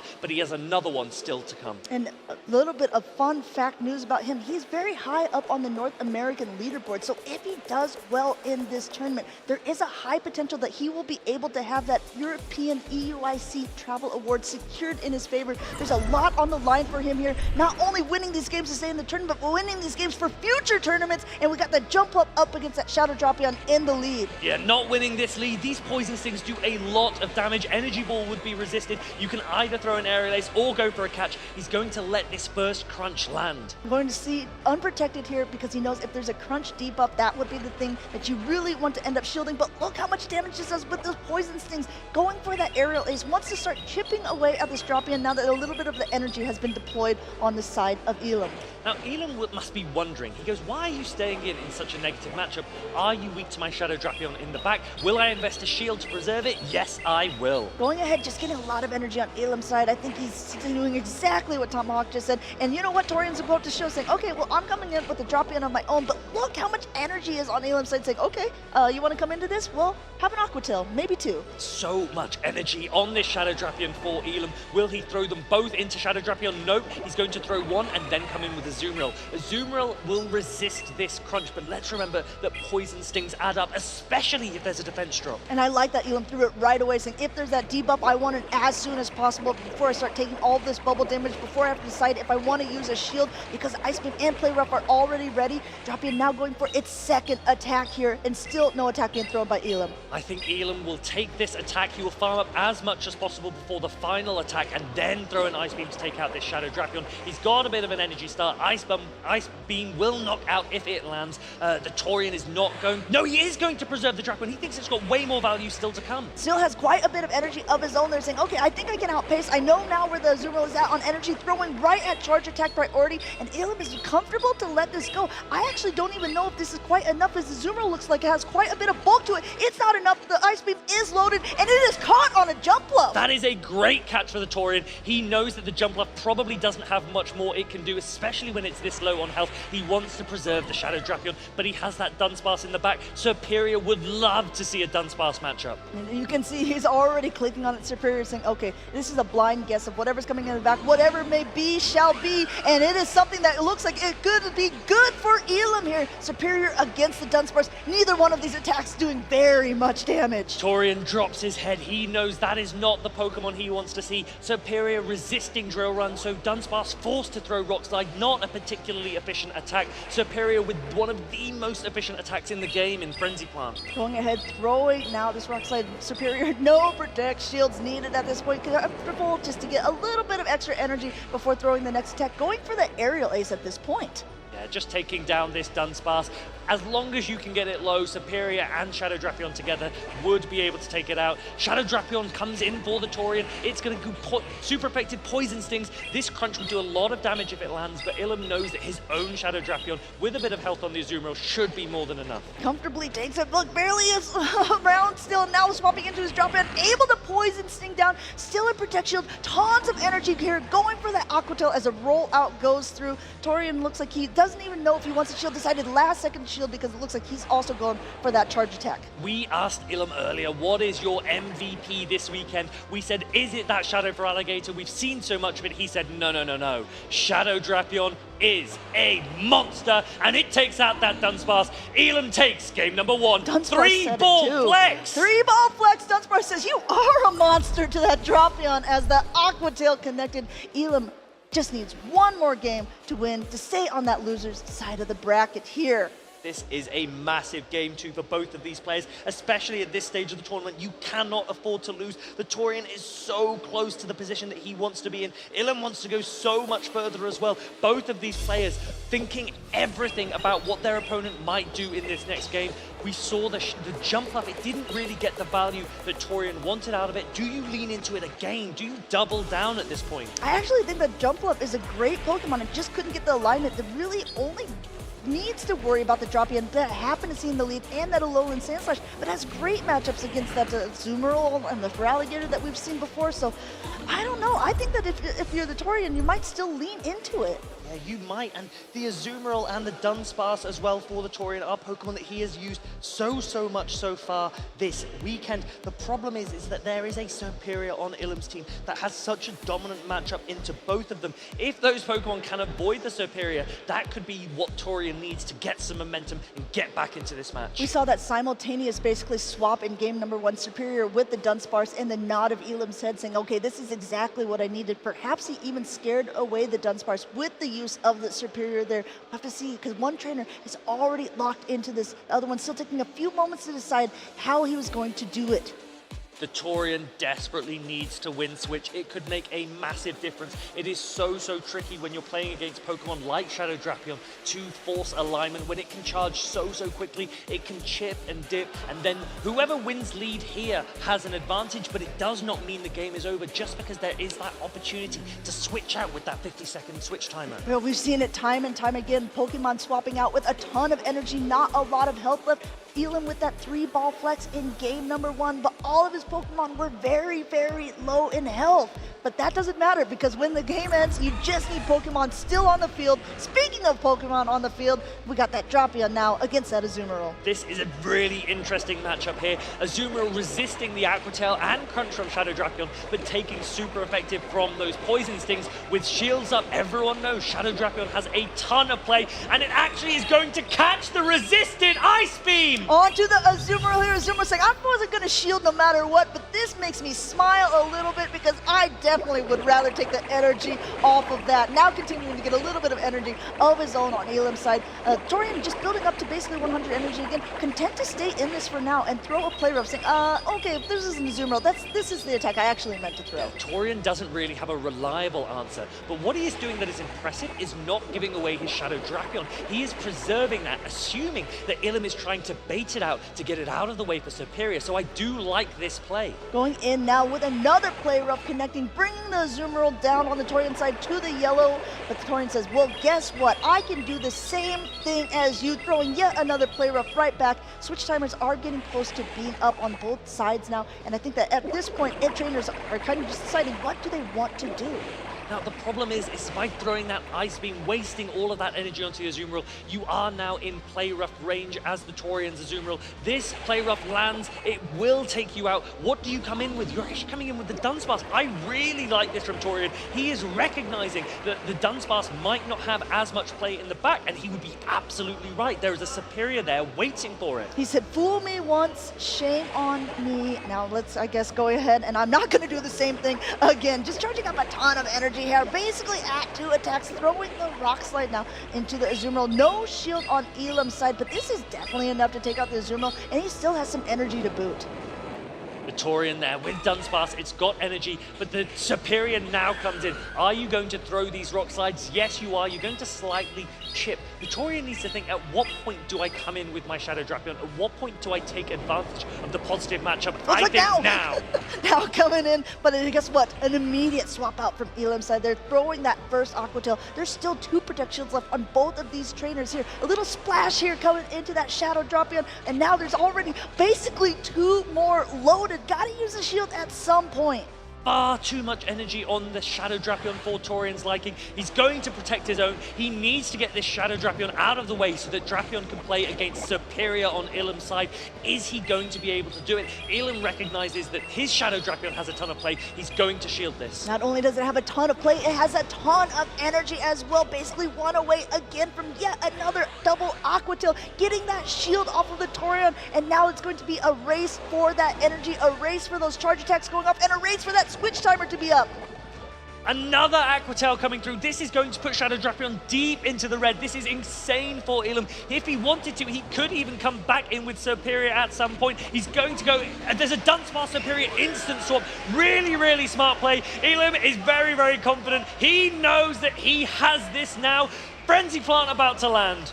Superior saying yes, as it takes out that Dunsparce there. Frenzy Plant connects, but there is a crunch loaded here. There is still a shield left on Elam's side. He says, you know what? I think now is the time to use it. Gonna make sure that the Superior stays nice and healthy because I think at this point, I can Vine Whip down. I can take day number 2. He wants to go all of the way. The dream is not over. Elam takes losers round 4. He proceeds here at LAIC. Elam, remember this name. He's doing so well. He talked about it earlier on. He's feeling confident. He's looking confident. He's playing well. And we're going to see how far he can take it. Those look so comfortable. And the Torian is a great player, so they cannot have been easy. But the Elam knows his team so well. And the way that he uses his Pokemon, manages his energy, but also is watching that top corner as soon as he sees the switch. instant reactions, and it makes a massive difference. With that Azumarill with basically all of that energy and Ice Beam going onto Elam's, I think from the beginning, the Elam was feeling pretty confident, saying, okay, I feel like I'm in the driver's seat, and the fact that Torian stayed in with his own Azumarill was sort of an indication, I think, to Elam of like, okay, well, there's not really a strong counter to my Pokemon. I'm going to go ahead and I'm going to take out his. I think the difficulty here is that these players, they know how to avoid a catch. They know that sometimes you need to pause and wait for that fast attack. But there is a genuine worry that if they pause too long, they might not see the fast attack coming and they might lose as a result. So sometimes they're just like, look, I'm just going to hope for the best. I'm going to throw the attack. And then all of a sudden, you see a massive catch and it's game over. Sometimes, even in that vein, a lot of trainers say, sometimes I just throw the attack immediately because no one expects me to do that. They're always going to wait, and so I'm going to say, okay, well, if you're giving me the opportunity, I'm going to go ahead and take it. Yeah, well, Ilum was managing his Pokemon perfectly, but also managed his energy perfectly. I think we need to hear a little bit more from Ilum, how he's feeling about his team and his chances in this tournament. Butters has him now for an interview. Thank you, Tomahawk. Elam, you look absolutely locked in right now. How are you feeling? I'm feeling very excited and ready to keep going. You might be the most decorated trainer to have not taken home that championship trophy. How much would it mean to you to take home that trophy here at LAIC? It would mean the world. I've been playing this game for a while, and all I want to do is just win a tournament. Well, you're closer and closer now, and my last question is, you've been switching back and forth between Shadow for Alligator and Normal for Alligator every other tournament. Do you have a consensus? Which one do you like better? Oh, man, I feel like it totally depends on the team that you bring, but for this team in particular, I felt like Shadow Gator was better. I'm going to go with Shadow Gator because of the Dunsparce matchup is much more consistent. Fair enough. Well, congratulations once again, and best of luck getting it to those grand finals. We know the grand finals will definitely contain a trainer from 7-Eleven Gaming, and there's a lot of fans for 7-Eleven Gaming here. Let's hear from them. We're here at the Latin American International Championships, and we have a winners finals with two 7-Eleven Gaming trainers, Richie and Marto Galde. I am joined by some 7-Eleven Gaming teammates and friends. I just want to ask you, how are you feeling, and do you have any words of encouragement for 7-Eleven Gaming? I am so happy by this result. It's historical for the team. I'm really proud of both Marto and Richie. I'm not just going to say, I hope you guys enjoyed the winners finals, and one of you is going into the grand final, so go for everything. Awesome, awesome. Yeah, well, we're all really proud of them, not just the two of us, but everyone at the headquarters of 7-Eleven Mexico. We're really proud of them and all the courage that takes to get through all of this process. So I hope they won, and if they don't, they already winners, so yeah. Well, I only expect that they enjoy the game as well as we will do, and this will be amazing matches. It sure will, and it's a guarantee that Championship Sunday will have 7-Eleven Gaming and a lot of fans in support here. Let's get back to the Pokemon action. Hello everyone, we're here at the Latin America International Championships in Sao Paulo, Brazil. And as you may know, the local player base here speaks Portuguese, so I'm here with Martin, and I'm gonna teach him a few of the key phrases that he would use if he were to participate in the tournament here and play against a local. So, if you wanted to wish your opponent good luck, you would say, Boa sorte. Boa sorte. Perfect, perfect. If you had a good game against your opponent, you would say, Bom jogo. Bom jogo. Wow, perfect. You're a natural, Martin. All right. If they made a good play, you would say, Bem jogado. Bem jogado. Yeah, perfect. I'm impressed. All right. And then if you're feeling confident that you're going to win, you would say, Eu vou ganhar. Eu vou ganhar. Close enough. Eu vou ganhar. Eu vou ganhar. Perfect. Yeah. All right. There you have it. Yeah, let's get back to some Pokemon action. Hi trainers, we are here at LAIC, and although this man needs no introduction, we are joined by one of the Travel Award players from the EU region. It's Colin 6. Colin, how does it feel getting the opportunity to travel abroad during the season to come and compete at LAIC? I mean, I'm incredibly excited to be here. I've had opportunities to travel before for the World Championships, to Hawaii, to Japan, meeting new cultures, meeting new people, but to get to do it within the season, it's just so much fun, and I'm looking forward to meet the LATAM community here. And how does it feel to represent your region? So many players watching from home in Europe. What's that like for you? There's a bit of pressure that comes along with it. It's always a bit of a rivalry going on between each region. But I'm just happy to be here. I look forward to battling the LATAM players. Always enjoyed battling them at Worlds before, and I just can't wait. Okay, we have a question for you then. Of the LATAM players that will be here, are there any players that you are looking to avoid or would really like to play against? I'm not looking to avoid anyone. I like playing good players. I like having good battles. There's so many good players here. LNDS, Steinar, LNDS, Rarjev, Sardi, so many more to name. I just hope I get a chance to face them. Okay, one last one. If you were to bring any meal from Europe here to Sao Paulo to impress the locals, what would it be? I'd like to name a Dutch meal, but I don't think it would impress anyone. So I think Italian is the best cuisine in Europe, so pizza, pasta. Can't go wrong with that. I don't disagree. Trainers, this was Colin Six here at LAIC. Make sure to root for him. We'll see you later.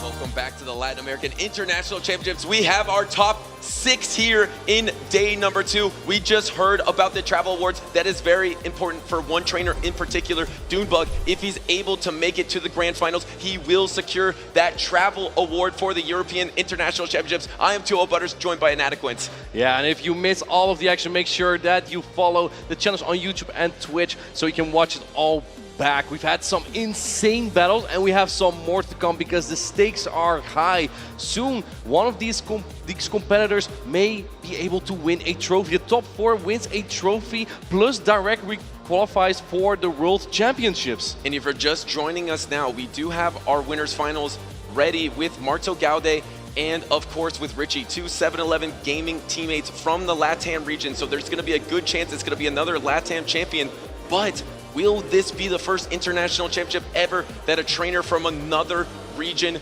will win? It is very possible because this is the winner's side of the bracket where Richie and Marto are in that winner's finals. You see here a lot of these North American trainers that did well early on, Out of Pocket, Stud Muffins, Elam, Dunebug, they all got knocked down in that winner's round number 2, but they have recovered on that loser side of the bracket. The CTU, Ashton Ash, Dunebug, and Elam, all North American trainers are in this top 6 right now. Exactly. There are 2 LATAM players remaining here, Ashton Ash and Vitorello. And then we have North American players, the C2U. I think it's the C4U now because he keeps growing in number the more he wins. We have Dunebug and Colin from the Netherlands. But this is our next matchup that we have right here. We're going to have the C2U versus Aston Ash. And we can't forget that there is still a chance for Europe as well because Colin is awaiting, I believe, the winner of this matchup right here between the C2 and Ashton Ash. Ashton Ash is running that primate. We've seen it be really strong into some team compositions before. We saw a lot of fighting types actually in this day number 2. I think we saw more fighting types in day number 2 than we saw all day number 1 between the Annihilate, the Pangoro, and the Primate here. Yeah, these things starting off with the Primate, with the spicy team, with the Shadow Sableye and Abomasnow as well. And now Ashton Ash is getting actually quite far with the Primate. Primate having access to Rage Fist and just coming out so quickly with Karate Chop generating energy very fast. And then close combat with in a very hard-hitting charge attack that does debuff your own defense, but even resist it. If you can land like 3 Rage Fists, you buff your attack 3 times and then land a close combat, it would even do 60% to like a Cloud Siren or a Azumarill. That's actually crazy. Yeah, and something like a close combat hitting into a Malamar boosted up like that would do so much, and the CTU has that Malamar. This Pokemon, I have never seen it so irrelevant in this season. Usually it is a big part of the tournament, but so far it has been on little teams or has been benched in matchups. Is this the opportunity? I feel like if there is any opportunity for Malamar, it might be in this matchup versus Ashton Ash, but we're going to have to wait and see. The CTU and Ashton Ash are locked in. It's going to be the Alolan Sandslash versus the Azumarill lead. Mandibuzz, Clodsire, the back for CTU. And this is a very neutral matchup between both Pokemon, because where Azumarill resists the charge attacks, or sorry, where the Alolan Sandslash resists the charge attacks from the Azumarill resists the Power Snow damage. So really evening out these two Pokemon. I believe Alolan Sandslash does just slightly better here, and then it might come down to the back line, and that Mandibuzz is looking really good in the back. And look how vulnerable the CTU's backline is to that Alolan Sandslash. So Ashton Ash doesn't know that, but actually pivots out. That is pretty good for Ashton Ash here. The problem is there's no place to put your Superior, but at least you do bait out this Mandibuzz with the Feraligatr, so your Superior will have a lot better play in the back, and he's going for it. He's going for the Ice Beam. I think you win the two-shield scenario straight. Hydro Cannon. This does a lot of damage, but Mandibuzz is bulky, can't hang on. The Shadow Claw don't really add up, but now you are nearly in Hydro Cannon range as the Feraligatr, so Ashton Ash actually in a pretty decent position. Calls the Dark Pulse bait, it's only an Aerial Ace. Yeah, and I think you will get the knockout with this Hydro Cannon, so you can take the alignment, but you take a Protect Shield instead. Now this Feraligatr will be energy dry, so the CTU has an opportunity to bank up some extra energy here, and actually only does one Snarl of extra energy before throwing the foul play. Because I think he's afraid that Ashton Ash would then just shield, but looks like Ashton Ash shields anyway. That is a foul play, by the way. There's no Dark Pulse on the Mandibuzz, my bad. So this foul play charge up a little bit quicker. Both players don't want to throw a charge attack priority there. So we see the CTU just farming up and shooting again. Either both players are afraid of getting swapped on, or both players don't want to throw an alignment. But that was really funny, seeing two trainers with energy available that could knock out a Pokemon. Both trainers deciding not to throw it. Maybe they both want a double shield for alignment here. That looks like what Ashton Ash wants to do, and he's going to be able to get to the Hydro Cannon at the exact same time, though, right before the Aerial Ace is available, and it looks like Feraligatr is going to be able to pick up this matchup, and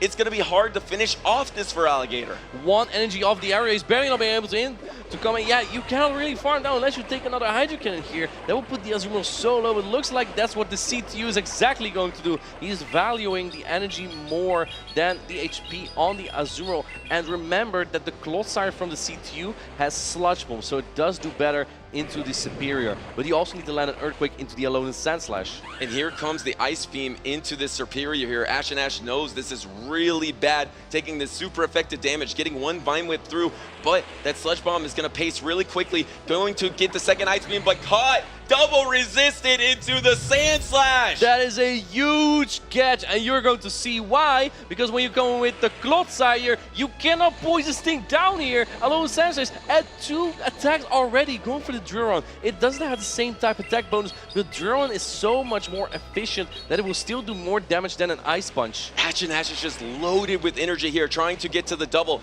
Does secure the double, and the CTU knows that is really bad because he wanted to get to that charge attack before he took more damage to be out of range of Frenzy Flame. Now he's pretty much in range of getting Powder Snow down. A desperate attempt at a Sludge Bomb, which is going to be resisted. I don't even know if this knocks out. Well, Marto God would know. He loves sludging the Steel type Pokemon. It doesn't knock out. It's double resisted.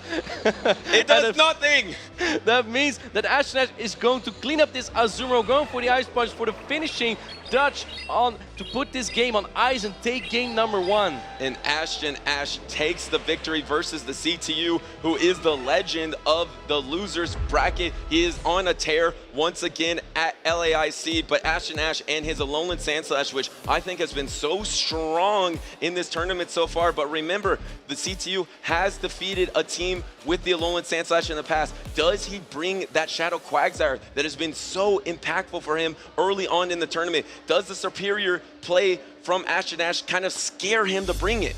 It's got to be either the Malamar or the Quagsire to tackle that Alolan Sandslash, because all the other Pokemon from the CTU, the Azumarill, the Ariados, the Mandibuzz, and the Clodsire, they don't do super well into the Alolan Sandslash, so you kind of need to go a little bit stronger here. I believe his best answer on this team was the Azumarill, not really respecting the Alolan Sandslash. I had an interview with Ashton Ash earlier where I asked about if Alolan Sandslash is an alignment-dependent Pokemon, as a Mind Joke in Europe always says, and he agreed. It's so strong when it has the alignment, and Ashton Ash just shows that here. Alolan Sandslash is a Pokemon you must have. Yeah, and even in this meta, though, it does seem like it has some flexibility because although we've seen a lot of fighting types today, there isn't a ton of fighting fast attack pressure. Even the ground pressure can be fought back by the ice type of that Alolan Sandslash. The bulk of the normal one, it to not be the Shadow, has just been so strong. I think Keeley, it's so much better against Azumarill because double play rough from an Azumarill and bubble damage pretty much knocks out the Shadow. But the normal can take them both, bank up energy, and then close in the in-game like you saw in that game number 1. Do we see the Quagsire adjustment? Do we see the Malamar? Malamar's been irrelevant. This is its chance to shine, maybe. Both players are getting ready. Both players are locked in. We're getting game number 2 between the C2U and Ashton Ash. We're going to have the Malamar. There it is, but it's lined up against the Mandibus. Oh, that's terrible for the Malamar. What do you even swap into here? Your own Mandibuzz, there it is, your own swap in the Mandibuzz, and it's caught by the Alolan Sandslash. Instant simultaneous swap by Ashton Ash as soon as he saw that Mandibuzz, and he has the alignment. You said it's an alignment Pokemon. He has it. Does that mean he has a good chance of winning this game? Maybe, but this is where you kind of want Dark Pulse for this specific matchup because Dark Pulse does a little bit more damage and would knock out that Alolan Sandslash with the Snarl damage in 2 attacks. Now with Foul Play, it doesn't do as much damage, does charge quicker, but it will allow this Alolan Sandslash to have a more comfortable matchup here. But maybe if you get some shields down here, and here comes the next Ice Punch. Looks like the C2 is going to try to get some shields down and using the first Protect Shield of the game. But like you mentioned, this Foul Play just doesn't really threaten Ashton Ash. And even if he doesn't keep alignment, I feel like he doesn't care that much. He just has Feraligatr. You just get up shields on Feraligatr. No, actually, he does care about the alignment. Does care about the alignment. But if you look at the line from the C2U, he's not strong into that Pokemon at all, the Mandibuzz, right? He has the Malamar, but also the Ariados taking super effective damage from the Aerial Ace from Mandibuzz. And the Foul Play lands is not enough damage. Maybe the Dark Pulse would have been enough damage. You get to the Ice Punch, that will surely knock out this Mandibuzz here. And now it's even going to be hard to farm this down, but I think the strength of Psywave can do it. So looks like Malamar is going to come in and try to get the full Psywave down before the Ice Punch is available. But no, actually, yeah, denies that Ice Punch, gets the knockout, but here comes the Mandibuzz once again. You don't really have a good option for it. Yeah, let's see Mandibuzz farming up some more energy. The C2U farming up some more energy. Going for the first superpower now before Ashton Ash throws an attack. I think the Ashton Ash was waiting for the C2 to throw the superpower, so it is debuff, but now the C2 may switch out. No, not switching out just yet, and waiting 1, maybe even 2 turns. We saw a couple of Cyrus come in, but this ensures that the Dark Pulse will land on the Malamar that is debuffed because of the superpower now. Look at how much damage it does. That did so much here, and looks like the C2 doesn't want to swap out yet. Wants to try to get this Mandibuzz energy dry, but he's in a tough situation because he has all this energy banked, and he has to throw up the Protect Shield on an Aerial Ace. That is just brutal for the C2 here. He has to make some miracle happen if he wants to stay alive in this tournament. Ashton Ash is in such a dominant position right now. Is there any chance you can get both shields down from Ashton Ash and try to sweep up with the Ariados? Looks like here it comes, the Spider into the Mandibuzz. There's a Feraligatr in the back that doesn't like to take the Trailblaze, but you still have a shield advantage as Ashton Ash here. Yeah, and the problem is if you leave yourself energy dry, then you can't get the double against the Feraligatr here. And I believe the C2U did have that Ariados that wins all the charge attack priorities, because remember, early on, he was winning everything versus those Feraligatrs, but he leaves himself vulnerable here. He almost gets the knockout. Here comes the swap into the Feraligatr. You're going to be able to get there on charge attack priority. Do you throw charge attack priority? No. Ashton Ash knows he'll probably lose it, so he doesn't even throw it. Going for the launch to drop the attack of this Feraligatr, hoping that with that he can get to a Trailblaze at this point. Although the C2 has no shields here, the Feraligatr can just go for the Hydro Cannon. It does, ensuring the knockout, and now the Malamar needs to get to a charge attack. I don't know if that's going to knock out though, because Feraligatr is relatively healthy. Yeah, it's too healthy maybe, but you can get to that charge attack first. You are at the charge attack going for the superpower. You know superpower will do slightly more damage than the Foul Play, but it's going to come down to a superpower plus Sidewave damage before Ashton Ash is able to Shadow Claw down. Looks like he's actually going to be able to Hydro Cannon, and looks like Ashton Ash defeats the legend of the losers bracket. It's going to be moving on. Ashton Ash with an incredible run. He lost round number 1 on day 2, and he is right now making an incredible run. All these wins on the loser side of the bracket, perhaps defeating the best losers bracket player in the world here. And remember, this was the runner-up at the North American International Championships, our last international championship. He is once again trying to make it to Championship Sunday, this time on that loser's side of the bracket. Can he do it? He's one step closer. Now he has to face Colin, I believe. And that's going to be tricky again because Colin has that same team as, I believe it was Pocket. He did win that, but earlier on the day, Ash lost against Colin. So there's going to be a grudge match against that same team. But now Ash has more experience with the Galarian Moltres and perhaps can align that Alolan Sensor a little bit better. Yeah, and at least Ash is also undefeated in grudge matches today because he defeated Out of Pocket, who defeated him at the North American International Championship. So he got his revenge early on in the day. Can he get back-to-back revenge here? And he just had a dominant position with that Mandibuzz alignment, with the Alolan Sandslash alignment. There was just really nothing the CTU could do in that scenario. You know what I want to point out as well here? The teams of these players, they both have Mandibuzz instead of the Galarian Moltres that we've seen so many more times, showing that even if you are unlucky on your daily adventure instance, Mandibuzz could fulfill the job just as well. These trainers are making a really good run with that Pokemon. You can also opt for Air Slash as the fast attack for more neutral damage. Yeah.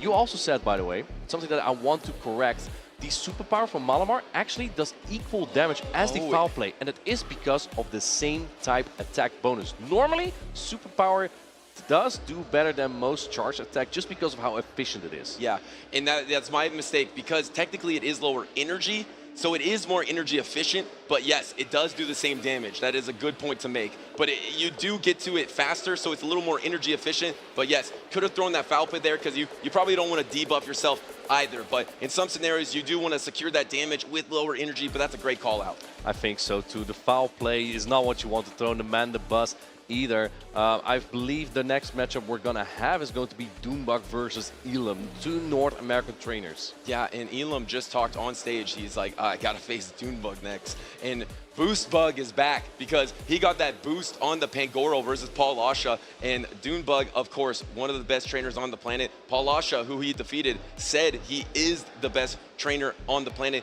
He was the runner-up at the European International Championships.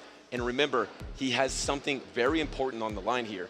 If he is able to get top 2 in this tournament, that means he will definitely secure the travel award for EUIC. Exactly. There's a lot going on at the LAC, but how about we take a look at what you have to say? We have some social posts to show from our viewers. We have here from 7-Eleven Gaming, top 32 secured after finishing as winners of their respective groups. Marto Galde and Richie advanced to play day 2 of the LAC. Well, they made it even further. They're going to day 3. Yeah, they are going to be in the winners finals here. So one of these trainers has a really good chance of winning it all and securing a 3rd straight year of LATAM dominance here at LAIC. 2 teammates there from 7-Eleven Gaming. Awesome to see.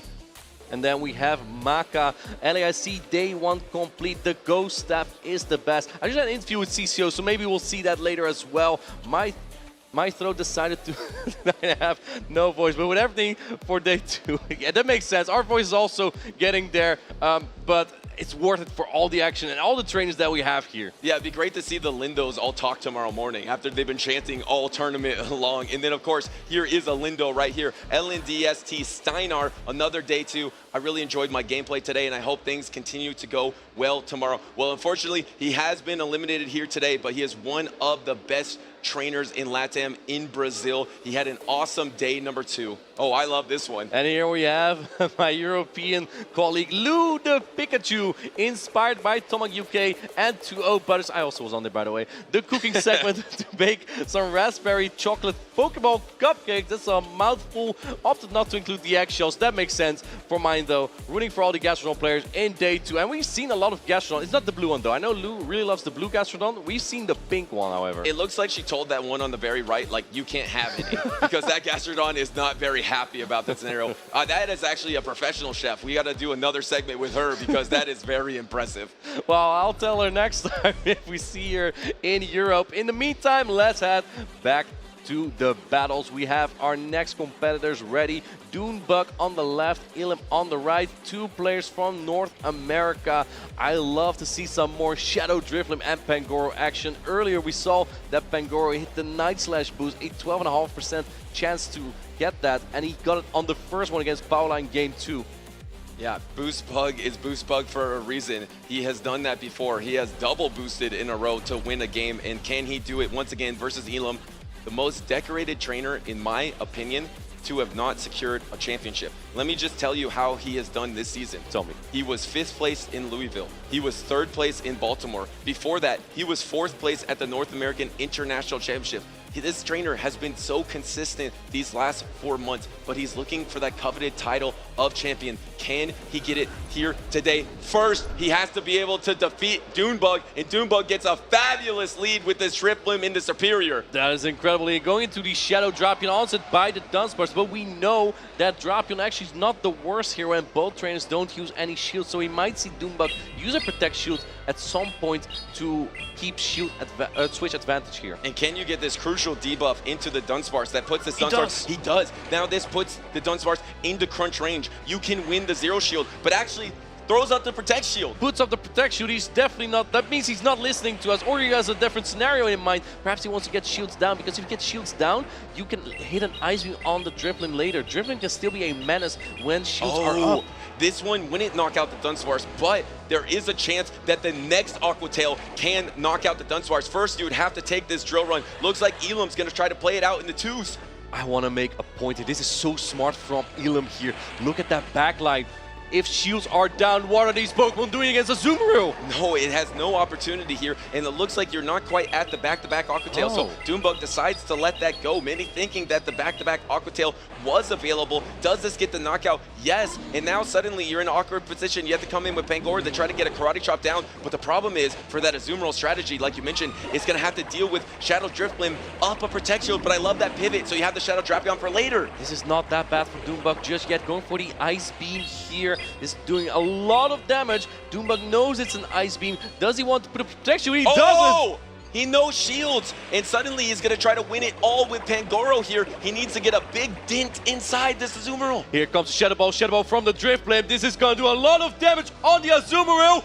Boom! It doesn't quite knock out there, though, and the bubble does come down, and the problem is, how do you finish off this Azumarill with only resisted charge attack damage, and the Ice Beam is available, but do you get the Protect Shield? You know this is the Ice Beam. Does Dunebug try to save that Protect Shield for later on? No, he does shield. He does put up Protect Shield. There's a Superior still.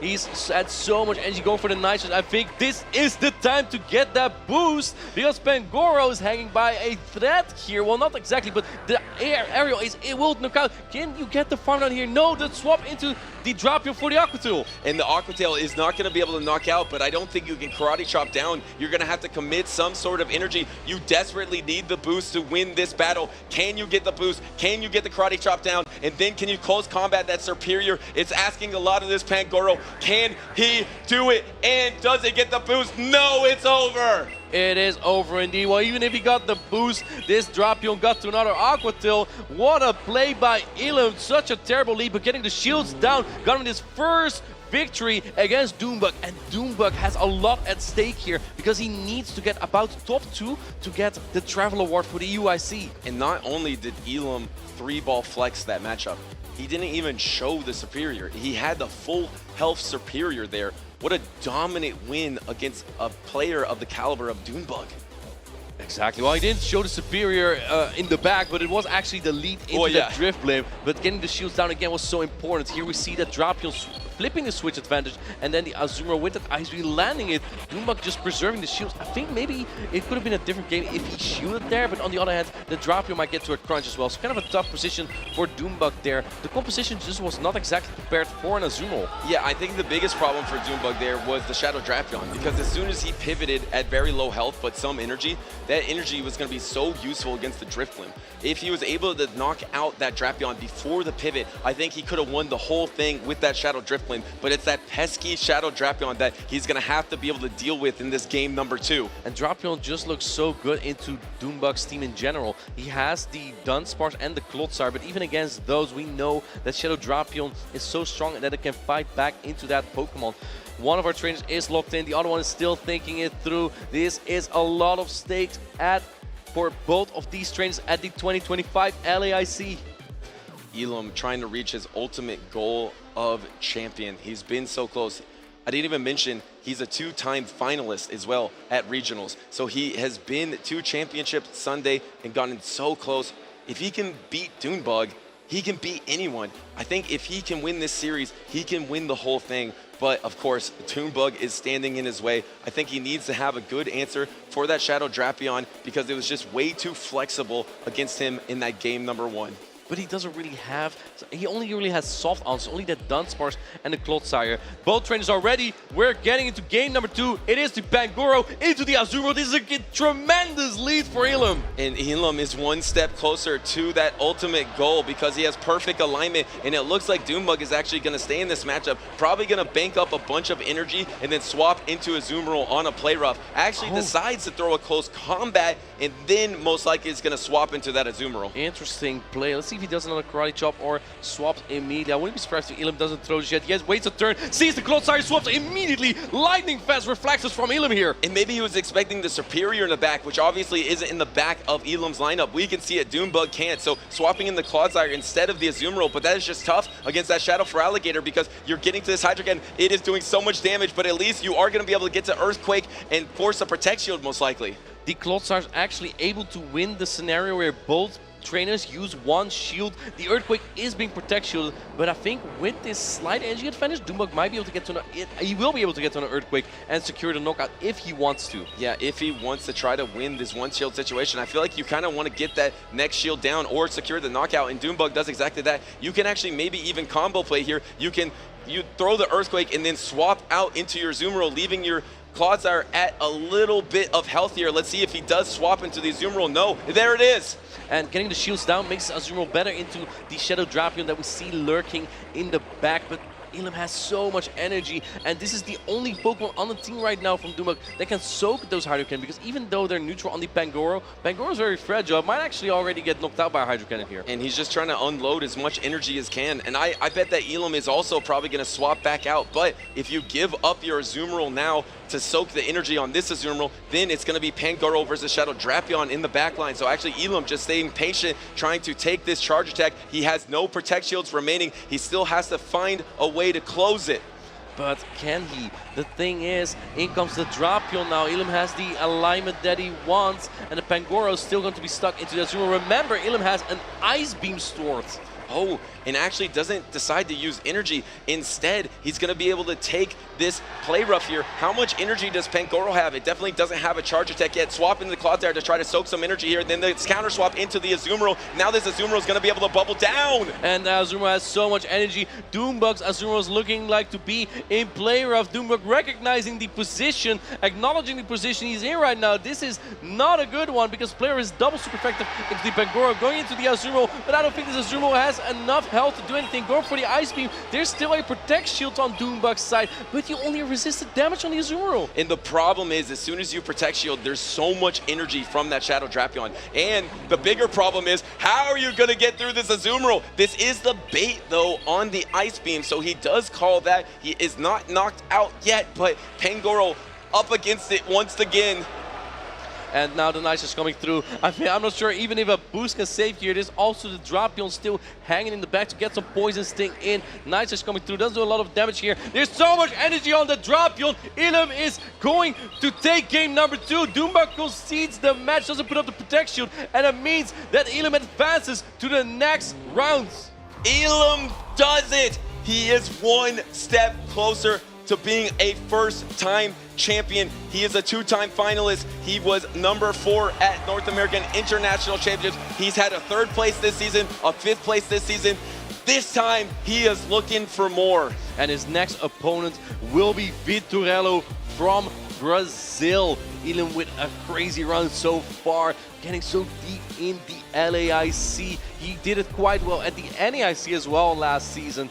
And again, on international competition, it's not easy. Oh, it absolutely is not. And now he's going to be facing, I believe, the last remaining Brazilian in the tournament here. And wow, that is going to be some adversity here in Sao Paulo, Brazil. But Elam was able to dominate that series versus Dunebug. If he can beat him, he can beat anybody. just getting all that alignment helped so much. As we saw in game number 2 here, the leads were Azumarill into Pangoro. Terrible for Doombug, but getting near the end game, the Azumarill from Elam just proved to be too strong. And as you can see here, the Azumarill coming back in, but then it was Pangoro against the roll, and Pangoro was just not good enough, even despite calling an Ice Beam. Yeah, I mean, the thing is, the Drapion was the Pokemon that, like you mentioned, there's no clear answer. There's a soft answer in the Dunsparce and the Clodsire, but the way Elam was playing with that Shadow Drapion, just able to bank up energy, use all your Protect Shields, bounce around the battlefield, close it out, dominant performance. It is one of the safest Pokemon for a reason. Poison and Dark typing combined have only one weakness, and that is the Ground type. But Doombug didn't really have ground types that match up super well into the Shadow Drapion. Clodsire takes super effective damage from the Alcatel and pace is quite slow, and then Dunsparce doesn't have ground type fast attacks, so only really relies on Drill Run, which still does a lot of damage, but Drapion can hang on long enough to draw shields or even flip the switch advantage. And you know, a lot of those ground types, a lot of those mud slappers have been eliminated now. That famous team that Nighttime Clasher had hasn't been doing so well, but there is one still remaining. It is Colin having that Shadow Kanto Marowak, and he's going to be up next in a rubber match versus Ashton Ash. He was the one to put him on that loser side of the bracket. But remember, Ashton Ash was able to defeat Out of Pocket, who defeated him at NAIC, so he's used to it now. Ashton Ash has that Primeape as well, one of the very few fighters remaining in the tournament and putting up such a good showcase with it as well, getting so far. I was looking at the Primeape, I'm like, yo, I might just run this in my next tournament, honestly. Yeah, and I think you were looking at this matchup because I believe this was actually the first matchup of the day. Is that correct? That is correct. Yeah, so the second. Yeah, the second matchup of the day, and Primeape was looking really strong in this matchup. Maybe I think you screamed against Colin and said that, oh, Primeape might be a problem, but I don't believe Ashton Ash actually used that earlier on in this matchup. Yeah, he went quite weak to the Galarian Moltres. Maybe he didn't have as much experience with the team just yet. What I found out is if you put 2 Protect Shields on Primeape in the lead against an Azumarill, you can win that matchup and you are 4 times boosted. And then if you land a close combat on a Clodsire, this will do about 60 to 70% resisted. That is absolutely crazy, and Ashton Ash might be bringing that Primeape here. And remember, this is now losers round 6, so these two trainers are trying to get to these losers finals, trying to make it to Championship Sunday. They are so close. Colin, who is one of the most decorated trainers in the European circuit, has not had that success yet at an international championship.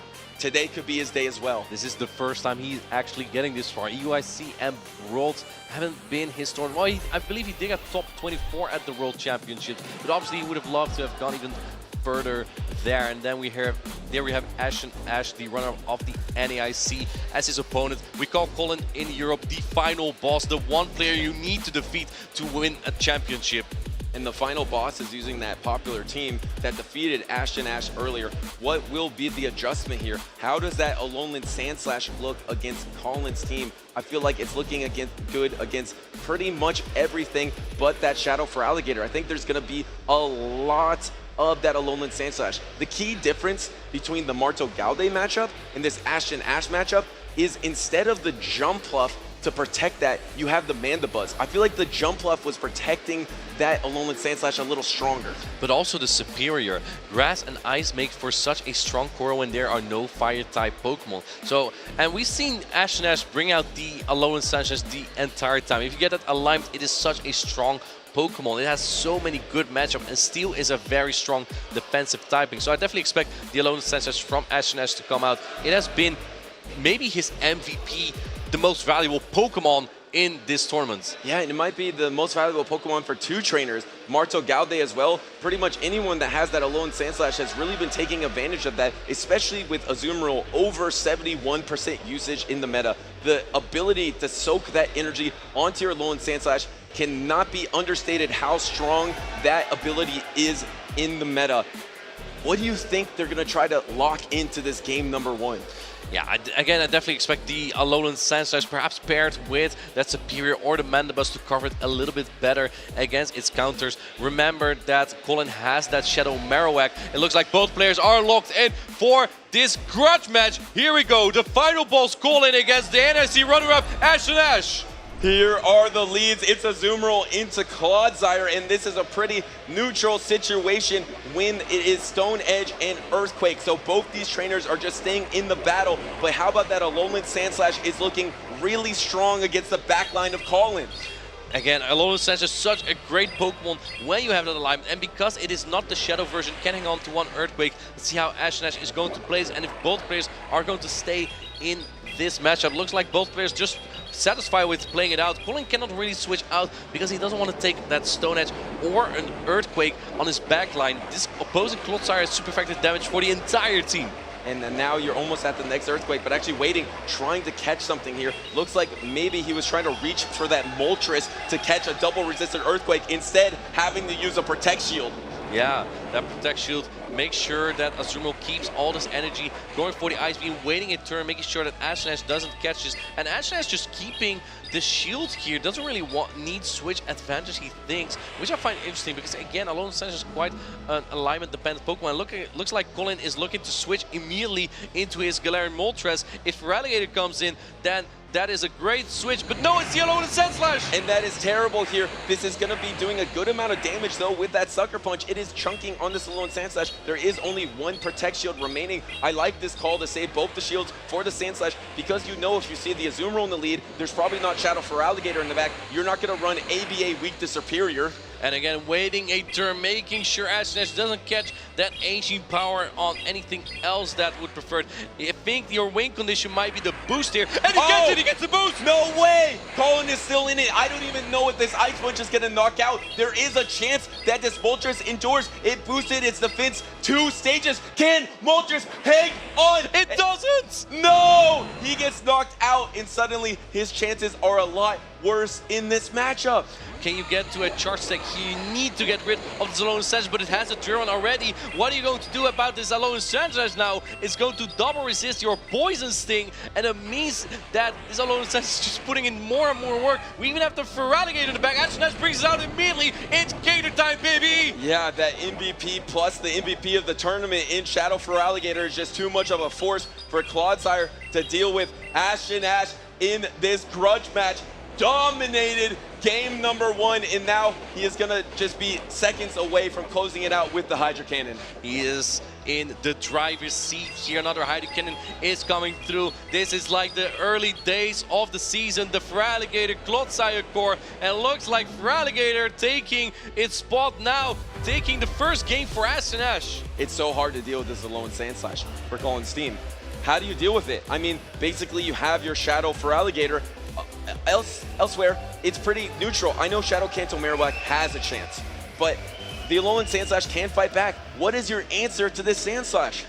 I think the only thing you really have are the Feraligatr and the Marowak. So naturally, I would expect that Colin would always bring one of these Pokemon. We see here the Ice Punch on this boosted Galarian Moltres. The Ancient Power boosted its defense and attack by 1 stage, but it was still enough to knock it out. Yeah, and here comes the Drill Run that knocks out the Azumarill, and that MVP there of the Azumarill. Feraligatr finishing up the job here, and Ash is just 1 victory away from moving on in this tournament. Feels unstoppable with Alolan Sandslash on his team, and I like how he showed the Alolan Sandslash game number 1. Colin didn't bring the Shadow Feraligatr, didn't bring the Shadow Kanto Marowak. Does Ash now bring the Superior to try to counter those 2 Pokemon? If he does, that would be a big call. But man, if you were to leak that into the Galarian Moltres or the Ariados, that could be very risky.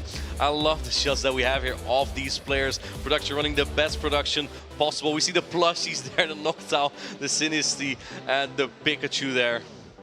And it looks like we are locked in. Colin is 1 game away from elimination. Ash is 1 game away from moving on and has a positive lead into this shiny Ariados of Colin. And this Ariados, I know, has quite some attack to it as well. The Ariados might do a little bit more damage than they normally do. Going for the lunge immediately. Looks like Ash didn't want to throw the Aerial Ace just right away. Wants to go for good timing instead. And does he expect that Feraligatr in the back? Is he going to try to pivot? Yes, he does pivot on an Aerial Ace that is debuffed. What a catch by Colin. I don't know if I like this catch, Butters, because what do you do about that Ice Hedgehog in the back? In comes the opposing Feraligatr. You're one Shadow Claw ahead, though. But I like that decision because if there is Superior in the back, you would be in a lot of trouble. You need to bait it out. So he is playing a safer game there. Yeah, Colin with that ABB strategy, trying to bait out the grass set that would otherwise threaten the Azumarill, and throwing the Hydro Cannon one before Colin is there. Very high level play from Ash and Ash here, and not putting out the Protect Shield by Colin. And you get to keep that Azumarill in the back. Yes, you don't do that well against a Alolan Sandslash, but you're so dominant against Mandibuzz, maybe you can carry over some of that momentum, having to give up a Protect Shield here, but now you can bank up some energy, maybe throw another lunge into that Mandibuzz. It's not over yet for Colin, even with this bad alignment. But how good is this Ariados going to be? We see in the back for Ash and Ash that Alolan Sandslash, and it will resist everything that this Ariados has. That's why Sandslash is so good in this meta. Azumarill is super high in usage, Ariados is really high in usage. It just resists everything. Another swap on another aerial ace. What a play from Colin, calling all these attacks, and when Ash and Ash throws them, and now what do? You building up more energy and swapping into the Alolan Sandslash is likely because it's a terrible matchup for the Mandibuzz, and now going to the Alolan Sandslash, which is going to wall all this charge attack damage from the Azumarill. But at least this misaligns the timer now in Colin's favor. He was able to catch that charge attack, and then there was a farm up, so it's probably at least a 15 to 17 second difference between these two switch timers. But what are you going to do with that? Are you going to swap in Ariados into Alolan Sandslash? It's kind of tough. I think Azumarill is the key support for Ariados. If you can wiggle this down into lunge range, then maybe there's a chance. But remember that the Mandibuzz also is still very healthy and has an Area Ace loaded. He already has his timer. Does he try to get back? Does he try to keep this Azumarill around? Maybe try to swap on the drill run here. No, doesn't try to swap at all. No, he did try to catch that drill run. Didn't quite get it. I don't think this is going to be enough to knock out. And if Azumarill can bank an Ice Beam or a Play Rough, it's not over yet. Colin is still in this battle, in my opinion. Can he get the bubble down? Can he get the bubble down? Oh, he goes for the Trailblaze. Ash and Ash tried to react as quick as possible. Was stuck in that matchup. Oh, put out a Protect Shield. He shielded here, but now you probably don't shield anything from this Alolan Sandslash. Here comes the Mandibuzz. The Mandibuzz is nearly at double aerial ace here. It's going to be Azumarill versus the world if you let this Ariados go. Does he use his last Protect Shield? No, he lets it go. But I don't think that Azumarill might be able to get to an attack. Can this Ariados hang on? It goes down with the launch. The Mandibuzz has a charge attack loaded. All you need to do is get a shield, but Mandibuzz wins charge attack priority. And it looks like this aerial ace is going to take the last Protect Shield away from Colin. And Ash and Ash is moments away from getting his revenge and winning this series. We hear the crowd going wild. Ash and Ash playing out of his mind, is looking to make another crazy international championship run. Azumarill knocks out the Mandibuzz, but in comes the Hedgehog. It's the MVP for Ash and Ash, and the drill's coming through. Ash and Ash is advancing to the loser semis. He secures the 2-0 victory to move on. Colin is eliminated. Now Ash and Ash has taken out of pocket and Colin. He is unstoppable right now with him and his Alolan Sandslash. Successfully defeating the final boss, the player that knocked him down to the losers bracket, the first match of day 2, and now getting his payback not once but twice against this team. That must feel good for Ash and Ash. It's supposed to be a great day for Ash and Ash, being able to take down Out of Pocket, who defeated him in the finals at NAIC, able to get the revenge against Colin, and now just one series away from making it the championship Sunday once again. And here we see the replay again, that Ariados was able to hang on so much because of all these aerial ace catches. Colin had to bait out a potential superior, but there wasn't a superior. It was not the Pokemon Ash and Ash needed, yet the Feraligatr and especially that Alolan Sandslash was just so important for him. Yeah, and you thought the backline versus Alolan Sandslash would have some hope there, but it's just so strong. It's just so good in this meta, especially against these top teams in day number 2, and Mandibuzz has been a good partner for it. Sometimes it's superior to protect it, sometimes it's Mandibuzz. Either way, Alolan Sandslash has a chance to be in the top 3 2 different times on Championship Sunday. But I want to ask you a question. When I was playing at the World Championships, you talked a lot about polarizing matchups. Is Alolan Sandslash a Pokemon with a lot of polarizing matchups? What do you think? Yes, but in this meta, I don't think so. Because when you look at that last team, where was the polarizing matchup? Yeah, it didn't really have a lot there, I would say. It was the Azuma really that was the toughest. Well, we're gonna have some more battles soon. We have another losers round and then the losers semifinals to see who advances to day number 3. We'll be right back after this. The two partners here, they're gonna play a game with Amanda. Don't go anywhere, we'll be right back. Welcome into the next edition of Pokemon Partners Brazilian style. This time I am here with two lindos. We have Kanan and we have Juzmaniz, friends and teammates, but we're going to see how well they actually know each other. But first of all, let's give a little introduction. Tell us a little about yourself. I'm Ellen Descanan. I've been playing since the start of the game, back in 2016. Been really enjoying PvP, and I'm really happy to be here at LAC, and I don't know, hope I do well. I hope we have fun here now. Yeah, me too. How about you? A little bit about yourself. I'm Juzmaniz, and I started playing in 2016 too, like in the first day of the game, and it was like so much fun. Then I started battling, and I just loved it. And I'm here for, actually I'm from here, I live in this city, so I'm here for playing, and I hope to go to day 2, day 3 or something, or just at least have fun. Well, we'll see. We're going to see how well these two actually know each other. We're going to start with you. I'm going to ask you questions about Juzmaniz. You're going to write down your answer and then show the camera when she gives the result.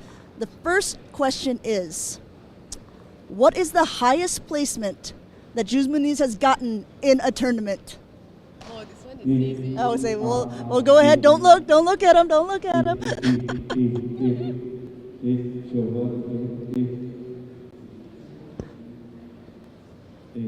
Okay, so what is the answer to the question? 3rd place. Where was it? Oh, it was in Curitiba's. All right, that one was pretty easy, it turns out, for both of these. Let's see if this one is a little bit harder. What region of Pokemon is Juzmaniz's favorite region? Think about that. Do you know? Yeah. Okay, we'll wait for him to start writing. Don't look. Okay. My favorite region is Sinnoh. Sinnoh? Oh, Kanto. Okay. We were 1 for 2 there. Let's see if you can go 2 for 2 about Kanan. Okay. Are you ready? Yeah. Okay. Now we know that Kanan used a pretty spicy Pokemon of Shadow Magnezone last season to do well. But what do you think his favorite Pokemon actually is? So you got to write it down. Okay. But battling Pokemon or like just the Pokemon that he likes? Just the Pokemon in general. All right. Do you think she knows? I think she does. Okay. We were told ahead of time that these two actually know a lot about each other, not just about Pokemon, but life things as well. Juzmaniz seems pretty confident. What is your answer? It's Gengar. Gengar? Okay. Turns out it is indeed Gengar. Okay. This one, next question. Okay. Next question. Very relevant to now, as we just had the Mankey Community Day. Do you think Kanan prefers Annihilate or Primeape? And for bonus points, Shadow or non-Shadow, if he was playing it here at LAIC? Yep. This one is tough. Okay. Yeah, I don't know. Do you even know yourself? Yeah. Okay. Doesn't matter if would it be to play competitively or just play? To play competitively. Okay. Then I know my answer. Okay. Looks like just making sure. Okay. It would be Annihilate, the normal version. Oh no. Very close. You got the question. You just didn't get the bonus. So going for Annihilate over Primeape, you think, in this current meta? I think because it is a fighter that beats the other fighters and does well against many of the poison types. I think it's a better generalist. And I think the normal version, because it can take a little bit more of a punch. So I think it's better for competitive. That makes sense. Okay, the last question I have is for both of you, and you can write it down at the same time and reveal to the camera. Which LNDS Lindos player do you think is going to make it the farthest here at LAIC? That is tough. Yeah. We'll see. Both these trainers are locking in their answers. Looks like Cannon is done, and it looks like Kuzmaniz is done. Let's flip them. 1, 2, 3. Who we have? Oh, okay, we have last year's winner, Hardjeff. We'll see if he is able to do it this season. That's all we have for this Pokemon Partners. We'll catch you guys in the next one.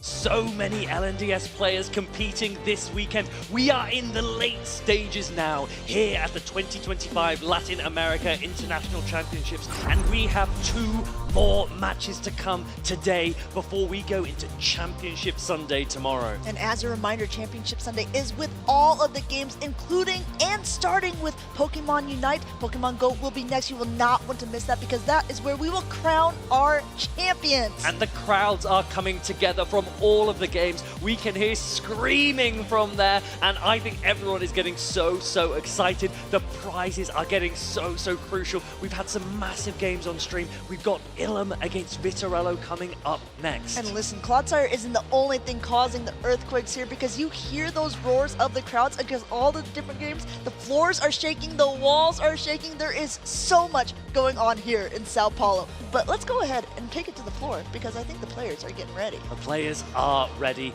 They are looking to lock in here, and there is honestly so much on the line for both of them, not just because they want the championship points, but they are so close to the trophies as well now at this stage in the competition. The winner of this match will go and play in the losers semi-finals that we will see very shortly as well.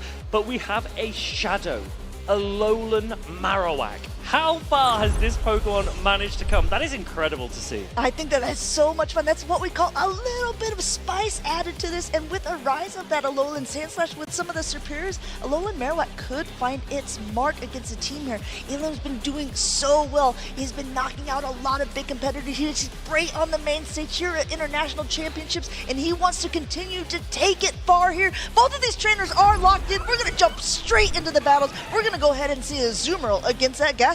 Now, if Gastrodon can land an Earth Power against this Azumarill, it should win this Even Shield matchup. The question for these players is, do you go for the Earth Power? The question for Ilum is, do you shield it?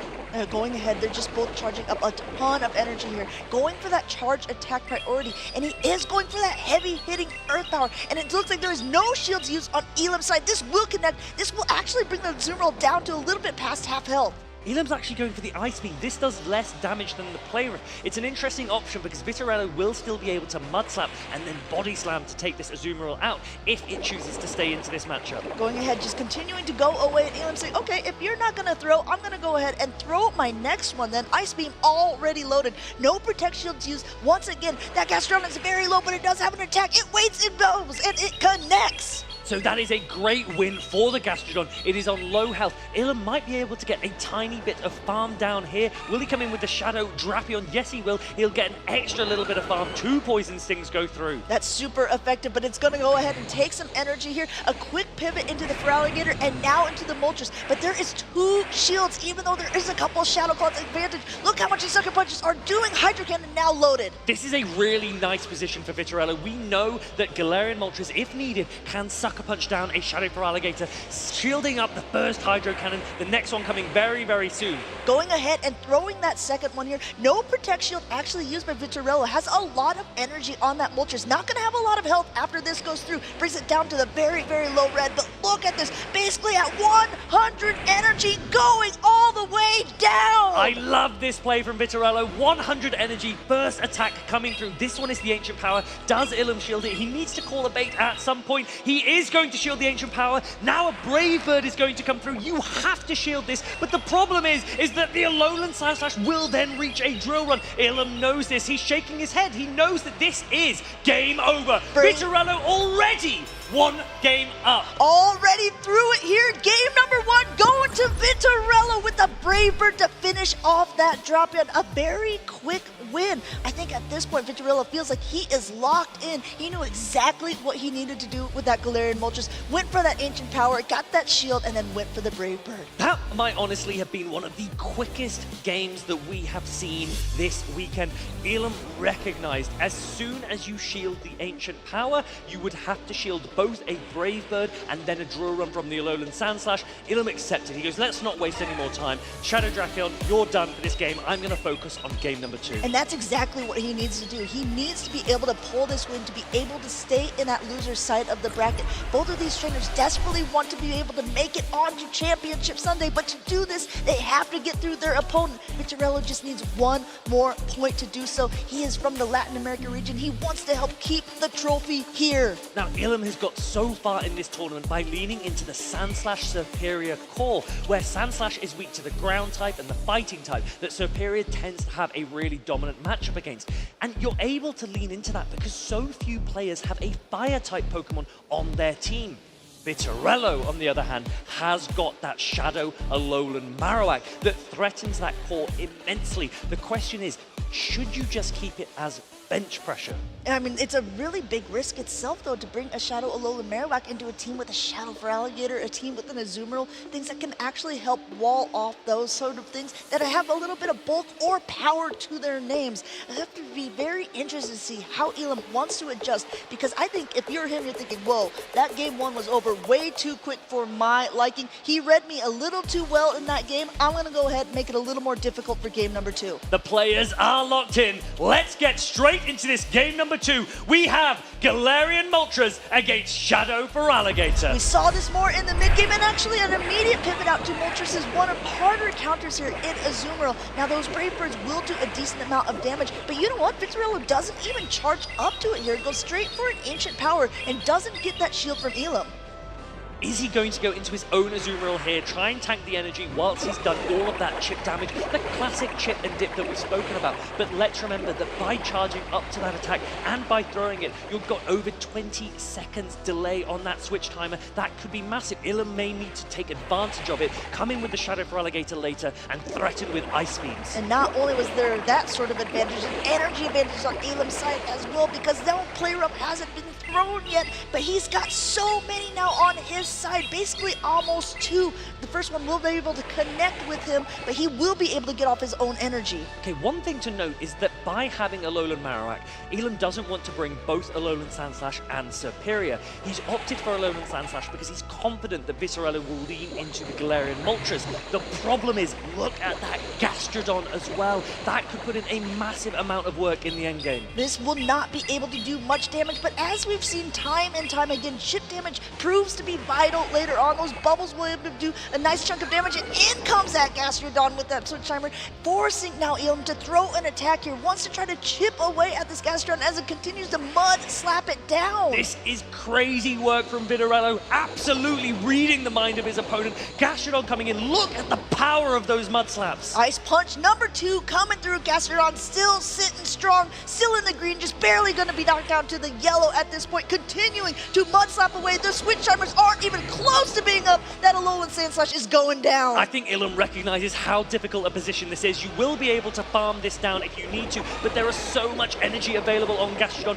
Earth Power, if this lands, will take the Azumarill out, and there is more energy to still offload onto the Feraligatr later. The ground is rumbling. Earth Power connects. Down goes the Azumarill here, and in comes the Feraligatr. Feraligatr will be able to fast attack it down, but this Body Slam is already coming through. There's 2 shields still left on Elam's side. He doesn't want to use it here. Elam sees the writing on the wall. In comes Galarian Moltres. 2 shields available. Vitorello is going for a big 2-0. Going ahead, sucker punching down. Nothing else that Elam can do at this stage besides get knocked down, because Vitorello is going on in the tournament. 3-ball flex, 2 shield flex. Vitorello beats Elam 2-0. Very quick games. Vitorello says, you know what, Elam, I think that you're actually the last North American trainer left into this. I'm going to go ahead and make sure that this trophy stays here in Latin America region. Going ahead, securing that victory against them very, very quickly, and well played by Vitorello. That was over in the blink of an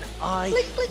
And honestly, I think it really comes down to that Gastrodon and to that Galarian Moltres. But let's not underestimate that Shadow Alolan Marowak honestly might have had an impact on Ilum's team building. Like we said, he couldn't really lean into both the Alolan Sandslash and the Superior, and in doing so, he wasn't able to manage both the Gastrodon and the Galarian Moltres. That made it very, very tricky for him. And even though that Alolan Marowak wasn't even used, it's exactly what Tomahawk called out before. That was amazing bench pressure, forcing Ilum to make some decisions that maybe he wouldn't have made otherwise. Maybe not use some Pokemon that he has been relying on in the past. Unfortunately for him, just could not get that Feraligatr away from that Galarian Moltres, and Vitarella making a quick work of it. And you've got a little bit of sympathy there for Ilum. He's running the Azumarill and the Alolan Sandslash. Even Feraligatr has access to Ice Beam to try and bring that Galarian Moltres down, and yet it found its target. It maintained 2 shields. Sucker Punch, with that buff this season, putting in massive work. And not only that, I mean, you say you have a little bit of sympathy for Ilum, but I have a lot of proud accomplishments for him. Not only did he do super well at LAIC, he's going home with a huge amount of championship points, so that'll be great for him on that leaderboard. Let's go ahead and take a look at this losers bracket, because look how big of a gauntlet these trainers have had to go through today alone. Who would have predicted losers semifinals at the end of this day 2? Ashton Ash against Vitarello. These players have had to overcome some absolute giants in the PvP scene. We've seen Colin 6 go down, Ilum, Dunebug, Powlasher out of pocket. So many massive names, and these players are the ones that are here at the end. They are about to face off against each other. This is a massive moment. The winner of this next game goes through to Championship Sunday. Ashton Ash was knocked down to the losers bracket by Colin 6 earlier on in the day. He managed to get redemption not only against Colin 6, but the team that Colin 6 used well out of pocket as well. Another redemption tour for him as he was able to knock him out. And this is going to be huge, because Ashton Ash was second place at the North American International Championships. He's now so far in the top 4 of the Latin America International Championships, and he is ready to see how far he can take it. And this is the interesting thing when players do opt to run the exact same team, and your opponent has then gone, I've played against this line before. I know what I need to do. Ashton Ash took full advantage of all the information that he had elicited from his previous opponents. He has taken advantage all the way to these losers semi-finals, and he is now up against Vitarello. This is the big game. This is the one that will decide, will these players get into Championship Sunday? That means everything to both of them. We know that Ashton Ash likes to use that Alolan Sandslash, but when there's an Alolan Marowak on the other side, it kind of makes you think twice. If you're looking at these matches, Tomahawk, what are you thinking? Because I am not very familiar, I have to admit, with the Primeape against that Alolan Marowak. Now the Primeape, obviously the first Rage Fist isn't going to knock out. Karate Chop doesn't do a lot of damage typically anyway, especially not when double resisted. But that second Rage Fist, that's when things start to get threatening. My question remains, is Shadow Alolan Marowak mostly bench pressure, or are we going to see it? Vitarello has used it during this tournament, we've seen it before, but it hasn't had a ton of play. But you and I also mentioned, sometimes you just need 5 Pokemon and a Spice Pick, and that can be enough. Let's go ahead and look at the team of Ashton Ash and see how that Alolan Marowak goes against it, because I see that, you know, we have another Superior, we have a Grass-type Pokemon that doesn't want to face it, we have Ice-type Pokemon, Clodsire can get hit pretty hard. One thing that is kind of stopping it in the tracks, I think, is going to be that Mandibuzz from Ashton Ash's side, because that is something that the Alolan Marowak doesn't really want to face. Yeah, both the Feraligatr and the Mandibuzz really do threaten that Shadow Alolan Marowak, so Vitarello possibly could be looking to lean into the Galarian Moltres as well. It has so much play against this team. It can hit the Mandibuzz for super effective with Ancient Power. It can hit Superior, of course. Sucker Punch is great against that Shadow Feraligatr, as we've seen. The Primeape is the interesting pick. I wonder how many Primeape has Vitarello played against during this tournament? Does he know its matchups? Well, I tell you what, day 1 usage, Primeape was in that top 12, so chances are he might have gone through quite a few of them to be able to be in this side of the bracket, to be able to get on to day number 2. We're going to have to see if he can do it one more time, run it through like he did with Ilum on Ashton Ash. If he's able to do that, we will see him on Championship Sunday. This one is for all the marbles, if the marbles were tomorrow. Now, it's very, very difficult to bring Gastrodon into this team. A Mandibuzz and a Superior there. I don't know if you can risk it, but then what else do you lean in? This might be a case of hard calling, but I think we will definitely see Galarian Moltres. Galarian Moltres can't afford to really be up against the Alolan Sandslash, and Gastrodon is Bitterello's possibly one of his best answers to it, other than that Shadow Alolan Marowak. Now, we've talked a lot about the different team compositions. One thing I also want to bring up one more time is the fact that Ash is using that Mandibuzz instead of a Galarian Moltres. Galarian Moltres has done so much, but you have to wonder, how do they compare against each other when they're being played? Because both of them have fairly similar roles with a similar typing, but they do much different things. Now, because the Brave Bird can debuff the Galarian Moltres, there are scenarios where Mandibuzz can win. If you're shielding at the correct times and in the correct places, then Galarian Moltres can threaten back. Generally speaking, I wouldn't mind being a Mandibuzz up against a Galarian Moltres because you are just so bulky. You're not relying on fast attack pressure like Sucker Punch, which you are resisting as the Mandibuzz. Instead, you are trying to spam out as many aerial aces as possible. I think they called it perfectly earlier on. With an Alolan Marowak on the team, I think that Ash is going to be pretty wary of bringing both the Alolan Sandslash and the Superior, so that helps Bitterello kind of make a different sort of team composition, saying, okay, well, I know for sure I'm only going to have to face one of these. Which one of them is more likely that my opponent is going to bring, and how can I counter that specific pick?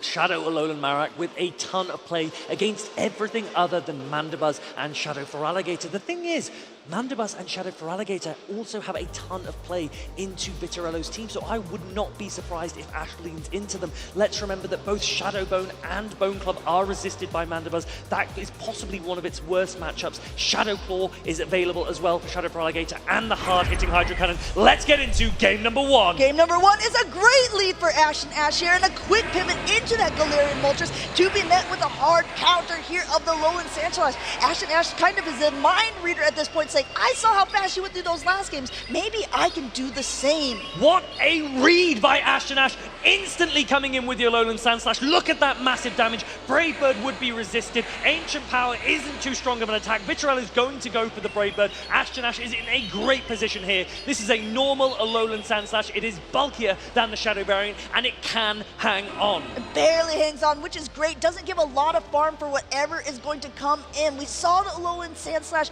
earlier on. Now could potentially go against that Marowak. It's coming back in, but guess what? There's already an attack loaded. No protection shield used on Bitterello's side. Knows that it's just an Ice Punch. Just an Ice Punch isn't doing very, very much at all. But the problem is what play does Marowak have here? Not a lot. Shadow Feraligatr comes in. We know what Feraligatr can do with two shields. I think Bitterello knows as well. This is very, very difficult. Going for the Ice Beam bait, going to draw a shield. He does get that first shield. That is pretty big, but it is going to be Azumarill putting in the heavy work because Azumarill does great against Mandibuzz, but we've seen time and time again throughout this championship series that Feraligatr just puts in work against Azumarill. Even though these don't do very much damage, they just pace so quickly. Those Shadow Claws just do a little more damage than those bubbles. Hydro Cannon number 2 coming through. Alolan Marowak has absolutely nowhere to go, and I think Bitterello might recognize that it is very, very difficult to rely on Azumarill to take out both this Feraligatr and the Mandibuzz in the back. Going for another Ice Beam bait, getting that shield, but this is still a massive mountain to climb. Going ahead and taking that shield. There are no more shields left, but there is just a Marowak in the back, and a two-shielded Marowak against both the Feraligatr and a Mandibuzz could be pretty tough at this point. Hydro Cannon coming through on the Azumarill. No Protect Shield used. I think we're going to see some Marowak working and trying to do as much as it can. I think Bitterello recognizes that the writing is on the wall. This Hydro Cannon is going to land. It's going to take out that Marowak. Bitterello is already preparing for game number 2. Ash nodding. He's put himself in a great position with this win in game 1. There's a lot of ramping up for both of these trainers. Bitterello managed to go through his last opponent so quickly, but Ash says, okay, wait a minute, now it's my turn. I've been in this seat before. I've been in the International Championships, and I want to do it one more time.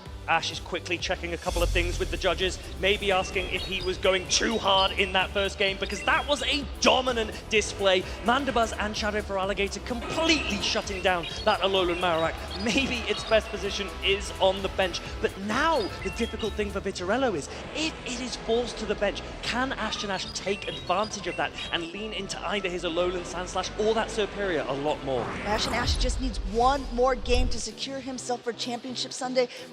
Vitorello needs to calm himself a little bit, saying, okay, you know what? I played those other games pretty quickly.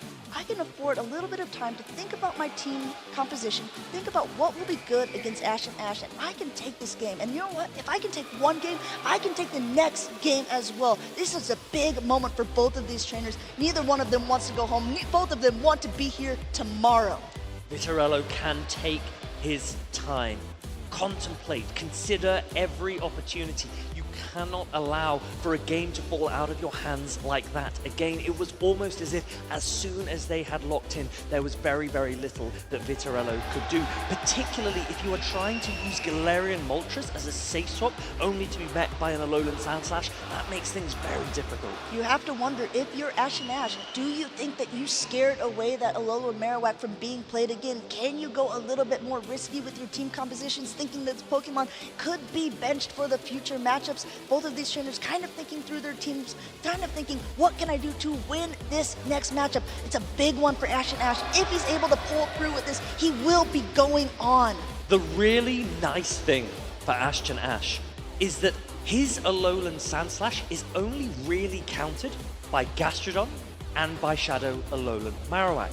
And he has the best answer in the game to both of them in Mandibuzz, and that makes things so difficult for Vitorello. How do you counter an Alolan Sandslash that is protected by that Mandibuzz? It is going to be a case of alignment. You need to call the lines correctly here, otherwise it is going to be so, so difficult. While the Galarian Moltres goes for the power and the punches, Mandibuzz goes for the time and the bulk, being able to tank attack after attack here. We're going to go ahead and see if it's able to tank it here, because now we have the Mandibuzz lined up against an Azumarill here in the lead. Ashton Ash is going to have to do a quick pivot because he does not want to have this lineup coming into a Feraligatr met by the Galarian Moltres. Vitorello gets the call he needed. Azumarill into Mandibuzz, and now his Galarian Moltres into Shadow Feraligatr. You don't even need to shield this, but Vitorello wants to preserve this health. Galarian Moltres can beast here. He said, you know what? I like that lead so much, I'm going to make sure that I can keep that alignment. Going ahead, just charging a little bit extra here, throwing right at charge attack priority, but that Hydro Cannon will be able to go through first,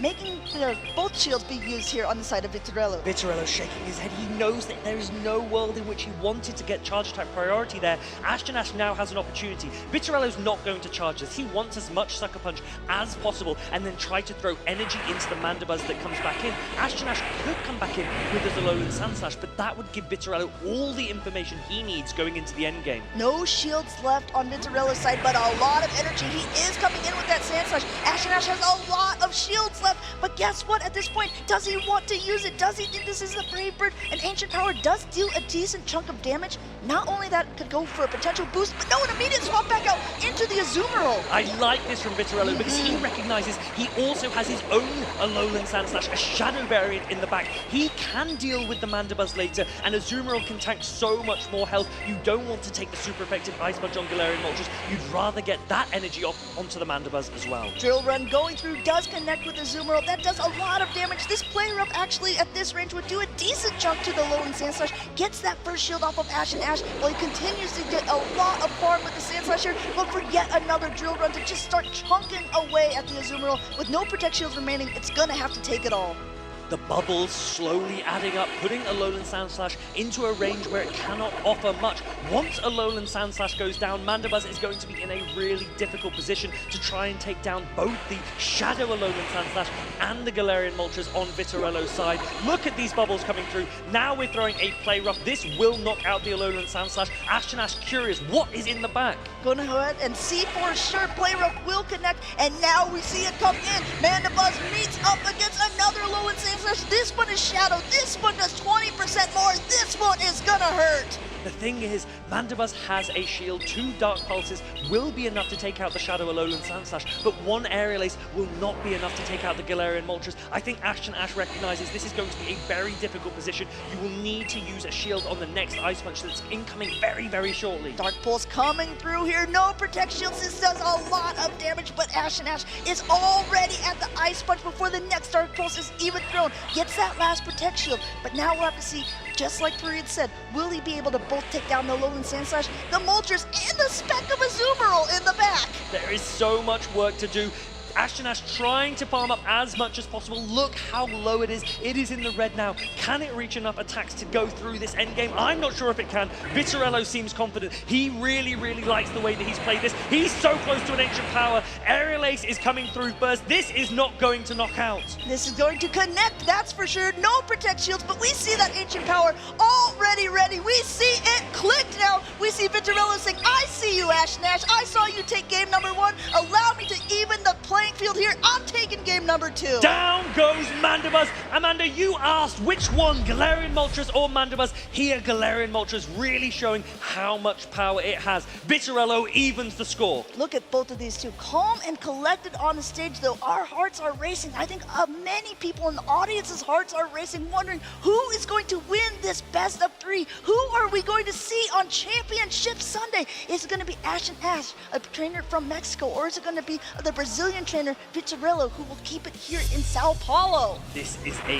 massive game 3. We've said every game 3 is the decisive one. This one is one of the most decisive in this tournament. It is the last game of today. The winner of this next game will proceed to Championship Sunday. They know how much is on the line. These players could not be more focused. Even up the score here with that Alolan Sandslash. A great read by Vitorello there, deciding, okay, you know what? The Marowak maybe wasn't the call for this round. I'm gonna go ahead, make it take a bench here, and I actually made the great lead call, got that Azumarill onto the Mandibuzz, and he was able to dictate the pacing of the game afterwards. Ashton Ash has relied on that Shadow Feraligatr so much during this tournament so far, only to be met by Galarian Moltres at the end. That is a massive hurdle to climb. Sucker Punch does so much damage. The Galarian Moltres resisting those Shadow Claws, it is really, really impressive. The question now for Vitorello is, how do you shut down the Alolan Sandslash? You know it's coming. You need to predict where it will be. Is it scared off?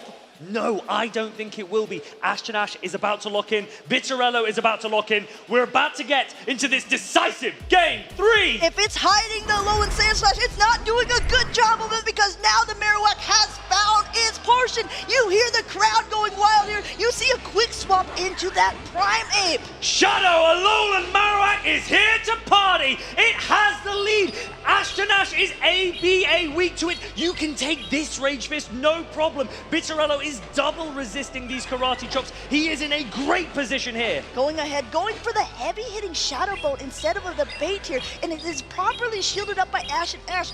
Ash's power is actually boosted on this Primeape from the Rage Fist, and it gets to it quite quickly. Already the second one coming through.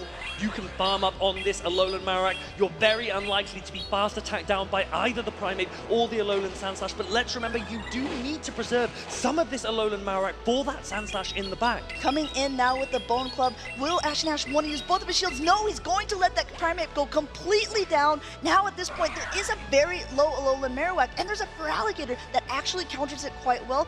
We're gonna go ahead and guess that's coming in. We'll see what's gonna match. Vitorello will probably pivot as soon as possible if he can, or he's gonna actually just let this go down. He's going to lose this Alolan Marowak and maybe come in with the Galarian Moltres. Ashton Ash suddenly has a glimmer of hope. Galarian Moltres is now under threat. Feraligatr has energy for days. It has a shield as well. It could even reach 2 Ice Beams. Going for that first Ice Beam right there. It gets shielded up, but Feraligatr still has a decent amount of energy. It's going to be a race at this point. Ancient Power already coming through, saying, okay, just get this Feraligatr out of the way. I don't want it on this team anymore. But Ashton Ash says, nope, I'm gonna go ahead. I'm so close to my next attack here. Ice Beam already ready. A simultaneous swap.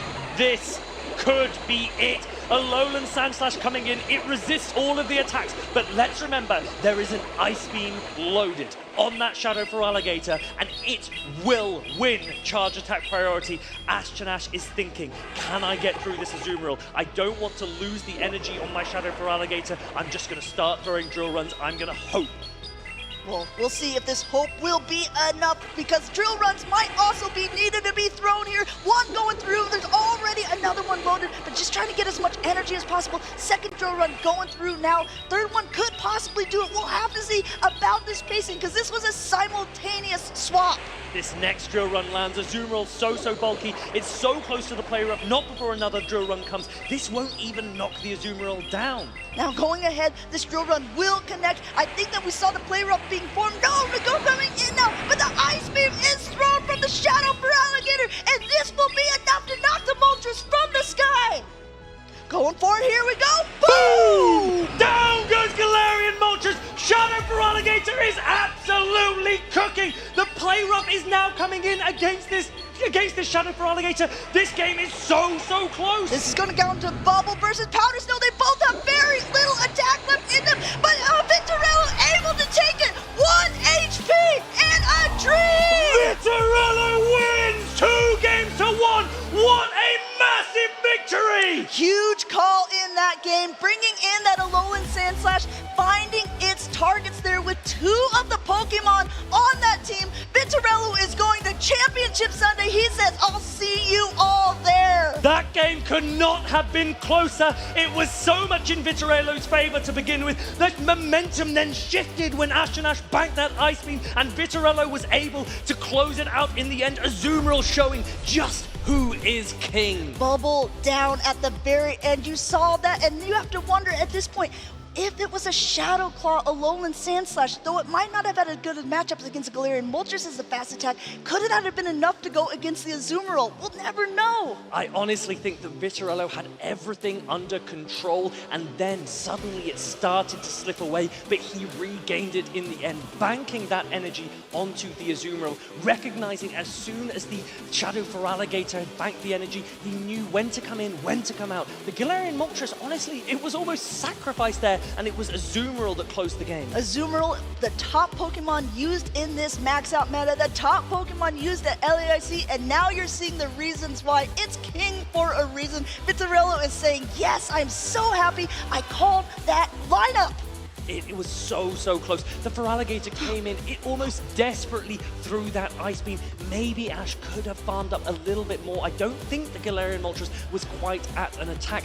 Maybe he could have gone closer towards getting a Hydro Cannon even to throw against the Azumarill, but Victorello, what a run he has had today. Even yesterday he has beaten some top players. Today he has faced so many of the best in the world here at LAIC, and he has put himself into an LAIC Championship Sunday with Marta Galde, with Richie. What an incredible performance from all 3 of these players. It looks like there possibly was a moment, a match under review, but we do see these 2 shaking hands and talking it out. We'll try to give you guys as much information as we can as we get updated on that scenario. In the meantime, congratulations to Ash and Ash being able to play so well. He was 2nd place at North American International Championships, and he was 4th place here. It's a big opportunity. It's a big win. He's played so incredibly, and he's also such a great sport. He's a really nice person to be around, a great player, great character as well, and you can see him applauding his opponent. He knows how heartbreaking it is to lose at this stage, but he's still full of warmth. Victorello as well, embracing his opponent, going through, winning that game. That is just such an incredible feeling to get to a day 3. Oh boy, not a lot of people can say that. Let's go ahead and take a look at the run that Victorello actually went through this whole day, because again, this is absolutely huge. Look at all of these trainers being able to make it into day 2. I'm even trying to find him here on the bracket. Gonna have to go backwards. It was Victorello. He was beating players such as such as Out of Pocket. He then lost to Richie, came down into the losers bracket and had to play Ilum, one of the best players in the world, puts himself into these losers semi-finals, wins 2 games to 1. He is now in the losers finals. The winners finals, on the other hand, Richie against Marta Galde. The winner of that best of 5 will go through to the grand finals here at LAIC, and the loser of that match will go down to play Bitterello in the losers finals, also a best of 5. And both of those trainers, they're teammates, they're friends, they've scrimmed against each other so many times. We saw those little heartfelt greetings from their family and friends, and I think that it's absolutely fantastic. Not only is Pokemon about playing against other competitors, it's about meeting friends, it's about having people join together for this experience. All of these players are so excited, and the difficulty might be as well, how do you scrim when the people you would scrim against are probably also very close with your opponent as well? Maybe they need to go, guys, look, we're going to have to siphon you off. You guys will support me, you guys will support me, and we'll see how it goes. So day 3 coming up tomorrow. Let's take a look at when that's going to start, because you need to make sure you are tuned in. If you're not too busy distracted by Tomahawk's pretty face, you'll actually see it on that lower third right below there. It's going to start at 9 in the morning. You're not going to want to miss any of this action. Again, we're on that main channel, the Pokemon channel, so you're going to want to watch that. Go ahead, check in a little bit early, see how your night's going to go. Afterwards, we're going to have the card game and the video game. So many champions are going to be crowned this weekend. And as a reminder, we already know the top 4 competitors are automatically qualified for Worlds in Anaheim, California. We have that already figured out. So many automatic invites, and do you know what, Amanda? You were absolutely right. When we predicted which player would take it all and what region would they come from, Amanda has backed LATAM from minute 1. And we have 3 LATAM players in our championship Sunday, and I think the fans are going to be wild. The crowd and the atmosphere will be immense. And you're going to want to be watching for sure, because not only are you going to see amazing battles, you're going to be able to get Twitch drops. We love Twitch drops. Make sure that you are getting this Feraligatr. It is a shout out to Out of Pocket's win at the North American International Championships last season, and it comes with that gorgeous Elite Charge TM. I know you love Charge TMs. I certainly do, if I had any. Elite Charge TM available for everyone. And it's not just Go that's getting in on this action. We've got prizes, we've got things for all of the different channels. Look at this beautiful card here for the trading card game. That is a Pikachu EX. It is available now on the trading card game live. Make sure to get this. It is available for redemption, and watch and earn all of these Twitch drops. There is so much on offer for you viewers at home. And that is not it. You thought that it was going to be just Go in the trading card game. Guess what? We're also going for that video game here. There's a code right there. You'll be able to get that Pelipper, a Pokemon that's used also in Pokemon Go. And I'm so excited to see it used across the board in the different games. Twitch drops for Go, Twitch drops for TCG, Twitch drops for VG as well. Pelipper is available for redemption now. Make sure to watch all of the different channels. Get as much as you can. Make the most of this weekend. It is such a fantastic opportunity to play and support right now. I think that this has been an absolutely incredible tournament. It went from 223 competitors down to our top 3 tomorrow. And this what? These are our last best of 3s as well. We're going into best of 5s, a whole different beast tomorrow. You're not going to want to miss out on any of that action. Best of 5s, so many games, but also all of the games are being shown tomorrow of all of the different formats for Pokemon. We've got Unite, the trading card game, the video game as well, and of course Go, losers finals, winners finals, grand finals. There is so much Pokemon action tomorrow. Let us know who you're cheering for. Who do you think is going to take it all the way? We're going to go ahead and we're going to make sure that we're seeing in the chat who people are going to support. And I think that a lot of those players are going back too. They would love to hear your support and feedback. Make sure to get your posts now. Use the hashtag PokemonLAIC. We've had some incredible posts already that we've been able to share. We want to share more. Your support means everything to us and to these players here in Sao Paulo. And that is it for today, but that is not going to be it for tomorrow. You definitely want to make sure to tune in. We're going to see you there. Go ahead, get some rest, and we'll see you there.